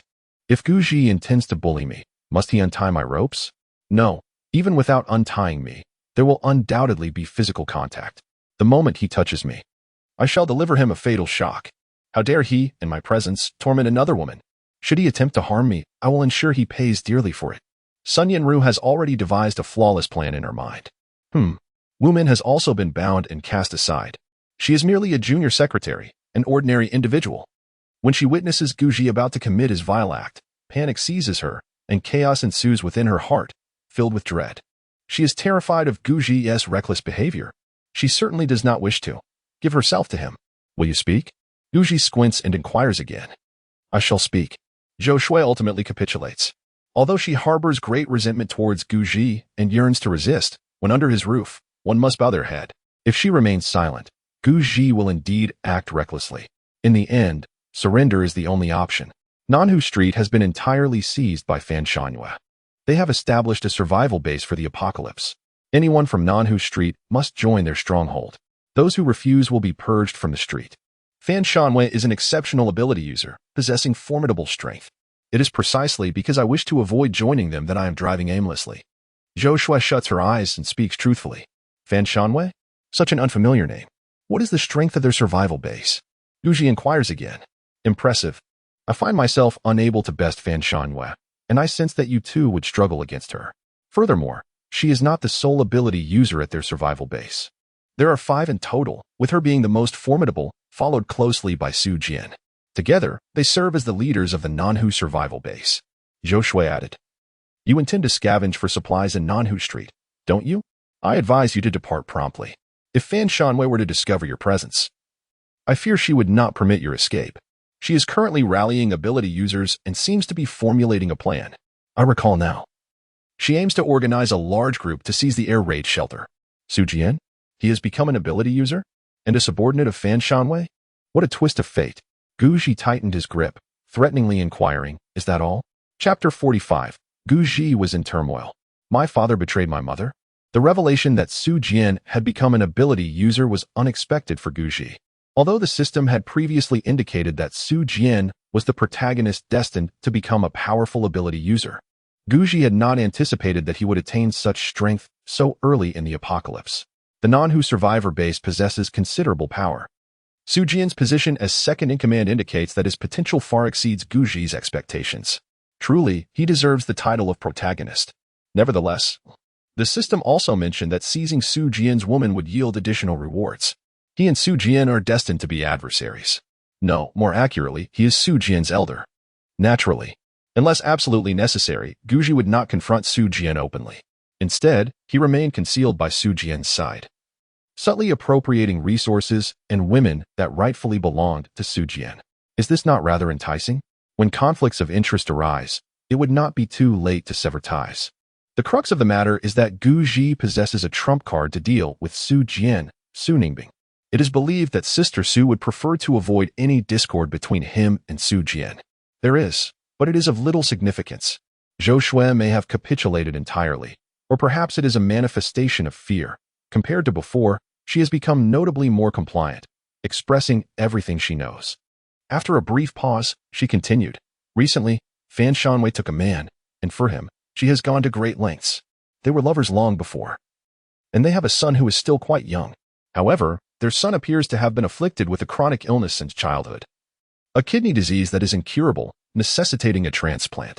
I have discerned your intentions. You aim to seize control of Nanhu Street or the air raid shelter. Otherwise, you would not have come here. If you intend to deal with Fan Shanwei or successfully capture her, you might consider approaching it through that man or their son. Guji furrowed his brow. Is that man also an ability user? No. Zhou Shui replied nonchalantly. That man is merely an ordinary person, lacking any substantial power.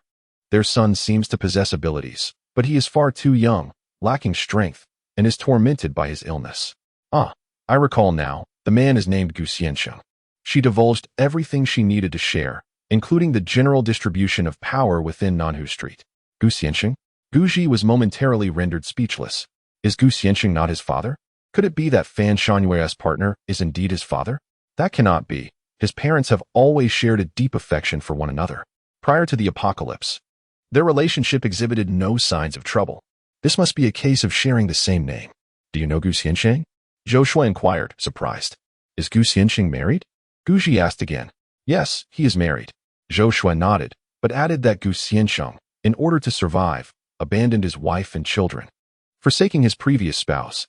I later heard that Gu Xiansheng has a son with his former wife, and Fan Shanwei has been seeking news about Gu Xiansheng's eldest son. It is said that. She hesitated. It is said that Gu Xiansheng's eldest son is a perfect match for a kidney donation for Fan Shanwei's child. Fan Shanwei intends to take Gu Xiansheng's eldest son's kidney for her own son. Guji? He initially sought merely to capture someone at random to gain a rough understanding of the power dynamics in Nanhu Street, hoping to discover a more efficient route to locate his parents. Yet unexpectedly, the person he apprehended delivered a shocking revelation. No, to be precise, it was akin to a bombshell. His father abandoned his mother, found solace in another's embrace. He has a half-brother? Now, his stepmother wishes to locate him to extract a kidney for his half-brother? What an utterly absurd situation. I understand. Guji's face turned ashen, and he coldly remarked, You will remain here obediently. Should I discover any clandestine actions on your part, do not blame me for being unyielding. With that, he departed, contemplating how to contend with the survivor base on Nanhu Street. More precisely, he pondered how to deal with Fan Shanwei. He had initially believed that Fan Shanwei was merely a supernatural being. He thought that by taking his parents away, he could evade her surveillance. Little did he know, there existed a deeper enmity beneath it all. Fan Shanwei sought to capture him, for his father had betrayed him. In that moment, his thoughts became tumultuous, and he found himself at a loss. Meanwhile, Su Jian, after capturing Zhou Yuxiang, sought out Fan Shanwei, for he had acquired new intelligence. The latest update revealed that Guji's neighborhood was besieged by zombies. Over 10,000 of the undead were assaulting the vicinity surrounding Guji's residence. It would not be long before that area fell into ruin. Of course, the zombies might also turn their attention toward this direction. Yet there was no cause for alarm. They possessed the strength to confront the zombies. Sister Yu, I believe that since Guji is a supernatural being with such formidable power, he would never remain idle. He must have fled the neighborhood long ago. Since he has escaped, we need not pursue him. Let us simply wait here for his return. His parents are right here. Since he intends to flee, he will undoubtedly seek refuge here. It won't be long before he returns. No, perhaps he has already arrived, and we simply remain unaware. In truth, there is no need for us to panic. I have already apprehended Zhou Yuxiang. As long as Guji dares to show his face, he will be compelled to surrender. Otherwise, his mother will perish. Su Jian remarked with a sinister tone. Deep down, he understood that the likelihood of using Zhou Yuxiang to threaten Guji was minimal, given that his own mother, Su Ningbing, was also in Guji's grasp. Capturing Zhou Yuxiang might only instill a fleeting sense of caution in Guji, but that would suffice. He was confident in his ability to subdue Guji. Are you suggesting that Guji has already come here? Is there a massive horde of zombies surrounding their area? Fan Shanwei's expression darkened considerably. A zombie siege is certainly not favorable news. If the undead numbers are overwhelming, they may not be able to hold the line on Nanhu Street. However, if they can secure the air raid shelter, they could withstand even the largest of hordes. Indeed. Therefore, we must not only capture Guji, but also prepare for a potential confrontation. However, I have devised an excellent plan. Dealing with this horde of zombies will pose no challenge, Su Jian declared confidently. Observing Su Jian's unwavering assurance, Fan Shanwei felt an unexplainable sense of relief. Thank you for your hard work, little Su. The more she looked at Su Jian, the more she felt he towered over Gu Xianxing. What am I even thinking? Our age difference is quite significant. Chapter 46. Guji. Xiao Su, what should you call me? Guji was unaware of Su Jian's plans. Nor did he know that their whereabouts had already been monitored by Fan Shanwei. After gathering information about Nanhu Street from Zhou Shui, he immediately sought out Su Ningbing and Zhou Wanqing. Although everyone complied with his commands, it was still essential to address certain matters, otherwise, hidden dangers might arise. Naturally, he would not prevent anyone from leaving. If someone sensed danger, they were free to withdraw early, and he held no objections. In truth, anyone with a sound mind would choose not to part ways with Guji. It was a simple truth. Outside, the world was overrun with zombies, and this group relied almost entirely on Guji for survival. If they were to abandon him, it would not be long before casualties emerged. Within 3 days, death would inevitably claim someone. Sister Su, I have received a piece of intelligence. Please do not panic. It would be wise to prepare yourself mentally. Guji pondered for a moment and resolved to be forthright with Su Ningbing. Concealing the truth was an option, yet it could not be hidden for long. Once they reached the survival base at Nanhu Street, Su Ningbing would eventually meet Su Jian. It was better to be candid from the outset. Moreover, he recognized that, despite Su Ningbing's silence on the matter, she had been deeply concerned about Su Jian's safety. As the saying goes, a mother worries for her child traveling 1,000 miles, while a child remains carefree for a mother's journey. What intelligence? Su Ningbing inquired, her tone tinged with apprehension as she regarded Guji with cautious eyes. Guji replied directly, it pertains to your son, Su Jian. Su Ningbing's small hand clenched tightly, her voice laden with anxiety. What has happened to my son? Just moments ago, Guji had advised her to brace herself for the worst. This statement instinctively led her to believe that Su Jian had encountered some misfortune. As this thought crossed her mind, her heart raced with unease. She longed to find her son immediately. Su Jian. Su Jian is still alive, as are my parents, who are currently at the survivor base in Nanhu Street. Guji paused briefly before responding directly. Su Jian is in quite good shape. He has now become the second in command at the Nanhu survivor base, and he has also developed supernatural abilities. His strength is remarkable. In fact, I suspect his power rivals my own. Su Ningbing was taken aback. Her son had become an extraordinary being, and not only that, but he had also risen to the rank of second in command at a survivor base. Could this truly be her son? It seemed almost too formidable to comprehend. She had always known him as a troubled youth, someone who had caused her much concern throughout his life. Now, someone was telling her that her wayward son had turned his life around and even become an extraordinary individual. Her initial reaction was disbelief. What did it mean to possess supernatural abilities? It was a vital asset for survival in this apocalyptic world. Yet her son was indeed an extraordinary being. To claim she was not pleased would be a lie. Her second reaction was skepticism, questioning the veracity of this information. Xiaogu, if my son has truly gained supernatural abilities and is the second in command at the Nanhu Street base, wouldn't that be wonderful? If this information is accurate, we should go find my son right away. Then all of us united together to take down the control base. Su Ningbing felt a sweet bliss within her heart. Indeed, if it were as Guji had said, her stubborn parents could be easily settled. She could directly approach Su Jian, asking him to contact Guji's parents and bring them along. Wouldn't that be rather simple? Previously, she had been deeply concerned about her son's safety.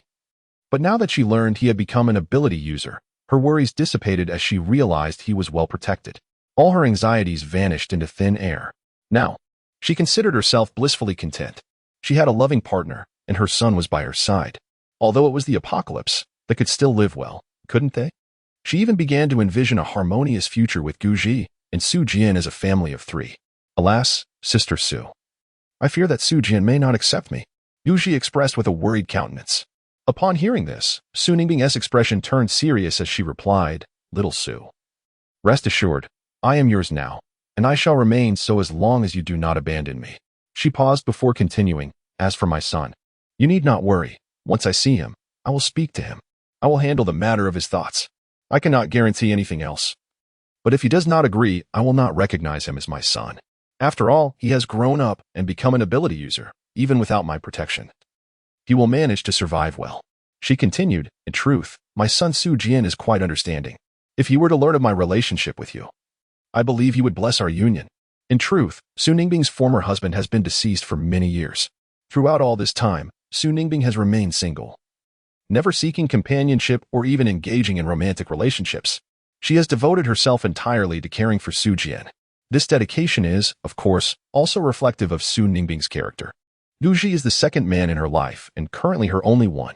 Her mindset tends to be rather traditional, thus, as long as Guji does not abandon her, she has no intention of leaving him. With an expression of excitement, Guji exclaimed, "Sister Su, you are truly wonderful. Marrying you is the greatest fortune of my life. If Su Jian can accept us, it would be simply splendid." However, he pondered internally about what Su Jian would call him upon their first meeting.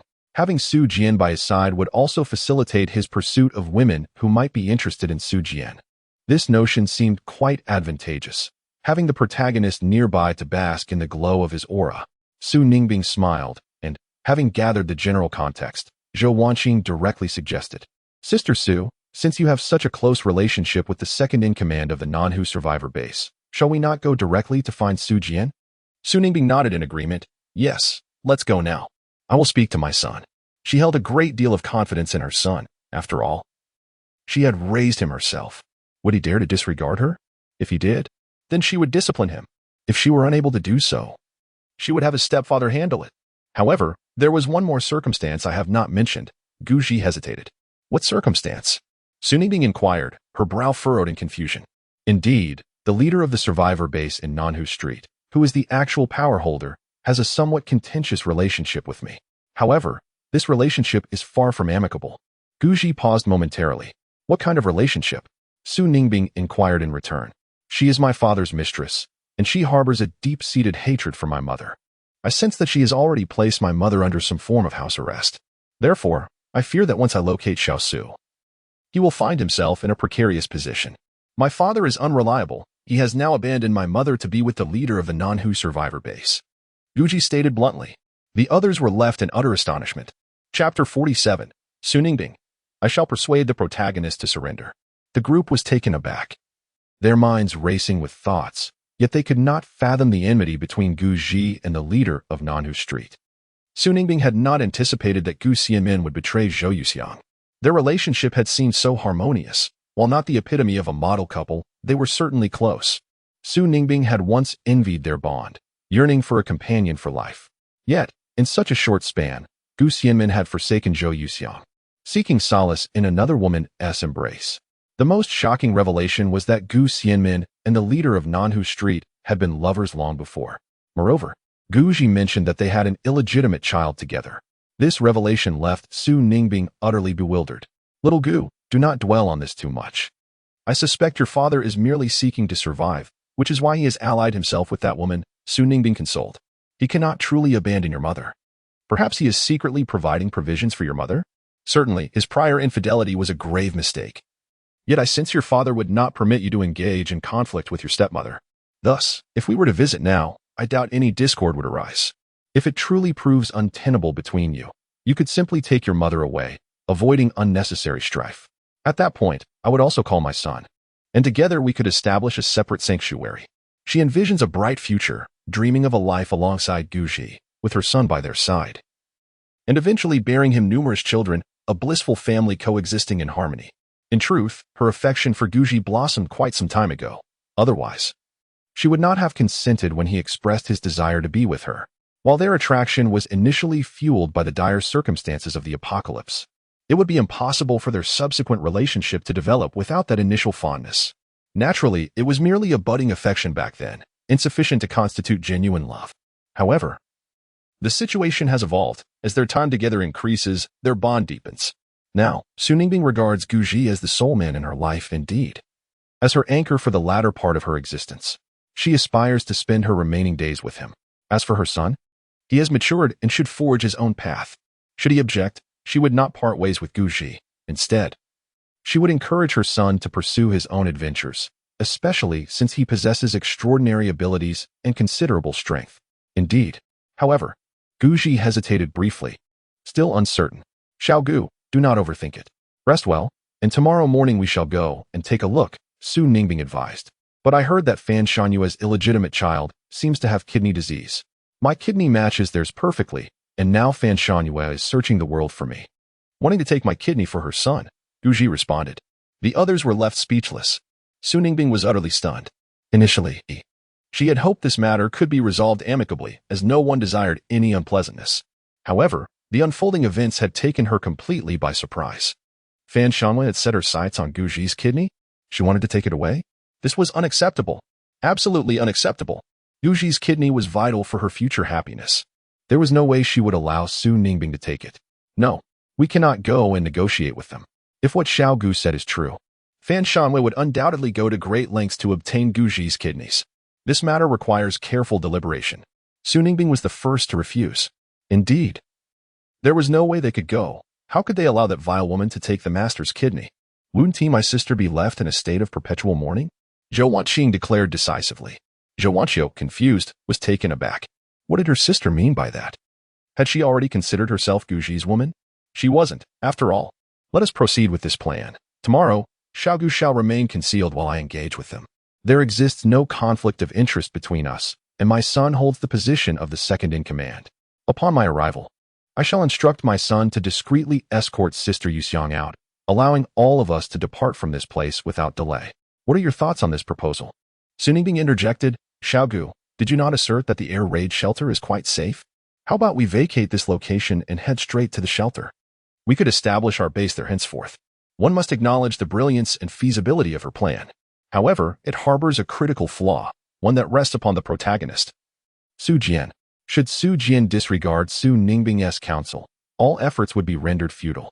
Moreover, Guji is acutely aware that Su Jian, as the protagonist, cannot abandon the Nanhu base, for it is the very site of his ascendance. It may be worth a try, though Guji harbors little hope. Very well. Let us agree upon this. We shall take turns keeping watch tonight and retire early. At dawn, I will seek out my son. Su Ningbing had made a decisive resolution, and the others expressed no dissent, as they now ostensibly belonged to Guji. Furthermore, Zhou Yuxiang serves as their matriarch. Rescuing her ought to be a matter of course. Should it not? The night, however, was not entirely tranquil, for the distant growls of zombies could occasionally be heard. Guji's resting quarters were situated within the cell shared by Zhou Shui and Sun Yanru, among others. He was responsible for keeping an eye on those rebellious individuals. However, the transformation in Sun Yanru was quite perplexing. Ever since she had endured repeated beatings from Guji, her attitude towards him had undergone a dramatic shift. Previously, she held him in contempt and even harbored thoughts of ending his life at any opportunity. Yet, the situation had changed. She now treated Guji with an unexpected tenderness, as if they were an old married couple. Guji, I am classmates with Su Ningbing, and we are not strangers. I am willing to be your woman. Rest assured. I harbor no ulterior motives. If you doubt my sincerity, you may take me as you wish. All I ask is for you to release me, please. Being bound by you every day is truly unbearable. Sun Yanru said bashfully, I assure you, my heart will remain steadfast. I recognize your formidable strength and youth, and I believe your potential for future growth is boundless. I am willing to accept you. Her words were quite moving, seemingly genuine in her affection for Guji. However, he chose to ignore her completely. Eventually, her incessant chatter annoyed him, prompting him to retort, You'd better be quiet now, or I swear I will stuff your mouth with a stinky sock. Chapter 48. The protagonist Su Jian launches a surprise attack, and her mother is furious. Sun Yanru found herself at a loss for words, ultimately opting for silence, understanding the gravity of Guji's capabilities and methods.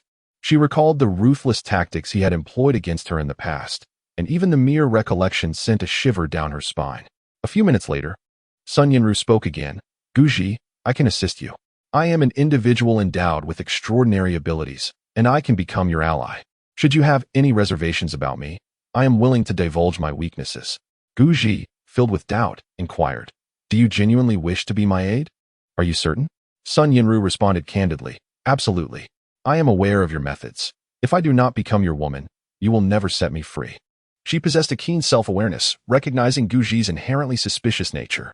Furthermore, she discerned that he coveted her strength and potential. Should she refuse his demands, she would be condemned to a lifetime of captivity.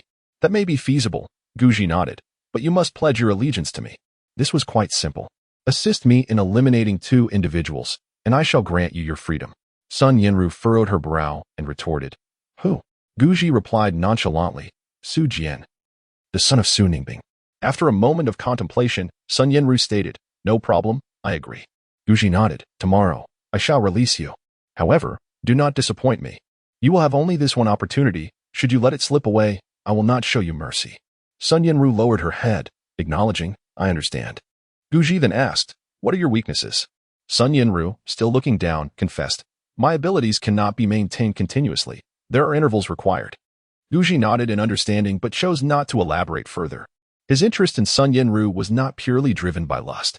Firstly, he aimed to accomplish the tasks assigned by the system.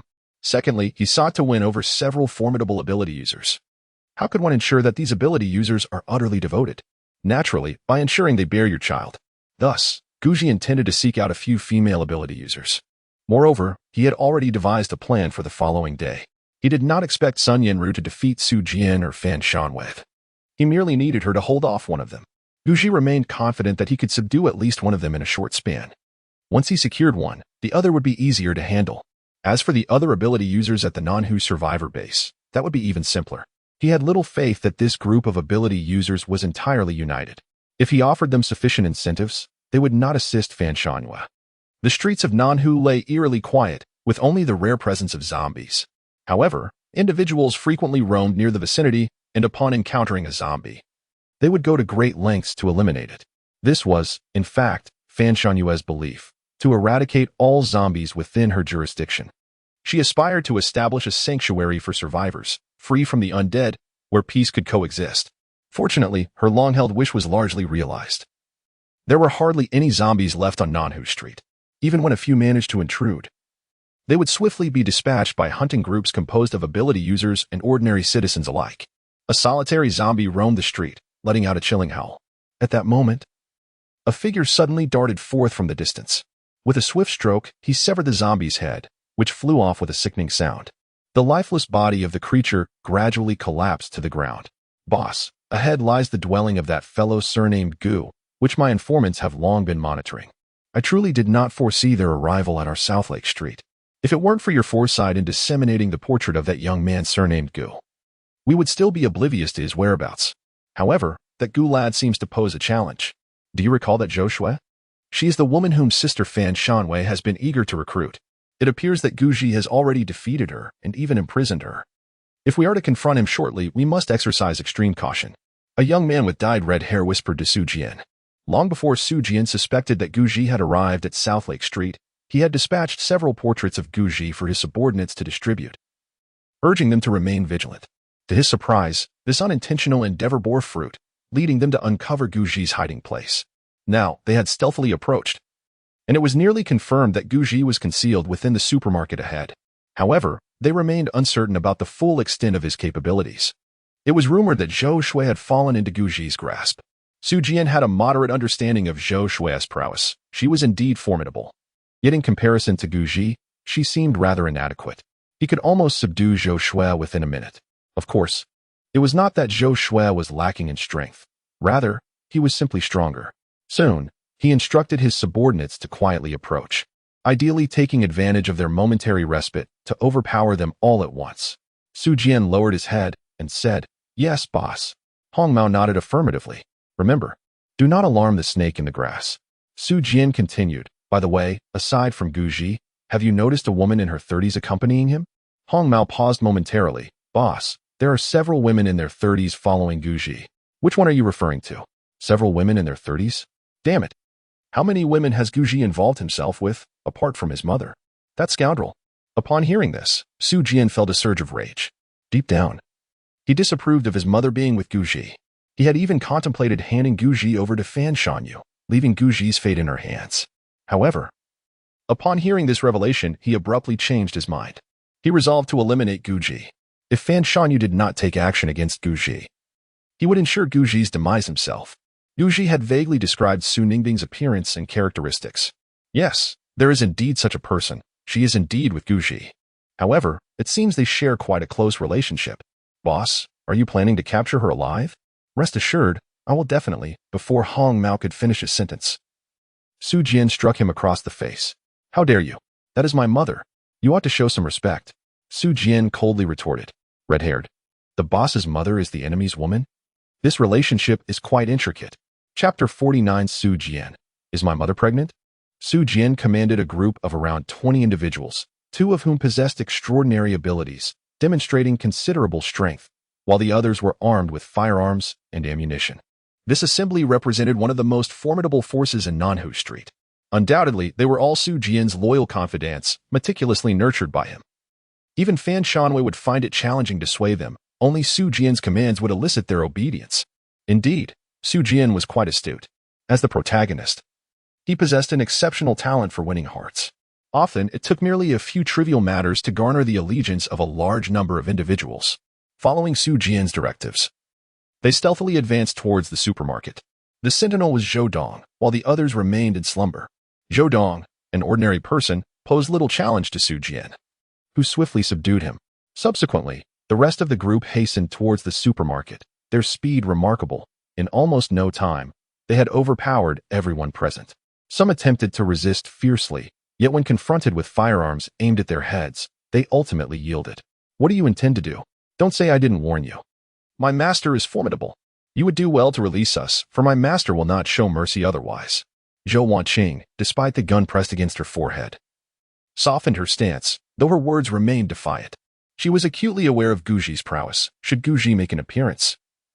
There was little doubt that this group would find themselves in dire straits. It is essential to recognize that Guji possesses the ability to kill from a distance. Nearly a thought directed at someone signifies their impending death. This group consists of merely a handful of individuals, totaling no more than 20. It will not take long for Guji to eliminate them all. Who exactly are you? Su Ningbing has also been abducted. She is pinned to the ground. In considerable discomfort. Our apologies. We are here on a quest for someone. The red-haired man chuckled, inquiring if anyone was acquainted with Su Ningbing and Guji. Su Ningbing? Everyone was taken aback, including Su Ningbing herself. Who are these individuals, and what do they want with her? At that moment, a young man entered from outside.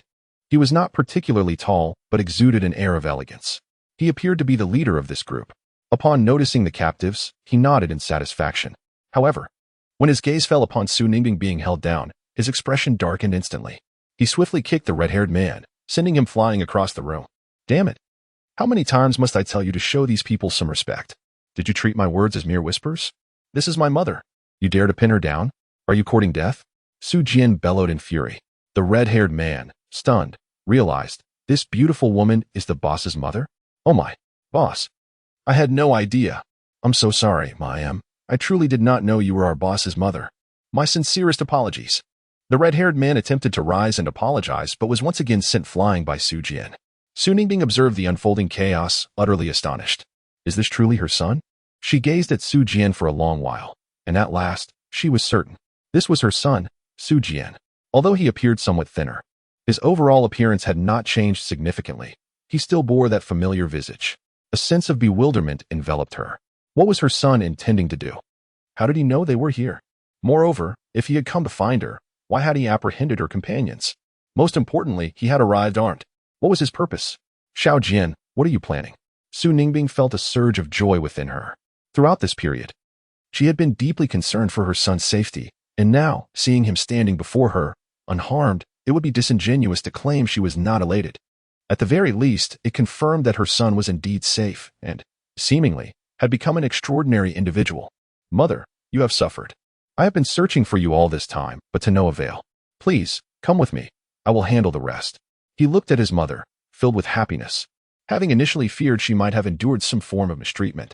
However, seeing her radiant and somewhat plump reassured him, dispelling his previous concerns. They are my friends. Please release them. We harbor no ill intentions in coming here. What do you truly wish to accomplish?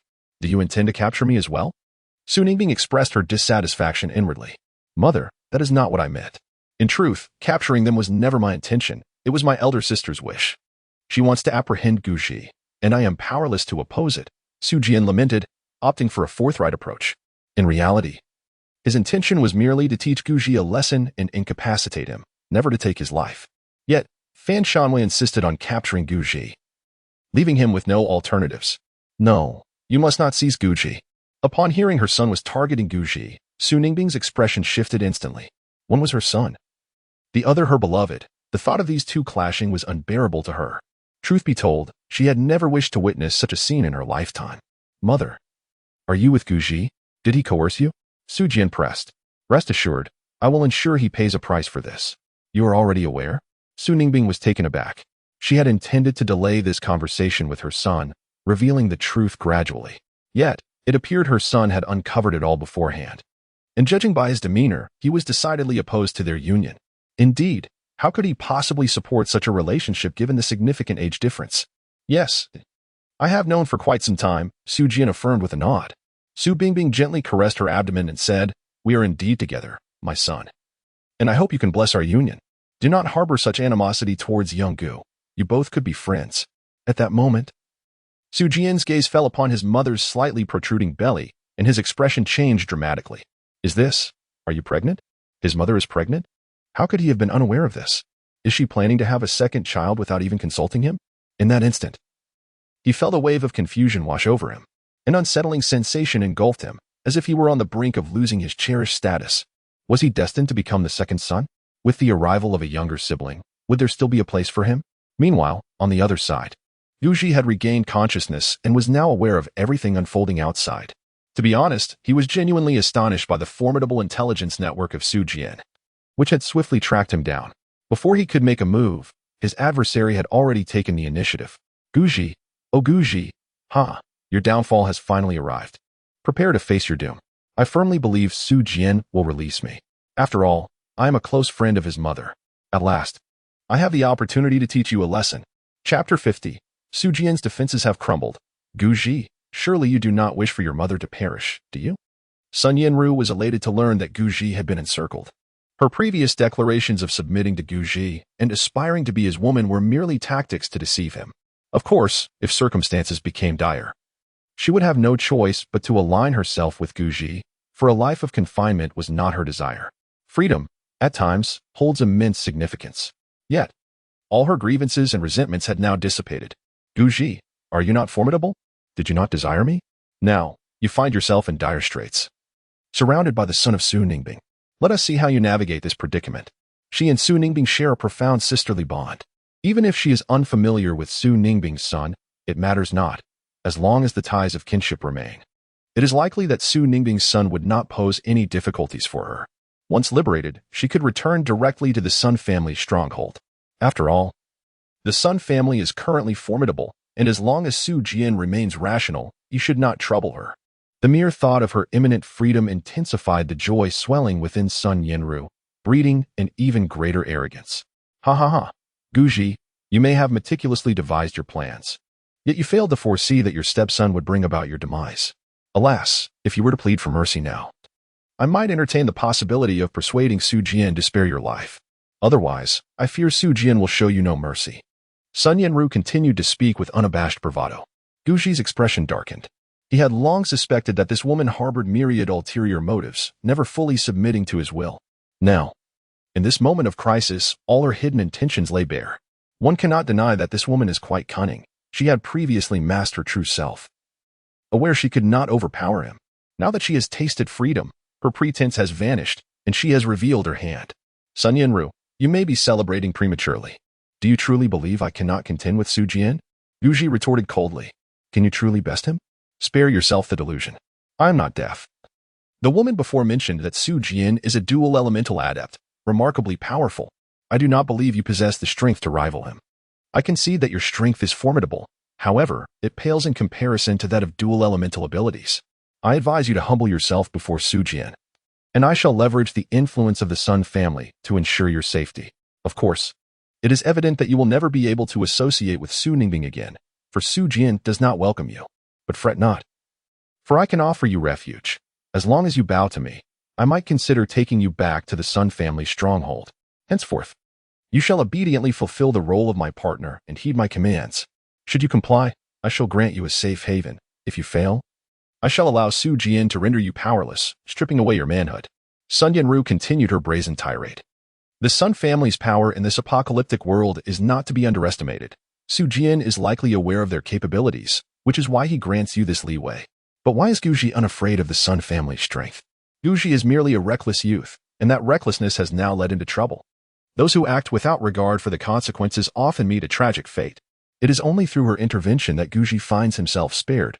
Otherwise, he would have perished long ago. You wish to protect me? Spare me your concern. I do not require it.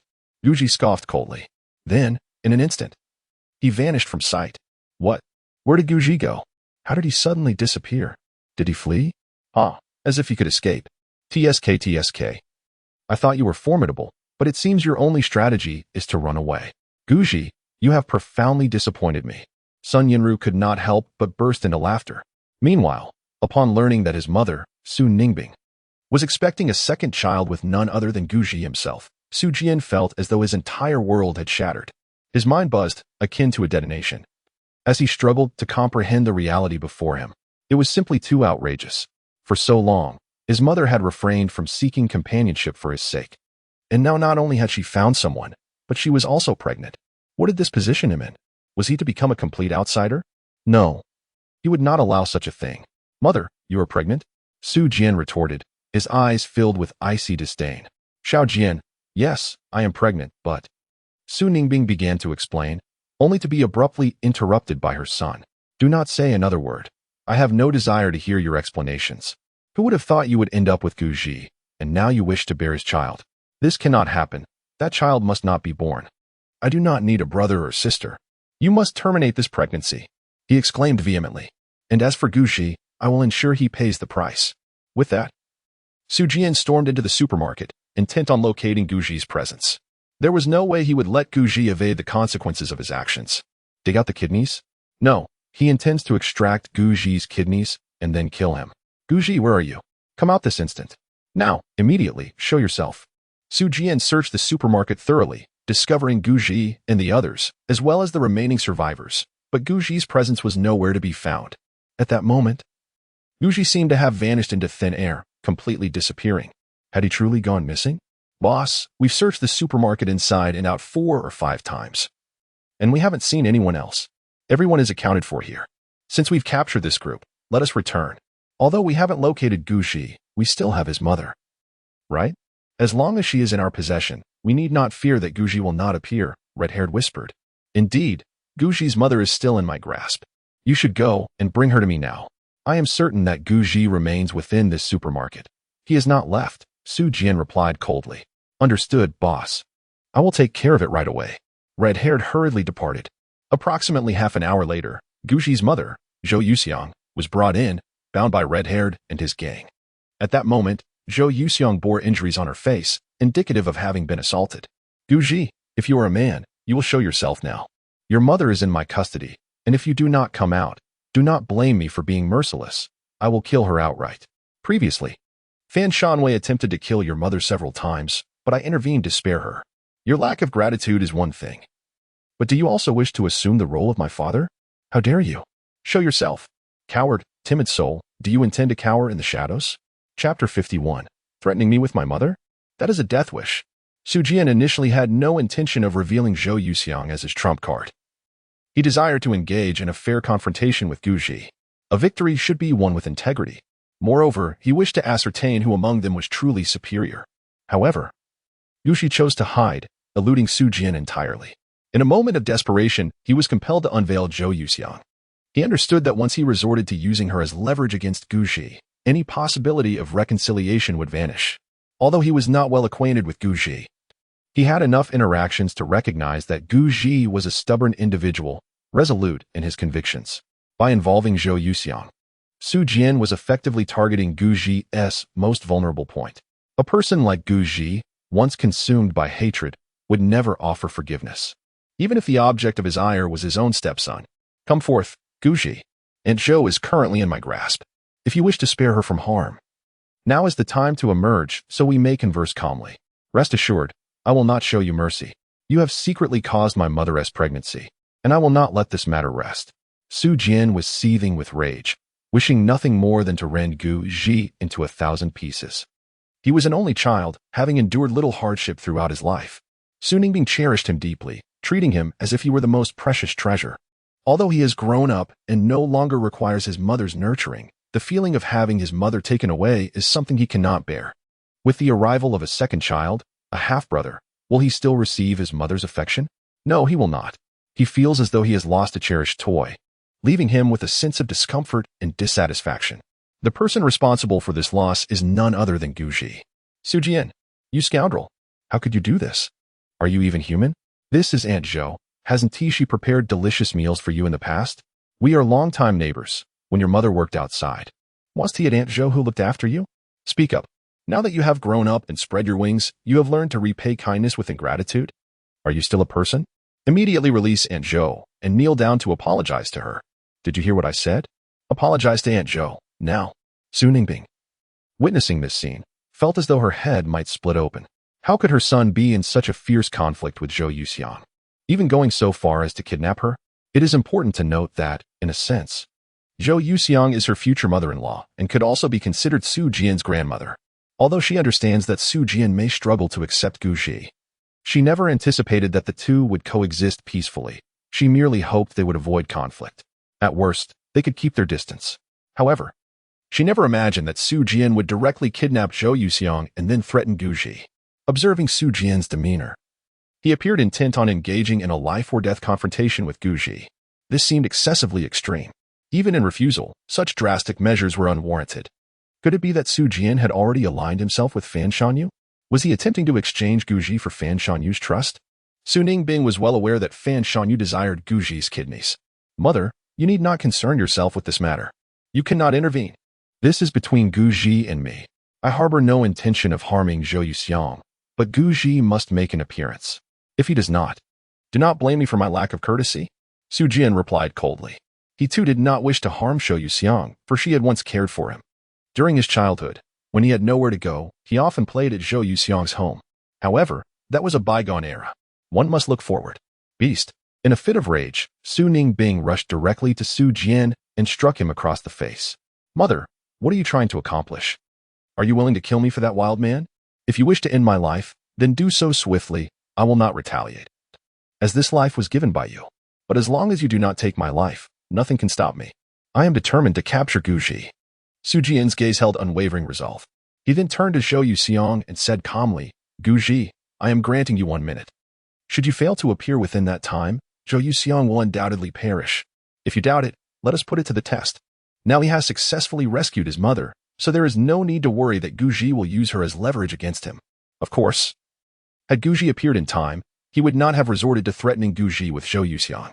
He is a man of integrity, and he possesses the confidence to defeat Guji. As a man, one should confront adversaries with honor and righteousness. Su Ningbing gazed at her rebellious son, her heart aching. She desperately wished to halt this unfolding chaos, but her son had made up his mind. She truly felt at a loss. On one side stood her son, and on the other, the man she cherished. Yet these two were now in conflict. Whom should she side with? Deep down, she favored Guji. But her son was unyielding. She genuinely did not wish to witness either her son or Guji suffer harm. Meanwhile, Guji stood atop the building, observing the turmoil below. After Su Jian's appearance, he had hidden himself, not out of fear, but to assess Su Jian's strength and await the opportune moment to act. However, he did not anticipate that Su Jian would unleash such a brazen move, binding his own mother. How outrageous. Su Jian, I had initially considered sparing you this time. Yet, it appears you have chosen your demise. I cannot be held accountable for that. Guji's gaze grew increasingly frigid, his murderous intent ignited. Su Jian must die. Whoever dares to provoke his rage shall face annihilation. Had Su Jian not kidnapped his mother, he might have spared Su Jian's life. However, that opportunity has now eluded him. With a mere thought, a series of spatial rifts manifested, their blades sweeping forth with lethal precision. The trajectory of this onslaught was none other than towards Su Jian and his few remaining subordinates. The breadth of these spatial rift blades was formidable. What is this? Quickly, take cover. Su Jian sensed the fluctuations in space, his face paling in alarm. He had not anticipated that such a deadly sweep would come from afar. His reflexes were swift. Upon perceiving the blade, he rolled to the ground without a moment's hesitation, narrowly evading the ambush. Unfortunately, the same could not be said for the red-haired individuals accompanying him. They were all severed in twain by the spatial blades, meeting instant demise. Boss, help. This is Guji's ultimate move. Run. Chapter 52. Sun Yinru's Second Awakening of Powers. The group, brought by Su Jian, with the exception of a few adept practitioners, found themselves utterly unable to evade the assault of the spatial blades. Heads were severed in an instant. resulting in the deaths of nearly a dozen individuals. Of course, even those fortunate enough to survive were not in good condition. Some were injured, while others, paralyzed by fear, turned and fled. It cannot be said that they were cowardly. Rather, Guji's attack was overwhelmingly potent, striking at the most opportune moment, catching everyone off guard and delivering swift, fatal blows. The most terrifying aspect was that they had not even perceived Guji's assault. Scoundrel! Guji! Will you not reveal yourself? If you continue to act recklessly, I will directly kill your mother. Jian seethed with rage. Had he not been mentally prepared, he would likely have fallen victim to Guji's spatial blade by now. To be candid, although he always perceived Guji's strength with caution and believed he could not be weak, he never anticipated Guji's formidable power. Most critically, Guji turned out to be a spatial ability user. It is essential to note that while there are many ability users, those wielding time and space powers are exceedingly rare and among the most powerful. Although Jian is a dual-type ability user, he still falls short when compared to a spatial ability user. Fortunately, he managed to secure Zhao. Otherwise, the situation would have been dire. He harbors a premonition that if it truly comes to a confrontation with Guji, victory is not guaranteed. In fact, he might even face defeat. At this moment, his mindset has shifted. Before Guji showcased his absolute strength, Jian had hoped for an honorable duel, believing his own capabilities would suffice to subdue Guji. However, now that he recognizes Guji as a spatial ability user, his stance has transformed. An equitable contest? The likelihood of his defeat is high, and the risk of death looms. Particularly after witnessing Guji's spatial blade nearly evade him moments ago, he is unwilling to endure such a feeling again. Thus, he finds it more prudent to threaten Guji with Zhao. This does not imply he is incapable of defeating Guji. Rather, it is the potential for failure and even death that weighs heavily on his mind. He harbors a distaste for adventure, especially when he possesses a significant advantage. Xiaogu, please do not harm Jian. Whatever you do, do not take his life. Do not resort to violence. Stop this at once. Jian, heed your mother's words. Do not inflict any harm upon Xiaogu. Can you two not simply coexist peacefully? I implore you as a mother. I truly wish to avert any conflict between you. Cease this fighting. I beg of you. At that moment, Su Ningbing's heart ached, torn between her son and her beloved. She wished to see neither suffer, for the pain of any injury inflicted upon either would weigh heavily upon her. Jian, listen to your mother and release Aunt Zhao at once. Please, for so many years, I have not beseeched you. Will you not let her go? Su Ningbing softened her stance. No way. Jian retorted coldly. If I release Zhao, will Guji spare me? Look at the man you have chosen, Su Ningbing. What kind of person is he? He dares to lay hands upon me. His bitterness festered. Fine, let you all conspire to torment me. You might as well end my life. Once I am gone, you shall bear no constraints and can be together, correct? His psyche had become somewhat twisted. The thought of his mother being subdued by Guji and the existence of an unborn brother incited a fury within him. A desire to see Guji suffer unspeakable torment. Perhaps, had it been a brother shared by the same parents, he might have found some semblance of acceptance. However, this half-brother, he truly cannot accept. Slap. Su Ningbing, upon hearing these words, was utterly enraged. Without a moment's hesitation, she dashed to Su Jian's side and delivered a hard slap. Stop speaking nonsense. Su Ningbing trembled with fury. Take my mother away. Su Jian did not dare to retaliate, but instructed his subordinates to escort Su Ningbing away. He then slowly approached Zhao. Guji, I am granting you one final opportunity. Will you emerge or not? If you do not come forth, Zhao will perish immediately. Do not presume that my mother can deter me. Su Jian gripped Zhao neck with one hand, poised to strike. Meanwhile, Sun Yenru had already been captured by Su Jian's men. However, taking advantage of the earlier chaos, she had managed to free herself from her bindings. She was now a free woman. Guji, oh Guji. TSK, I know your ambush skills are formidable, and your strength is considerable, given that you previously defeated me. But let me inform you, Su Jian is not merely an ordinary individual. Even if you are powerful, you cannot hope to contend against four. I now offer you an opportunity. If you apologize and seek my forgiveness, I may consider aiding you. I cannot speak for others, but aside from Su Jian, I can assist you in detaining one or two of the ability users. Sun Yenru remarked with a faint smile. Of course, I have conditions. You shall, after this encounter, become my subordinate and obey my commands. Beside her stood two henchmen armed with firearms, who chuckled upon hearing her converse with the air. Beauty. You'd best behave. Although the boss has instructed us not to resort to violence against you, I wouldn't mind teaching you a lesson if you misbehave. One of the henchmen sneered. Despite being thoroughly frightened by Guji's earlier display of power, he did not flee. He had no choice. The lives of his entire family rested in Su Jian's hands. Should he attempt to escape, it would likely cost them their lives. Impertinent! Sun Yinru waved her hand. And in an instant, 2 bolts of lightning erupted from her fingertips. The currents coalesced into an arc of light, crackling as they struck the 2 henchmen, who collapsed to the ground, their bodies charred as if struck by lightning. Sun Yinru had grown stronger. Previously, she was required to make physical contact to unleash her electric powers, but now she could release them directly. During her time of confinement, Sun Yinru had undergone a second awakening of her abilities. Not only had her powers intensified, but her physical prowess had also significantly improved. While she could not confidently claim she could defeat Guji, she was certainly much stronger than before. In fact, she was confident in her ability to face him on equal footing. Chapter 53. Kneel and acknowledge your mistakes. Although Sun Yinru harbored a deep-seated animosity toward Guji, wishing to inflict upon him 1,000 torments, she could not erase the humiliation he had subjected her to. Yet, the notion of ending Guji's life seemed an immense waste. His strength and potential were formidable. Preserving him was far more advantageous than extinguishing his existence. Moreover, truth be told, Sun Yinru felt an inexplicable reluctance at the thought of killing Guji. Perhaps it was a hint of a masochistic tendency. She seemed to harbor a peculiar fondness for him. Despite having endured numerous beatings, she found herself inexplicably drawn to Guji.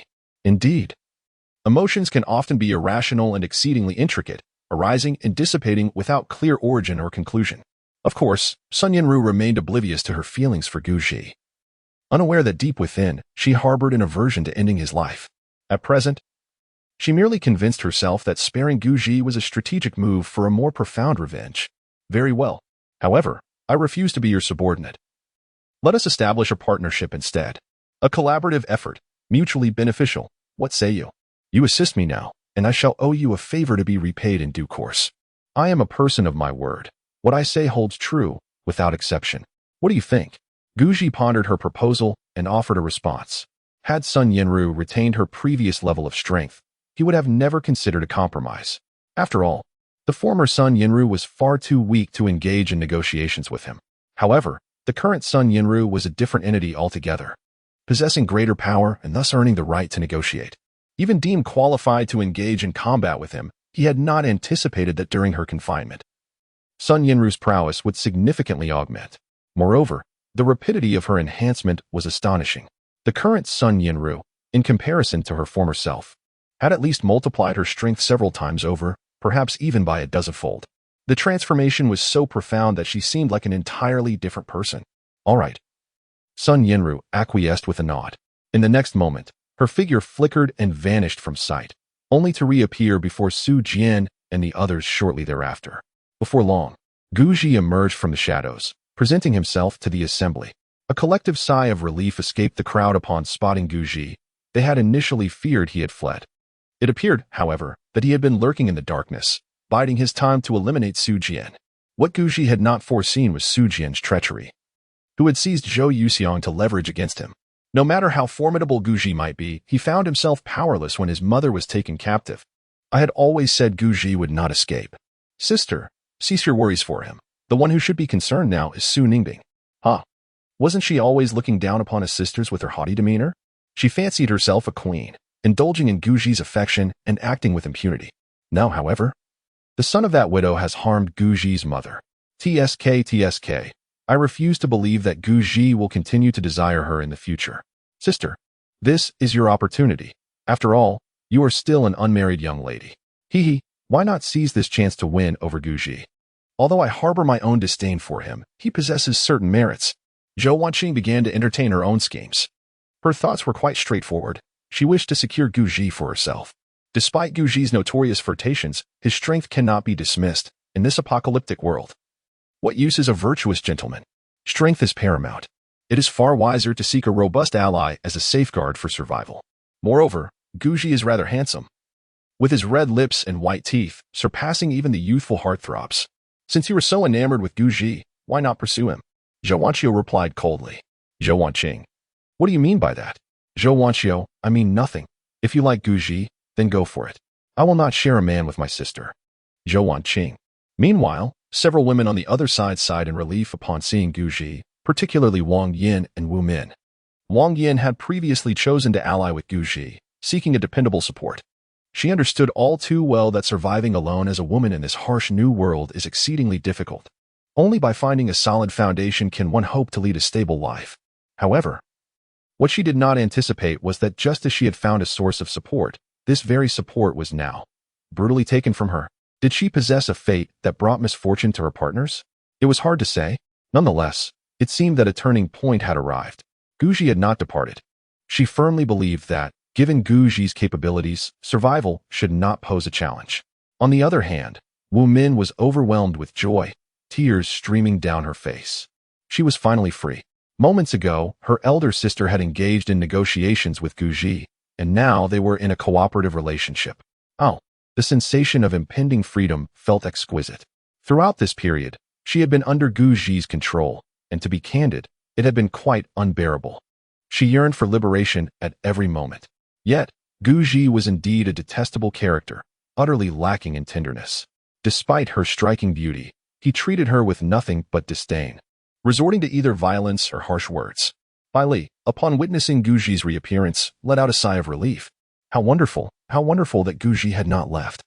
It was not in vain that she had devoted considerable effort to follow him. She too was a woman of ruthless tactics. In her pursuit to accompany Guji, to ensure her survival amidst the apocalypse, she had taken the drastic step of ending her own husband's life. With no turning back, she had committed herself to Guji. Son, you must flee. Do not concern yourself with me. As long as I see you alive, my heart will be at ease. Hurry and leave. Don't worry about Mom. If he wants to kill me, let him do it. Upon seeing her son standing before her, Zhou Yuxiang broke into tears. During this time, she had been consumed with thoughts of her son, wondering if he was still alive and how he was faring. At one point, she had even feared that he had perished in the apocalypse. Yet, to her astonishment, her son was indeed alive, thriving, and standing right in front of her.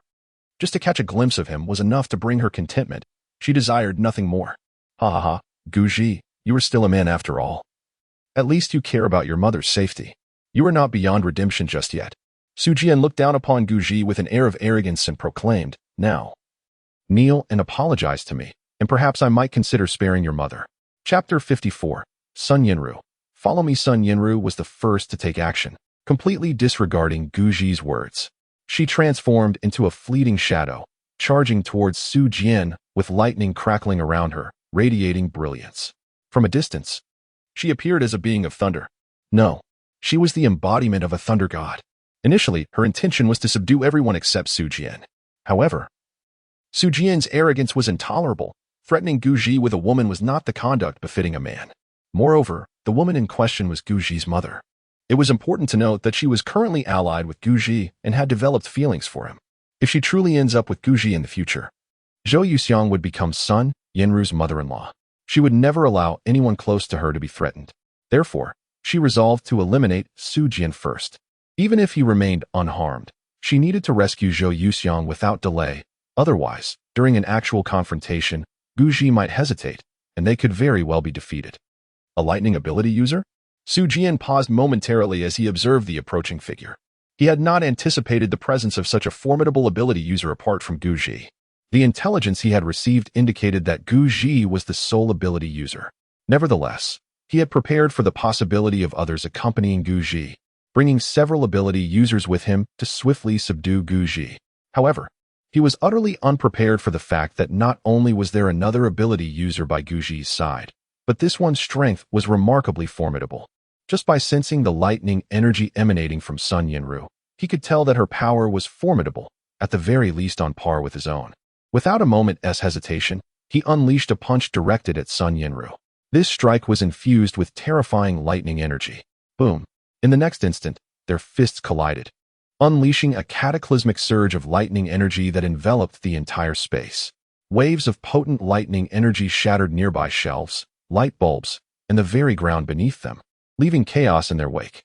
In the blink of an eye, the once intact supermarket transformed into a hellish battleground, and those in close proximity to the two could scarcely withstand the onslaught of the terrifying lightning energy. In the blink of an eye, a group of individuals collapsed to the ground. Thankfully, they were not dead. However, the terrifying power of the lightning was overwhelmingly potent, rendering them unconscious. Run. How can there still be a superhuman here? Is this another superhuman aside from Guji? Who is she? Is she allied with Guji? It's unclear. Yet her strength seems formidable. Oh no, can Su Jian really contend against two opponents alone? I have faith in Su Jian.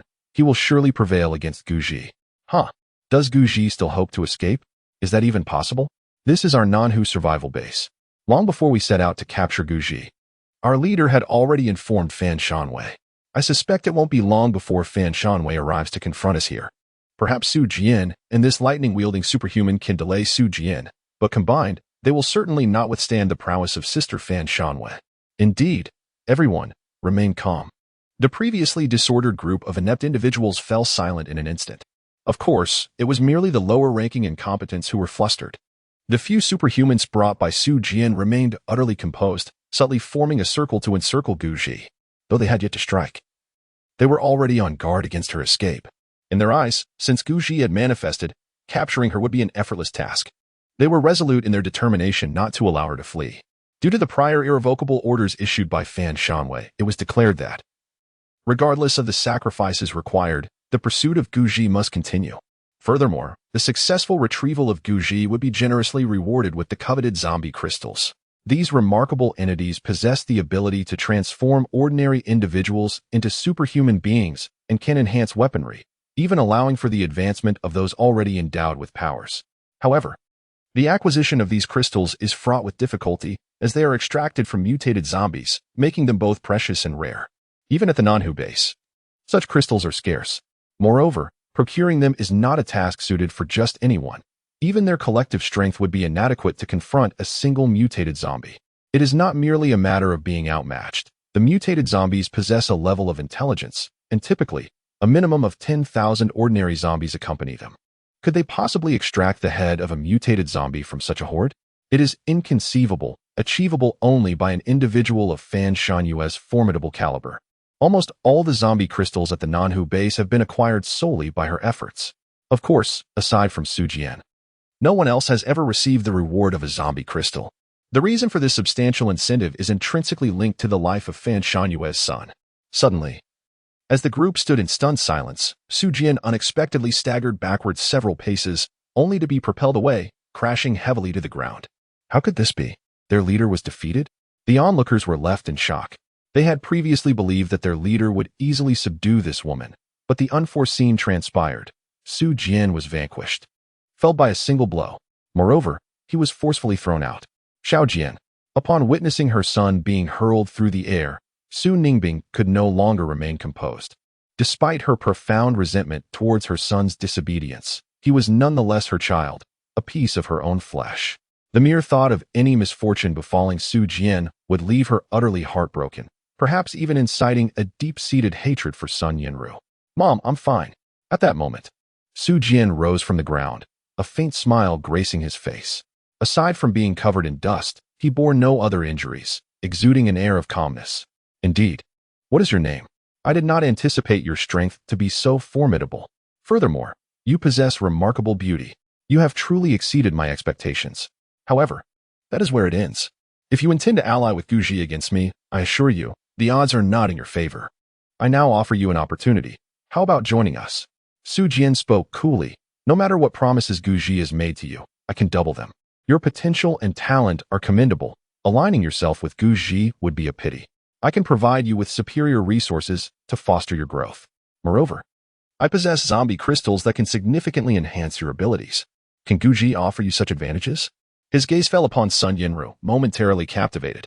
He could not deny that she was indeed strikingly beautiful, mature, alluring, and possessing a finely sculpted visage, a rare gem of a woman. Most importantly, Sun Yinru's strength was formidable, and her innate talent was exceptionally high. He has taken a liking to Sun Yinru. Chapter 55, The Subtle Thoughts of Fan Shanwei. Su Jian is primarily attracted to Sun Yinru's potential and innate talent. If he can successfully win her over, he would gain a formidable ally by his side. Moreover, he understands that the most enduring relationships in this world are those between men and women. As long as Sun Yinru becomes his woman, his chances of seizing control over the Nanhu base would significantly increase. Naturally, it would be ideal if he could win over Fan Shangyue through his personal charm. However, if that proves unattainable, he would resort to force to achieve his goals. He has invested considerable effort into the Nanhu district, and thus, he is resolute in his determination to take it. Even if Fan Shangyue resists, what of it? Once he has strengthened his wings and enhanced his power, claiming the Nanhu district will be within his grasp. And you? Do you truly think I would align myself with you? Do you possess that kind of strength? Ah. You are indeed formidable, but I do not believe your potential surpasses that of Guji. Although Guji is far from admirable, despicable even, he is nonetheless stronger than you. If you wish for my allegiance, so be it. First, you must defeat me. At the very least, you should best me convincingly. Women like Sun Yanru are extraordinary from the moment they are born. Throughout her life, she has been the center of admiration, with everyone around her cherishing her as if she were a delicate jewel, held so gently that they fear she might shatter. From childhood to adulthood, she had never stumbled, and no one dared to contend with her. Even Su Ningbing, in her earlier days, could only share the limelight with her. Of course, no man would dare to treat her with disdain. Guji was the first to vanquish her, and after defeating her, he subjected her to relentless humiliation, even resorting to physical violence. This left an indelible mark on her memory, one she would likely never forget. Yet, he remained the only man to have conquered Sun Yanru. Perhaps it was for this reason that Sun Yanru harbored an unwillingness to witness Guji bowing to others or being overshadowed by anyone. It was not that she favored Guji in her heart or had developed feelings for him. Rather, she believed that only she could defeat him and only she could wield him to her advantage. As for the rest, absolutely not. If one wished to humiliate Guji, they must first defeat her. Very well. I shall first bring you down, and then I will deal with Guji. Su Jian sneered. He extended his hand, and suddenly, an immense power erupted from within him. It was a force of flame. In an instant, he transformed into a being of fire. With a whoosh, flames blazed, seemingly capable of incinerating everything in their path. Yet, this was just the beginning. Following the eruption of flames came a surge of formidable energy, lightning. The terrifying force of electricity swept in instantaneously. In a mere moment, lightning enveloped Su Jian once more. At that time, he was a being of both flames and lightning, entirely shrouded in a dual embrace of fire and electricity, with his aura steadily escalating. He had not yet unleashed his full strength. He believed that when confronting a woman, it was unnecessary to exert his full strength. At least a semblance of restraint should be maintained to avoid being seen through by Guji. Little did he anticipate that he would now be compelled to unleash his entire might. With a swift motion, he directed a powerful punch downward. The ground shattered with a resounding impact, and a terrifying conflation of flames and lightning coalesced into a dragon of electric fire, surging directly towards Sun Yanru with astonishing speed. In the blink of an eye, it was upon her. The onlookers gazed at Sun Yanru with expressions filled with regret. They collectively believed that this blow would surely result in her demise, or at the very least, grievous injury. This was Su Jian's most formidable technique, the Thunderfire Fist. It was a tragedy that such a stunning beauty as Sun Yanru might perish in such a manner. It was truly lamentable. As the saying goes, those who recognize the times are the true heroes. She had brought this upon herself, and thus could blame no one else. Fear not, for our leader is a man who cherishes beauty. He would not extinguish the life of such an exquisite woman. I surmise that, at most, she would merely sustain injuries. It would be fortunate if she survives. The true fear lies in the possibility of her demise. Brother, why are you fretting so much? Even if she survives, it is not your concern. They all believe that even if Sun Yanru were to endure this blow, she would emerge severely wounded. This strike was one of Su Jian's most powerful moves, seldom employed, and when unleashed, it typically left opponents either dead or crippled. Of course, in the presence of a beauty, Su Jian might show restraint, yet Sun Yanru's situation was far from promising. On the other side, in the very heart of Nanhu Street, the evening had grown late, and Fan Shangyue was preparing to retire for the night. Due to Gu Xianxing's previous unsatisfactory performance, he had become nothing more than a decorative presence at night, lacking any real substance. Consequently, Fan Shangyue had refrained from sharing a bed with him these past few days, as merely gazing upon him sparked her irritation. Before the apocalypse had descended upon their world, Gu Xianxin's wealth and youthful charm had captivated her. She had devoted herself to him wholeheartedly. Their relationship had begun in university, and nearly a decade had passed. Now, their son was several years old. And apart from Gu Xianxing, she had known no other man in her life. Gu Xianxing was her sole companion, her only love. In her youth, She had been easily swayed by his persuasive charm, coupled with his affluence and romantic gestures. At that time, Gu Xianxing was not only young but also mature and undeniably charismatic. As a sheltered university student, Fan Shanwei had found herself inexplicably enchanted by him. An enchantment that had persisted for 10 years. However, since the onset of the apocalypse, her perception of Gu Xianxing had drastically shifted. He now appeared to her as aged and unattractive, nearing 50 with no discernible skills or survival abilities. Were it not for the bond they shared through their son, she would resolutely distance herself from Gu Xianxing. However, they share a son, which compels Fan Shanwei to contemplate her child's feelings. For a considerable period, her singular desire for strength has overshadowed any other thoughts, as she remains wholly devoted to Gu Xianxing. Yet, as Gu Xianxing gradually finds himself overwhelmed, fleeting thoughts of others, such as Su Jian, occasionally cross her mind. It is essential to note that her interest in Su Jian is not due to a lack of attraction, rather. The significant age difference makes any possibility seem implausible. Moreover, she has discerned that Su Jian is not easily manageable. Throughout their interactions, he has exuded an aura of considerable ambition and remarkable capability. She harbors a premonition that it will not be long before Su Jian surpasses her in strength, at which point his ambitions may multiply, and he might even devise a strategy to seize control of Nanhu Street. Fan Shanwei, though a woman, is far from naive. Since Su Jian ascended to the position of deputy head of Nanhu Street, he has strategically placed his allies in various positions. Fan Shanwei is acutely aware of these maneuvers but refrains from opposing him. The rationale is simple: there is no necessity for interference, and any attempt to thwart him would only breed resentment. She is an astute woman who understands that relying solely on her own strength is insufficient for complete control of Nanhu Street. She must cultivate alliances. Thus, it is imperative for her to maintain a harmonious relationship with Su Jian. As long as her strength surpasses that of Su Jianxiang, she need not worry about being supplanted by him. Moreover, she possesses her own contingency plan specifically devised to counter Su Jian, should Su Jian harbor any treacherous intentions. Even if she cannot eliminate him, she will ensure that he suffers significant injuries. It is precisely due to Su Jian's overwhelming ambition that she has refrained from contemplating such scenarios. She harbors a distaste for ambitious individuals and men with ulterior motives. What she desires is merely a pretty face. But at present, such thoughts are far from her mind. In this apocalyptic era, conventional communication devices have become obsolete. However, the two-way radio remains functional.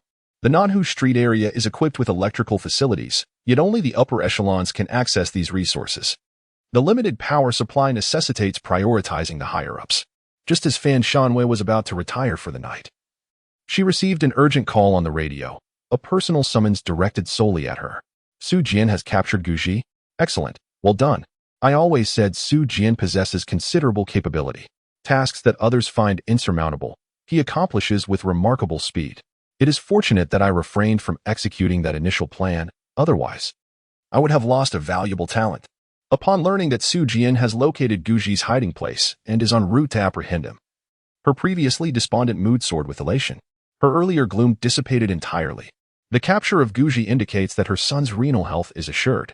As long as she can secure a kidney for her son, he will no longer need to rely on dialysis to sustain his life. Her son will return to being a normal person. In fact, after the apocalypse, she had contemplated transforming her son into a superhuman, enhancing his body to rejuvenate his kidneys. Unfortunately, this plan has faltered. Her son consumed 2 zombie crystals and indeed became a superhuman. However, even with this newfound ability, his kidneys remain unrepaired, and he still depends on the dialysis machine for survival. Thus, the only viable solution for healing his kidneys lies in transplantation. Xiaoya, why do you seem so cheerful? Have you encountered something delightful? Do share with me. I too have a piece of good news to share with you. Gu Xianxing emerged from his room, wearing a beaming smile as he looked at Fan Shanwei, radiating joy. Ever since his condition deteriorated, Fan Shanwei had chosen to sleep in a separate room, leaving him with no opportunity for any improper thoughts. Of course, he was aware of his limitations. There is a saying that goes, when one reaches middle age, one must make do, and at over 40 years old, he finds himself in such a predicament. In certain aspects, even if he harbors desires, he is powerless to act on them. Consequently, he occasionally avoids Fan Shanwei. However, as time passes, he finds himself nurturing some small thoughts. Regrettably, Fan Shanwei remains indifferent to him, leaving him with no recourse. What good news? Fan Shanwei retorted. Gu Xianqing feigned mystery as he replied, "Ha ha ha. You should be able to guess." His hands were bound behind him, seemingly clutching something. Fan Shanwei coldly remarked, "Just speak plainly. I have no desire to guess." Had it been before the apocalypse, she would have never dared to address Gu Xianqing in such a manner. After all, he was once her benefactor, affluent and influential. She would not have spoken so boldly then. However, the tides had turned. She had become Gu Xianqing's patron. Consequently, her demeanor towards him was far from amiable, mirroring how he had treated her in the past. Of course, Gu Xianqing had once been quite kind, offering her abundant care. Yet now, the more she looked at him, the more irksome he became, and her attitude reflected this change. Today, the search party found a pharmacy, and fortuitously, it contained this item. Tonight, we are indeed fortunate, Gu Xianqing declared, revealing what he had been concealing, a medicine box filled with small blue pills designed to enhance one's abilities. Can you handle this? Fan Shanwei rolled her eyes. If you can't manage it, then don't force it. I have no need for you. She pushed him away. For some reason, the more she looked at Gu Xianqing, the more she found the old man bothersome. He seemed to have aged considerably. Xiaoya, what is this? Gu Xianqing was taken aback. His abilities had been lacking, but now with the medicine, wouldn't that be a good thing? Before his arrival, he had taken a small pill to ensure a commendable performance. Why has Fan Shanwei's demeanor shifted so drastically? Why is she now so indifferent towards him? At this moment, Gu Xianqing felt an unsettling premonition in his heart. He couldn't shake the feeling that Fan Shanwei seemed to be growing weary of him, perhaps even wishing to distance herself. This was hardly a promising sign for him. He found himself in a state of utter vulnerability. Should Fan Shanwei choose to abandon him, he would truly possess nothing. Moreover, the very prospect of surviving in this apocalyptic world hung in the balance. Never mind, Fan Shanwei shook her head. By the way, I wanted to discuss something with you. Our son's kidney is salvageable. Upon hearing this, Gu Xianqing's expression brightened with joy.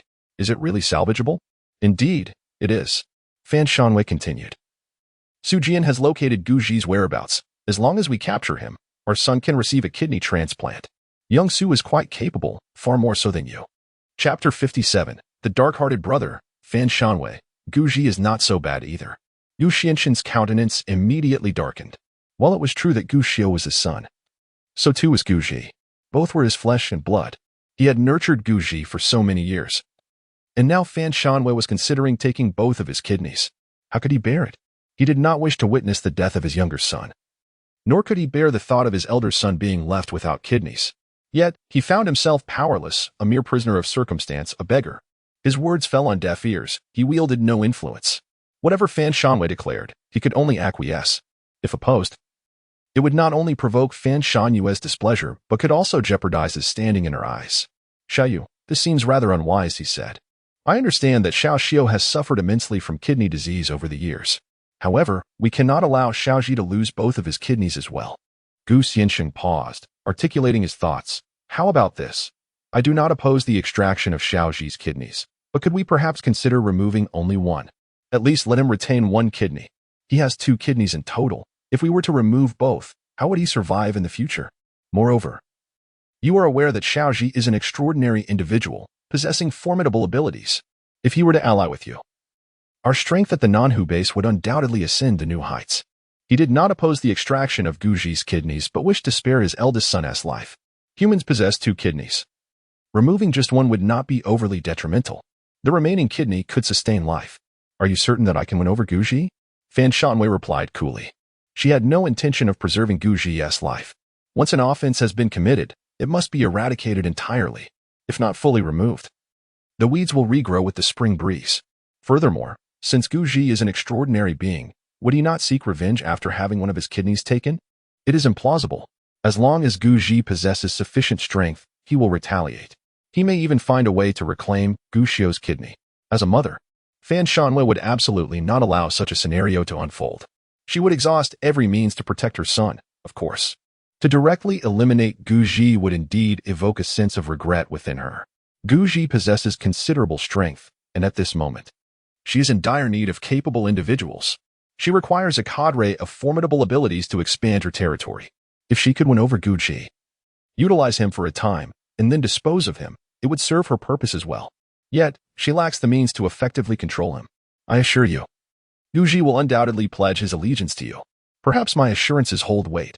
but I am privy to a secret concerning Guji. If you can grasp this secret, you will certainly gain dominion over him. I can guarantee that. Gu Xiansheng lowered his head as he spoke. Guji's secret? A flicker of intrigue sparked within Fan Shanhua. If there truly exists a surefire way to exert control over Guji, sparing his life for the time being might not be such a poor choice. Of course, it would only be temporary.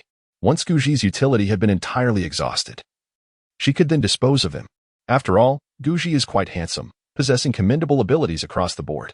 In terms of looks, he surpasses Su Jian by a considerable margin, embodying the essence of youthful charm.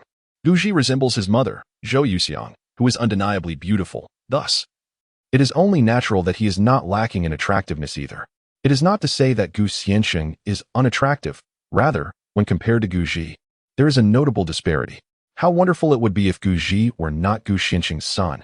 A young man who is strong, handsome, and imbued with a sense of responsibility seems quite appealing. Moreover, Guji's ambitions do not rival those of Su Jian, making him easier to manage. Heavens! What am I even contemplating? Fan Shanwei awoke from her reverie.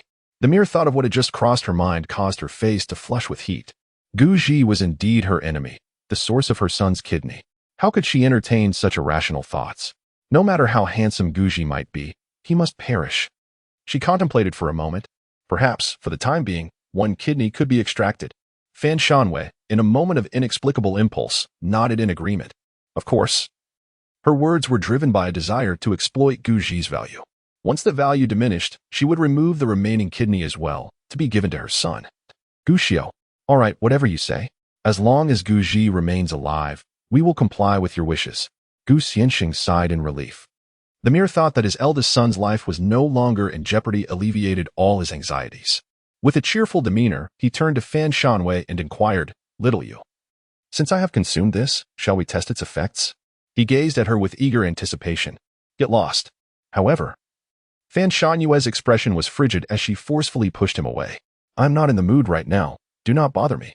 For the time being. Do not disturb me. Your presence is irritating. With that, she left the room. Gu Xiansheng was left bewildered, utterly at a loss. What was he to do? Meanwhile, on the other side, Gu Xia was already 8 or 9 years old, no longer a child, and was aware of many matters. He listened to his mother speaking, revealing that his brother had been found. Before long, his brother would donate a kidney to him. He was filled with immense joy. For years, he had endured life tethered to a dialysis machine. To be candid, those days of relying on the machine felt like a living hell. Now, he hardly urinated at all, completely dependent on the machine to expel waste from his body. In a few years, if a suitable kidney donor could not be found, his demise would be inevitable. Oh brother, my dear brother, why can't you just give me both of your kidneys? Everything that belongs to you should rightfully be mine. It is all mine. Gu Xiao's eyes gleamed with malice and venom. Although he was young, he had been tormented by illness since childhood. Such an environment had cultivated his current morbid psyche. His heart was shrouded in darkness, believing that everything belonging to his brother was owed to him. His brother's act of saving him with both kidneys was simply a matter of course. Previously, when this brother had denied him, he had harbored deep resentment. Of course, he had never met this brother for various reasons. But now, circumstances had changed. His mother had become an extraordinary being, possessing the power to control the lives of others. Likewise, he too held the ability to wield life and death. My dear brother, rest assured, I will not kill you. I intend to make you endure life as I do, relying on the dialysis machine each day. I will ensure you experience the torment of living a fate worse than death. Chapter 58. With a singular, forceful strike, Su Jian's fist descended, seemingly halting the very air itself. In an instant, Sun Yanru was sent hurtling backward, collapsing to the ground. It was merely a single blow that felled her. Of course, his lightning-infused power could not truly harm her. It simply propelled her away. This punch, while not inflicting severe injury, unequivocally signified her defeat. Witnessing this spectacle, the onlookers collectively exhaled in relief. Indeed, I had faith in the undeniable prowess of our leader. I was astonished to see this woman so effortlessly vanquished after he unleashed his full strength. I sensed that his power, just then, surpassed anything I had previously observed. Had our leader grown stronger during this interval? No, it could not be that he had transformed so rapidly. Such an evolution is unfathomable within such a brief span. Barring a reawakening of abilities, it was not long ago that he experienced his second awakening. It is implausible that he could achieve yet another in such a short time. Thus, it becomes apparent that our leader had been concealing his true capabilities all along, never truly revealing the extent of his strength. I find it hard to fathom that he is, in fact, far more formidable than we had ever anticipated. I always knew that this woman would be unable to impede our leader's advance. Woman, should you possess any sense, you would kneel before our leader now and accept the role of his companion. I can assure you, the resources for cultivation that our leader possesses far exceed your expectations. Aligning yourself with him guarantees you will never suffer a loss. Guji, I am curious to witness how you intend to resist. Your people have already been vanquished by our leader, and your mother is currently in our custody. Do you still wish to continue your defiance? Very well. Carry on with your resistance. Our leader can easily defeat you without breaking a sweat. I assure you. The crowd glimmered with excitement, as if they could envision Jian swiftly subduing Guji. In truth, capturing Guji would be considerably simpler, especially since Zhao Yuxiang is in their grasp. By threatening Guji with Zhao Yuxiang, they knew he would be wary and refrain from taking lethal action. Thus, seizing Guji would become an effortless endeavor for them. Ideally, they wished to accomplish this without any bloodshed. Once violence ensues, it would be the lower echelon who suffer the most. Previously, Guji's space blade had mercilessly slain several individuals, yet none from the upper ranks had perished. To be precise, none had even sustained injuries. Therefore, should a confrontation arise, it is likely that only those at the bottom would face death, while those at the top would remain unscathed. They possess the power of negotiation and the means to ensure their survival. Guji, I am no match for him. It is you who should step forth. I can assist you with the other abilities, but Jian, I cannot contend with him. My apologies. Sun Yanru rose from the ground, brushing off the dust. In the moment when the previous force of thunder struck her, it was immediately countered by her own lightning, leaving her relatively unscathed. However, it was clear that if the confrontation continued, her defeat would be inevitable, and she might even sustain injuries. One must possess the wisdom of self-awareness if one cannot prevail. It is prudent to withdraw and seek another target. Her focus had always been on that group of individuals with extraordinary abilities, excluding Jian. As for Jian, she decided to leave him to Guji. Guji's prowess surpassed hers by a notable margin. Leave it to me, he asserted. Guji nodded in affirmation, acknowledging her efforts. He then turned his gaze towards Jian, his fist clenching slightly. In the next instant, a powerful surge of genuine energy erupted around him, swirling like a tempest. The energy ascended from the ground in spirals, reminiscent of a super scion, causing his hair to stand on end. With a swift motion, Guji advanced a step forward, and in the blink of an eye, he stood before Jian. At that moment, Jian was enveloped in crackling lightning, resembling a being of pure electricity. Unfazed by the formidable approach of Guji, he charged forward, engaging in an intense clash. The two combatants became entangled in a fierce struggle, their movements so rapid that they were nearly imperceptible to the naked eye. Observers could only discern two figures, one adorned in hues of red and blue, the other in white, as they collided with relentless force, creating a spectacle of fierce combat. Remarkable! Guji is actually able to hold his own against the leader? This is astonishing. Goodness, I had assumed Guji's abilities were merely average. But I never expected him to be this formidable. It's fortunate I didn't act impulsively. Average? Surely, you jest. Just now. Guji's spatial blade was nothing short of remarkable. Indeed, Guji possesses formidable strength. However, I do not believe he can surpass our leader. Sister will arrive shortly. No matter how powerful Guji may be, he cannot withstand a single strike from her. Yes, the mightiest individual in Nanhu Street remains our sister. Leader. Allow me to lend you my support. I shall join as well. Two fists cannot contend with four hands. I refuse to believe that this collective cannot subdue a mere Guji. Remember, we must spare Guji's breath. Sister desires him alive, for his kidneys are exceedingly precious. Even if we incapacitate him, we must avoid damaging his kidneys. The remaining abilities surged forward like a swarm of bees, rushing in at once. They understood that given Guji and Jian's comparable prowess, it would be nearly impossible to determine a victor in a short span. Thus, to expedite the conclusion of this battle, it was best for them to act in unison. A direct tactic of overwhelming numbers to eliminate Guji. Of course, even as they charged forth, a contingent remained armed, guarding Zhao Yuxiang. Should anyone attempt to rescue her, they would not hesitate to fire, executing Zhao Yuxiang on the spot. It is precisely for this reason that the crowd hesitated, compelled to watch the clash unfold without interference. Your adversary is me. You wish to confront Guji? Before proceeding, I must pass your test. Sun Yinru observed the other abilities users preparing to confront Guji and promptly intercepted their advance. While she might not be able to match Su Jian in strength, the prowess of these individuals paled in comparison. She was confident in her ability to handle them. In a flash, she appeared before them, her form enveloped in crackling lightning. A bolt shot forth like a serpent of thunder, striking the nearest adversary. With a resounding crackle, the unfortunate target collapsed to the ground. "Vile woman, you cowardly ambush!" One of them roared, furious. "I'll make you pay." Enraged, the remaining three charged at Sun Yinru. However, she remained unfazed, effortlessly managing the onslaught of four opponents. Her fists, formidable and precise, held them at bay. With a powerful blow, one adversary was sent hurtling away. At that moment, a man stepped forward. "Firestorm. Die."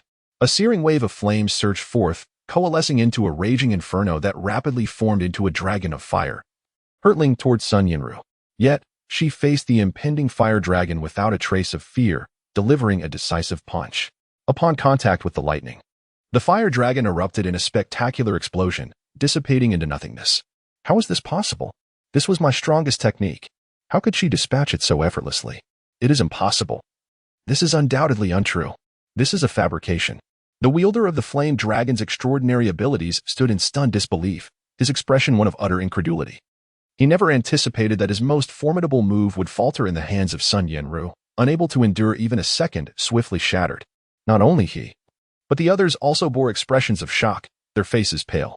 She is remarkably powerful. Even I would require considerable effort to withstand old Zhang's fire dragon technique. And it is highly probable that I would be unable to do so. If I were struck by that fire dragon, I would at least sustain minor injuries, if not something far more severe. Indeed, we are well aware of old Zhang's fire dragon. Among us few, there are scarcely any who could endure it. She possesses considerable prowess, and we must remain vigilant, never underestimate her.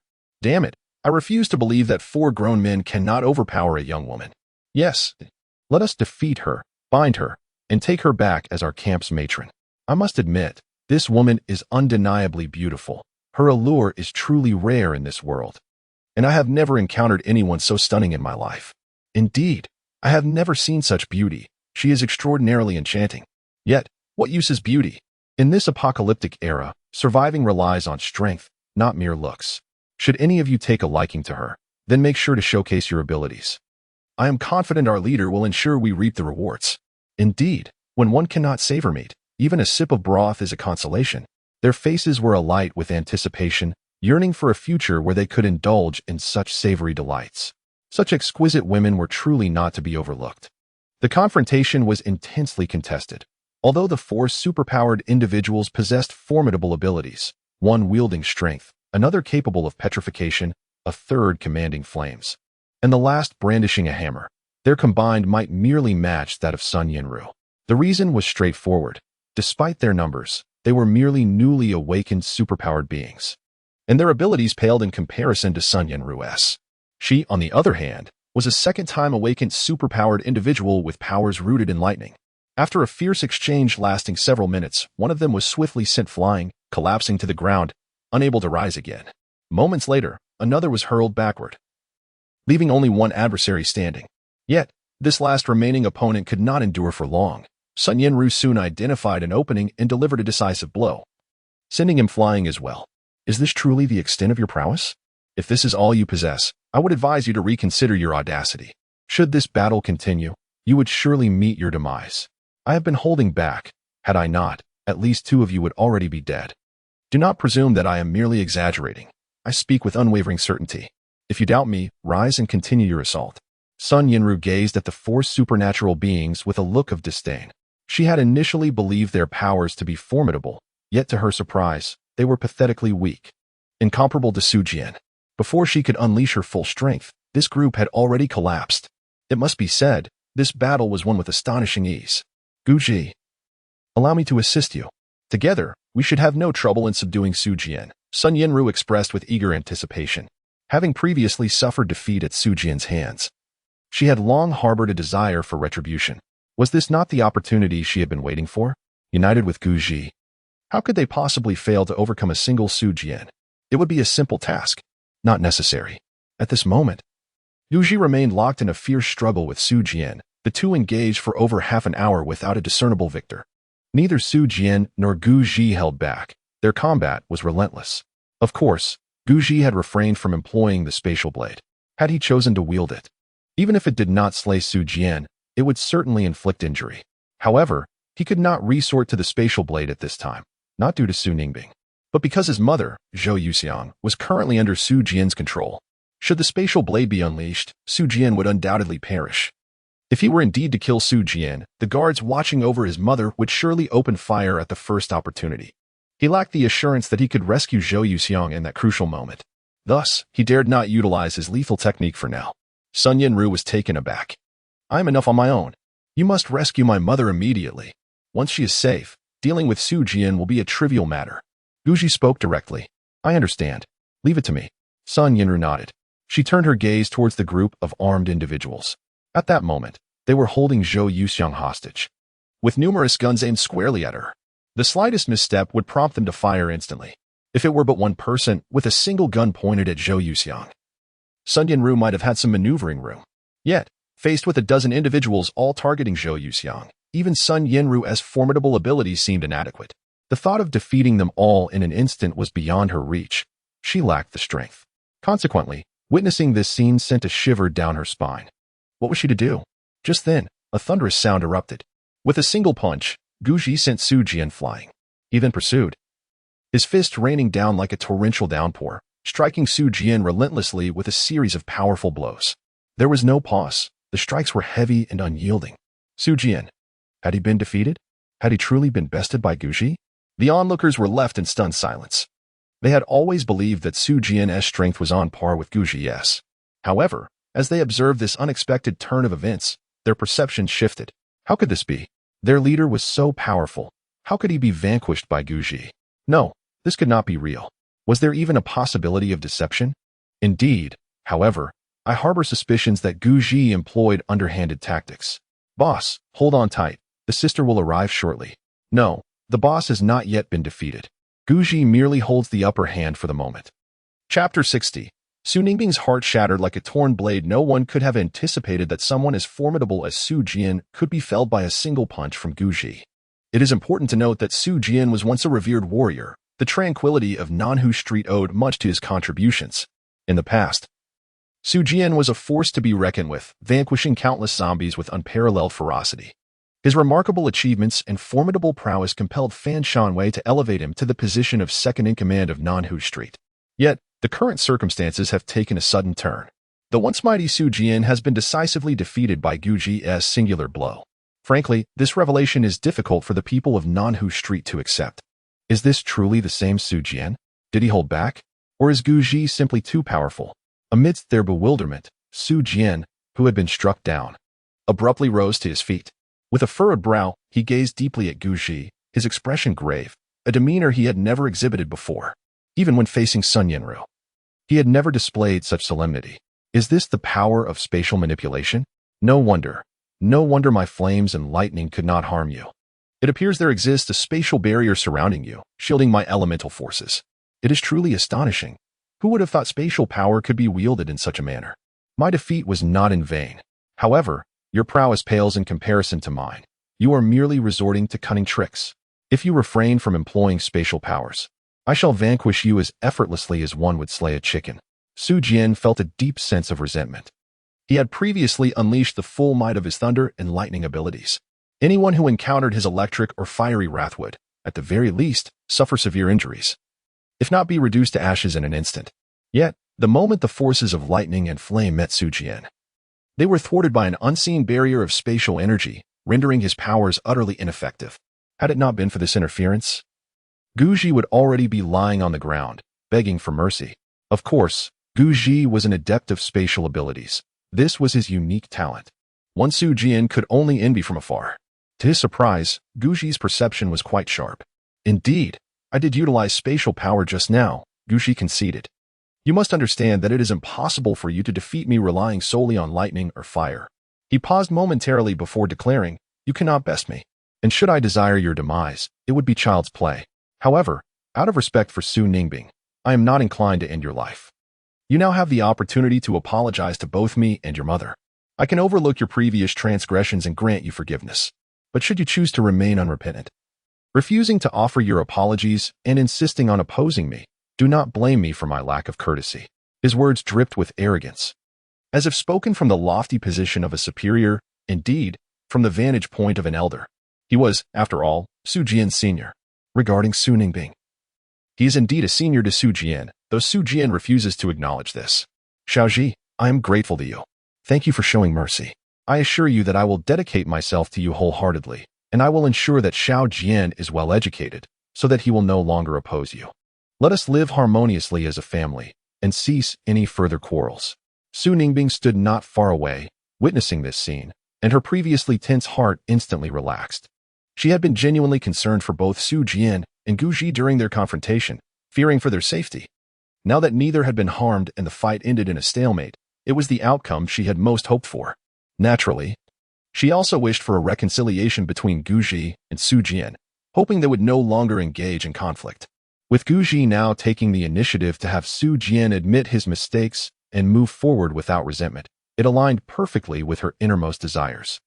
She truly loved Guji deeply. This man considered her feelings profoundly. Is Guji truly this formidable? Meanwhile, Sun Yanru had concluded her battle. Although the abilities of the practitioners from Nanhu Street were considerable, they paled in comparison to her strength. Initially, she intended to join forces with Guji to confront Su Jian after finishing her own fight. However, it appeared that such a collaboration was unnecessary, as Guji had single-handedly defeated Su Jian with remarkable ease. Is this the power of space? The ability to isolate and sever all connections. The realms of space and time possess extraordinary abilities, truly formidable in nature. They epitomize the essence of exceptional beings. Sun Yanru's eyes sparkled with admiration. She yearned to become a master of spatial powers, yet felt utterly incapable. The awakening of one's abilities is marked by varying degrees of strength. The most powerful and enigmatic categories are indeed those of space and time, followed closely by darkness and light. Subsequently, there are elemental powers and an array of peculiar types. Thunder-based abilities are also regarded as formidable among general practitioners. However, they pale in comparison to the prowess of spatial manipulators. Meanwhile, Su Jian listened intently as Guji spoke. Upon hearing Guji assume the role of a senior figure, akin to a stepfather, the tranquility in his heart was once again ignited into a fury. Guji aspired to be his father? To impart lessons upon him? What right did Guji possess? What strength could he claim? His mother must have been blind to have chosen such a man. Moreover, this man had attempted to take his life on multiple occasions. The most distressing revelation was that Guji had fathered a child with his mother. Su Jian was overwhelmed with the desire to rid himself of that child. The more he scrutinized Guji, the more his anger swelled, wishing nothing less than to see him suffer 1,000 tortures. Yet, Guji's strength was undeniable. He was no match for him. "Guji, you wretched man, do you truly wish to be my stepfather? You lack the authority to instruct me. Even my mother lacks the authority to lecture me. She is expecting another child, and from this moment forth, I shall no longer be her son. If she wishes to retain her claim on me as her child, she must terminate this pregnancy. Otherwise, I shall never acknowledge her again. And you are nothing but an opportunist, scheming to ingratiate yourself with my mother and fathering a child with her. Your intentions are far from honorable. I am determined to end your life, even if it costs me my own. I shall see you dead." Su Jian has completely lost his mind. Unable to endure Guji's repeated humiliations, it feels as though Guji is merely toying with him. Moreover, with his mother bearing a child, he feels utterly forsaken, abandoned by the entire world. He is engulfed in helplessness and profound loneliness. "Xiao Jian, how can you harbor such thoughts? You ungrateful child. You have brought your mother such disappointment." Su Ningbing's heart shattered like glass. Chapter 61. Fan Shanwei arrives. Su Ningbing felt a deep sorrow for her son. Yet Su Jian's words inflicted considerable pain upon her. She had lived solely for her son all this time. Now, having finally found a good man with whom she wished to share her life, Su Jian vehemently opposed it. She simply could not comprehend why her son would so fervently resist. Guji is such a wonderful person, responsible, and, after all, Su Jian is quite decent himself. Why would Su Jian object? Nonetheless, even if Su Jian opposed it, it had become inconsequential. She was resolute in her intention to be with Guji, for they were already bound by the existence of a child, and she genuinely cherished him. She believes that Guji is a person worthy of lifelong trust. It is important to recognize that, at her age, a woman has difficulty finding an exceptionally good man. Moreover, Guji possesses formidable strength. capable of offering her better protection in a post-apocalyptic world. Jian, if you refuse to acknowledge Guji, then do not recognize me as your mother either. I shall consider you as never having existed. Su Ningbing's expression gradually turned cold. She resolved that if Su Jian rejected this father, she too would reject Su Jian. Very well, very well. So you have conspired together, have you? You no longer want me, is that it? Then be prepared to face the consequences. I shall demonstrate through my capabilities that your decision to forsake me is the gravest mistake you could make. Su Jian was utterly enraged. He charged at Guji once more, determined to eliminate him, even if it meant his own demise. He aimed to break through Guji's spatial powers and seize him directly. Bang! Moments later, Su Jian was once again sent flying by Guji, without a moment's pause. A single punch propelled him away with decisive swiftness, leaving no room for resistance. He simply could not match Guji's prowess. No matter how fiercely he fought, he was outclassed. The disparity between them was immense. Though he was reluctant to accept this reality, the truth was unavoidable. He had been defeated by Guji twice in succession. The onlookers, witnessing their leader's repeated defeats, felt their hearts race with anxiety, now lodged in their throats. Had they truly lost? Would this be their downfall? If even the leader faced defeat, what would become of them? They are all doomed. Perhaps everyone must perish. Except for the leader. Has the leader truly been defeated? Is Guji genuinely that formidable? It's over. We are finished. Just moments ago, we were contending with Zhou Yuxiang. With Guji's relentless vendetta, we are likely to face dire consequences. How could the leader lose? It is inconceivable. This must be a deception. Leader, hold on. Even though Guji is a space-type ability user, he shouldn't be able to kill you immediately. If you can endure. We just need to wait for our elder sister to arrive and subdue Guji without any difficulty. Indeed, with our elder sister's prowess, capturing Guji would be a trivial matter. Yes, I too have faith in our elder sister's strength. Leader, please hold on. I do not wish to meet my end. Guji is exceedingly ruthless, and should we fall into his clutches, we would surely meet a grim fate. The crowd murmured amongst themselves, acutely aware of Guji's overwhelming strength, leading them to abandon any thoughts of resistance. Yet, they were unwilling to simply await their doom. They hoped Su Jian could continue to endure. Although Guji's power was immense, it paled in comparison to Fan Shanhue's capabilities. Guji, I concede. You are indeed impressive. With my strength, I cannot best you, and I accept that. But no matter how formidable you are, what does it matter? Your mother remains in my grasp. If you wish for her survival, you must surrender unconditionally. Otherwise, I shall end her life without hesitation. Su Jian found himself back at the starting point after much deliberation. Initially, he intended to use Zhou Yuxiang to coerce Guji, forcing him into submission to easily capture him. However, upon further reflection, he felt a twinge of dissatisfaction at the thought of not confronting Guji directly. He yearned to defeat Guji with his own hands, to demonstrate his prowess. Yet, in doing so, he faced utter defeat. Now, regret washed over him. Truth be told, he would have preferred to have threatened Guji with Zhou Yuxiang from the outset, thus avoiding a multitude of complications. After a long and winding journey, he found himself back where he started. Upon witnessing his mother under Su Jian's control, Guji's expression darkened immediately. He had previously instructed Sun Yanru to rescue his mother. Yet her efforts were woefully sluggish. Now, Su Jian had already reacted, and it was too late to save her. Su Jian, are you even a man? Is your only method to threaten me through my mother? Guji's face was a mask of anguish. Indeed, I am not a man. So what? Go ahead and kill me. If you dare, come and do it. Regardless of my demise, your mother shall not survive either. I can assure you of that. Su Jian replied nonchalantly. Guji trembled all over, yet he dared not take the risk. He understood that Su Jian was a man who would stop at nothing to achieve his aims. If he were to pursue this further, his mother's life would indeed be in jeopardy. He needed to devise a plan to ensure her safety before considering anything else. All right, I shall remember you. Guji gritted his teeth and said, you can take me captive. You have one. On the other side, Fan Shanhui had already led her team out of the non-Hu community. They were numerous and were swiftly encircling Su Jian's position. Although Fan Shanhui was aware of Su Jian's formidable strength, she also recognized that Guji was not to be underestimated. To mitigate any potential risks, it was prudent for her to come personally. This was her son's only opportunity. Should they miss it, finding a suitable kidney donor would be an arduous task. Moreover, in this apocalyptic era, matching for kidney transplants was exceedingly challenging, given that hospitals had ceased operations. Locating even a single viable donor was a stroke of luck. Expecting more was simply unrealistic. Now, everyone follow my lead. Our goal is to capture Guji. Upon our return, I shall distribute provisions to you all. Remember, do not kill Guji.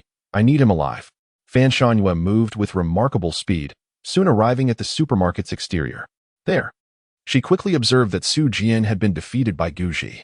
In the end, Su Jian was left with no choice but to threaten Guji using Zhou Yuxiang's life. To be honest, even though she had anticipated some outcome, she had not foreseen such a predicament. Su Jian had fallen. What a formidable Guji. Chapter 62. The man of Fan Shangyue harbored grand ambitions. Though she had gained control over Nanhu Street and possessed considerable strength, she commanded a significant number of supernatural beings under her leadership. However, in comparison to the other supernatural beings, the most formidable individual remains Su Jian. Yet, the strongest under her command, Su Jian, was effortlessly defeated by Guji, which instantly ignited different thoughts within her mind. At this moment, she found herself in dire need of capable individuals. As expanding territory in a post-apocalyptic world primarily requires supernatural beings to charge into battle. Coincidentally, Guji possesses immense strength and considerable potential. Previously, her intention may have been to eliminate Guji and procure his kidneys for her son's survival. However, her perspective has since shifted. While she still desires to acquire Guji's organs, her greater wish is for him to remain alive. Ideally, she would like to dominate Guji, utilizing him to remove obstacles and ultimately seize control of the entire city, aspiring to become its queen. Of course, the notion of completely subjugating Guji is somewhat unrealistic and improbable, especially considering her plan to extract his kidneys. Furthermore, the animosity between them poses a threat. Having such a person nearby is inherently unsafe, as one must always be wary of potential betrayal.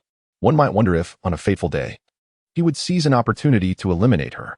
Nevertheless, in light of Guji's formidable strength, Fan Shangyue's rationality currently prevails. She intends to utilize Guji, and should he prove to be a liability, she would not hesitate to eliminate him and replace his kidneys with another for her son. Let us proceed. After observing for a moment, Fan Shangyue led her group inside. Guji's power is indeed impressive, yet it remains insufficient in her eyes. She is a tri-element awakened being. This particular detail, known solely to her, remains a secret to everyone else. Most crucially, she is a practitioner of dark abilities. Indeed, one of the most formidable factions, second only to those of time and space. She possesses an inherent restraining influence over other factions. Admittedly, the effect of this restraint is minimal, yet it remains effective. At the very least, subduing Guji should pose no challenge. Is the space faction powerful? Undoubtedly. It is quite formidable. However, she is even stronger. Meanwhile, within the supermarket, Guji finds himself helpless as his mother, Zhou Yuxiang, is held hostage, ultimately surrendering to the circumstances. There is no alternative. His mother is under someone else's control, compelling him to bow his head, albeit temporarily. Nonetheless, he has devised a plan to acquiesce for the moment and wait for an opportunity to exact revenge.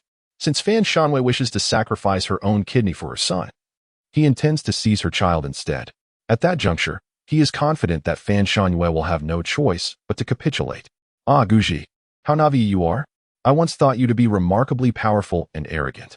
I imagined you would disregard your own mother's life. Yet, to my astonishment, you demonstrate such filial piety. Nevertheless, this situation suits me just fine. Ha ha ha, I have finally subdued you. Someone, go and bind Guji immediately. At this moment, Su Jian wears an expression of triumph. Although the means by which he has captured Guji are less than honorable, the end justifies the means. All he needs to do is hand Guji over to Fan Shangyue in exchange for the zombie crystal, an item capable of facilitating further evolution. If he could consume more of the extraordinary crystals, he would undoubtedly undergo another evolution. At that time, he would confront Guji once more. While he may not be able to defeat Guji outright, he would at least not suffer defeat at his hands. A true man knows when to bend and when to stand tall. What does temporary failure matter? Ultimately, it is the one who endures to the end who is truly powerful. He firmly believes that he is the one destined to emerge victorious. Guji, given Fan Shangyue's deep-seated hatred for him, should she succeed in extracting Guji's kidneys, she would undoubtedly kill him. Thus, this threat no longer exists. Guji, have you truly surrendered so easily? This is utterly disappointing. You have let me down. Sun Yanru gazed at the capitulating Guji, her heart heavy with discontent. She was not well. Originally, she envisioned an alliance with Guji to establish a sanctuary for survival. They would marry, and as for Su Ningbing and the others, she held no objections, as long as Guji acknowledged her as his primary partner. After all, Guji possessed great potential, and she rather admired him. However, now he had surrendered simply because his mother was captured. To be honest, she found it hard to accept. Meanwhile, on another front, upon witnessing her son use Zhou Yuxiang's life as leverage against Guji and succeeding, Su Ningbing felt her heart plummet. She was deeply unhappy and vexed. When had her son become such a person? It was utterly incomprehensible. If possible, she truly wished to end her son's life with her own hands. Of course, this was merely an expression of frustration. Su Jian, release Guji and Zhou Yuxiang immediately, or I shall perish before your very eyes. Should you wish to avert my demise, comply with my demands forthwith. Su Ningbing stepped forward, producing a small dagger from her bosom, pressing it against her throat with an expression of utmost seriousness. She was resolute. If Su Jian refused to heed her, she would not hesitate to embrace death. Ensuring he understood, she was not merely indulging in idle threats. Mother, why must you resort to this? Do you truly wish for me to witness your demise? You are my mother, and now, for the sake of a stranger, you threaten me? Very well, it appears I am the outsider here. Su Jian was momentarily taken aback. He could scarcely believe that his mother would threaten her own life for the sake of Guji, a mere outsider. With a hardened heart, he declared, if you wish to die, then so be it. I no longer consider you my mother. With his spirit extinguished, he felt devoid of hope. If his mother desired to perish alongside Guji, he would grant her that wish. Of course, these were mere words. He signaled to one of his subordinates, urging him to act swiftly and subdue his mother. Yet, amid the tense standoff, Fan Shanwei suddenly burst in from outside. Her speed was remarkable as she seized Su Ningbing by the throat, rendering her threat ineffective. What a thrilling turn of events! Su Jian, your efforts have not gone unnoticed. I shall remember your contributions today. However, leave Guji to me. Let us take our leave. Fan Shanwei felt a surge of elation within her. Securing Guji would undeniably be a mutually advantageous situation for her, providing not only a formidable ally but also a resolution for her son's renal issues. Sister! Su Jian exclaimed upon seeing Fan Shanwei, his face lighting up with joy. He had long held affection for her and had been intent on winning her over to become his partner. Consequently, he had frequently employed subtle manipulation to sway her, hoping to naturally evolve into her significant other. Chapter 63. Fan Shanwei's fury. Fan Shanwei's methods were resolute, and her approach was characterized by decisiveness. That very evening, she had Guji and the others taken away, confining them in the most clandestine location within the non-Hu community. They were under the vigilant supervision of ability users, who maintained a watchful eye around the clock. The moment Guji exhibited the slightest sign of unrest, assistance would be at hand. Of course, to ensure safety. Fan Shanwei had administered a sedative to Guji, not a poison, but rather a sleeping aid. At worst, it would leave Guji in a state of lethargy, thereby facilitating management. After all, Guji was a spatial ability user, difficult to control, and Fan Shanwei feared any unforeseen circumstances. Thus, she had erected an additional layer of protection. However, even with the sedative, it was of little consequence to Guji. With a mere thought, he could sever the bonds with his spatial blade and escape with utmost ease. At that moment, the door to the confinement was unexpectedly flung open from the outside, and a figure stepped in. It was none other than Guji's father, Gu Xianxing. At that instant, Gu Xianxing appeared haggard, his countenance reflecting the depths of despair. In recent days, Fan Shanwei had largely ignored him, leaving him powerless even in his attempts to engage with her. It seems as though Fan Shanwei has transformed into an entirely different person.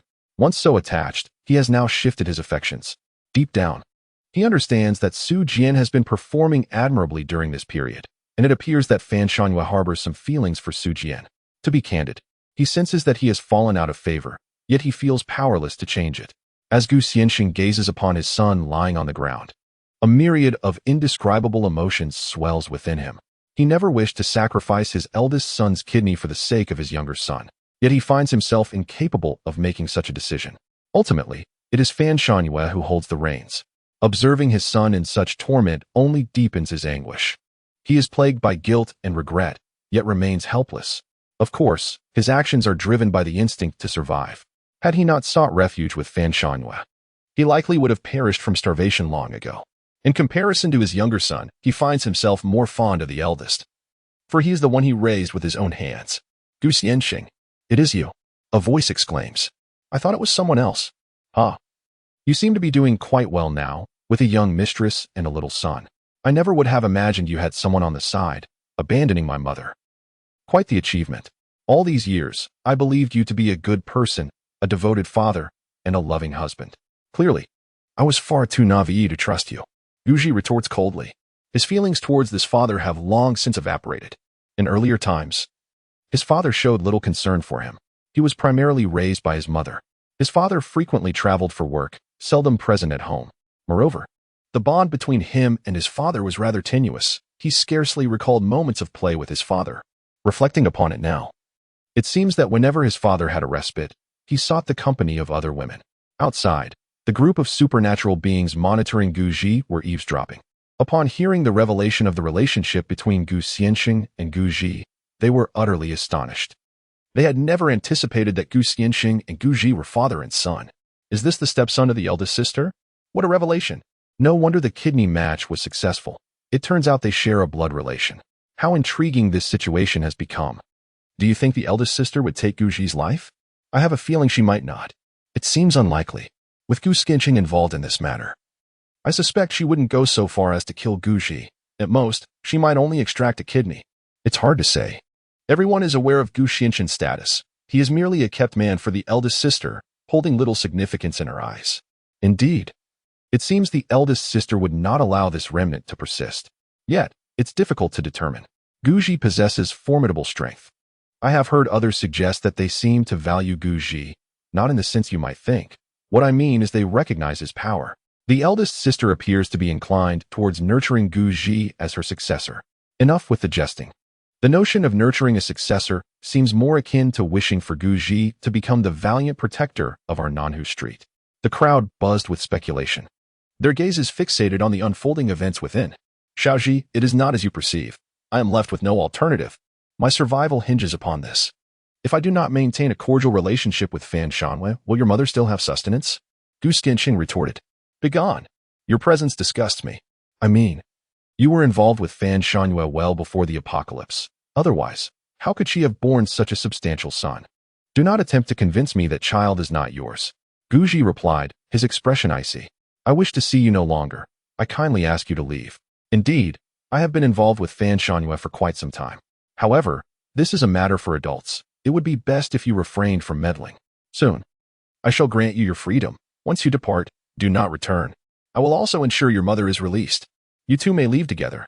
Gu Xianxing appeared to have made a significant resolution. Are you not concerned about your younger son's deteriorating kidneys and the lack of a donor? Guji remarked with a smile. If you choose not to depart, then I shall take my leave now. Gu Xianxing's countenance gradually turned frosty. However, as soon as he finished speaking, faint footsteps were heard from outside. A striking figure entered through the door, a woman of captivating beauty. With a round face and an alluringly full figure, she donned a slatted skirt that accentuated her curves exquisitely. Any man who caught sight of her would find it impossible to resist stealing glances, and the more they looked, the deeper they would fall into her enchanting allure. Unable to extricate themselves, Gu Xianxing, oh Gu Xianxing, I truly did not expect you to be so tender-hearted towards your eldest son. Since you were so concerned for him, why not accompany him and your family together?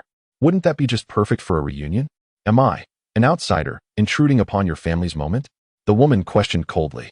Gu Xianxing, I ask you, do you still hold any regard for your youngest son, Gu Xiao? If not, I shall end your life this very moment. Chapter 64. This woman is not to be desired. Fan Shanwei was a decisive woman. Perhaps before the apocalypse, she held some affection for Gu Xianxing. However, after the onset of this new world, she had truly become a queen in her own right. Now, her feelings towards Gu Xianxing had dwindled to mere familial ties, which primarily stemmed from her son, Gu Xiao. Without her son, she would hardly glance at Gu Xianxing. What interest could a normal woman possibly have in such an elderly man? Little Fan, please allow me to explain. It is not as you perceive. I had no intention of releasing Guji. Rather, I aim to reform him. Have you not always wished to recruit Guji as your subordinate? My intentions were, in fact, for your benefit. If I could influence Guji, you would gain a loyal and dependable ally, would you not? Gu Xianqing's demeanor shifted instantaneously. Is that so? Fan Shangyue inquired coldly.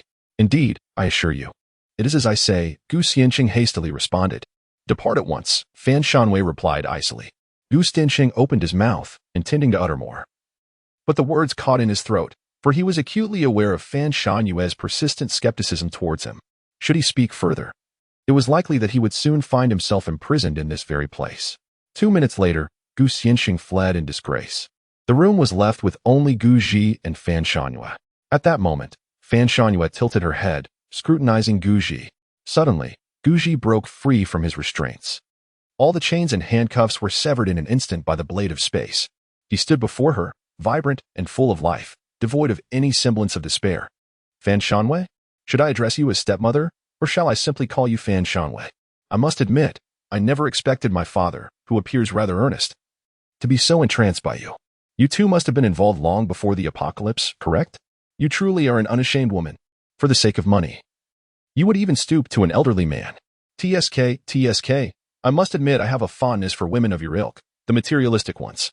For it is individuals like you who are the easiest to manipulate. Guji swiftly made his way to Fan Shanyue's side, one hand gripping her throat, while the other wielded a spatial blade. With a mere thought, it could sever her in an instant. It would be wise for you to remain still. Otherwise, do not blame me if your head finds a new home, Guji remarked with a smirk. In truth, he could have departed from this place long ago. Yet he chose to remain. He awaited this very moment, ready to seize control of the leader of Nanhu Street, none other than Fan Shangyue herself. Once he held her in his grasp, would not the entirety of Nanhu Street fall under his dominion? Reality unfolded as he had envisioned. Indeed, Fan Shangyue had come to confront him. To think you have already escaped. Her countenance shifted dramatically. She had been secretly administering drugs to Guji, ensuring he remained incapacitated and within her control. Yet, unexpectedly, he had managed to free himself and was now threatening her. Despite her formidable strength, she was unwilling to take the gamble. Life is singular and precious. Had there been a distance between her and Guji, she might have evaded the lethal strike of the spatial blade. But now, the blade rested perilously against her neck. How could she evade it? Indeed, Guji narrowed his eyes. Your insults and sarcasm hold no significance here. Guji, even if you were to kill me, you would still be unable to save your mother. Should you take my life? I can assure you, your mother will undoubtedly perish. Fan Shangyue replied coldly, I have never entertained the thought of killing you. You need not harbor such intense animosity towards me. Indeed, as you have said, that old man Gu Xianqing is quite contemptible. She paused. If you were to release me, I could contemplate granting you freedom, and perhaps even that of Gu Xianqing, allowing your family of 3 to continue your lives. My son's kidney can be spared for now. Of course, we could collaborate. With your formidable strength, how about we govern the Nanhu Street together? She clenched her fists tightly. Her disdain for Guji had reached its zenith. This cunning little man possessed an abundance of guile, ready to exploit any moment of weakness. Is that so? Guji retorted. I can guarantee it, Fan Shangyue continued. If circumstances permitted, she would relish the thought of inflicting 1,000 tortures upon Guji. However, the current situation did not afford her that luxury. I shall consider it. Just as Guji finished his statement, Fan Shangyue made her move. A tremendous surge of dark power erupted from within her, manifesting as a formidable shield of darkness that enveloped her entirely. Boom. Guji did not hesitate. In that instant, he swiftly cleaved the spatial blade downward. The next moment, the spatial blade collided with the dark shield, producing a thunderous sound. Crack! The shield shattered into countless fragments. Yet simultaneously, the spatial blade also fractured. The space collapsed, an overwhelming force. You surpass Su Jianqiang by far. Guji's expression changed abruptly. He quickly conjured a second blade of space to cleave through the air. Fan Shanyue's complexion darkened, becoming as pale and feeble as a blank sheet of paper. Upon witnessing the imminent second blade of space, her face grew even more ashen. Stop. Please, stop. I am willing to be your woman. Fan Shangyue continued. Aren't you quite the lecher? I can be your woman. How about we collaborate? I have inquired with the other women who are with you. They are all your lovers. If you become my man, this Nanhu Street will belong to you. She clenched her fists, gritting her teeth. Her words were merely a stalling tactic. She understood that confronting him head-on in such a confined space would yield uncertain results. She needed to gather her strength. If she could buy herself some time to channel all her dark powers, subduing Guji would be a trivial matter. Meanwhile, Guji, upon hearing her declaration, was momentarily stunned. What? Fan Shanhua wishes to be my woman? Can I accept? Dare I accept? If I do, will this narrative continue? Surely it would not. Away with you. This vile woman is utterly repugnant. After I finish with you, your son shall follow suit. You all shall perish. Guji's expression turned icy, and he once more wielded the blade of space, delivering a punch with lethal intent. The dual assault of blade and fist converged. Boom. Fan Shanhui evaded the slicing edge of the blade but could not escape the force of the punch. The individual was abruptly hurled away, landing heavily on the ground. Chapter 65. The genuine dedication of Zhao Wanqing. The scale of the South Lake Survival Base is neither excessively grand nor insignificantly small, housing approximately 30,000 individuals. This population comprises not only the residents of the South Lake community, but also those from several neighboring districts, totaling around 7 or 8, all under the vigilant governance of Fan Shanhua. Aside from the zombies, this is the remaining population. However, with a large number of people, the resources necessary for sustenance and water are alarmingly scarce. Fortunately, Fan Shanhua has established corresponding regulations. To acquire water and essential supplies, one must complete designated tasks.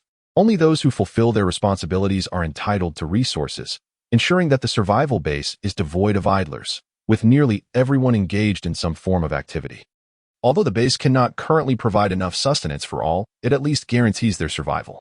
Nevertheless, the base occasionally faces incursions from zombies, which pose a lethal threat to ordinary individuals.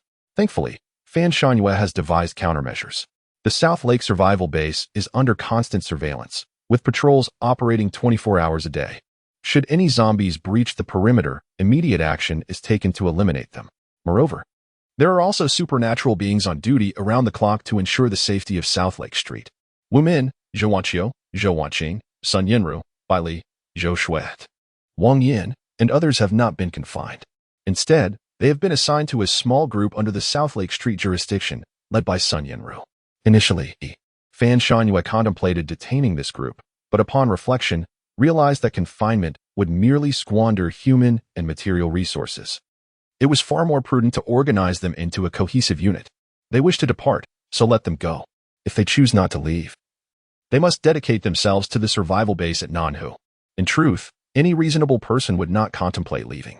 We are in an apocalyptic era. Where would they go? The outside world is teeming with zombies. The very possibility of surviving beyond these walls is uncertain. Yinyu, tell me, now that Guji has been captured, what shall we do? I see your unwavering loyalty to Guji. Cough, cough. You wouldn't happen to have a penchant for masochism, would you? Bai Li remarked with a faint smile. She was not one to be trifled with. In her struggle for survival, she had once taken her own husband's life, all in the hope of remaining by Guji's side. Yet now, she found herself a prisoner. To be frank, it weighed heavily on her heart. She yearned for a life where her every need was attended to. She aspired to be the queen. Indeed, Guji had once ascended to that throne, and she had willingly offered herself. Who would have imagined that he would later abandon the survival base and flee with her? And now, Guji has become a captive. Her days of comfort have transformed into hardship once more. If memory serves me right, Guji had once gone to great lengths to subdue you, and I winced at the sight of your bruises. Now, with Guji's capture, more accurately, during his altercation with Su Jian, your distress was palpable. It struck me as amusing. Could it be that Guji's beating only endeared him to you, leading to your profound affection for him? Bai Li could not help but interject. Silence your tongue. Should you utter another nonsensical word, believe me, I shall silence you.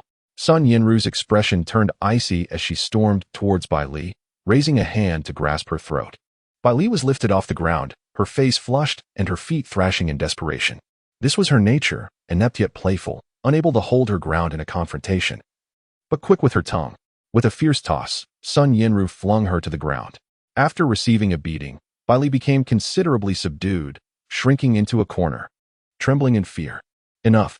Let us all refrain from further remarks. Now that Guji has been apprehended, we ought to deliberate on our course of action. Zhou Wanqing spoke first. I propose we rescue Guji, then seize control. Let us claim Nanhu Street as our own. What are your thoughts on this? Her stance was unmistakable. She was determined to rescue Guji. Truth be told, she found it difficult to articulate her feelings. Initially, Guji had exerted pressure on them, even coercing her sister, Zhou Wanqiu. Of course, she was not under his thumb at present, but that was merely a temporary state. In due time, Guji would undoubtedly turn his attention to her as well. Yet, for reasons unknown, the thought of Guji's capture stirred discomfort within Zhao Wanqing. She felt compelled to aid him. However, recalling the moments when Guji had demanded she address him as master, her anger resurfaced, causing her to hesitate in her desire to assist him. Her emotions were indeed complex. Ultimately, reason triumphed over sentiment, and she resolved to rescue Guji. Ah, how Guji had once exploited you without restraint. Are you willing to save him? Sun Yinru scoffed. Why would I not be willing? Zhao Wanqing replied nonchalantly. Guji possesses formidable strength, and if we aspire to survive in this apocalypse, we must rescue him. Perhaps I have not disclosed to you that Guji has a space. Within that space resides enough sustenance for several thousand individuals for an entire year. So, what do you think? Should we go and save him? Furthermore, if we aim to seize control of the Nanhu base, rescuing Guji is imperative, as he alone is capable of contending with Fan Shanwei. Of course, if you wish to flee, feel free to disregard my words and depart. Another significant reason for her desire to rescue Guji was the existence of his space. It contained a substantial amount of food and various living necessities. As long as Guji remains under our control, we need not worry about provisions in the future. Associating with Guji means daily meals would be guaranteed. Who does not yearn for a full stomach? Even those with abilities are no exception. Moreover, Guji's space would prove invaluable in the future. When we encounter food, we could simply store it in the space, alleviating concerns over spoilage. What did you say? Guji possesses a space? He has an abundance of living supplies? Enough for thousands to sustain themselves for a year? Is this true? Sun Yinru was astonished. She had never anticipated that Guji possessed such capabilities. Indeed, I have witnessed it firsthand. Otherwise, do you think we have been surviving on? It has been the provisions Guji retrieved from his space. Zhao Wanqing scoffed. Now you comprehend the significance of Guji, do you not? I concurred. Sun Yinru nodded. Let us split up. You rescue Zhou Yuxiang, and I shall save Guji. Once we have liberated them both, we can observe Guji's subsequent actions. If the Sun family were to possess a spatial realm, would that not imply they could one day acquire an inexhaustible supply of sustenance? Imagine traveling to a location, plundering its provisions, and storing everything within that space. Merely contemplating it is exhilarating. Chapter 66. Fan Shanwei, surrender to me. Sun Yinru and Zhao Wanqing were the type of individuals who acted decisively. Having resolved to rescue Guji, they devised a plan and commenced their mission. Initially, Zhou Shui opposed the idea, but after Zhao Wanqing conversed with her, Zhou Shui eventually joined their cause. The three of them, all possessing extraordinary abilities, designated 2 to rescue Guji and 1 to save Zhou Yuxiang, while the remaining members stayed behind to distract the guards patrolling Nanhu Street. Though Sun Yinru granted them a semblance of freedom, she retained a measure of control, enlisting a few individuals to monitor their activities discreetly. Among these watchers were 2 endowed with extraordinary powers, ensuring that their entire group could not vanish without a trace. Otherwise, Fan Shanwei would certainly take notice. Now, let us proceed. Zhou Shui, accompany me as we seek Guji, Sun Yinru decisively declared, leading Zhou Shui to the location where Guji was imprisoned. The singular advantage of this post-apocalyptic world was the absence of surveillance cameras. Thus, they need not worry about exposing their whereabouts, provided they exercise caution and remain undetected, for they face little significant trouble. I fervently hope for Xiaogu's safety. After all, I carry your child within me. You must not encounter any misfortune. If anything were to befall you, how could I possibly endure? Su Ningbing's heart was also tumultuous. She could not bear the thought of Guji facing any calamity.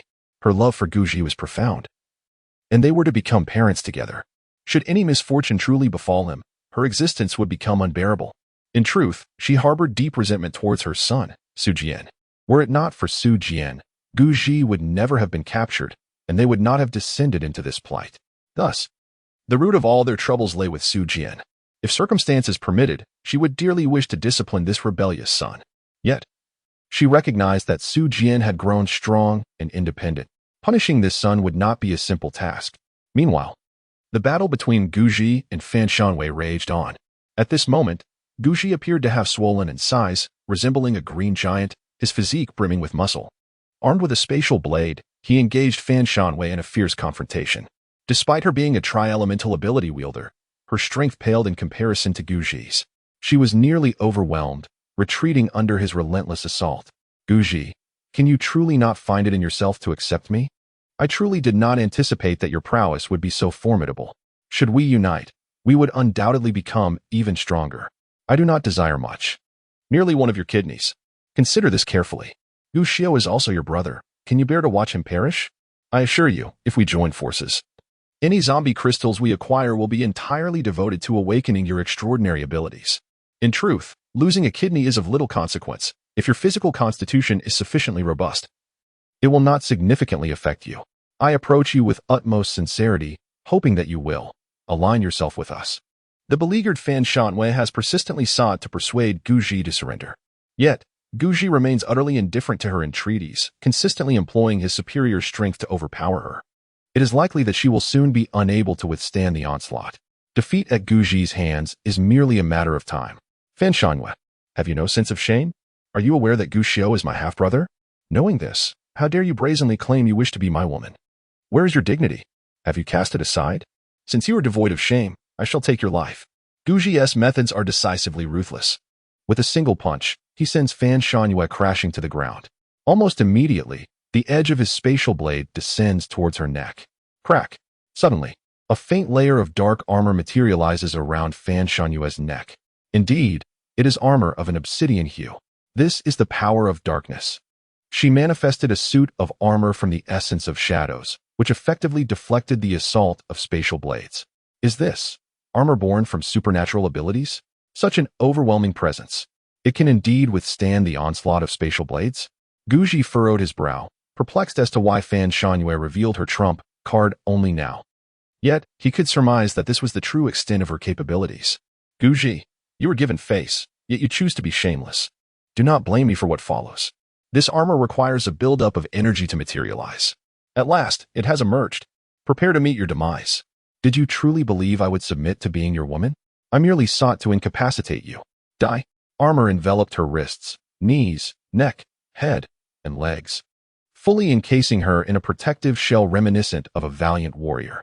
With this armor, she felt no fear against the assault of spatial blades, effortlessly countering Guji's attacks. Even his fists could not penetrate her defenses. Suddenly, she drew forth a long sword forged from the power of darkness, thrusting it directly toward Guji's head. He tilted away just in time to evade the strike, yet the blade's surface, coated in dark energy, clung to his neck like a parasitic worm. Instantly, Guji felt an overwhelming fatigue envelop him, akin to being poisoned, leaving him utterly drained of strength. What have you done to me? Guji collapsed to the ground. His brow furrowed. I have done nothing, merely employed a few subtle tactics. My dark power can corrode anything, no matter how formidable your strength. Once afflicted by my dark poison, you will not endure beyond 3 days. Fan Shanwei smirked wickedly and said, Guji, as your stepmother, I shall not deny you an opportunity. I grant you a mere 3 days. She paused, adding, during these 3 days, if you come to your senses and wish to ally with me, I shall welcome you at any moment. At that time, I will also rid you of the dark poison within you and elevate you to the second in command of the Nanhu Street, second only to me. However, if you persist in refusing my offer, I regret to inform you that I cannot spare your life. You must perish. Nanhu Street belongs to me. I shall not allow anyone to challenge my authority. Consider yourself warned. I shall return tomorrow. It would be quite a pity for someone as exceptional as you to meet your end. With that, she stepped closer to Guji. What do you intend to do? Chapter 67. Sun Yanru is pregnant. System rewards new abilities. Time passed swiftly. In 2 days fled by in an instant. In a lavish room shrouded in a haze of darkness, Jian hesitated, holding the zombie crystal in his hand. He had always believed that, apart from Fan Shanwei, he had no fear of anyone. Although others may be unaware, he knew well that Fan Shanwei was a wielder of dark abilities. To defeat Fan Shanwei, mere strength is insufficient. One must also possess extraordinary abilities of a special nature, be it time, space, or light. Of course, if one's power is sufficiently overwhelming, it is indeed possible to vanquish Fan Shanwei. However, he does not believe himself to possess such strength. Thus, during this period, he has consistently exhibited weakness towards Fan Shanwei. This approach serves a dual purpose. Firstly, it allows him to leverage Fan Shanwei's strength to enhance his own. Secondly, it enables him to utilize Fan Shanwei to eliminate obstacles and establish a formidable power. His strategy is to temporarily allow Fan Shanwei to amass extraordinary strength. In the future, should he manage to conquer Fan Shanwei through charm and allure, persuading her to become his, everything else would fall into place. Fan Shanyue's influence would then become his own. Conversely, if she cannot be won over, he plans to await the day when his strength is sufficient to eliminate Fan Shanwei and take her place. Given his innate talent, surpassing her should not pose a challenge. Yet, the emergence of one individual has disrupted all his plans and rhythm. That individual is Guji. Guji, a formidable opponent, possesses strength that far exceeds his own, and his identity is intricately complex. Should Guji align himself with Fan Shanwei, his status will undoubtedly eclipse that of the protagonist, especially considering that Fan Shanwei is Guji's stepmother, regardless of their strained relationship. Guji's allegiance to Fan Shanwei elevates his standing in her eyes above that of the protagonist. It is highly probable that these two will eventually unite. While Jian does not fear confronting a single individual, facing both Guji and Fan Shanwei together presents a daunting challenge. He lacked the confidence to confront two individuals simultaneously. Even if he were to grow stronger in the future, he still could not overpower two opponents. Thus, he harbored a desire to sow discord between Guji and Fan Shanwei, hoping to turn them into adversaries. For the past few days, he had been contemplating this matter, yet found no viable solution. Perhaps it was best to set this aside for the time being and focus on enhancing his own abilities. Jian gazed at the zombie crystal in his hand, hesitating momentarily before swallowing it whole. In the next instant, he felt a surge of warmth coursing through his body. The consumed crystal transformed into a potent energy that flowed throughout him. Supported by this heat, he sensed an overwhelming intensity, as if ensconced within a vast furnace. His body continually subjected to flames that sculpted him anew. His heart raced fervently, akin to a perpetual motion machine, propelling the refined blood through his veins. Wherever this sanguine essence traveled, the cells, tissues, and organs in that region would undergo immediate evolution, growing ever stronger. Under the influence of the extraordinary crystal, Jian was in a state of continual enhancement. He was evolving, experiencing a second awakening, manifesting a more formidable power. I must endure and grow stronger. Under no circumstances can I allow Guji to surpass me.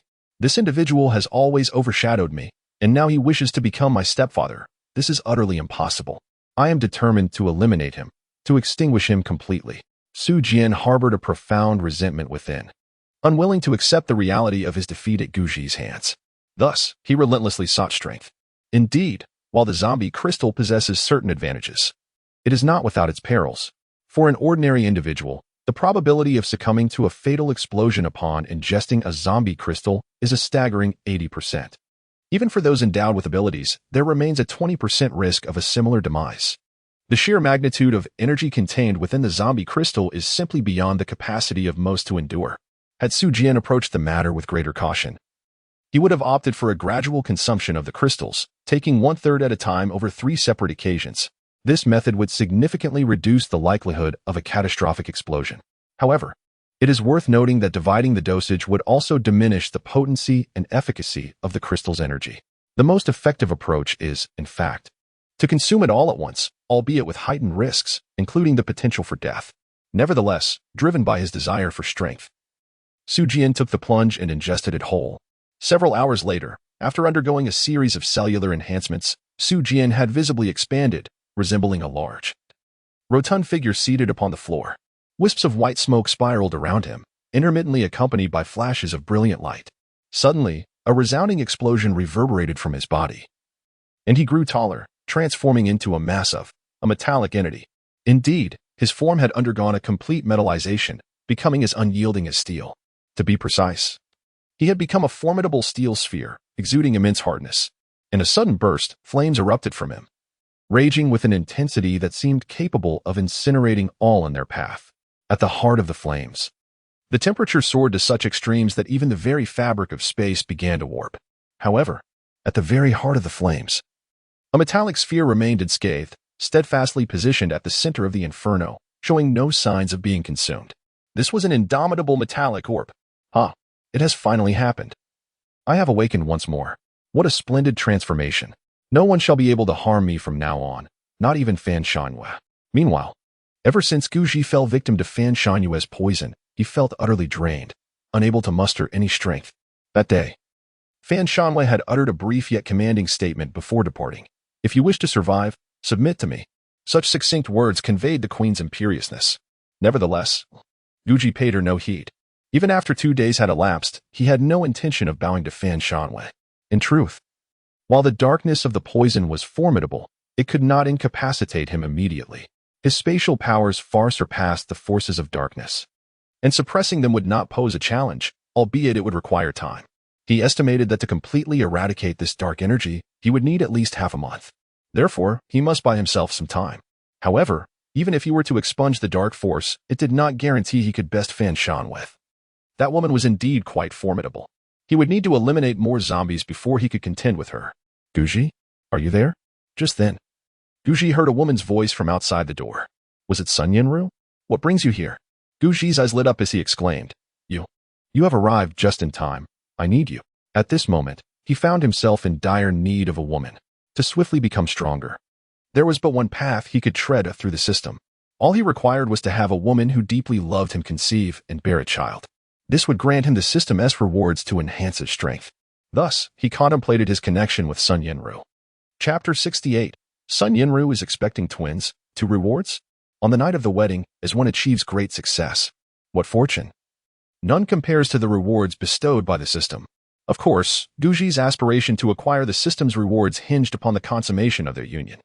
Did he not yearn to continually reap the rewards from women? To have the system cultivate him to greater prowess? Yet, the system imposed a restriction. One could only receive rewards by having children with a woman whom one genuinely loved. Coercion or transactional relationships would not suffice. Only true affection would do. This limitation directly confined Guji's path of development. Over time, he had been subtly influencing the women around him, such as the sisters Zhou Wanqiu and Zhou Wanqing, as well as Bai Li, among others. Notably, Bai Li had successfully conceived, willingly so, thereby earning the system's rewards. According to Guji's calculations, it would not be long before he could also reap the affections of the Zhou sisters. Given that his rapport with them had been quite favorable, it would be effortless to inspire their love for him. However, little did he anticipate that before he could take any action, he would find himself imprisoned. The only person he could currently reach was Sun Yinru. He was bewildered as to how she had found her way here and uncertain whether the system would offer any rewards. Nevertheless, he decided to take a leap of faith. Treating a dead horse as if it were alive. I have come to rescue you. The guards outside have already been dealt with. We must flee together swiftly. Please refrain from speaking until we are away from here. Sun Yinru possessed considerable strength, although she could not match Su Jian or Fan Shanhua. Defeating ordinary ability users was a task she could accomplish with ease. I have been poisoned. Guji rose from the ground, and, upon noticing the door was ajar, dashed outside. As he emerged, he spotted Sun Yinru hurrying towards him, beads of sweat glistening on her forehead, as if she had just emerged from a fierce battle. Guji was astounded that she had come to his aid. He recalled how he had tormented her after defeating her, often resorting to violence and insults. He had even entertained the notion that she might ally herself with Fan Shanwei, forming a formidable alliance. To his surprise, Sun Yinru had resolutely come to his rescue. This realization filled him with regret for his previous mistreatment of her. He wished he had been gentler. A woman like her deserved to be cherished. In truth, Guji was merely a university student who had yet to graduate, lacking any prior experience in romance. He had never truly understood the delicacy of women's hearts, often resorting to aggression when faced with those he did not get along with. However, with a modicum of romantic experience now, he was unlikely to repeat such behavior in the future. Poisoned? Is it serious? Can it be cured? Sun Yinru pulled Guji as they fled outside. Minutes later, they reunited with Zhou Shui and promptly departed from the building. Sun Yinru was tasked with rescue, while Zhou Shui stood guard. Their roles were distinctly defined. Half an hour later, they found an abandoned neighborhood to conceal themselves. Naturally, they remained vigilant during their escape, frequently glancing back to ensure they were not being followed. At this moment, they felt secure. Guji, you mentioned earlier that you were poisoned. What is the situation? Is it serious? If it is, we must consider our options carefully, Sun Yinru inquired with a furrowed brow. According to their prior plan, they were to first rescue Guji, then collaborate to launch a surprise attack on Fan Shanwei. Successfully apprehending Fan Shanwei would allow them to seize control of the Nanhua community. Should they encounter insurmountable resistance, they would retreat. Guji's spatial storage was of utmost importance to them and must not be compromised. It's serious, yet not entirely so, Guji replied. Fan Shanhua is a dark-type ability user, and I have been afflicted by her dark poison, which is currently corroding my body. If the dark poison is not eradicated, I will succumb to its effects within 2 to 3 days. Sun Yinru frowned, as this was her first encounter with dark poison. It seemed that only Fan Shangyue possessed the means to counteract this ability toxin. Is it truly the only option to seek out Fan Shangyue? There are no other alternatives? She lamented. It is not entirely absent. Guji wore a face of sorrow, feigning hesitation as he spoke. It's rather difficult to articulate. His demeanor instantly piqued Sun Dinru's curiosity. What is it? After all, I consider myself your savior. How did you treat me before? With blows and scorn. Yet how have I treated you?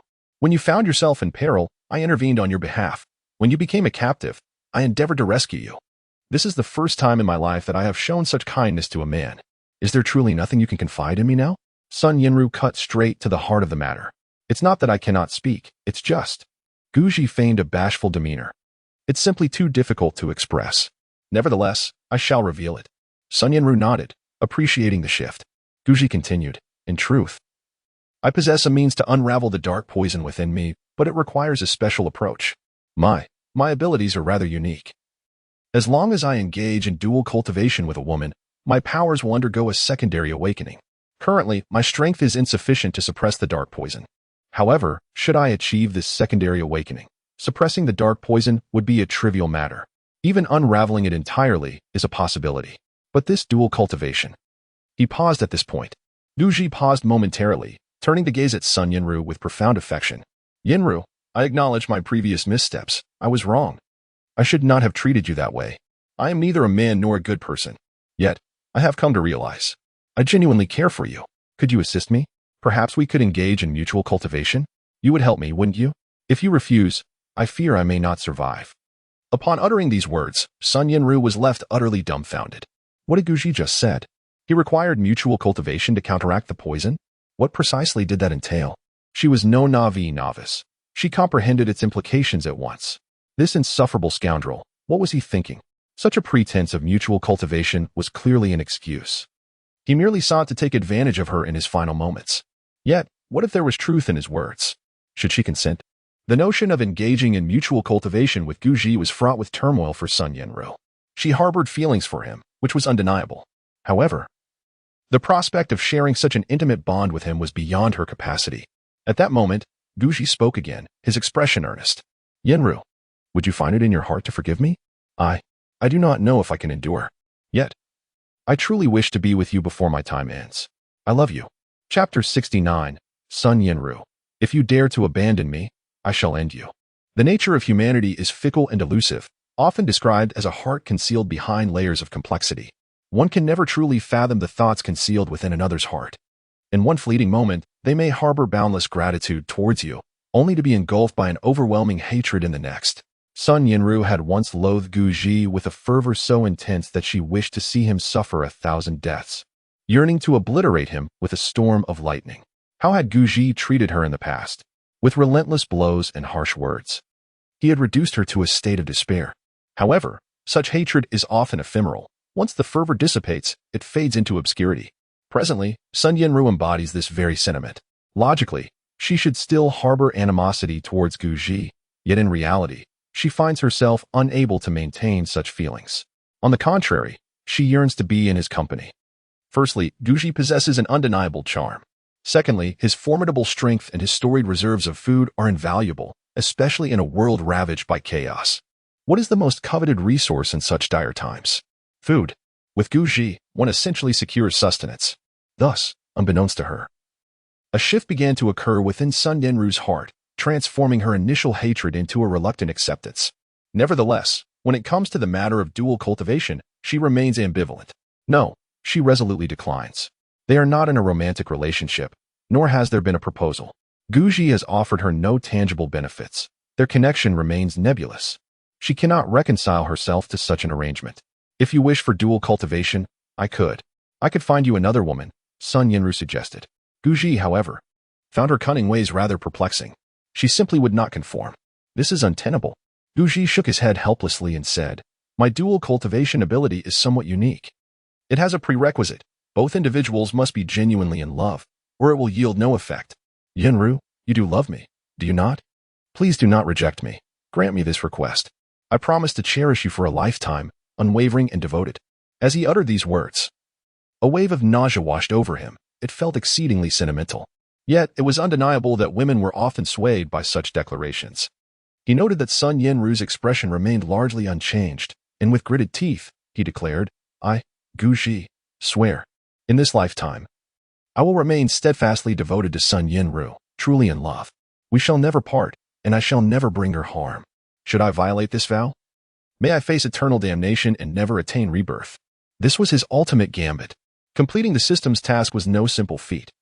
The foremost challenge lay in winning the woman's heart by any means necessary, even if it meant employing deceptive words.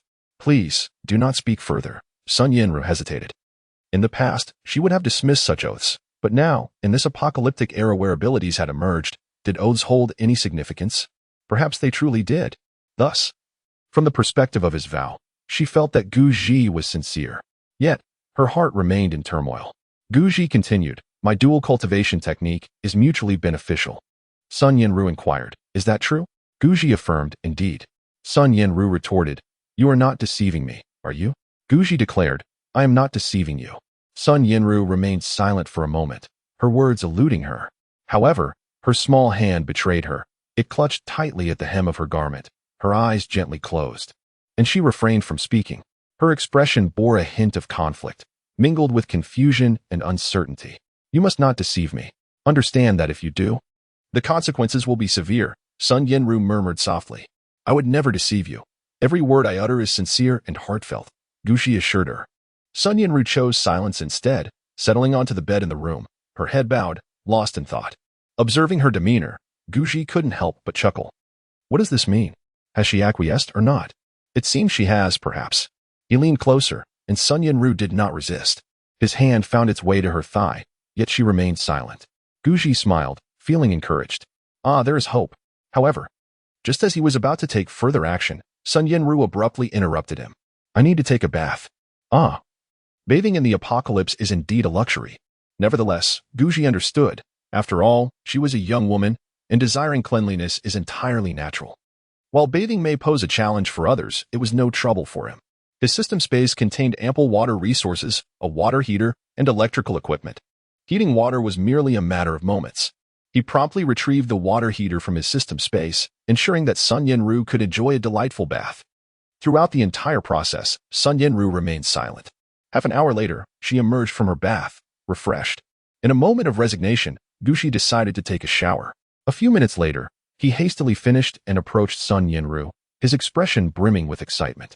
Kiss me, Sun Yinru commanded suddenly, embodying the demeanor of a queen. Guji was momentarily taken aback. Did she really come on so strongly? At that instant, he caught sight of a figure moving outside the door. In the next moment, he recognized a familiar silhouette, Zhao Wanqing. She gazed at Guji with an expression of deep sorrow, as if regarding a faithless lover. Guji was momentarily stunned. I told you to kiss me, Sun Yinru said, frowning, her arms crossed behind her back. Guji hesitated for a moment before leaning in. This section has been abbreviated, as it pertains to a project of immense significance, one that must be briefly summarized. I encourage readers to use their imagination and fill in the gaps. I am confident that your creative faculties will render this narrative far more captivating than my own words could convey. After all, each reader is a remarkable talent, eloquent and rich in imagination. Time passed swiftly, and 3 hours slipped by unnoticed. At this moment, Guji had collapsed onto the bed, utterly exhausted and devoid of any desire to move. He could hardly fathom that Sun Yinru was still a novice at this, a woman in her 30s. Ah, what a treasure he had stumbled upon. Sun Yinru curled up beside him, resembling a small kitten. Mr. Gu, I hope you keep your word. If you dare to abandon me, I will kill you and then take my own life. Do not think I am merely trying to frighten you. I, Sun Yinru, always fulfill my promises. Her expression was grave, and Guji felt a chill run down his spine. Ah, women, one must never offend them, for once you do, calamity follows relentlessly. With a serious tone, Guji reassured her, I will not. He felt a twinge of guilt. Ding. Congratulations, host, for successfully branching out. Chapter 70, New Ability, Void Fire. Was the system task completed already? That was rather swift. A one-shot success? Guji felt somewhat dissatisfied. He had anticipated needing several attempts before achieving success, yet it had all transpired in a single instance. In truth, he had not fully savored the experience yet. He yearned for a few more moments of enjoyment. Alas, fate and destiny. Since it had been a one-shot success, He decided to first examine the rewards bestowed by the system. Guji pondered inwardly. System, what reward do you have for me this time? Please do not be anxious. Host, the system is currently distributing rewards. Ding. In light of the host's commendable performance and successful branching out, the reward is the ability of Void Fire. Guji was taken aback. Void Fire? A fire-based ability? Was this power formidable? Compared to ordinary supernatural abilities, fire-based powers are indeed quite formidable. Many individuals' abilities simply cannot rival them. However, when placed alongside the strongest powers, they appear rather insignificant. It is not that Guji is disinterested in this reward. Rather, he is in urgent need of strengthening his abilities to defeat Fan Shanhua. Merely possessing a fire-based power may not be sufficient for that endeavor. Of course, acquiring an entirely new skill would undoubtedly lead to an evolution of his physique, enhancing his strength. Yet, he fears that it might still fall short in the face of Fan Shanhua's dark powers, which have the capacity to corrode everything. Ding. The system rewards have been fully distributed. Please check. Host. Guji mused. System, how much stronger will this skill make me? You will not experience a significant increase in strength. You merely gain a new supernatural ability. Please do not be overly excited. Moreover, the abilities level is only at the initial stage. If you wish to grow stronger, you must find a way to upgrade your powers. Guji thought. Not much stronger? Does that mean he cannot defeat Fan Shanhua? Damn. System, could you not be more reliable and provide a stronger ability? Are you unaware of the perilous situation I am in? Ding, please refrain from using abusive language towards the system. This system has been very considerate of you. Rest assured. This ability is still quite powerful. Although I cannot guarantee that it will enable you to defeat Fan Shanhua, I can assure you that this ability will allow you to remain undaunted by Fan Shanhua's dark corrosive attributes. It can prevent dark corrosion attributes? Upon hearing these words, Guji felt a slight sense of relief. What truly distinguished Fan Shanhua was not the magnitude of her strength, nor the potency of her abilities, but rather the corrosive nature of her powers, which were akin to a deadly poison. Even a mere touch could suppress Guji's abilities, and should the affliction deepen, it could even lead to dire consequences. However, the system had informed him that his newly acquired ability could prevent the encroachment of dark attributes. This alone was sufficient to instill a sense of confidence in him. He estimated he had at least a 70% chance of defeating Fan Shanhua. The Void Fire, a flame capable of consuming the void, could also devour other fire-based abilities. The more flames it absorbed, the stronger it became. In other words, this flame could ascend in power by assimilating other fiery abilities. Currently, it was at the initial level of LV1. Skill, Void Fire level, LV1, 010. Description, a flame imbued with dark attributes. Was this merely a fire ability? Did it also possess dark attributes? A dual attribute ability of flame and darkness? Upon reading the description, Guji couldn't help but smile. This was extraordinarily powerful. It was indeed dark fire. With this in his arsenal, he would surely be able to incinerate everything in his path. Dark power? Burn, burn away. Fire ability? Devour, devour. He realized that in order for the Void Fire to advance, it would need to absorb at least 10 fire abilities. With this, Guji's strength could be said to double. While his previous spatial abilities were formidable, they had their limitations. He could only utilize them a finite number of times each day. However, this new ability was different. It could be unleashed infinitely. Moreover, when combined with spatial abilities, it is undoubtedly far more powerful. Excellent. Splendid. I always knew the system would not bestow upon me inferior powers. Guji clenched his fists, sensing a tumultuous energy surging within him. Under the influence of this force, his body began to evolve cells, tissues, and organs, all undergoing transformation. At this moment, he was at least several times more formidable than before. Flames. With a mere thought, Guji conjured a flicker of black fire upon his fingertips. The flame was small and feeble, akin to the size of a candle's flame, yet it radiated intense heat.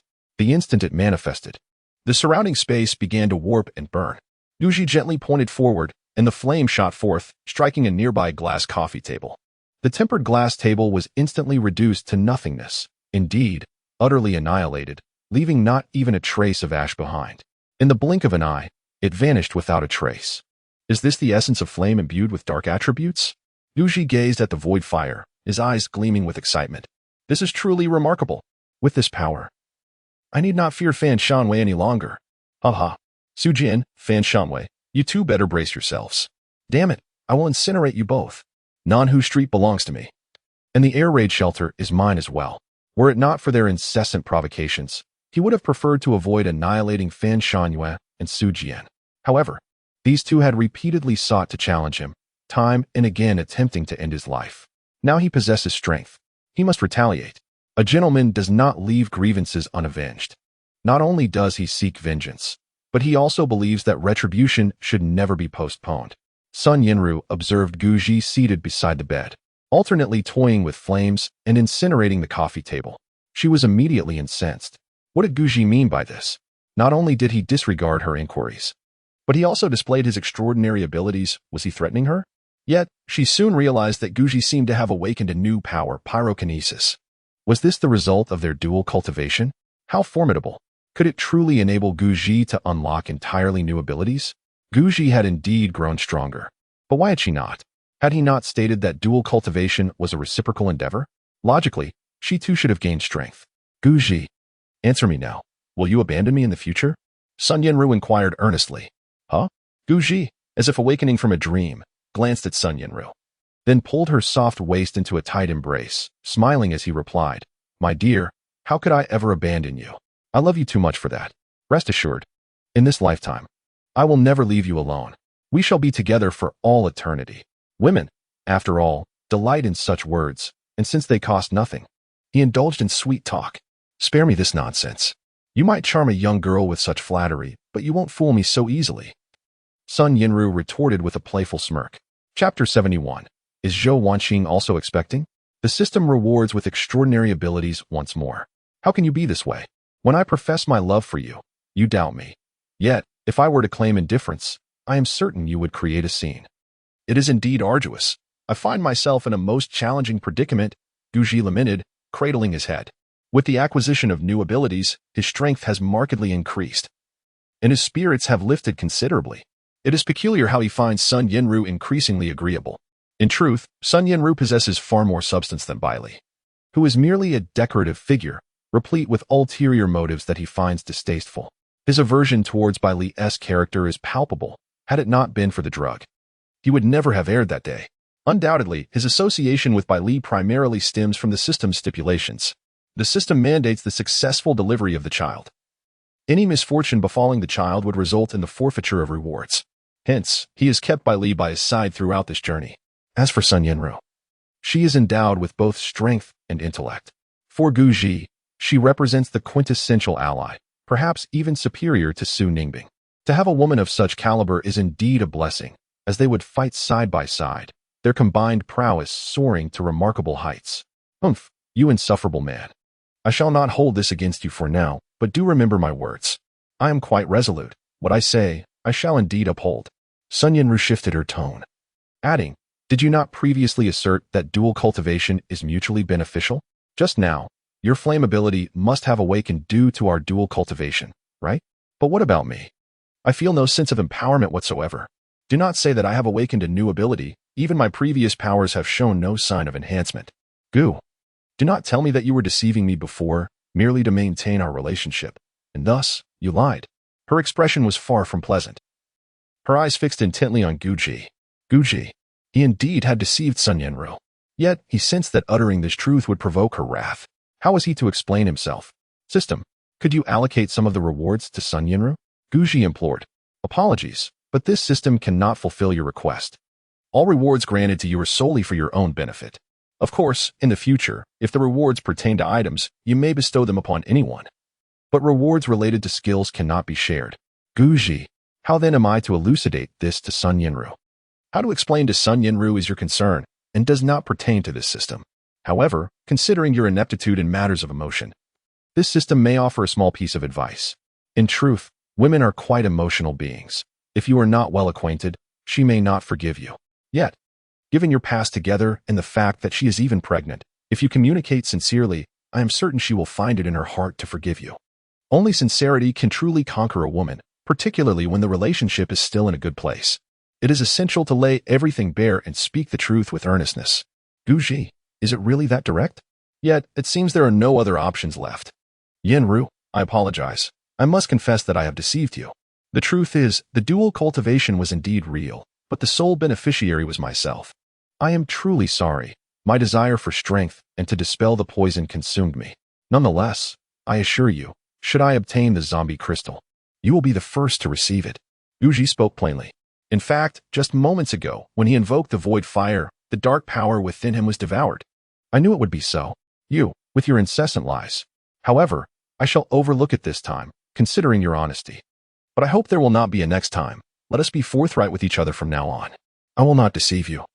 And you must not deceive me either, Sun Yanru declared with a stern expression. Very well. Guji nodded. Yanru, I sense that our dual cultivation has yet to reach its potential. Shall we engage in it once more? The dark poison within me has not been entirely eradicated. Let us try again. He leaned closer. Sun Yanru's face immediately flushed, resembling a ripe apple. No. Just as Sun Yanru attempted to refuse. Her voice dwindled until it faded away entirely. Several hours later, the great battle had come to a close. Guji donned his attire and exited the room with Sun Yanru. Outside, Zhou Shui and Zhou Wanqing were seated on the sofa. Upon witnessing Guji emerge, they instinctively rose to their feet. Zhou Wanqing's expression was far from pleasant as she glared fiercely at Guji. Before he could utter a word, she interrogated him. Gu, if you are poisoned and seek an antidote, you could simply tell me. I can assist you. But what is the meaning of your involvement with Sun Yanru? Were you not filled with disdain for her? Did you not harbor aversion towards her? She paused momentarily, directing her ire towards Sun Yanru. And as for you, Sun, how shameless can you be? Guji clearly has no affection for you. After being beaten time and again, do you not learn from your experiences? Why do you persist in approaching him like a fool? I have never encountered a woman as disgraceful as you. Do you possess a masochistic tendency? The more Guji mistreats you, the more exhilarated you become. Is that it? Her words were sharp and biting, causing Sun Yanru to flush with indignation. I do not require your instruction on how to conduct myself, Sun Yanru replied coldly, turning to Guji. What say you, Guji? She is insulting me. How should we proceed? Guji felt a wave of frustration wash over him. Alas, the presence of women can indeed have its drawbacks. Why had the conflict escalated? He maintained a stern expression and said, Zhou Wanqing, you need to be silent now. Zhou Wanqing immediately closed her mouth, feeling wronged, with tears streaming down her cheeks. At just 18 or 19, she was still a young girl, lacking in guile, overwhelmed by her sense of injustice. She soon could no longer contain herself and began to sob loudly. Could it be that Zhou Wanqing harbored feelings for him? If that were the case, he might yet win her over, thus expanding his prospects and earning the system's rewards. Guji was instantly stirred by the thought. Perhaps he should seize this opportunity? He felt that relying solely on one system reward was rather precarious. Wanqing, please don't cry. Guji embraced Zhou Wanqing's shoulders, smiling as he said, I didn't mean to be harsh with you earlier. There is something I wish to discuss. Just come with me. Chapter 72. Sun Yanru's Subtle Intentions. The Ideal Wife and Mother. What do you intend to do? Zhou Wanqing asked, her eyes fixed on Guji with suspicion. Nothing much, just a few words to share. Guji replied with a smile. I don't want to hear it, Zhou Wanqing retorted, her face unyielding. No, I genuinely have something to say, Guji insisted, tightening his hold. I want to listen. Zhou Wanqing seemed to harbor resentment. In truth, Guji did not wish to pursue anything with Zhou Wanqing. He considered himself a man of integrity. However, in his quest to ensure he could defeat Fan Shanhua, he found himself with no other choice but to enhance his strength. After all, the stronger, the better. Thus, with great reluctance, he had to impose upon Zhou Wanqing's feelings. Moreover, it appears that Zhou Wanqing harbors certain feelings for him as well. It would not be entirely impossible to cultivate their relationship further. Under Guji's insistent urging, Zhou Wanqing was somewhat reluctantly ushered into the room. However, at that moment, Sun Yanru emerged with a stern expression, her gaze fixed intently on Guji as she questioned. Guji, is there something you cannot say here? Do you wish for me to remain uninformed? If you prefer, I can easily excuse myself. Nonetheless, I believe that between husband and wife, there should be no secrets. I shall also refrain from concealing anything from you, and will approach you with utmost sincerity. She paused for a moment before continuing. In truth, the more secrets that exist between spouses, the more conflicts will inevitably arise over time, if unresolved. These disputes could escalate into arguments or even warfare, and I wish to avoid such an outcome with you. Or perhaps, you have merely extracted the poison and wish to further cleanse yourself with Zhou Wanqing? Should the poison remain, I am more than willing to assist you in purging it without involving Zhou Wanqing. Of course, if you insist on having her partake in this dual cultivation, I shall not oppose it, yet I must make one thing clear beforehand. I am the primary wife, the legitimate partner. She, along with Su Ningbing and any other women, must serve my interests and attend to my needs. She was surprisingly open-minded, aware that in these apocalyptic times, a capable man could hardly be expected to have only one woman by his side. Thus, she decisively conceded, allowing Guji to have other women. In truth, she could not prevent this, and it was perhaps wiser not to interfere. However, she stipulated a condition, while other women may be permitted. They must acknowledge her status by offering her tea, a gesture that would signify her position. Sun Yinru understood this implicitly, even before the apocalypse. A successful man rarely had only one woman by his side. Behind every accomplished man, numerous women often stood. Take her father, for instance. He had several women in his life, yet her mother chose not to dwell on such matters. Hence, she found this arrangement somewhat acceptable. Upon hearing Sun Yinru's words, Guji felt overwhelmed. Sun Yinru's candor was striking, yet she spoke a truth he could not deny. He did indeed harbor feelings for Zhou Wanqing. More accurately, it was the rewards bestowed by the system that intrigued him. Sun Yinru's straightforwardness left Guji feeling somewhat embarrassed. You are the primary one. Of course, you are, he quickly asserted. In fact, Sun Yinru's character and capabilities positioned her perfectly to take the lead. Open-minded, intelligent, and formidable, she was undoubtedly his most reliable ally. Naturally, he would not forsake Su Ningbing either. If Sun Yinru were to assume the role of the primary consort, then Su Ningbing could be the secondary one, as they were of similar stature. As for the others, they would have to settle for lesser roles. I am not what you perceive me to be. I did not intend to engage in a dual cultivation with Zhou Wanqing.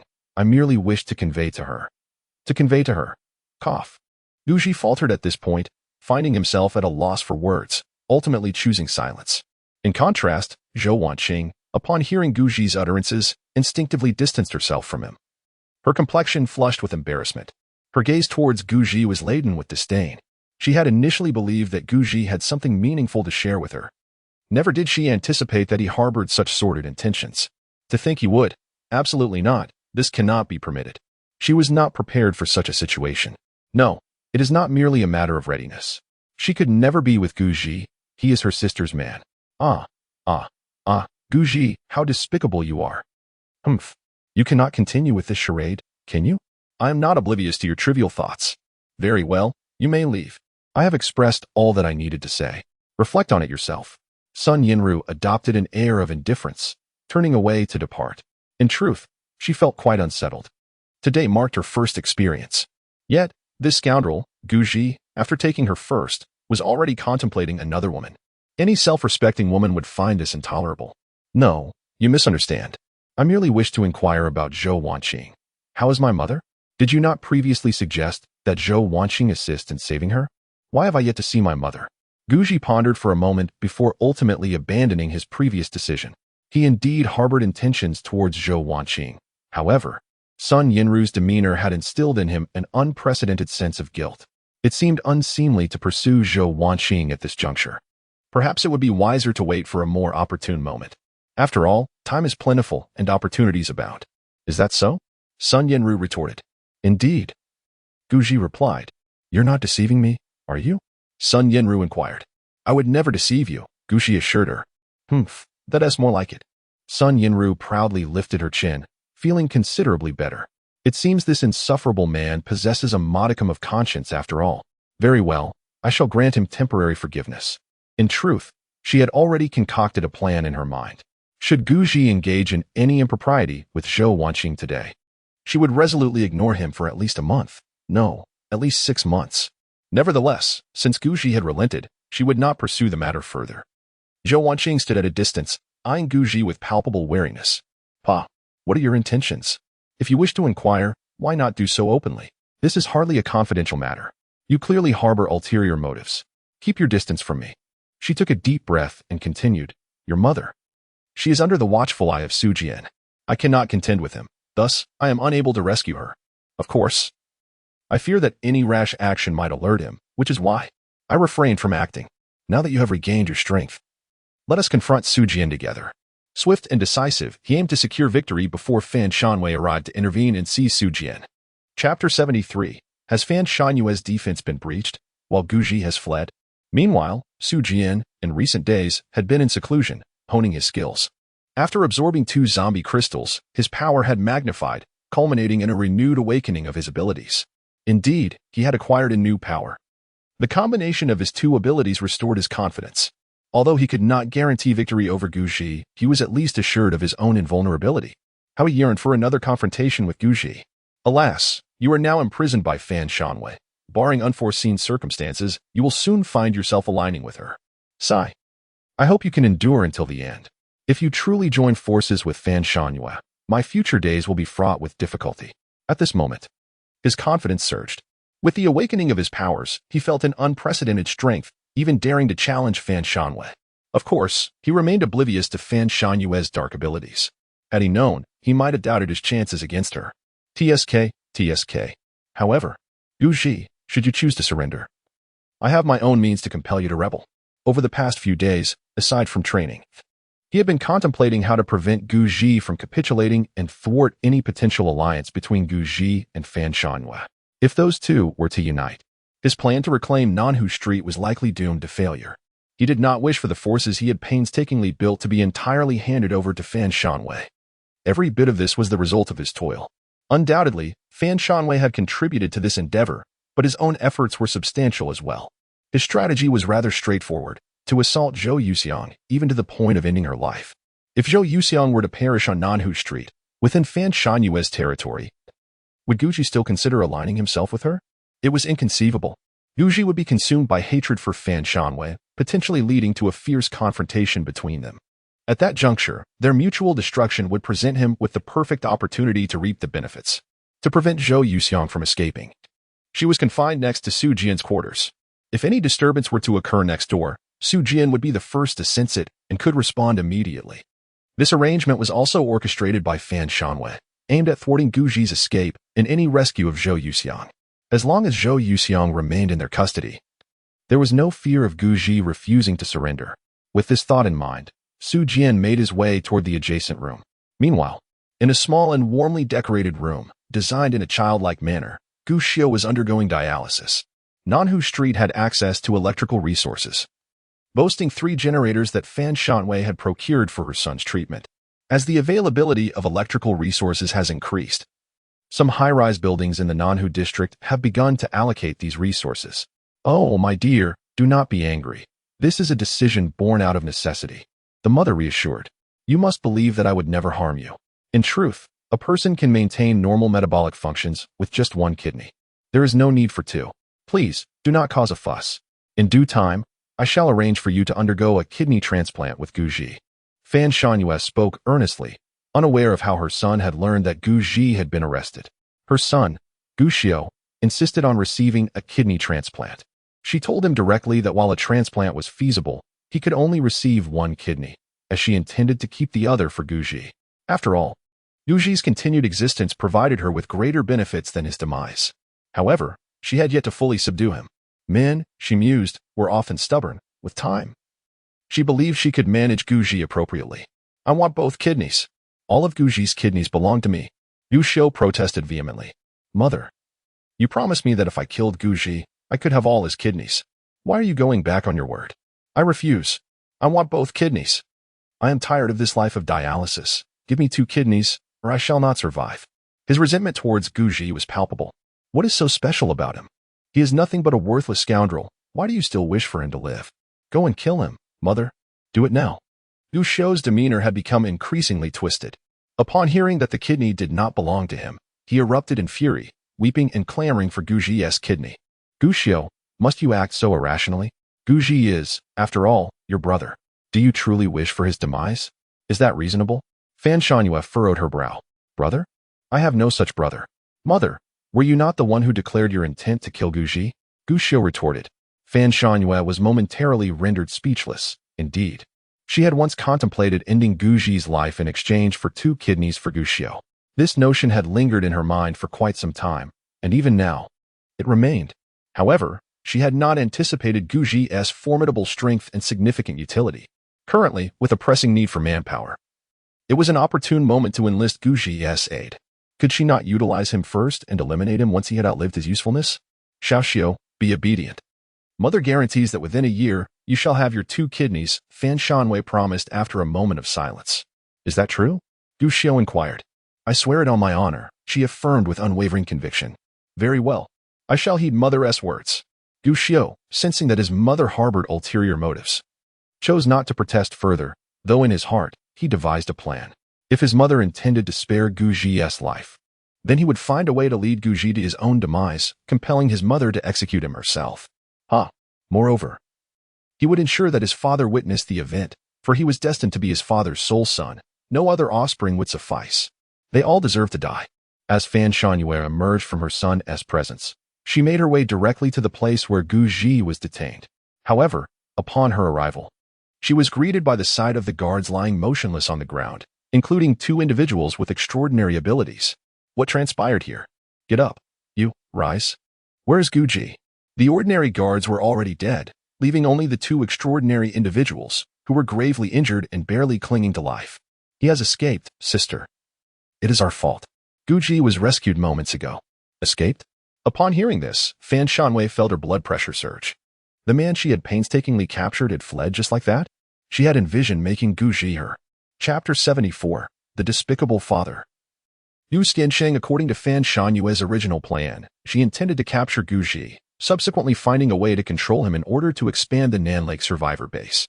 Although the Nan Lake survivor base was currently formidable, ranking among the most prominent survivor bases in the region, it still appeared insignificant in the grand scheme of the entire city. Moreover, even if she were to seize the entire city, what would that amount to?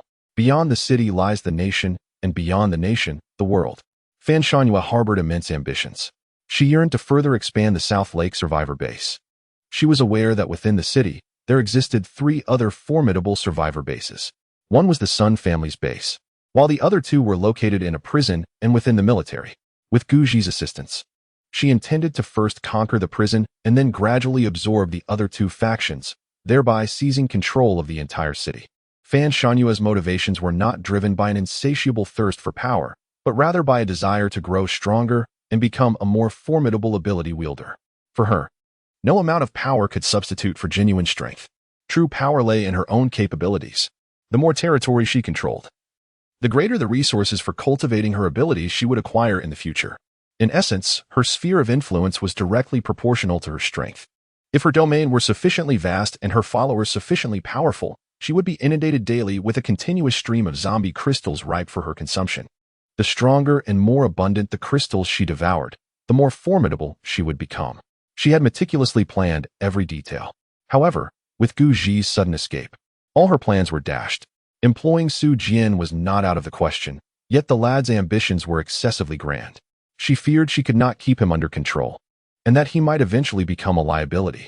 She envisioned a scenario where Guji and Jian would mutually restrain one another, especially given their animosity. Mutual restraint would be the ideal outcome. No need to search. Instead, she commanded everyone to follow her to Jian's location. He is watching over Zhou Yuxiang. And as long as Zhou Yuxiang does not escape, we still have a chance to locate Guji. Although Guji is not particularly remarkable, he is quite filial. He would never abandon his mother. As long as she remains in our grasp, he will inevitably return to us. Fan Shanwei's mind is exceptionally agile.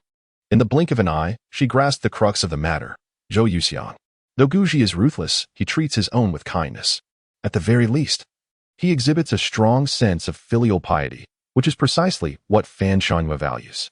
Her son, Guji, has been spoiled beyond measure, displaying both ingratitude and frequent fits of temper. What one lacks most is often what one cherishes most. This also serves as another reason for her desire to employ Guji. Meanwhile, Jian has approached Zhou Yuxiang directly. Contrary to expectations, Zhou Yuxiang has not fled but is instead being held captive. It cannot truly be called imprisonment, although Fan Shanwei claims she intends to make Zhou Yuxiang's life difficult. She has not actually treated her harshly. Perhaps Fan Shanwei hopes to win Guji over, which explains her relatively lenient treatment of Zhou Yuxiang. She has confined Zhou Yuxiang to her room, providing her with meals on schedule while otherwise leaving her be. Of course, her personal freedom is restricted. Yuxiang, will you allow me to explain? I erred, truly I did. Before the apocalypse, I should not have sought a lover, nor should I have taken a mistress. All of this is my fault, and I humbly apologize to you. I kneel before you in contrition. Will you not forgive me? This is a transgression that any man might commit. Please, do not hold it against me any longer. I vow that I shall not repeat my mistakes. In truth, were it not for my missteps before the world fell apart, and my acquaintance with Fan Shanwei, it is likely that neither of us would have survived to this day. Consider this. How many lives were lost in our community due to the struggle for sustenance? Had I not sought refuge with Fan Shanwei and secretly procured food for you and your mother-in-law from time to time, would you have endured this long? I think not. Yu Xiang, let us speak with sincerity. Can you not concede to this? Your silence suggests acquiescence, does it not? You see, initially, I had no intention of forsaking you. My alliance with Fan Shanwei was solely for the sake of provisions, so that we might endure together. Gu Xianxing secretly approached Zhou Yuxiang, here confessing his wrongdoing. Had this been in the past, he would never have done such a thing, for Zhou Yuxiang relied on him for her livelihood. There was no need for him to apologize. Nevertheless, the bonds of marriage are profound. Even if Zhou Yuxiang loathes him, he would still protect her. However, the circumstances have shifted. Zhou Yuxiang now possesses the advantage. Her son, Guji, has achieved great success and has become a powerful supernatural being. This realization instills a sense of fear in Gu Xianxing. He still feels a pressing need to seek Zhou Yuxiang's forgiveness. Otherwise, he cannot rely on his eldest son in the future. Is that so? Huh. What a common mistake that every man makes. Gu Xianxing, you disgust me, do you understand? You need to vanish from my sight immediately. I no longer wish to see you. Zhou Yuxiang coldly stated, if you truly repent, would you consider giving your son's kidney to my son for a transplant? Gu Xianxing, oh Gu Xianxing, I was blind to have ever chosen you. I should never have married you. Gu Xianxing was rendered speechless by her scathing words, momentarily unable to respond. It's not like that. Truly, it is not. Sighing, he continued, Yu Xiang, since you refuse to forgive me, so be it. In truth, I have already let our son go, risking my life in doing so. If Fan Shanwei finds out, she will certainly kill me. Do you think I would stand idly by and watch our son have his kidney taken? Never. I had initially hoped to let you go as well, so that we could live together as a happy family of 3. Yet, I did not expect you to think so little of me. Fine. Let us pretend that my previous words were never spoken. Gu Xianxing wore a troubled expression, his face reflecting deep emotion. He feigned a desperate demeanor and walked towards the door. The silhouette he cast was one of profound sorrow and desolation. Wait a moment, what did you just say? You said to let my son go? Zhou Yuxiang hesitated before calling out to Gu Xianxing. Yes. I was the one who released our son, Gu Xianxing replied, nodding fervently. In truth, his words were mere fabrications. He wished to liberate Guji but lacked the capability. He spoke thus solely to seek Zhou Yuxiang's forgiveness. Chapter 75. Su Jian's defenses crumble. I might consider forgiving you, provided that everything you just claimed is true. I mean, letting my son go. Zhou Yuxiang said after a brief moment of contemplation. Whether or not she forgave Gu Xianxing was inconsequential. What mattered was her son's safety at this moment. If her son truly had escaped, then even her own demise would bring her solace. To be candid, she had already entertained thoughts of ending her own life. She was not naive. She could discern that both Su Jian and Fan Shanwei intended to use her to control Guji. Consequently, Guji had fallen prey to Fan Shanwei's capture. Otherwise, even if her son could not overpower Fan Shanwei, escaping her grasp should have been feasible. Should she choose to end her life, would her son still be constrained? No, he would not. At that point, her son would soar freely as the birds in the sky and swim unhindered as the fish in the sea. When her son grows strong in the future, it would not be too late for him to seek vengeance for her. Thus, upon hearing that her son had indeed escaped, Zhou Yuxiang found herself truly contemplating death. Given that she had already resolved to die, did it truly matter whether she forgave Gu Xianxing? It no longer matters. Truly, I swear, our son is now safe.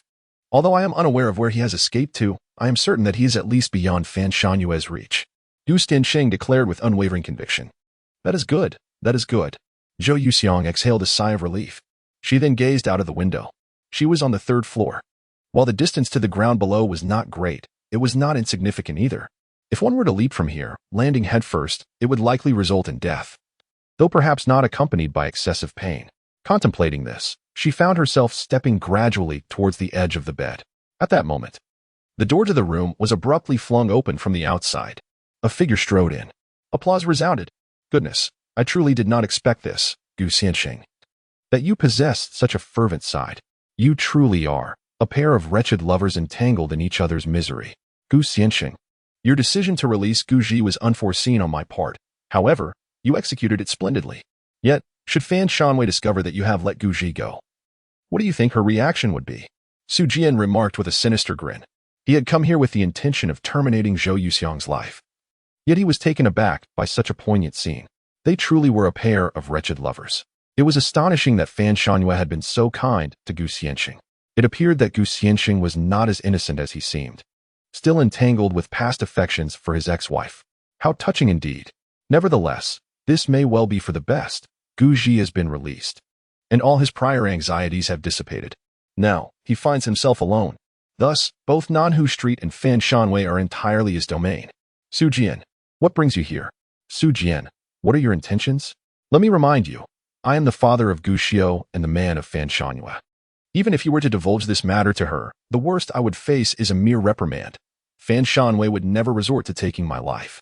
However, I advise you to exercise some prudence and refrain from making reckless statements. Otherwise, my son will not show you mercy. You ought to be aware of my son's prowess, which surpasses yours. Gu Xianxing spoke with unyielding confidence. Although Guji has fled, it was not by his own volition. Naturally, he harbors no fear. Even if Fan Shanwei were to investigate, it would be a straightforward matter. He possesses an alibi, and indeed, he is not responsible for Guji's departure. He remains unfazed. As for Zhou Yuxiang's situation, the explanation is even simpler. He could easily concoct some excuse to placate the matter. Gu Xianxing, it appears that you have yet to grasp the reality of the situation. Are you attempting to intimidate me? You still fail to comprehend the circumstances. It is not I who threatens you, but rather you should be beseeching me not to take your lives. Su Jian suddenly laughed. Guji has become my mother's partner, rendering me a homeless soul, stripping me of my mother. What do you propose I do regarding Guji's parents? Speak up, I implore you. Why are you silent? Su Jian advanced step by step towards Gu Xianxing, now consumed by madness. His eyes were fixed intensely upon Gu Xianxing and Zhou Yuxiang, as if he wished to take their lives. No, he was determined to kill them. It was only at this moment that Gu Xianxing sensed something amiss. In light of Su Jian's demeanor, a sudden realization struck him, and panic ensued. Su Jian, what are you planning to do? I warn you, if you take my life, Fan Shanwei will not let you go. Mr. Gu struggled to maintain his composure. Do you think you hold any significance in Fan Shanwei's heart? All I need to do is inform her that you intended to flee with Zhou Yuxiang, and in the course of capturing you, I inadvertently ended your lives. Do you think Fan Shanwei would blame me?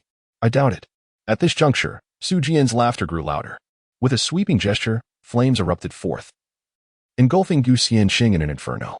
Fortunately, Gu Xianxing did not perish in the blaze. Instead, he writhed in agony upon the ground, consumed by the flames. Athe, you are not human. My son will kill you. Remember this. My son Guji will avenge me. Not only my eldest son, but my younger son Gu Xiao will also seek retribution. Su Jian, you shall not meet a peaceful end. Gu Xianxing lay on the ground, struggling in profound torment. The suffering was as intense as it could be. In stark contrast, Zhou Yuxiang exhibited no fear, rather appearing remarkably at ease. Are you truly intent on killing me? Now, you may as well kill me. End it all, Zhou Yuxiang said as she approached Su Jian step by step, yearning for him to take her life. Her expression was calm, devoid of any fear. Su Jian stood there, utterly bewildered, his mind clouded with confusion. Is there truly someone in this world who seeks death so fervently? Surely not. Could such a person exist? However, Su Jian soon grasped her intentions. Did she wish to die so that her son would no longer be bound by her? Ah, how pitiable is the heart of a parent. If only my mother could possess half your resolve, how much better it would be. Aunt Zhou Yuxiang, I must admit, I hold a certain admiration for you. I do not wish to take your life. To speak candidly, your sacrifice has moved me deeply. Yet, you must die. Do you understand? You must die. Thus, I am sorry, but you must meet your end. Chapter 76, Fan Shanwei comes to the rescue. Su Jian was profoundly touched by Zhou Yuxiang's willingness to sacrifice her life for her son. This reminded him of his own mother, Su Ningbing. If only she could demonstrate such devotion for him, perhaps he would not have endured the shame bestowed upon him by Guji. It is important to note that his mother was now carrying Guji's child, a calamity of almost catastrophic proportions for Su Jian. Ever since his father passed, he had relied solely on his mother for companionship, viewing her as his everything. Yet now, she had turned to another man, a reality he found difficult to accept. In fact, he began to entertain thoughts of obliterating everything. As long as Guji is obliterated, everything will be annihilated. His mother will return to his side. Indeed, he possesses an overwhelming desire for control, one that borders on the perverse.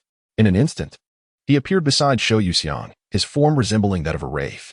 His body transformed into a metallic state, his fist morphing into a colossal steel hammer. He intended to crush Zhao Yuxiang into pulp, believing that only through this act could he alleviate the bitterness that plagued his heart. Unable to exact revenge on Guji for now, he could only unleash his fury upon his mother. Zhao Yuxiang must perish. Just as his hand was about to descend, a powerful shockwave surged from outside, propelling Su Jian away. Then, a peculiar force extinguished the extraordinary flames enveloping Gu Xiansheng. Saved at last. Finally saved. My son. I knew you would come to rescue us. Ah, Su Jian, you wretched creature, await your demise at the hands of my son. Rest assured. I shall personally see you dismembered, leaving you in a state where life is unattainable, yet death eludes you. Gu Xiansheng's body was a canvas of agony. Although he had preserved his life, he was but a shadow of himself, his flesh charred and mangled, his face disfigured, rendering him monstrous. His hatred for Su Jian burned fiercely. Su Jian truly sought to end his life. It was not mere words, but a genuine intent to act. Guji, you have finally arrived. I feared you had fled. Ah, since you have arrived, I shall take it upon myself to understand you intimately, and subsequently offer your kidneys as a gift to Sister Fan Shanhua. Su Jian, with a malevolent expression, rose from the ground, exuding newfound confidence. He had awakened a remarkable new ability. Confronting Guji now seemed a trivial task for him. It is worth noting that he was now the possessor of 3 distinct supernatural powers. Should he wish, he could unleash an extraordinarily formidable strength in a brief span of time. The more abilities one awakens, the greater their power becomes. Few individuals possess the capacity to awaken 3 abilities. He, Su Jian, was indeed the true embodiment of a prodigy. No, he was the protagonist. How could he possibly be vanquished? Even if he were momentarily defeated, it would merely be a fleeting setback. Before long, he would emerge even stronger, vanquishing his previous adversaries. The time for him to redeem himself had finally arrived. However, as he lifted his gaze, poised to strike, he found himself momentarily stunned. Su Jian, do you intend to lay your hands upon me? You possess an audacious spirit indeed. Who granted you permission to act thus? What are your true intentions? I initially believed you to be steadfastly loyal, yet it seems you, too, are adept at duplicity. Ah, at last, I have witnessed your true nature. The individual who had just intervened was none other than Sister Fan Shanhui of Nanhu Street. I ask you, why did you take the life of Gu Xiansheng? Why did you slay Zhao Yuxiang? Who authorized you to commit such acts? Did I grant my consent? Without my permission, how dare you act in such a manner? Are you aware that once Zhao Yuxiang is eliminated, Guji will irrevocably align himself against us? If we wish to win Guji over, it will become an impossibility. What is your intention in this matter? Do you harbor a desire to prevent Guji from succumbing to my overtures of allegiance? Is that why you are deliberately seeking to eliminate Zhao Yuxiang? Ha ha ha. You have executed your plan admirably. Presently, Fan Shanhui is engulfed in a profound rage. She never anticipated that Su Jian would betray her, clandestinely plotting to dispose of Zhao Yuxiang and Gu Xiansheng behind her back. This individual is utterly despicable. Were it not for Su Jian's utility, she would have seriously considered terminating him on the spot. Such a person cannot be allowed to remain. Su Jian is clearly a man with ulterior motives. If left unchecked, he may well become a future menace. Ironically, Su Jian's actions have only intensified Fan Shanhui's resolve to recruit Guji. If she can successfully draw Guji into her fold, allowing him to engage in a power struggle with Su Jian, her burdens would be significantly alleviated. At the very least, she would no longer need to be on guard against Su Jian. No, I didn't. Sister, this is a misunderstanding. Just now, it was Gu Xiansheng who attempted to secretly release Zhao Yuxiang. I only acted after discovering his intentions. I did not wish to kill Zhao Yuxiang. Su Jian's expression turned sour. He comprehended that his scheme had been uncovered by Fan Shanhui, and now, the opportunity to discreetly eliminate Zhao Yuxiang was lost. Furthermore, Fan Shanhui would now be wary of him. His future days on Nanhu Street would undoubtedly become more arduous. Nonetheless, he might still possess the strength to confront Fan Shanhui. He could at least ensure his position remained unassailable. But what purpose does this serve? He still requires the Nanhud base for development. He is reluctant to sever ties with Shan Yu at this early stage. Do not presume that I am unaware of your innermost thoughts. I am fully cognizant of your intentions. You are merely apprehensive that Guji poses a threat to you. If I were to recruit Guji in the future, your circumstances would become dire, would they not? Allow me to enlighten you. My recruitment of Guji is indeed a precaution against you. Should you dare to act in such a manner again, do not blame me for my lack of civility. You are well aware of my methods, Shan Yu declared coldly. Sister, I truly never harbored such thoughts. You are wronging me. I have no intention of, Su Jian attempted to clarify, yet Shan Yu provided him no opportunity to continue. Enough. Do not speak further. Stand aside. Shan Yu waved her hand impatiently. Su Jian, sensing the gravity of the situation, begrudgingly rose and retreated to a corner. Despite the tumult of emotions within him, he dared not express his discontent. He could only endure for the time being.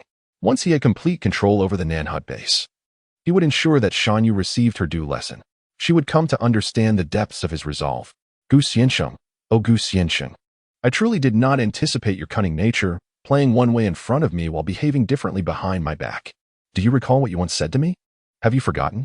I must say, I never expected you to share such genuine sentiments with Zhou Yuxiang. Bravo. Truly remarkable. Chapter 77. Zhou Yuxiang despair Fan Shanwei seethed with unrestrained fury, her gaze fixed menacingly upon Gu Xiansheng. Since you wish to be together, very well. I shall facilitate your union. I will ensure that the three of you remain together for eternity. Gu Xiansheng was taken aback at the sight of Fan Shanwei, his body trembling uncontrollably, momentarily forgetting the pain that coursed through him. No, Xiaoyu, please allow me to explain. It is not as you perceive. How could I ever abandon you? How could I find favor in Zhou Yuxiang, that loathsome woman? My heart belongs solely to you. My previous actions were merely to placate Zhou Yuxiang, I assure you. You know that my true affections lie only with you and our dear son, Gu Xiao. As Gu Xiansheng writhed on the ground, he pleaded desperately, please, save me. I am in excruciating pain. I beg you, rescue me. I do not wish to perish. I yearn to live, to remain by your side. You will save me, won't you? You love me, do you not? In this moment of utter vulnerability, he bore no resemblance to the man he once was. He resembled a dog, pathetically wagging its tail at Fan Shanwei. There was no alternative for him. He had to resort to this. If he wished to survive, he must acquiesce. His body was marred by extensive burns, and without immediate aid, death was an inevitable fate. The only person capable of saving him was Fan Shanwei. Initially, he had anticipated the arrival of Guji, which had emboldened him, for Guji was his son. Though the boy harbored animosity towards him, he would not be capable of delivering a fatal blow. However, women are distinctly different. A woman does not share the same bond as a son. Moreover, he has betrayed this woman. Thus, he cannot ascertain whether this woman before him intends to take his life. With a grand gesture, Fan Shanwei summoned a zombie crystal into her hand. She crushed the crystal and cast the remnants upon Gu Xiansheng. Gradually, the burns on Gu Xiansheng's body began to heal. In a short span of time, all the burns had mended completely.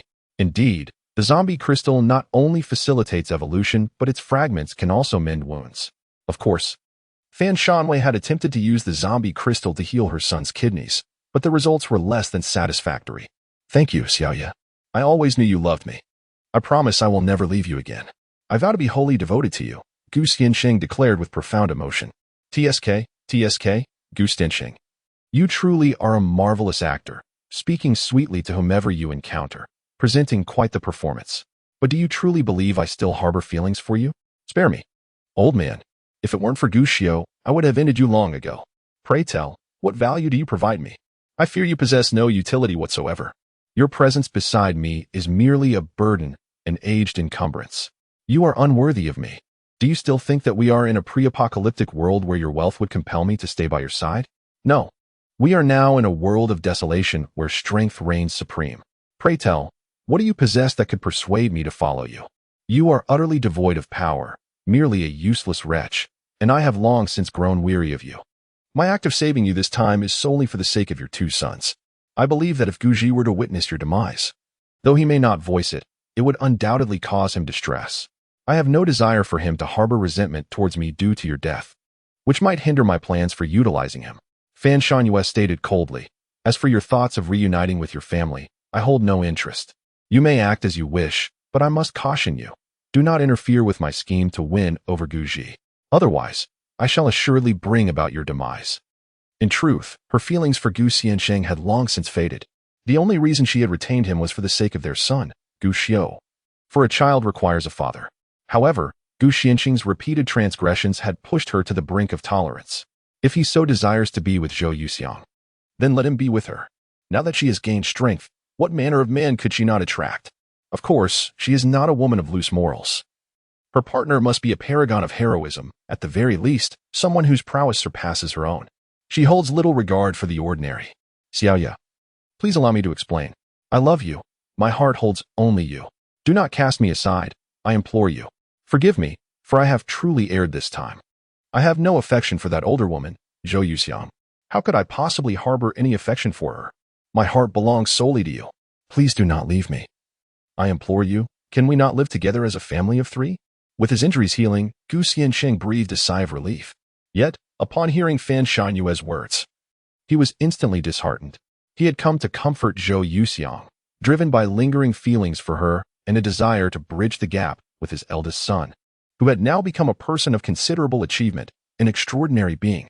He had no wish for their relationship to become too strained. However, he never anticipated that this very intention would lead Fan Shanyue to consider abandoning him. The thought of being cast aside was utterly catastrophic for him. No matter how admirable Zhou Yuxiang might be, she could never compare to Fan Shanyue. Not only was Fan Shanyue an extraordinary being, but she was also exceptionally beautiful. The person he had always cherished in his heart was, in truth, Fan Shanyue. He would never part ways with her. Leave. Fan Shanyue forcefully kicked Gu Xianqing away. This man was becoming increasingly irksome, a mere waste without any strength. She had no desire for further dialogue. Approaching Zhou Yuxiang, she scrutinized her. In comparison, Zhou Yuxiang was undeniably aging. Now in her 40s, her face bore the marks of time. Her overall condition was not particularly favorable, and she did not possess the beauty that Fan Shanyue had. To be frank, Zhou Yuxiang was simply incomparable to her. While she once contemplated eliminating Zhou Yuxiang, her thoughts had since shifted. The mother of a promising son commanded her respect. Zhou Yuxiang, indeed. Although your appearance may not be remarkable, your actions are commendable. You are willing to sacrifice your life for your son, are you not? However, should you wish for death, I shall not allow it. I intend to exploit you to win over your son. Without you, how could I exert control over him? I shall tell you, Zhou Yuxiang. Not only must you watch closely, but you must also witness how your son will become my instrument, how he will serve my ambitions. Ha ha. The son you have raised will merely become a servant to me and a slave to my own son. Chapter 78. I return your husband to you. But your son belongs to me. Fan Shanyue's demeanor was brazen, yet she possessed the audacity to be so. She was a dark-type ability user, inherently stronger than other ability users. To be precise, she could restrain them. Moreover, she had previously defeated Guji. Thus, she believed that controlling Guji would be a simple task. In truth, it was indeed so. My son will not become a servant to your family. Zhou Yuxiang, feeling despondent, turned her gaze to the wall. Without the slightest hesitation, she charged towards it, wishing to end her life there. If she were to perish, her son would have no more ties, and no one could harm him thereafter. Her intentions were indeed noble, yet how could Fan Shanyue allow her to die? Just as she was about to collide with the wall, Fan Shanyue appeared before her and seized her. Do you wish for death? I apologize, but you cannot perish yet. Should you depart from this world, your son may harbor resentment towards me in the future. I have no desire to be remembered with bitterness by him. Moreover, is it not possible for us to coexist in harmony? I have returned your man to you, yet I only desire your son. Is that too much to ask? You three can continue your lives together. Fan Shanyue smiled, yet insisted. However, your son must belong to me. You are inhuman. Zhou Yuxiang exclaimed in fury. Yet, her anger was rendered impotent. Fan Shanyue chose to disregard her further, gently striking her on the head, causing her to slip into unconsciousness. From this moment forth, I shall personally oversee Zhou Yuxiang. Should anyone harbor ulterior motives, should I discover them, they shall not escape my wrath. Fan Shanyue cast a fleeting glance at Su Jian before departing with these words. Su Jian, upon hearing Fan Shanyue's warning, felt his heart plunge into despair. Her words were a clear admonition, implying that he ought to abandon any designs on Zhou Yuxiang. Otherwise, he would meet a grim fate. Meanwhile, Gu Xianqing found himself in a dire predicament.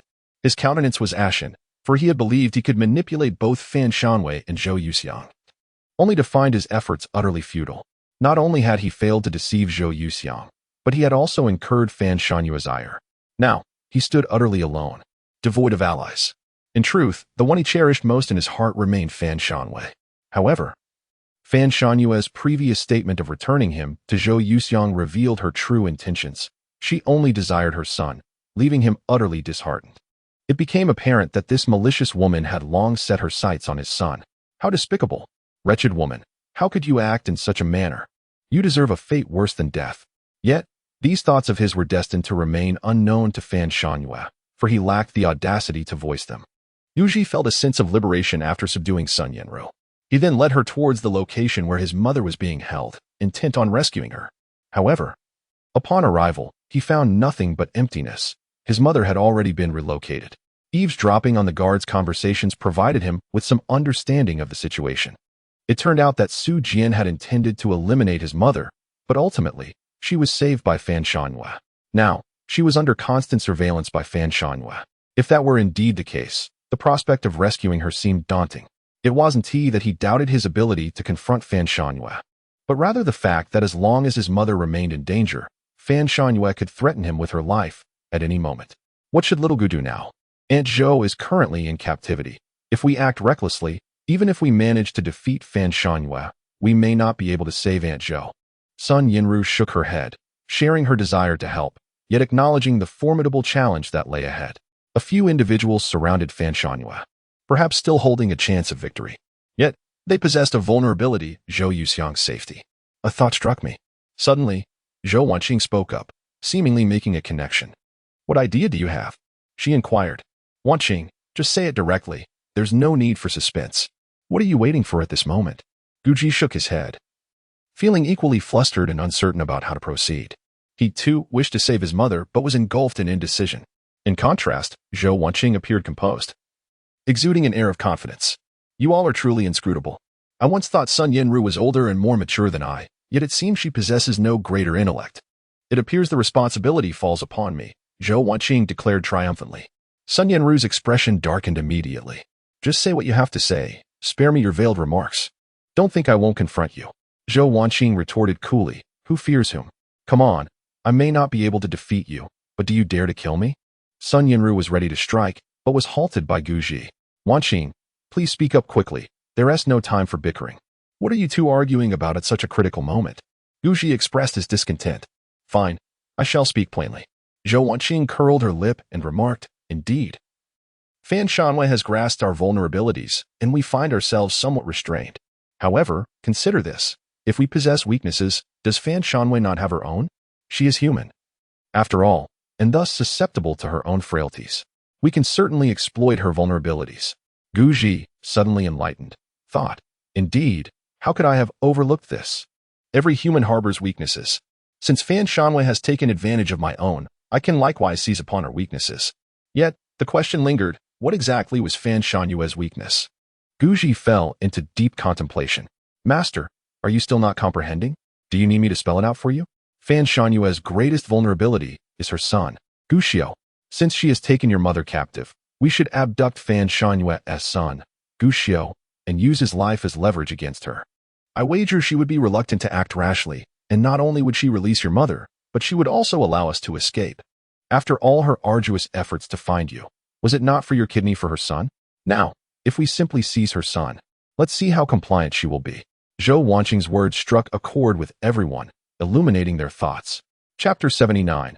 The good brother teaches the younger sibling. As the saying goes, to receive without reciprocating is impolite. Since Fan Shanwei has captured his mother, it is only fitting that he captures her son in return. With this realization, Guji felt a stirring of determination. With this plan in motion, Fan Shanwei would no longer pose a threat to him. Indeed, it was a splendid idea. Let us seek Guxiao forthwith and apprehend him without delay. Guji promptly resolved to capture Guxiao first and then consider other matters. This strategy was undeniably sound. Guxiao was the lifeline of Fan Shanwei. If we could gain control over him, we would no longer need to fear the menace of Fan Shanwei. Thus, it was settled. Sun Yanru nodded in agreement, endorsing this decision. The group unanimously resolved to proceed immediately towards Guxiao's residence. In truth, locating Guxiao was not particularly challenging. His abode was situated in the most significant area of Nanhu Street, typically under constant surveillance. With a modicum of vigilance, they would easily find it. A day later, As night descended, Guji and his companions had been searching for approximately a day when they finally discovered Gushio's concealed sanctuary. He resided on the top floor of the highest building on Nanhu Street, equipped with the finest medical facilities. Guards were ever present outside his room, ready to respond at the slightest disturbance. It could be said that this was the safest location aside from being in the company of Fan Shanwei. However, to Guji and his companions, this place felt as familiar as home. After gaining strength, Guji had become significantly more formidable than before. He could effortlessly deal with ordinary ability users. At this juncture, he was arguably the most powerful individual, second only to Fan Shanwei. Of course, even in a confrontation with Fan Shanwei, the outcome remained uncertain. At this moment, Gushio wore a furrowed brow, his demeanor steeped in despondency. He had once believed that obtaining Guji's kidney would restore him to the status of a normal man. However, to his dismay, Guji had escaped once more, his kidney vanishing into thin air. This turn of events plunged Gushio's spirits into the depths of despair, transforming his hopes into utter hopelessness. If it were feasible, he might have entertained the thought of eliminating Guji to avert any further mishaps. In truth, this unforeseen incident was orchestrated by his mother. Had she acted decisively the moment she captured Guji, the latter would not have had the opportunity to flee. Alas, his mother, in her fanciful thinking, aspired to subdue Guji instead. It left him bewildered as to her reasoning. Surely, any rational person would prioritize their own son in such a situation. Moreover, attempting to tame an adversary is an endeavor fraught with difficulty. Sigh. Oh, mother, you have brought your son to the brink of ruin. Gushio had contemplated confronting his mother, yet he pondered, what would that achieve? In the end, it would merely culminate in a heated argument, resolving nothing. Now, his singular desire was to swiftly uncover Guji's whereabouts and compel his mother to retrieve him. Alas, mother, your son harbors a deep resentment towards you. However, the son could not harbor any hatred. You are a competent mother, yet have you ever considered your son's feelings? I am now a mere shadow of my former self. I can scarcely perform even the simplest of bodily functions. My kidneys have failed. Gushio murmured to himself. You have left me here all alone again. Sigh. What do you hope to gain from this? If you had simply put an end to Guji back then, wouldn't we have avoided this troublesome situation? Now, you are preparing to venture outside the city to procure a level 3 zombie crystal for me. How perilous that is, my dear mother. The more he pondered, the angrier he became. Yet it was merely the futile ramblings of a powerless individual.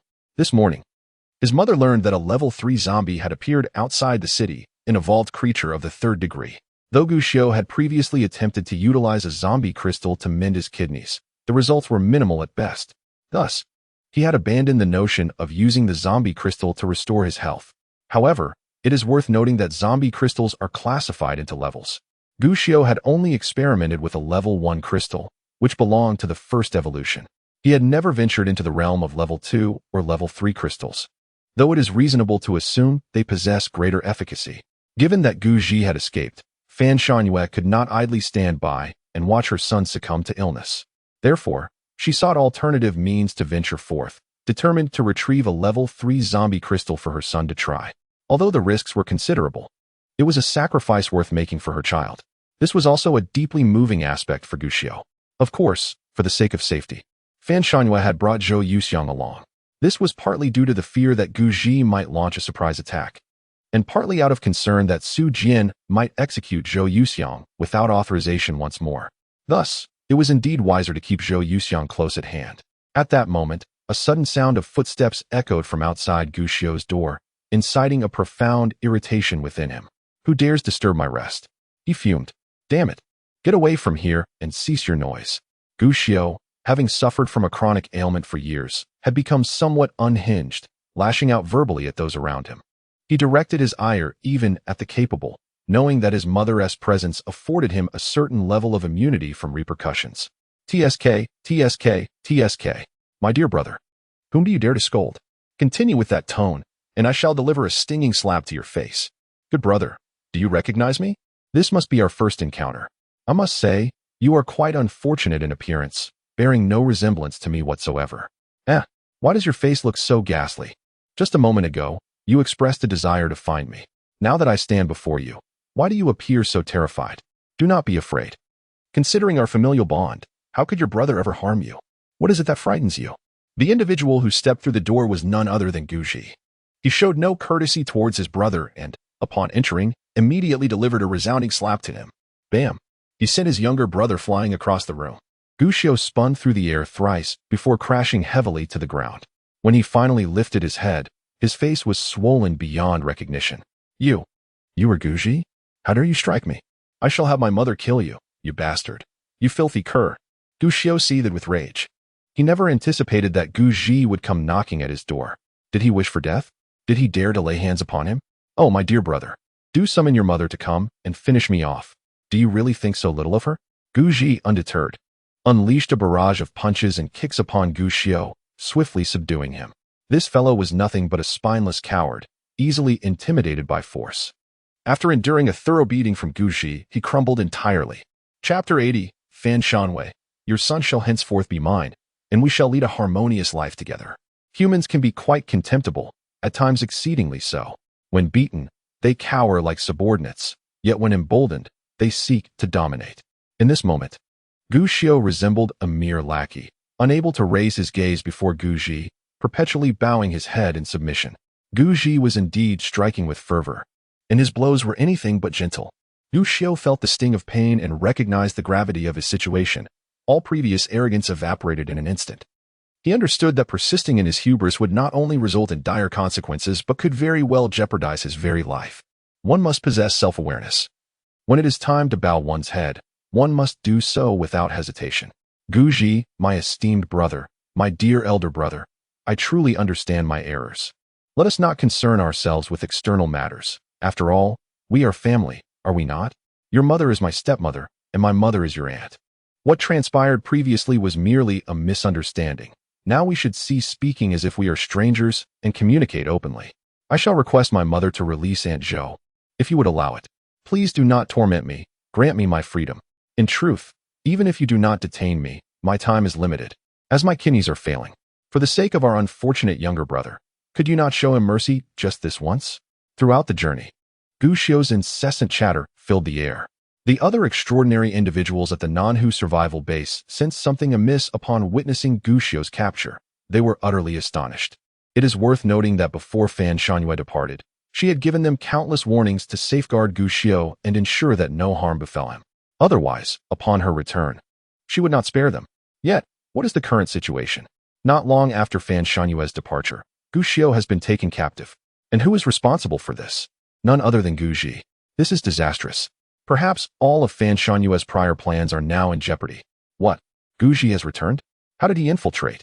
How did he manage to capture Guji? It is inconceivable. This cannot be true. We have placed numerous skilled individuals around Guji. Guji could not have silently eliminated them. How on earth did he achieve this? Could it be that Guji's strength has grown even greater? It is impossible. His injuries have yet to heal, and it is inconceivable for him to have grown stronger in such a brief span. I suspect there is a spy among us.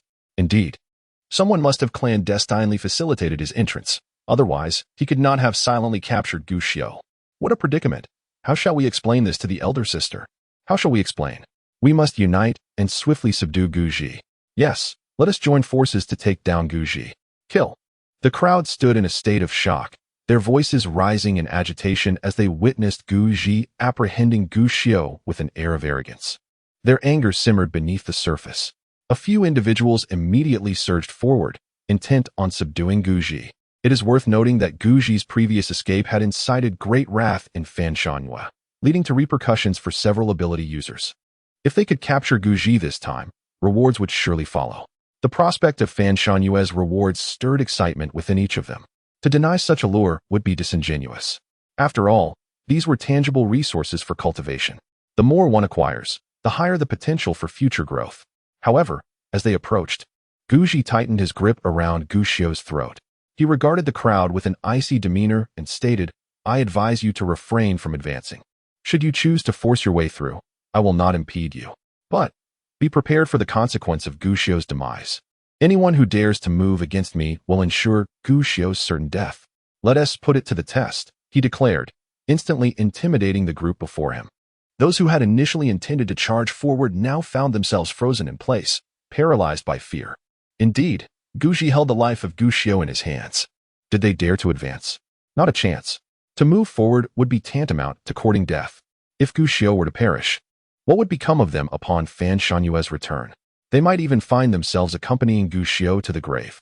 In that moment, every individual stood rooted to the spot, unwilling to take another step. As Guji approached, they instinctively parted to create a path for him to pass. Ah, Su Jian, what's the matter? Are you feeling dissatisfied? If you are, then by all means, take action now. I would not mind testing my mettle against you. However, I would strongly advise against it. Should you choose to engage, I can assure you that your days on Nanhu Street will be numbered. Guji spoke coolly, regardless of the circumstances. By virtue of your mother, I am your stepfather. As your father, I have a responsibility towards you. I certainly do not wish for you to meet your demise at the hands of Fan Shangyue, do I? Be a good son and call me father so that I may hear it.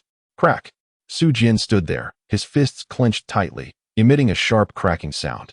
The indignation was almost unbearable. It could drive one to the brink of madness. How could he possibly demand that Su Jian refer to him as father?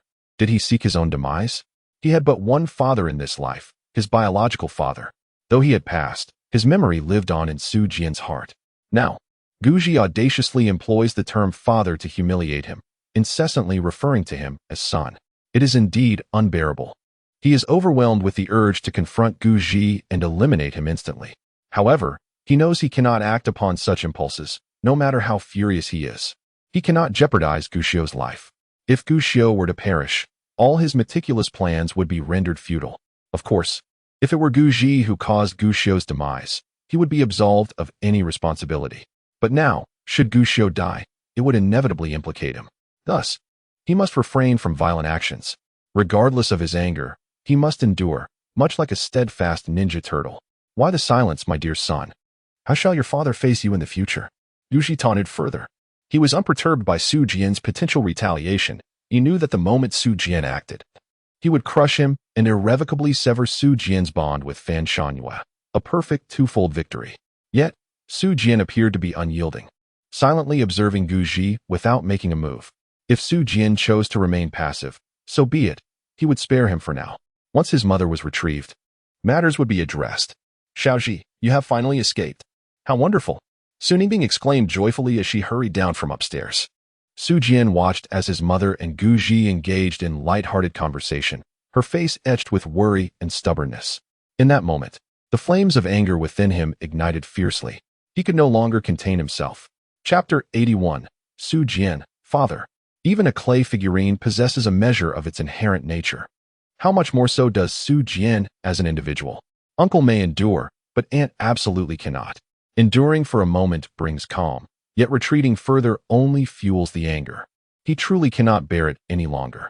He cannot tolerate Guji's arrogant demeanor, nor can he accept his mother's attitude towards Guji. Guji, I will kill you.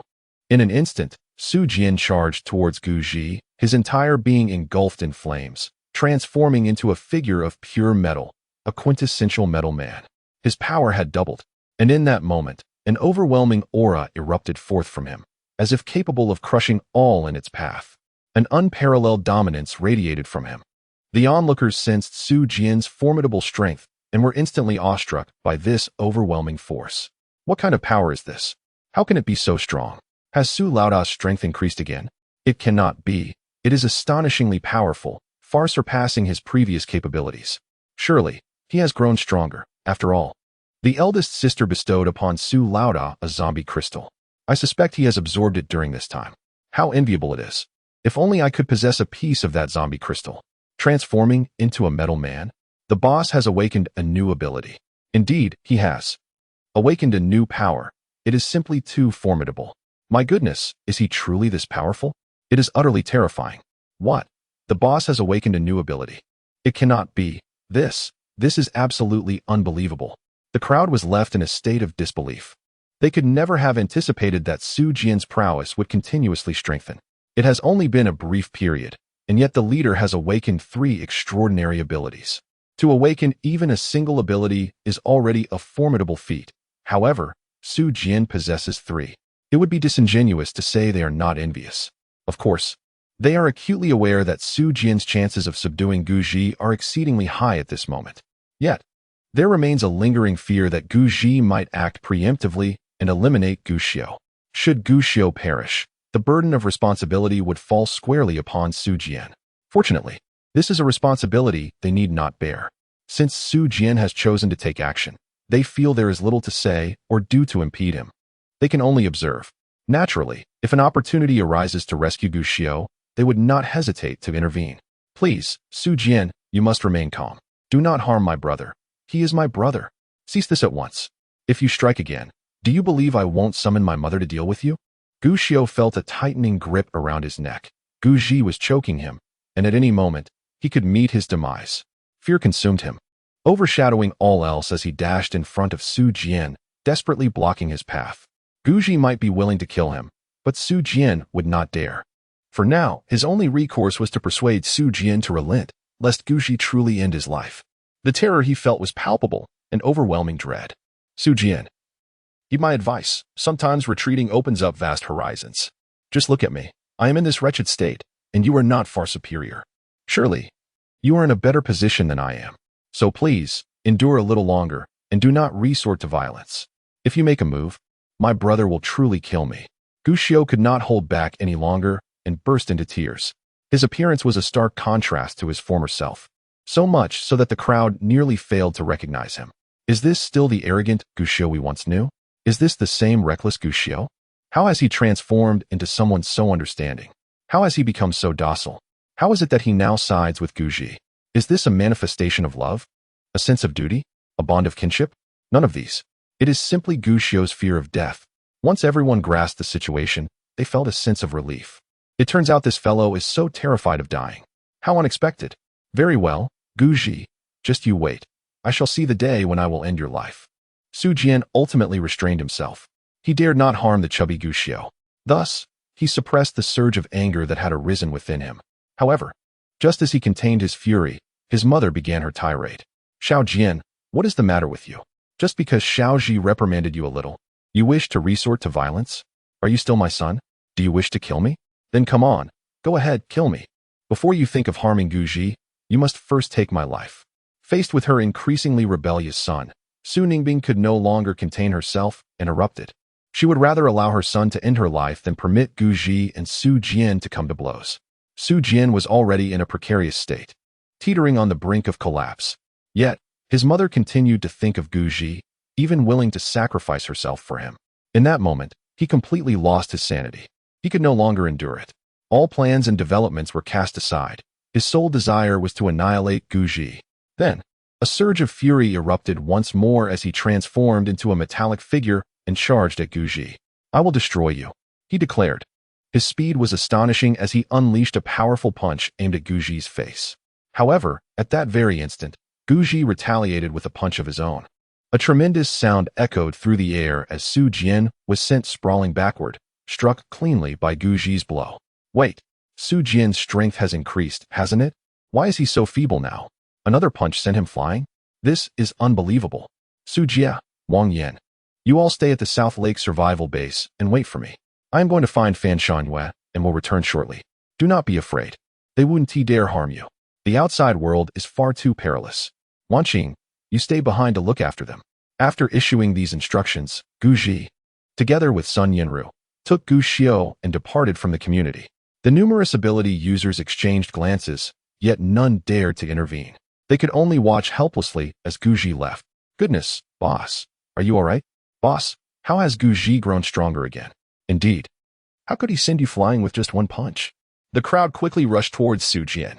However, at that moment, Su Jian lay on the ground. His gaze fixed on the sky, an expression of utter despair etched upon his face. Why? Why is this happening? He has clearly become stronger. Significantly stronger than before. Yet, why is he still unable to defeat Guji? Why was he sent flying by a mere punch? Just how formidable is Guji? Despite his relentless efforts to catch up, he remains outpaced. What other hidden strengths does Guji possess? His faith has crumbled, and he feels utterly defeated. The prowess he once took pride in has proven to be utterly inadequate before Guji. That single punch shattered all his beliefs into fragments. Chapter 82. Su Jian, Mom, I don't want a younger sibling. Please terminate the pregnancy. Since the apocalypse began, Su Jian has seemed to possess a stroke of luck, navigating life with ease. His awakening of supernatural abilities came effortlessly, He merely took a nap and awoke with powers. Unlike others who discovered their abilities only when faced with life and death crises, he awakened two of the strongest powers, fire and lightning.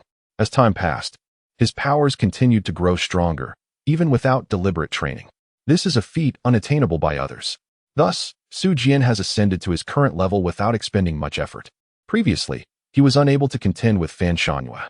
This was due to the formidable nature of her extraordinary abilities, as well as her early awakening. Most crucially, she had experienced a fortuitous encounter, having consumed a level 3 zombie crystal that propelled her to her current stature. According to Jian's aspirations, he estimated that within 6 months, or perhaps even sooner, he would surpass Fan Shanhua and subsequently seize control of Nanhu Street. Throughout the duration of the apocalypse, he had never encountered anyone with greater innate talent than his own. He was young, and thus had the capital to grow. Yet, all his arrogance was shattered by Guji's single blow. He was indeed strong, with considerable talent, but Guji surpassed him, possessing even greater gifts. In fact, he found himself utterly incapable of withstanding a single strike from Guji. The disparity was staggering, almost beyond belief. Guji, Guji, Guji. I shall remember you. One day, I will take your life. Though I cannot defeat you now, it does not mean I will not be able to in the future. I am determined to kill you. I must kill you. If I could consume a level 3 zombie crystal, I would undoubtedly prevail. No, I shall not only seek a level 3 zombie crystal, but I will also acquire a level 4 zombie crystal. I am certain I can obtain it. If Fan Shanhua can acquire it, what is there that I cannot? Jian's eyes had turned crimson with determination. He rose from the ground, pushing aside everyone, including his mother. In truth, she was also quite concerned about him being harmed, worrying for her son's well-being. Yet on the surface, she feigned an air of indifference. Since her son had become rebellious, it was only fitting that he be disciplined. Guji's actions were not misplaced. Indeed, they were justified. As a stepfather, what wrong could there be in guiding his son? Seeing that her son was unharmed, her heart found solace. Xiao Jian, what are you saying? Xiao Gu is doing this for your benefit. His reprimands stem from your own unruly behavior. What do you intend to achieve by denying your mother? In life, one must neither be heartless nor unfeeling. I admit, regarding Guji, I did err. I should not have. I should not have kept you in the dark about my relationship with him. Yet, you must also understand my plight. I was at my wit's end. You say I? Sigh. Enough. We are all family here. Do not harbor resentment. In the future, get along well with Guji. Su Ningbing earnestly advised. TSK, TSK, TSK. Miss Su, perhaps you should reconsider. I am familiar with your son. He is nothing short of an angry bird. If anyone incites his displeasure, TSK, TSK, TSK. He can hold a grudge for a lifetime. Therefore, I surmise that your son forgiving Guji is a far-fetched notion. Instead, focus on how to educate your younger son. Since the elder has already strayed, nurture the younger one well. Isn't it so? Sigh. I truly wonder how you raised your son. With someone like Su Jian. He really deserves a beating, Zhou Wanqing stated coldly. She had indeed interacted with Su Jian before, albeit briefly. He was a friend of a friend, and they had crossed paths only a couple of times. However, Su Jian left an unfavorable impression. He was exceedingly self-centered and prone to anger. During their previous encounters, he had lost his temper with strangers on several occasions. Consequently, Zhou Wanqing had refrained from meeting him again. She never anticipated that Su Jian would be Su Ningbing's son. Get away. I don't want a mother like you. Su Jian's heart sank further upon hearing Zhou Wanqing's words. Indeed, his mother was expecting another child. Soon, he would no longer be her sole son. The love he cherished was about to be usurped by a newcomer. Ah, how distressing. Yet, he felt utterly powerless, merely watching as his heart grew heavier with every thought. The more he pondered, the more despondent and heartbroken he became. Ultimately, he resolved to disown Su Ningbing and left Nanhu Street without a backward glance. Son, Su Jian, where are you going? Su Ningbing hurriedly pursued him. Zhou Wanqing observed this scene and shook her head, clucking her tongue. Poor Su Jian, having his mother taken away by Guji and soon to be saddled with an unfamiliar younger brother. At that moment, Zhou Wanqing turned her gaze towards the surrounding supernatural beings. She scanned the group. Although they were discontented at heart, upon considering the consequences, they ultimately lowered their heads in acquiescence. Should we apprehend Zhou Wanqing and her associates? They indeed possessed the capability to capture this group. Yet, Would such an action prove beneficial? Hardly. They have discerned that the sole individual Guji genuinely cares for is his mother. The others, even if captured, pose no threat to him. Of course, capturing Su Ningbing might instill some fear in Guji, for she carries his child. But would they dare? She is Su Jian's beloved. They must possess the audacity for such a move. Meanwhile, Guji departed from Nanhu Street, making his way towards the outskirts of the city. The number of zombies in the vicinity of Nanhu Street was rather sparse. He procured a vehicle and had Sun Yinru drive them directly out of the city. Generally speaking, the threat level posed by ordinary zombies remains quite low. They simply cannot keep pace with the car. Naturally, even if a rare few zombies managed to catch up, Guji would swiftly dispatch them with a single stroke of his blade. After approximately half an hour of travel, they arrived at a construction site located near the suburbs. Brother, I truly do not know this place. Please, we are still brothers at the end of the day. Could you spare my life? I confess, at one point, I did have designs on your kidney. Considering my younger brother's renal failure and the compatibility of your organ with his, I desired one of your kidneys. However, after seeing you, my intentions have shifted entirely. You are formidable, and I genuinely wish to be your brother. Can we converse amicably? Gushio adopted a submissive demeanor, resembling a cowardly figure pleading for mercy from Guji, yearning for his forgiveness. Suddenly, a thunderous noise erupted from the construction site. A formidable excavator was diligently digging into the ground, the earth yielding beneath its relentless force, akin to crumbling tofu, as it swiftly burrowed several meters deep. Both the hard rock and soil were severed effortlessly by the machine's might. What could possibly be happening? Brother, please stop staring at me. Your unwavering gaze makes me uneasy. Rest assured, I am well aware of your intentions. You merely wish for my mother to release Aunt Zhao, do you not? I dare not make any promises, but as long as I am present, Aunt Zhao Yuxiang will undoubtedly remain unharmed. When I see my mother, I shall persuade her to let Aunt Zhao go. Ah, no. Brother, your mother is my mother too. From now on, Aunt Zhao Yuxiang shall be my mother as well. Between us, as brothers, who is to say? Gushio's face was a mask of obsequiousness, even stooping to shamelessness. His very life was in Guji's hands, and refusing to bow down was simply not an option. Of course, if Fan Shangyue were to hear Gushio refer to Zhao Yuxiang as mother, it would likely infuriate her. The child she had painstakingly raised now turning to someone else for maternal affection. How heart-wrenching it must be. Wait, brother, something feels amiss. There is commotion at the construction site. In this apocalyptic world, one might wonder why there are still individuals present at the construction site. Even if there are people, their audacity seems misplaced. Operating heavy machinery, they appear oblivious to the potential danger of attracting the undead. It is crucial to remember that these zombies navigate their surroundings through sound. The site is likely overrun with them by now. Gushio may possess a twisted mindset, but he is not devoid of intelligence. Despite his tender age of merely a decade or so, his demeanor and actions are akin to those of an adult. Yinru, halt the vehicle. Let us investigate the construction site, Guji suddenly declared after a moment of contemplation. He was aware that Sun Yinru had ventured beyond the city limits, yet he remained unaware of her precise whereabouts. The only way to locate her now was to search methodically, piece by piece. However, finding her would not prove overly difficult. One merely needs to gravitate towards areas of higher population. Since Sun Yinru had learned of the presence of third-tier zombies outside the city, it stands to reason that other factions would also be aware. Thus, the current situation beyond the city likely involves a throng of individuals attempting to eradicate these formidable zombies. Let us drive straight in. Sun Yinru nodded in agreement. Since their relationship had blossomed, she had become more compliant. While Guji's words were not absolute, they held considerable sway. Naturally, there were moments when Guji would heed Sun Yinru's suggestions as well. They functioned as a supportive pair, collaborating and assisting one another.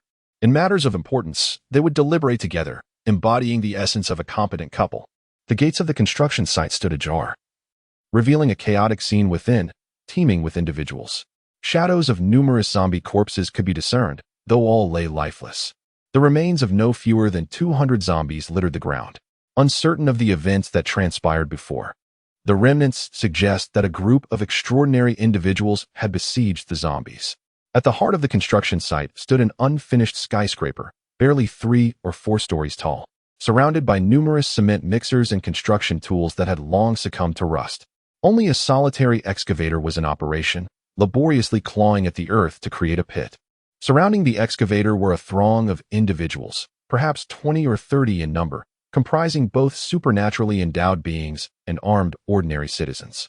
Their purpose remained enigmatic, as they continued their silent vigil over the machinery. When Sun Yinru's vehicle approached, all heads turned momentarily to acknowledge the newcomers, but soon their attention returned to the excavator, leaving an air of puzzlement. Why was there such a profound silence among them? Guji leapt from the vehicle, his brow furrowed in concern, followed closely by Guxiu, while Sun Yinru brought up the rear. The trio advanced toward the excavator. Brothers, what is the purpose of your endeavor? Guji inquired directly. Are you unaware? One of the bald men retorted. Guji instinctively shook his head. Since you are uninformed, it is best you remain so. We do not welcome your presence here. Kindly depart. The bald man replied coolly, then resumed his focused gaze on the excavator. At that moment, the machine had already burrowed approximately 7 or 8 meters into the ground, with a width of about 4 or 5 meters, and it continued its relentless descent. Before long, the excavation deepened by approximately 1 meter. Old son, are you even capable? At this pace, when will you finish? The bald man urged impatiently. Suddenly, in a flash, the excavator transformed into a middle-aged man, drenched in sweat, collapsing to the ground, panting heavily. Boss, this is too exhausting. I can't dig any faster. Old Sun lay on the ground, unwilling to move. Useless. The bald man cursed vehemently, then turned to a nearby young man, instructing, Xiao Wang, you take over. Leave it to me, boss. The young man nodded. In an instant, he morphed into a large drilling machine. Positioning himself toward the ground, he began drilling into the excavated area. Guji, witnessing these astonishing transformations, was left in a state of disbelief. Is there truly such a type of ability user? One who can transform into both an excavator and a drilling machine? Can a person actually become an excavator? This was beyond Guji's comprehension.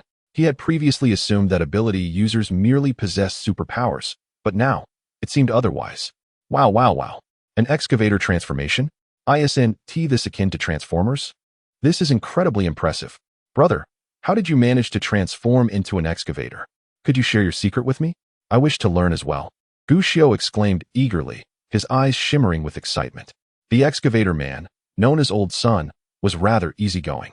He shook his head and said, in my previous life, I operated an excavator. However, after the apocalypse descended, I perished on that very machine. When I regained consciousness, I found myself transformed into a being resembling an excavator. I am uncertain whether I am truly alive or dead.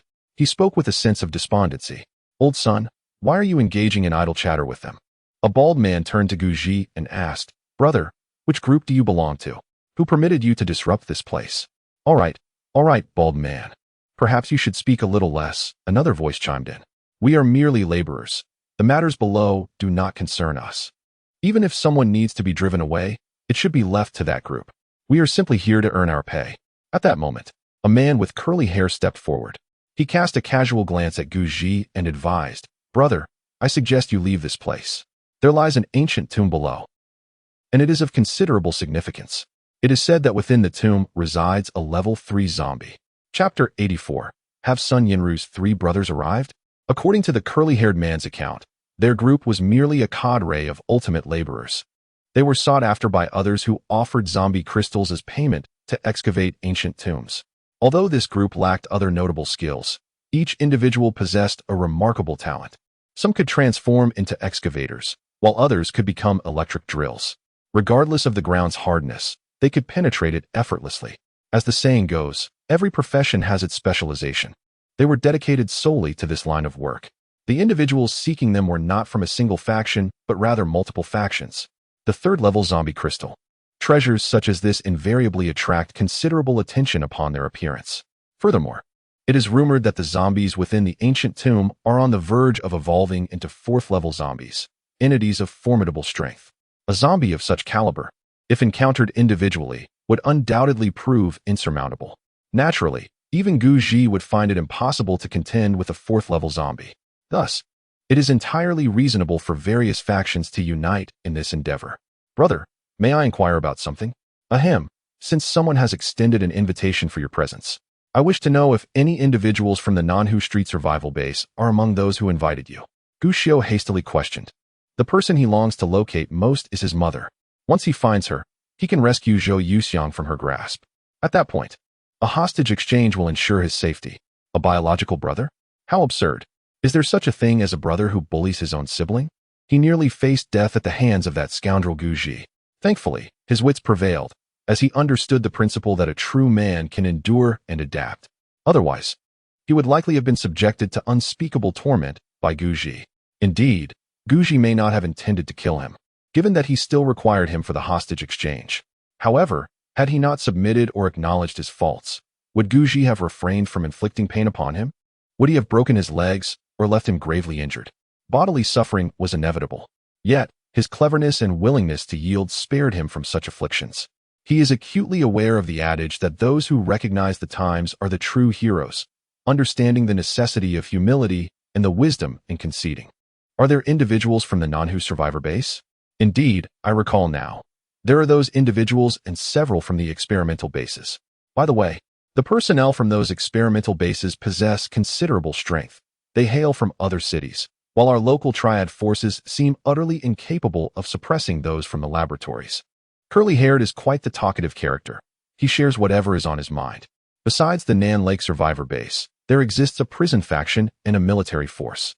Oh, and the Sun family has also arrived, bringing a considerable number of members. Alas, the most unfortunate are undoubtedly those of us at the very bottom, toiling away at the most exhausting tasks for the scantest of rewards. He paused briefly, then continued, Brothers, I perceive that you are wanderers, am I correct? If you are indeed wanderers, it would be wise to refrain from lingering here merely to observe. It would be best for you to disperse. Even if there were treasures below, they would hardly be yours to claim, so do not risk your lives in vain. He is merely a laborer, devoid of any conflicts of interest with Guji and his group.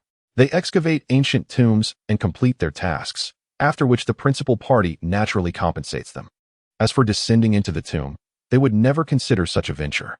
Thus, there is no conflict of interest with Guji and his companions, allowing him to speak freely. Who claims we are wanderers? Brother, take a good look. Are we truly wanderers? When I inquired about the Nan Lake survivor base, was I not indicating that we are indeed from there? By the way, where are the individuals from the Nan Lake survivor base? Why have I not seen them? Gushio retorted.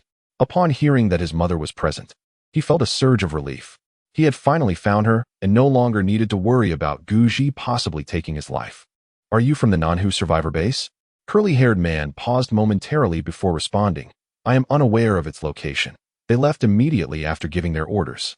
If you wish to wait, you may do so off to the side. Once we have unearthed this ancient tomb, they will surely arrive. Another bald man was taken aback to discover that this group belonged to the Nanhu survivor base. It is worth noting that there are only 3 major factions in the city at present, with the Nanhu survivor base barely qualifying as one.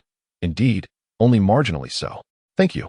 Guji replied, opting not to engage in further conversation, instead stepping aside to quietly observe as the group continued their excavation. At their current pace, they would likely breach the ground within a day. Even if there were traps or mechanisms underground, they would not impede their progress. Yinru, it seems your family has also arrived, Guji remarked. Yes. Son Yinru nodded. It must be my brother and the others. Guji rubbed his hands together. Yinru, I recognize that I wronged you earlier. If you happen to encounter your family, you won't tell them about it, will you? They wouldn't resort to violence against me, would they? You wouldn't consider imprisoning me, would you? What can I do to appease your anger? Just tell me, and I will comply. His sole concern now rests upon the possibility that Sun Yinru still harbors resentment. It is worth noting that he had inflicted considerable harm upon her in the past, leaving her battered and bruised. Should she choose to hold a grudge, it is inevitable that, upon encountering her family, she would conspire against him. This is a scenario he wishes to avoid. Although he possesses great strength, he is aware that even the mightiest cannot withstand the combined force of many. If Sun Yinru's family joins forces with Fan Shanhua, he could very well find himself at a disadvantage. Now you recognize your folly, do you? When you struck me, you were merciless. Had I known this day would come, I would have acted differently from the outset. Are you afraid I might betray you? You beg me not to. As long as you plead with me, I shall remain loyal. However, should you treat me poorly, I will undoubtedly summon my family to deal with you. Observing my abilities should have made it evident. My family has also become endowed with extraordinary powers, and they are quite formidable. I have 3 brothers, and if you wish to avoid a beating, it would be wise for you to treat me with respect from now on. Sun Yinru proudly lifted her chin, feeling a sense of comfort as she finally reunited with her family. Previously, she had been mercilessly bullied by Guji, but now she felt empowered. Of course, had Guji shown her genuine kindness, she would have had no desire to retaliate against him. Human hearts are tender, sincerity begets sincerity. And a little kindness can yield significant returns. Given the severity of Guji's past actions against her, she had no intention of holding a grudge. At most, one might fail to retaliate. Chapter 85. Sun Yinru's Three Brothers, Bullying My Sister? Meanwhile, not far from the construction site, a group of monks clad in robes stood facing the direction of the site. Despite being approximately 700 or 800 meters away, they could perceive everything transpiring at the construction site, even catching snippets of dialogue. Another faction of local origin has arrived? Amitabha, with the compassion of the Buddha. They remain oblivious to the secrets concealed within the catacombs. Such local factions can only be regarded as mere trifles, destined to lose their lives in vain. An elderly monk recited a mantra. Master, although this group of locals lacks formidable strength, they are nonetheless quite bothersome. Much like the local faction we encountered a few days ago, led by someone surnamed Sunday. While their capabilities were mediocre, she possessed dark powers that effectively countered our abilities, making her particularly troublesome. I surmise that even if our Jian temple sought to eradicate this local faction, it would require considerable effort. Originally hailing from distant lands, traversing several cities to reach this place was once an ordinary feat before the apocalypse. However, now, in a world overrun by zombies, crossing cities is no trivial matter. Those lacking strength, if they venture recklessly into the outside world, are merely courting death. However, this group of individuals faced the zombies as if traversing an uninhabited realm. Their strength was formidable. Nevertheless, while the local faction posed challenges, they were ultimately manageable. The true threat to our Jian temple does not stem from these locals, but rather from those individuals associated with the laboratory bases. They approach with great intensity, seemingly well prepared. If we do not exercise caution, the treasures hidden underground may very well be seized by them, the old monk remarked calmly. Our Jian temple has been diligently preparing for this fourth-level zombie's essence for quite some time. 8 formidable beings, known as the 8 Great Vajras, have come forth. These are 8 powerful practitioners. In truth, this group began their cultivation long before the arrival of the zombies. They were among the first to awaken their abilities, and as a result, their strength is undeniably potent. The later awakened practitioners from the local factions are no match for them. The only ones they regard with any seriousness are those individuals from the laboratory bases who, too, awakened their powers prior to the apocalypse. Uncle Master, our Jian temple is not to be underestimated. If the individuals from the laboratory bases are foolish enough, I would not mind teaching them a lesson, the young monk declared with a fierce expression. Long before they excavated the ancient tomb, they had already engaged in conflict. However, no decisive victor emerged. Eventually, they realized that fighting at this juncture was futile, and it was wiser to await the tomb's opening. Thus, they resolved to remain here. Yet, this waiting extended over several days, during which the local practitioners of abilities arrived. Indeed, it was these outsiders who first discovered the ancient tomb and were the first to locate it. However, the local faction sensed that something was amiss and also sent someone over. It can be said that the vicinity of the ancient tomb has become a convergence of various forces, countless practitioners of extraordinary abilities. They all seek to reap benefits from this place. Meanwhile, Fan Shanhue also detected the anomaly. From another tall building, she gazed towards the construction site. Is that Guji? How did he arrive here? Didn't he flee from the Nanhu base? Oh, I see. It seems he has caught wind of the treasure's allure and followed suit. He is indeed a formidable adversary. However, since he has come, it would be opportune for me to capture him as well, achieving 2 objectives at once. Fan Shanhue observed Guji, her brows slightly furrowing. From her vantage point, she could clearly see the construction site. Although she could not hear the conversations taking place, she could see the individuals present. Despite the various factions vying for the 3rd-tier zombie crystal, her strength was not to be underestimated. She believed she could still claim a share. Guji's sudden arrival was not necessarily a misfortune. With Zhou Yuxiang in her grasp, Guji would have to heed her if he wished for Zhou Yuxiang to survive. When the time came, aligning with Guji would bolster her chances even further. Who is that? Suddenly, Fan Shanhue spotted a familiar figure. Could it be Guxiao? Her own flesh and blood? How is this possible? Shouldn't her son be at the Nanhu base? He ought to be undergoing dialysis therapy now. How could he possibly be here? It seems impossible. No, that cannot be right. That must be my son Gushio.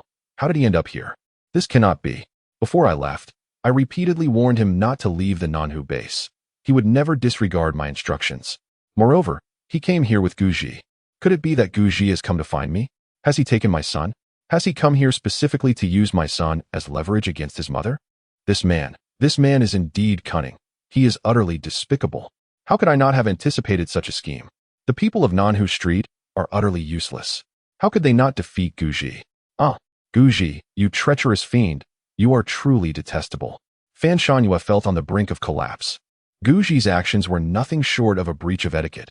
She captured Guji's mother, and he retaliated by seizing her son, threatening each other in turn. It's as if he has her completely in his grasp. What has she done all this for? Was it not for her son? Now that her son has been taken, what bargaining chip does she possess? She has lost all leverage. She is now effectively restrained by Guji. Scoundrel, I had intended to trust you again, yet you have proven to be vile.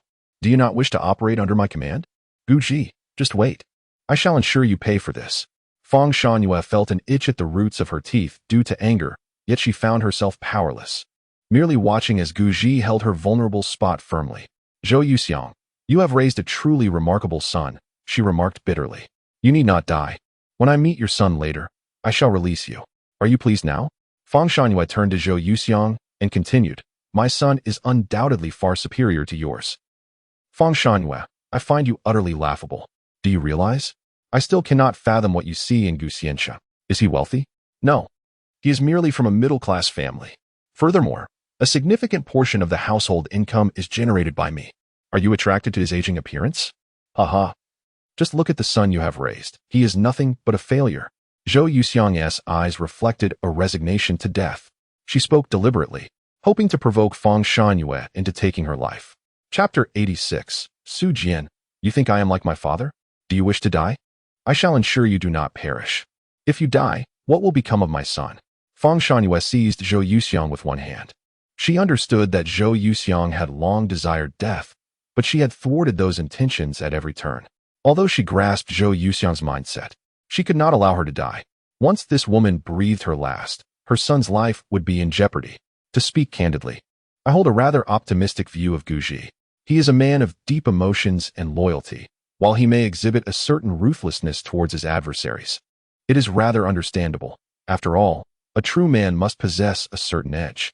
His dedication towards you as a mother is truly commendable. Even if it were my own son, I could not guarantee that he would exhibit such unwavering resolve to rescue me.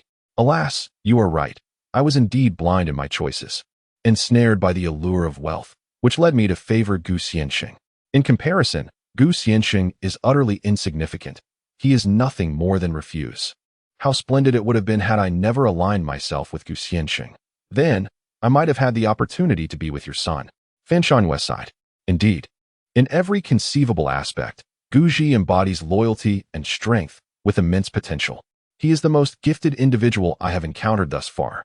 If nurtured properly, it would not be long before he ascends to the status of a superpowered individual. What constitutes a superpowered individual? It denotes one who surpasses the third tier of capabilities. The classifications of superpowered individuals encompass 9 distinct levels, with each level representing a progressive enhancement of abilities. Levels 1 to 3 are classified as extraordinary. Levels 4 to 6 are regarded as superpowered individuals, also known as dominator-level entities. Levels 7 to 9 represent the pinnacle of power, referred to as divine-level beings. Thus, those at this tier have transcended the realm of humanity, attaining a status akin to that of deities. Of course, even before the apocalypse, there existed individuals with such extraordinary abilities. However, Shan Yufan has never encountered a god-level ability user, nor even a master-level one. The highest level she has witnessed is merely a Tier 3 ability user. Currently, her strength stands at the pinnacle of a Tier 2 ability user, just one step away from advancing to Tier 3. Naturally, possessing dark abilities grants her the power to triumph over a Tier 3 ability user if she were to cross paths with one. Her purpose for coming here is to obtain a Tier 3 zombie crystal, which is essential for her breakthrough beyond the Tier 2 bottleneck. And it is also crucial for her son's renal health. Treasures like the Tier 3 zombie crystal are not required in abundance. Extracting merely a trace of energy from it would suffice to restore her son's necrotic kidney. After all, a Tier 3 ability crystal possesses the extraordinary capacity to rejuvenate flesh and bone, enabling the revival of human tissues or organs. You, vile woman, have you set your sights on my son? You scoundrel, wicked woman, may you meet a wretched end. Zhou Yuxiang exclaimed, her fury palpable. Rest assured, had I not been with Gu Xianxing back then, I might have been tempted. But that is no longer the case. Though I, Shan Yufan, employ ruthless methods, I am a human, not a beast. I would never stoop to such deeds, Shan Yufan retorted coldly.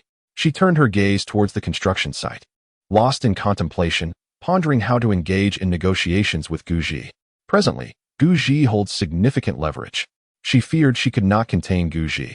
Meanwhile, the Sun family was also a formidable force in the city. Long before the onset of the apocalypse, they had amassed a considerable private militia, and their lineage boasted practitioners of martial arts. In comparison to ordinary individuals, those adept in martial arts found it considerably easier to awaken their extraordinary abilities after the cataclysm. The Sun family possessed 6 martial artists, all of whom gradually became endowed with supernatural powers following the apocalypse. Notably, Sun Yinru's 3 elder brothers were, in fact, cousins, being the sons of her father's brothers. After the calamity, they too emerged as extraordinary beings. They had previously sought out Sun Yinru, but to no avail, and the family had expended significant effort in their search, yielding little success. Their current visit was primarily motivated by the acquisition of third-tier ability crystals. However, by a twist of fate, they unexpectedly encountered Sun Yinru. Indeed, her 3 brothers were also in a nearby residential building. The moment Sun Yinru appeared, they caught sight of her. How did Yinru end up here? Who was that man accompanying her? Could it be that Yinru has found herself a boyfriend? Oh, what a marvel it is. When did our Yinru come to her senses and seek a romantic partner? Hadn't she always shunned men? How many matchmaking attempts had the family orchestrated for her? All her rejections were truly unexpected. It cannot be mistaken, judging by their intimate rapport. They must indeed be a couple. How astonishing it is that our formidable sister has developed an interest in men.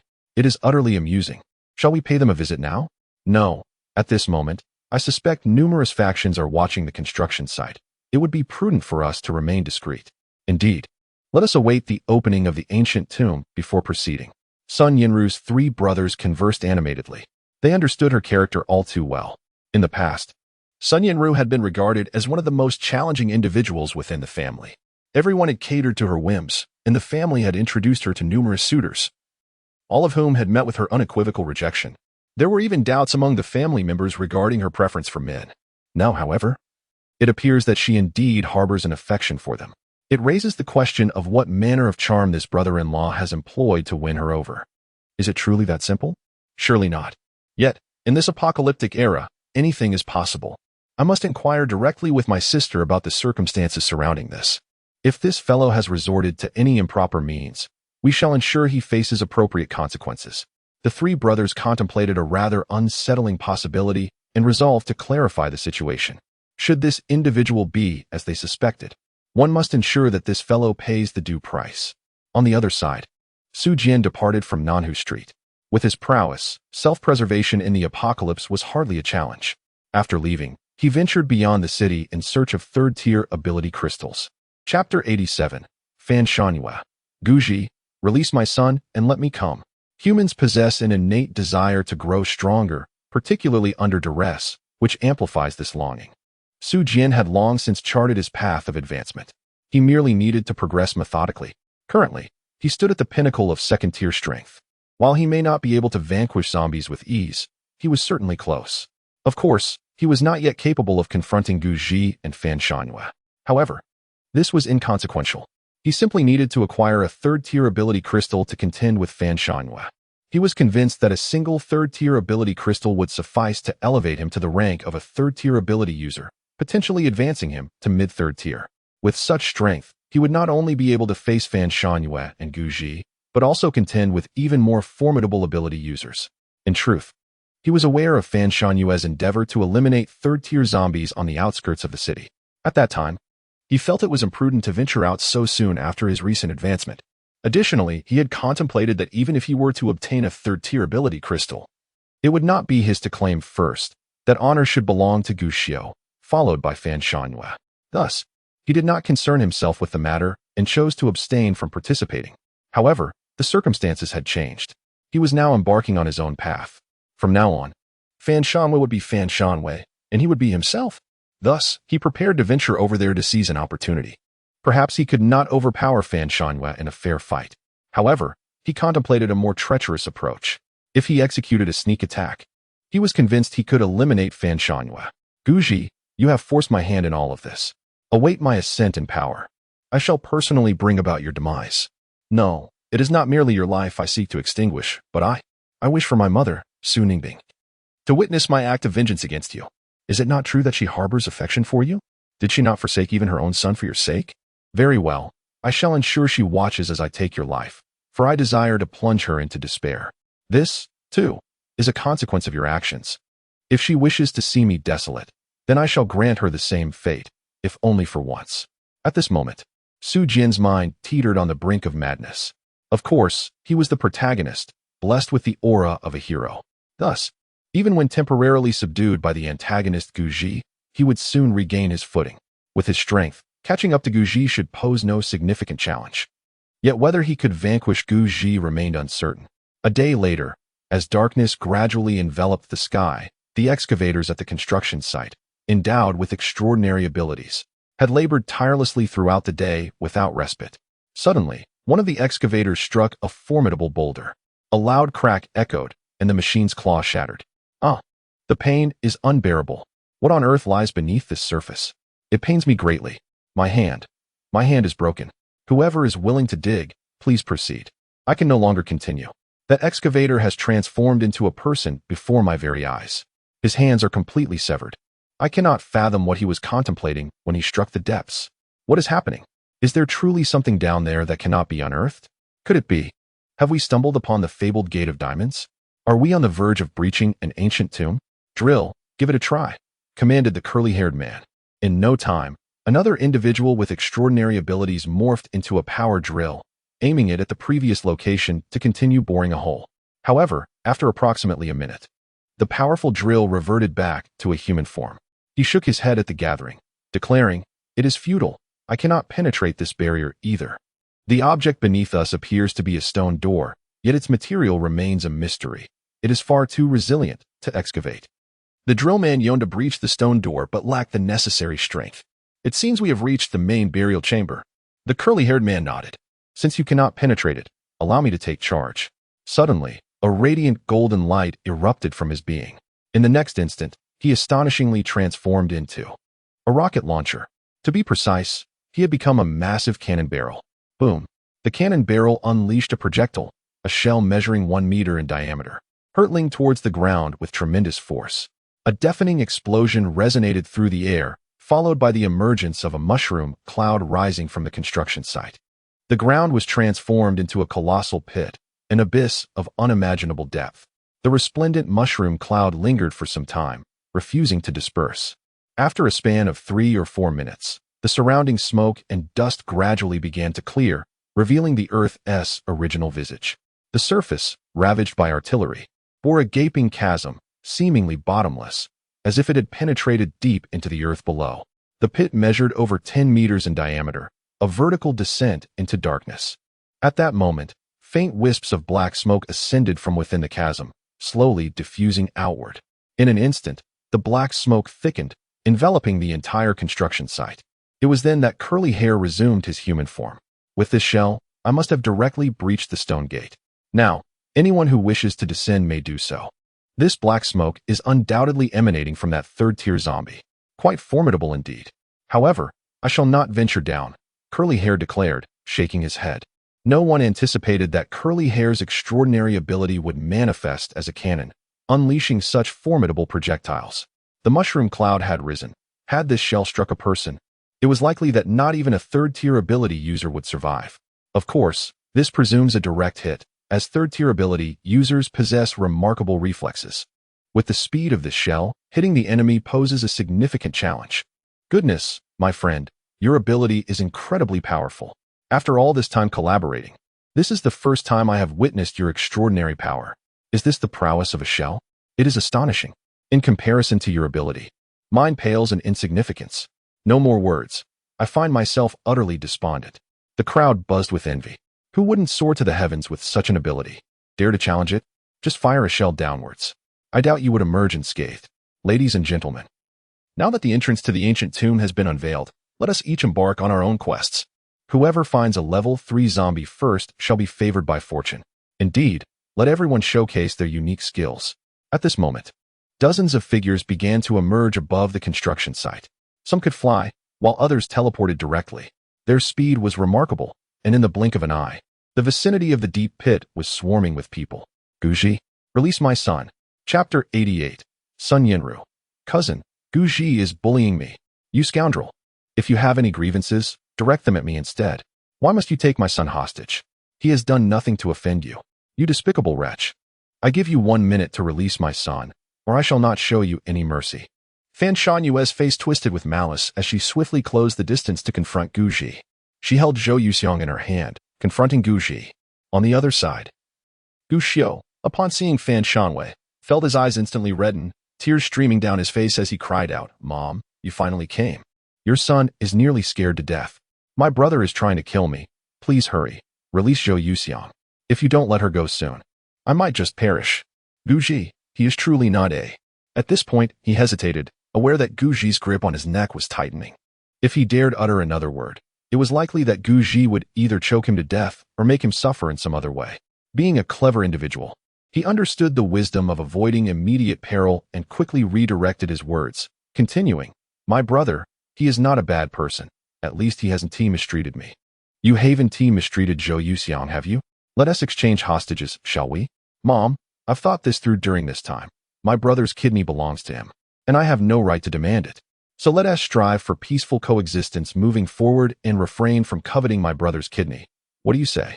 Though my 2 kidneys are failing, they can still sustain me for a while. Once we find a more advanced ability crystal in the future, my kidneys can be restored. Brother, I apologize here. You should be magnanimous and forgive my transgressions. Can we reconcile?" He merely wished to escape Guji's control and seek solace in his mother's embrace. "No problem." Guji nodded, deeming him wise. He glanced at Zhou Yuxiang. "It seems that my mother has not suffered any abuse, which brings me a sense of relief. His visit to Fan Shangyue is merely a means of exchanging hostages. My dear child, as long as you have not been mistreated, I will heed your wishes and facilitate this exchange." Fan Shangyue, with a stern expression, complied with her son's request, for she harbored similar thoughts. "Guji, you are cunning. I concede this time, but the future remains uncertain. You dare to seize my son, and I shall not spare you in the days to come." Without hesitation, Fan Shangyue cast Zhou Yuxiang aside. Guji caught her gently, inquiring, "Mother, are you all right?" "I am fine," Zhou Yuxiang replied, shaking her head. "That is a relief," Guji stated as he turned to Sun Yinru, instructing, "Yinru, please take good care of my mother." Subsequently, he entrusted Gu Xiu to Fan Shangyue, who accepted him with open arms. Both individuals had successfully rescued their dearest ones, and relief washed over them. Fan Shangyue had anticipated some trickery from Guji and had mentally prepared herself for a confrontation. However, Guji was straightforward, promptly returning her son. "Mother, you must find an opportunity to eliminate Guji. This scoundrel is utterly detestable. He has struck me numerous times along the way. Look at my face. These bruises are his doing. Were it not for my cleverness in calling him brother incessantly, he would have surely beaten me to death. This vile creature is unworthy of being my brother. Please, relieve my grievances swiftly." Furious, Gu Xiu returned to his mother's embrace, his demeanor morphing instantly. The look he cast upon Guji was rife with malice and hatred, as if he wished to inflict 1,000 torturous deaths upon him. All along, his previous demeanor had merely been an act. Under the oppressive roof, one must bow their head. After all, Guji's formidable prowess and control over his very life left him no choice but to submit, albeit temporarily. However, this temporary submission did not equate to his capitulation to Guji. Now that he had regained his freedom, he was resolute in teaching Guji a lesson. "You, of the Gu family, do not be so arrogant, nor take pride in your actions. I have not forgotten the punches you dealt me, and I implore you to remember today as humiliation. I shall repay you 100-fold. Rest assured, I will not grant you a swift death. Rather, I shall savor the torment, ensuring your existence becomes a living hell. By the way, your kidneys are mine, and I shall undoubtedly reclaim them." Gu Xiu gazed into Guji, seething with contempt. Ah, my dear brother, how swiftly your expression has shifted. Such a rapid change of countenance.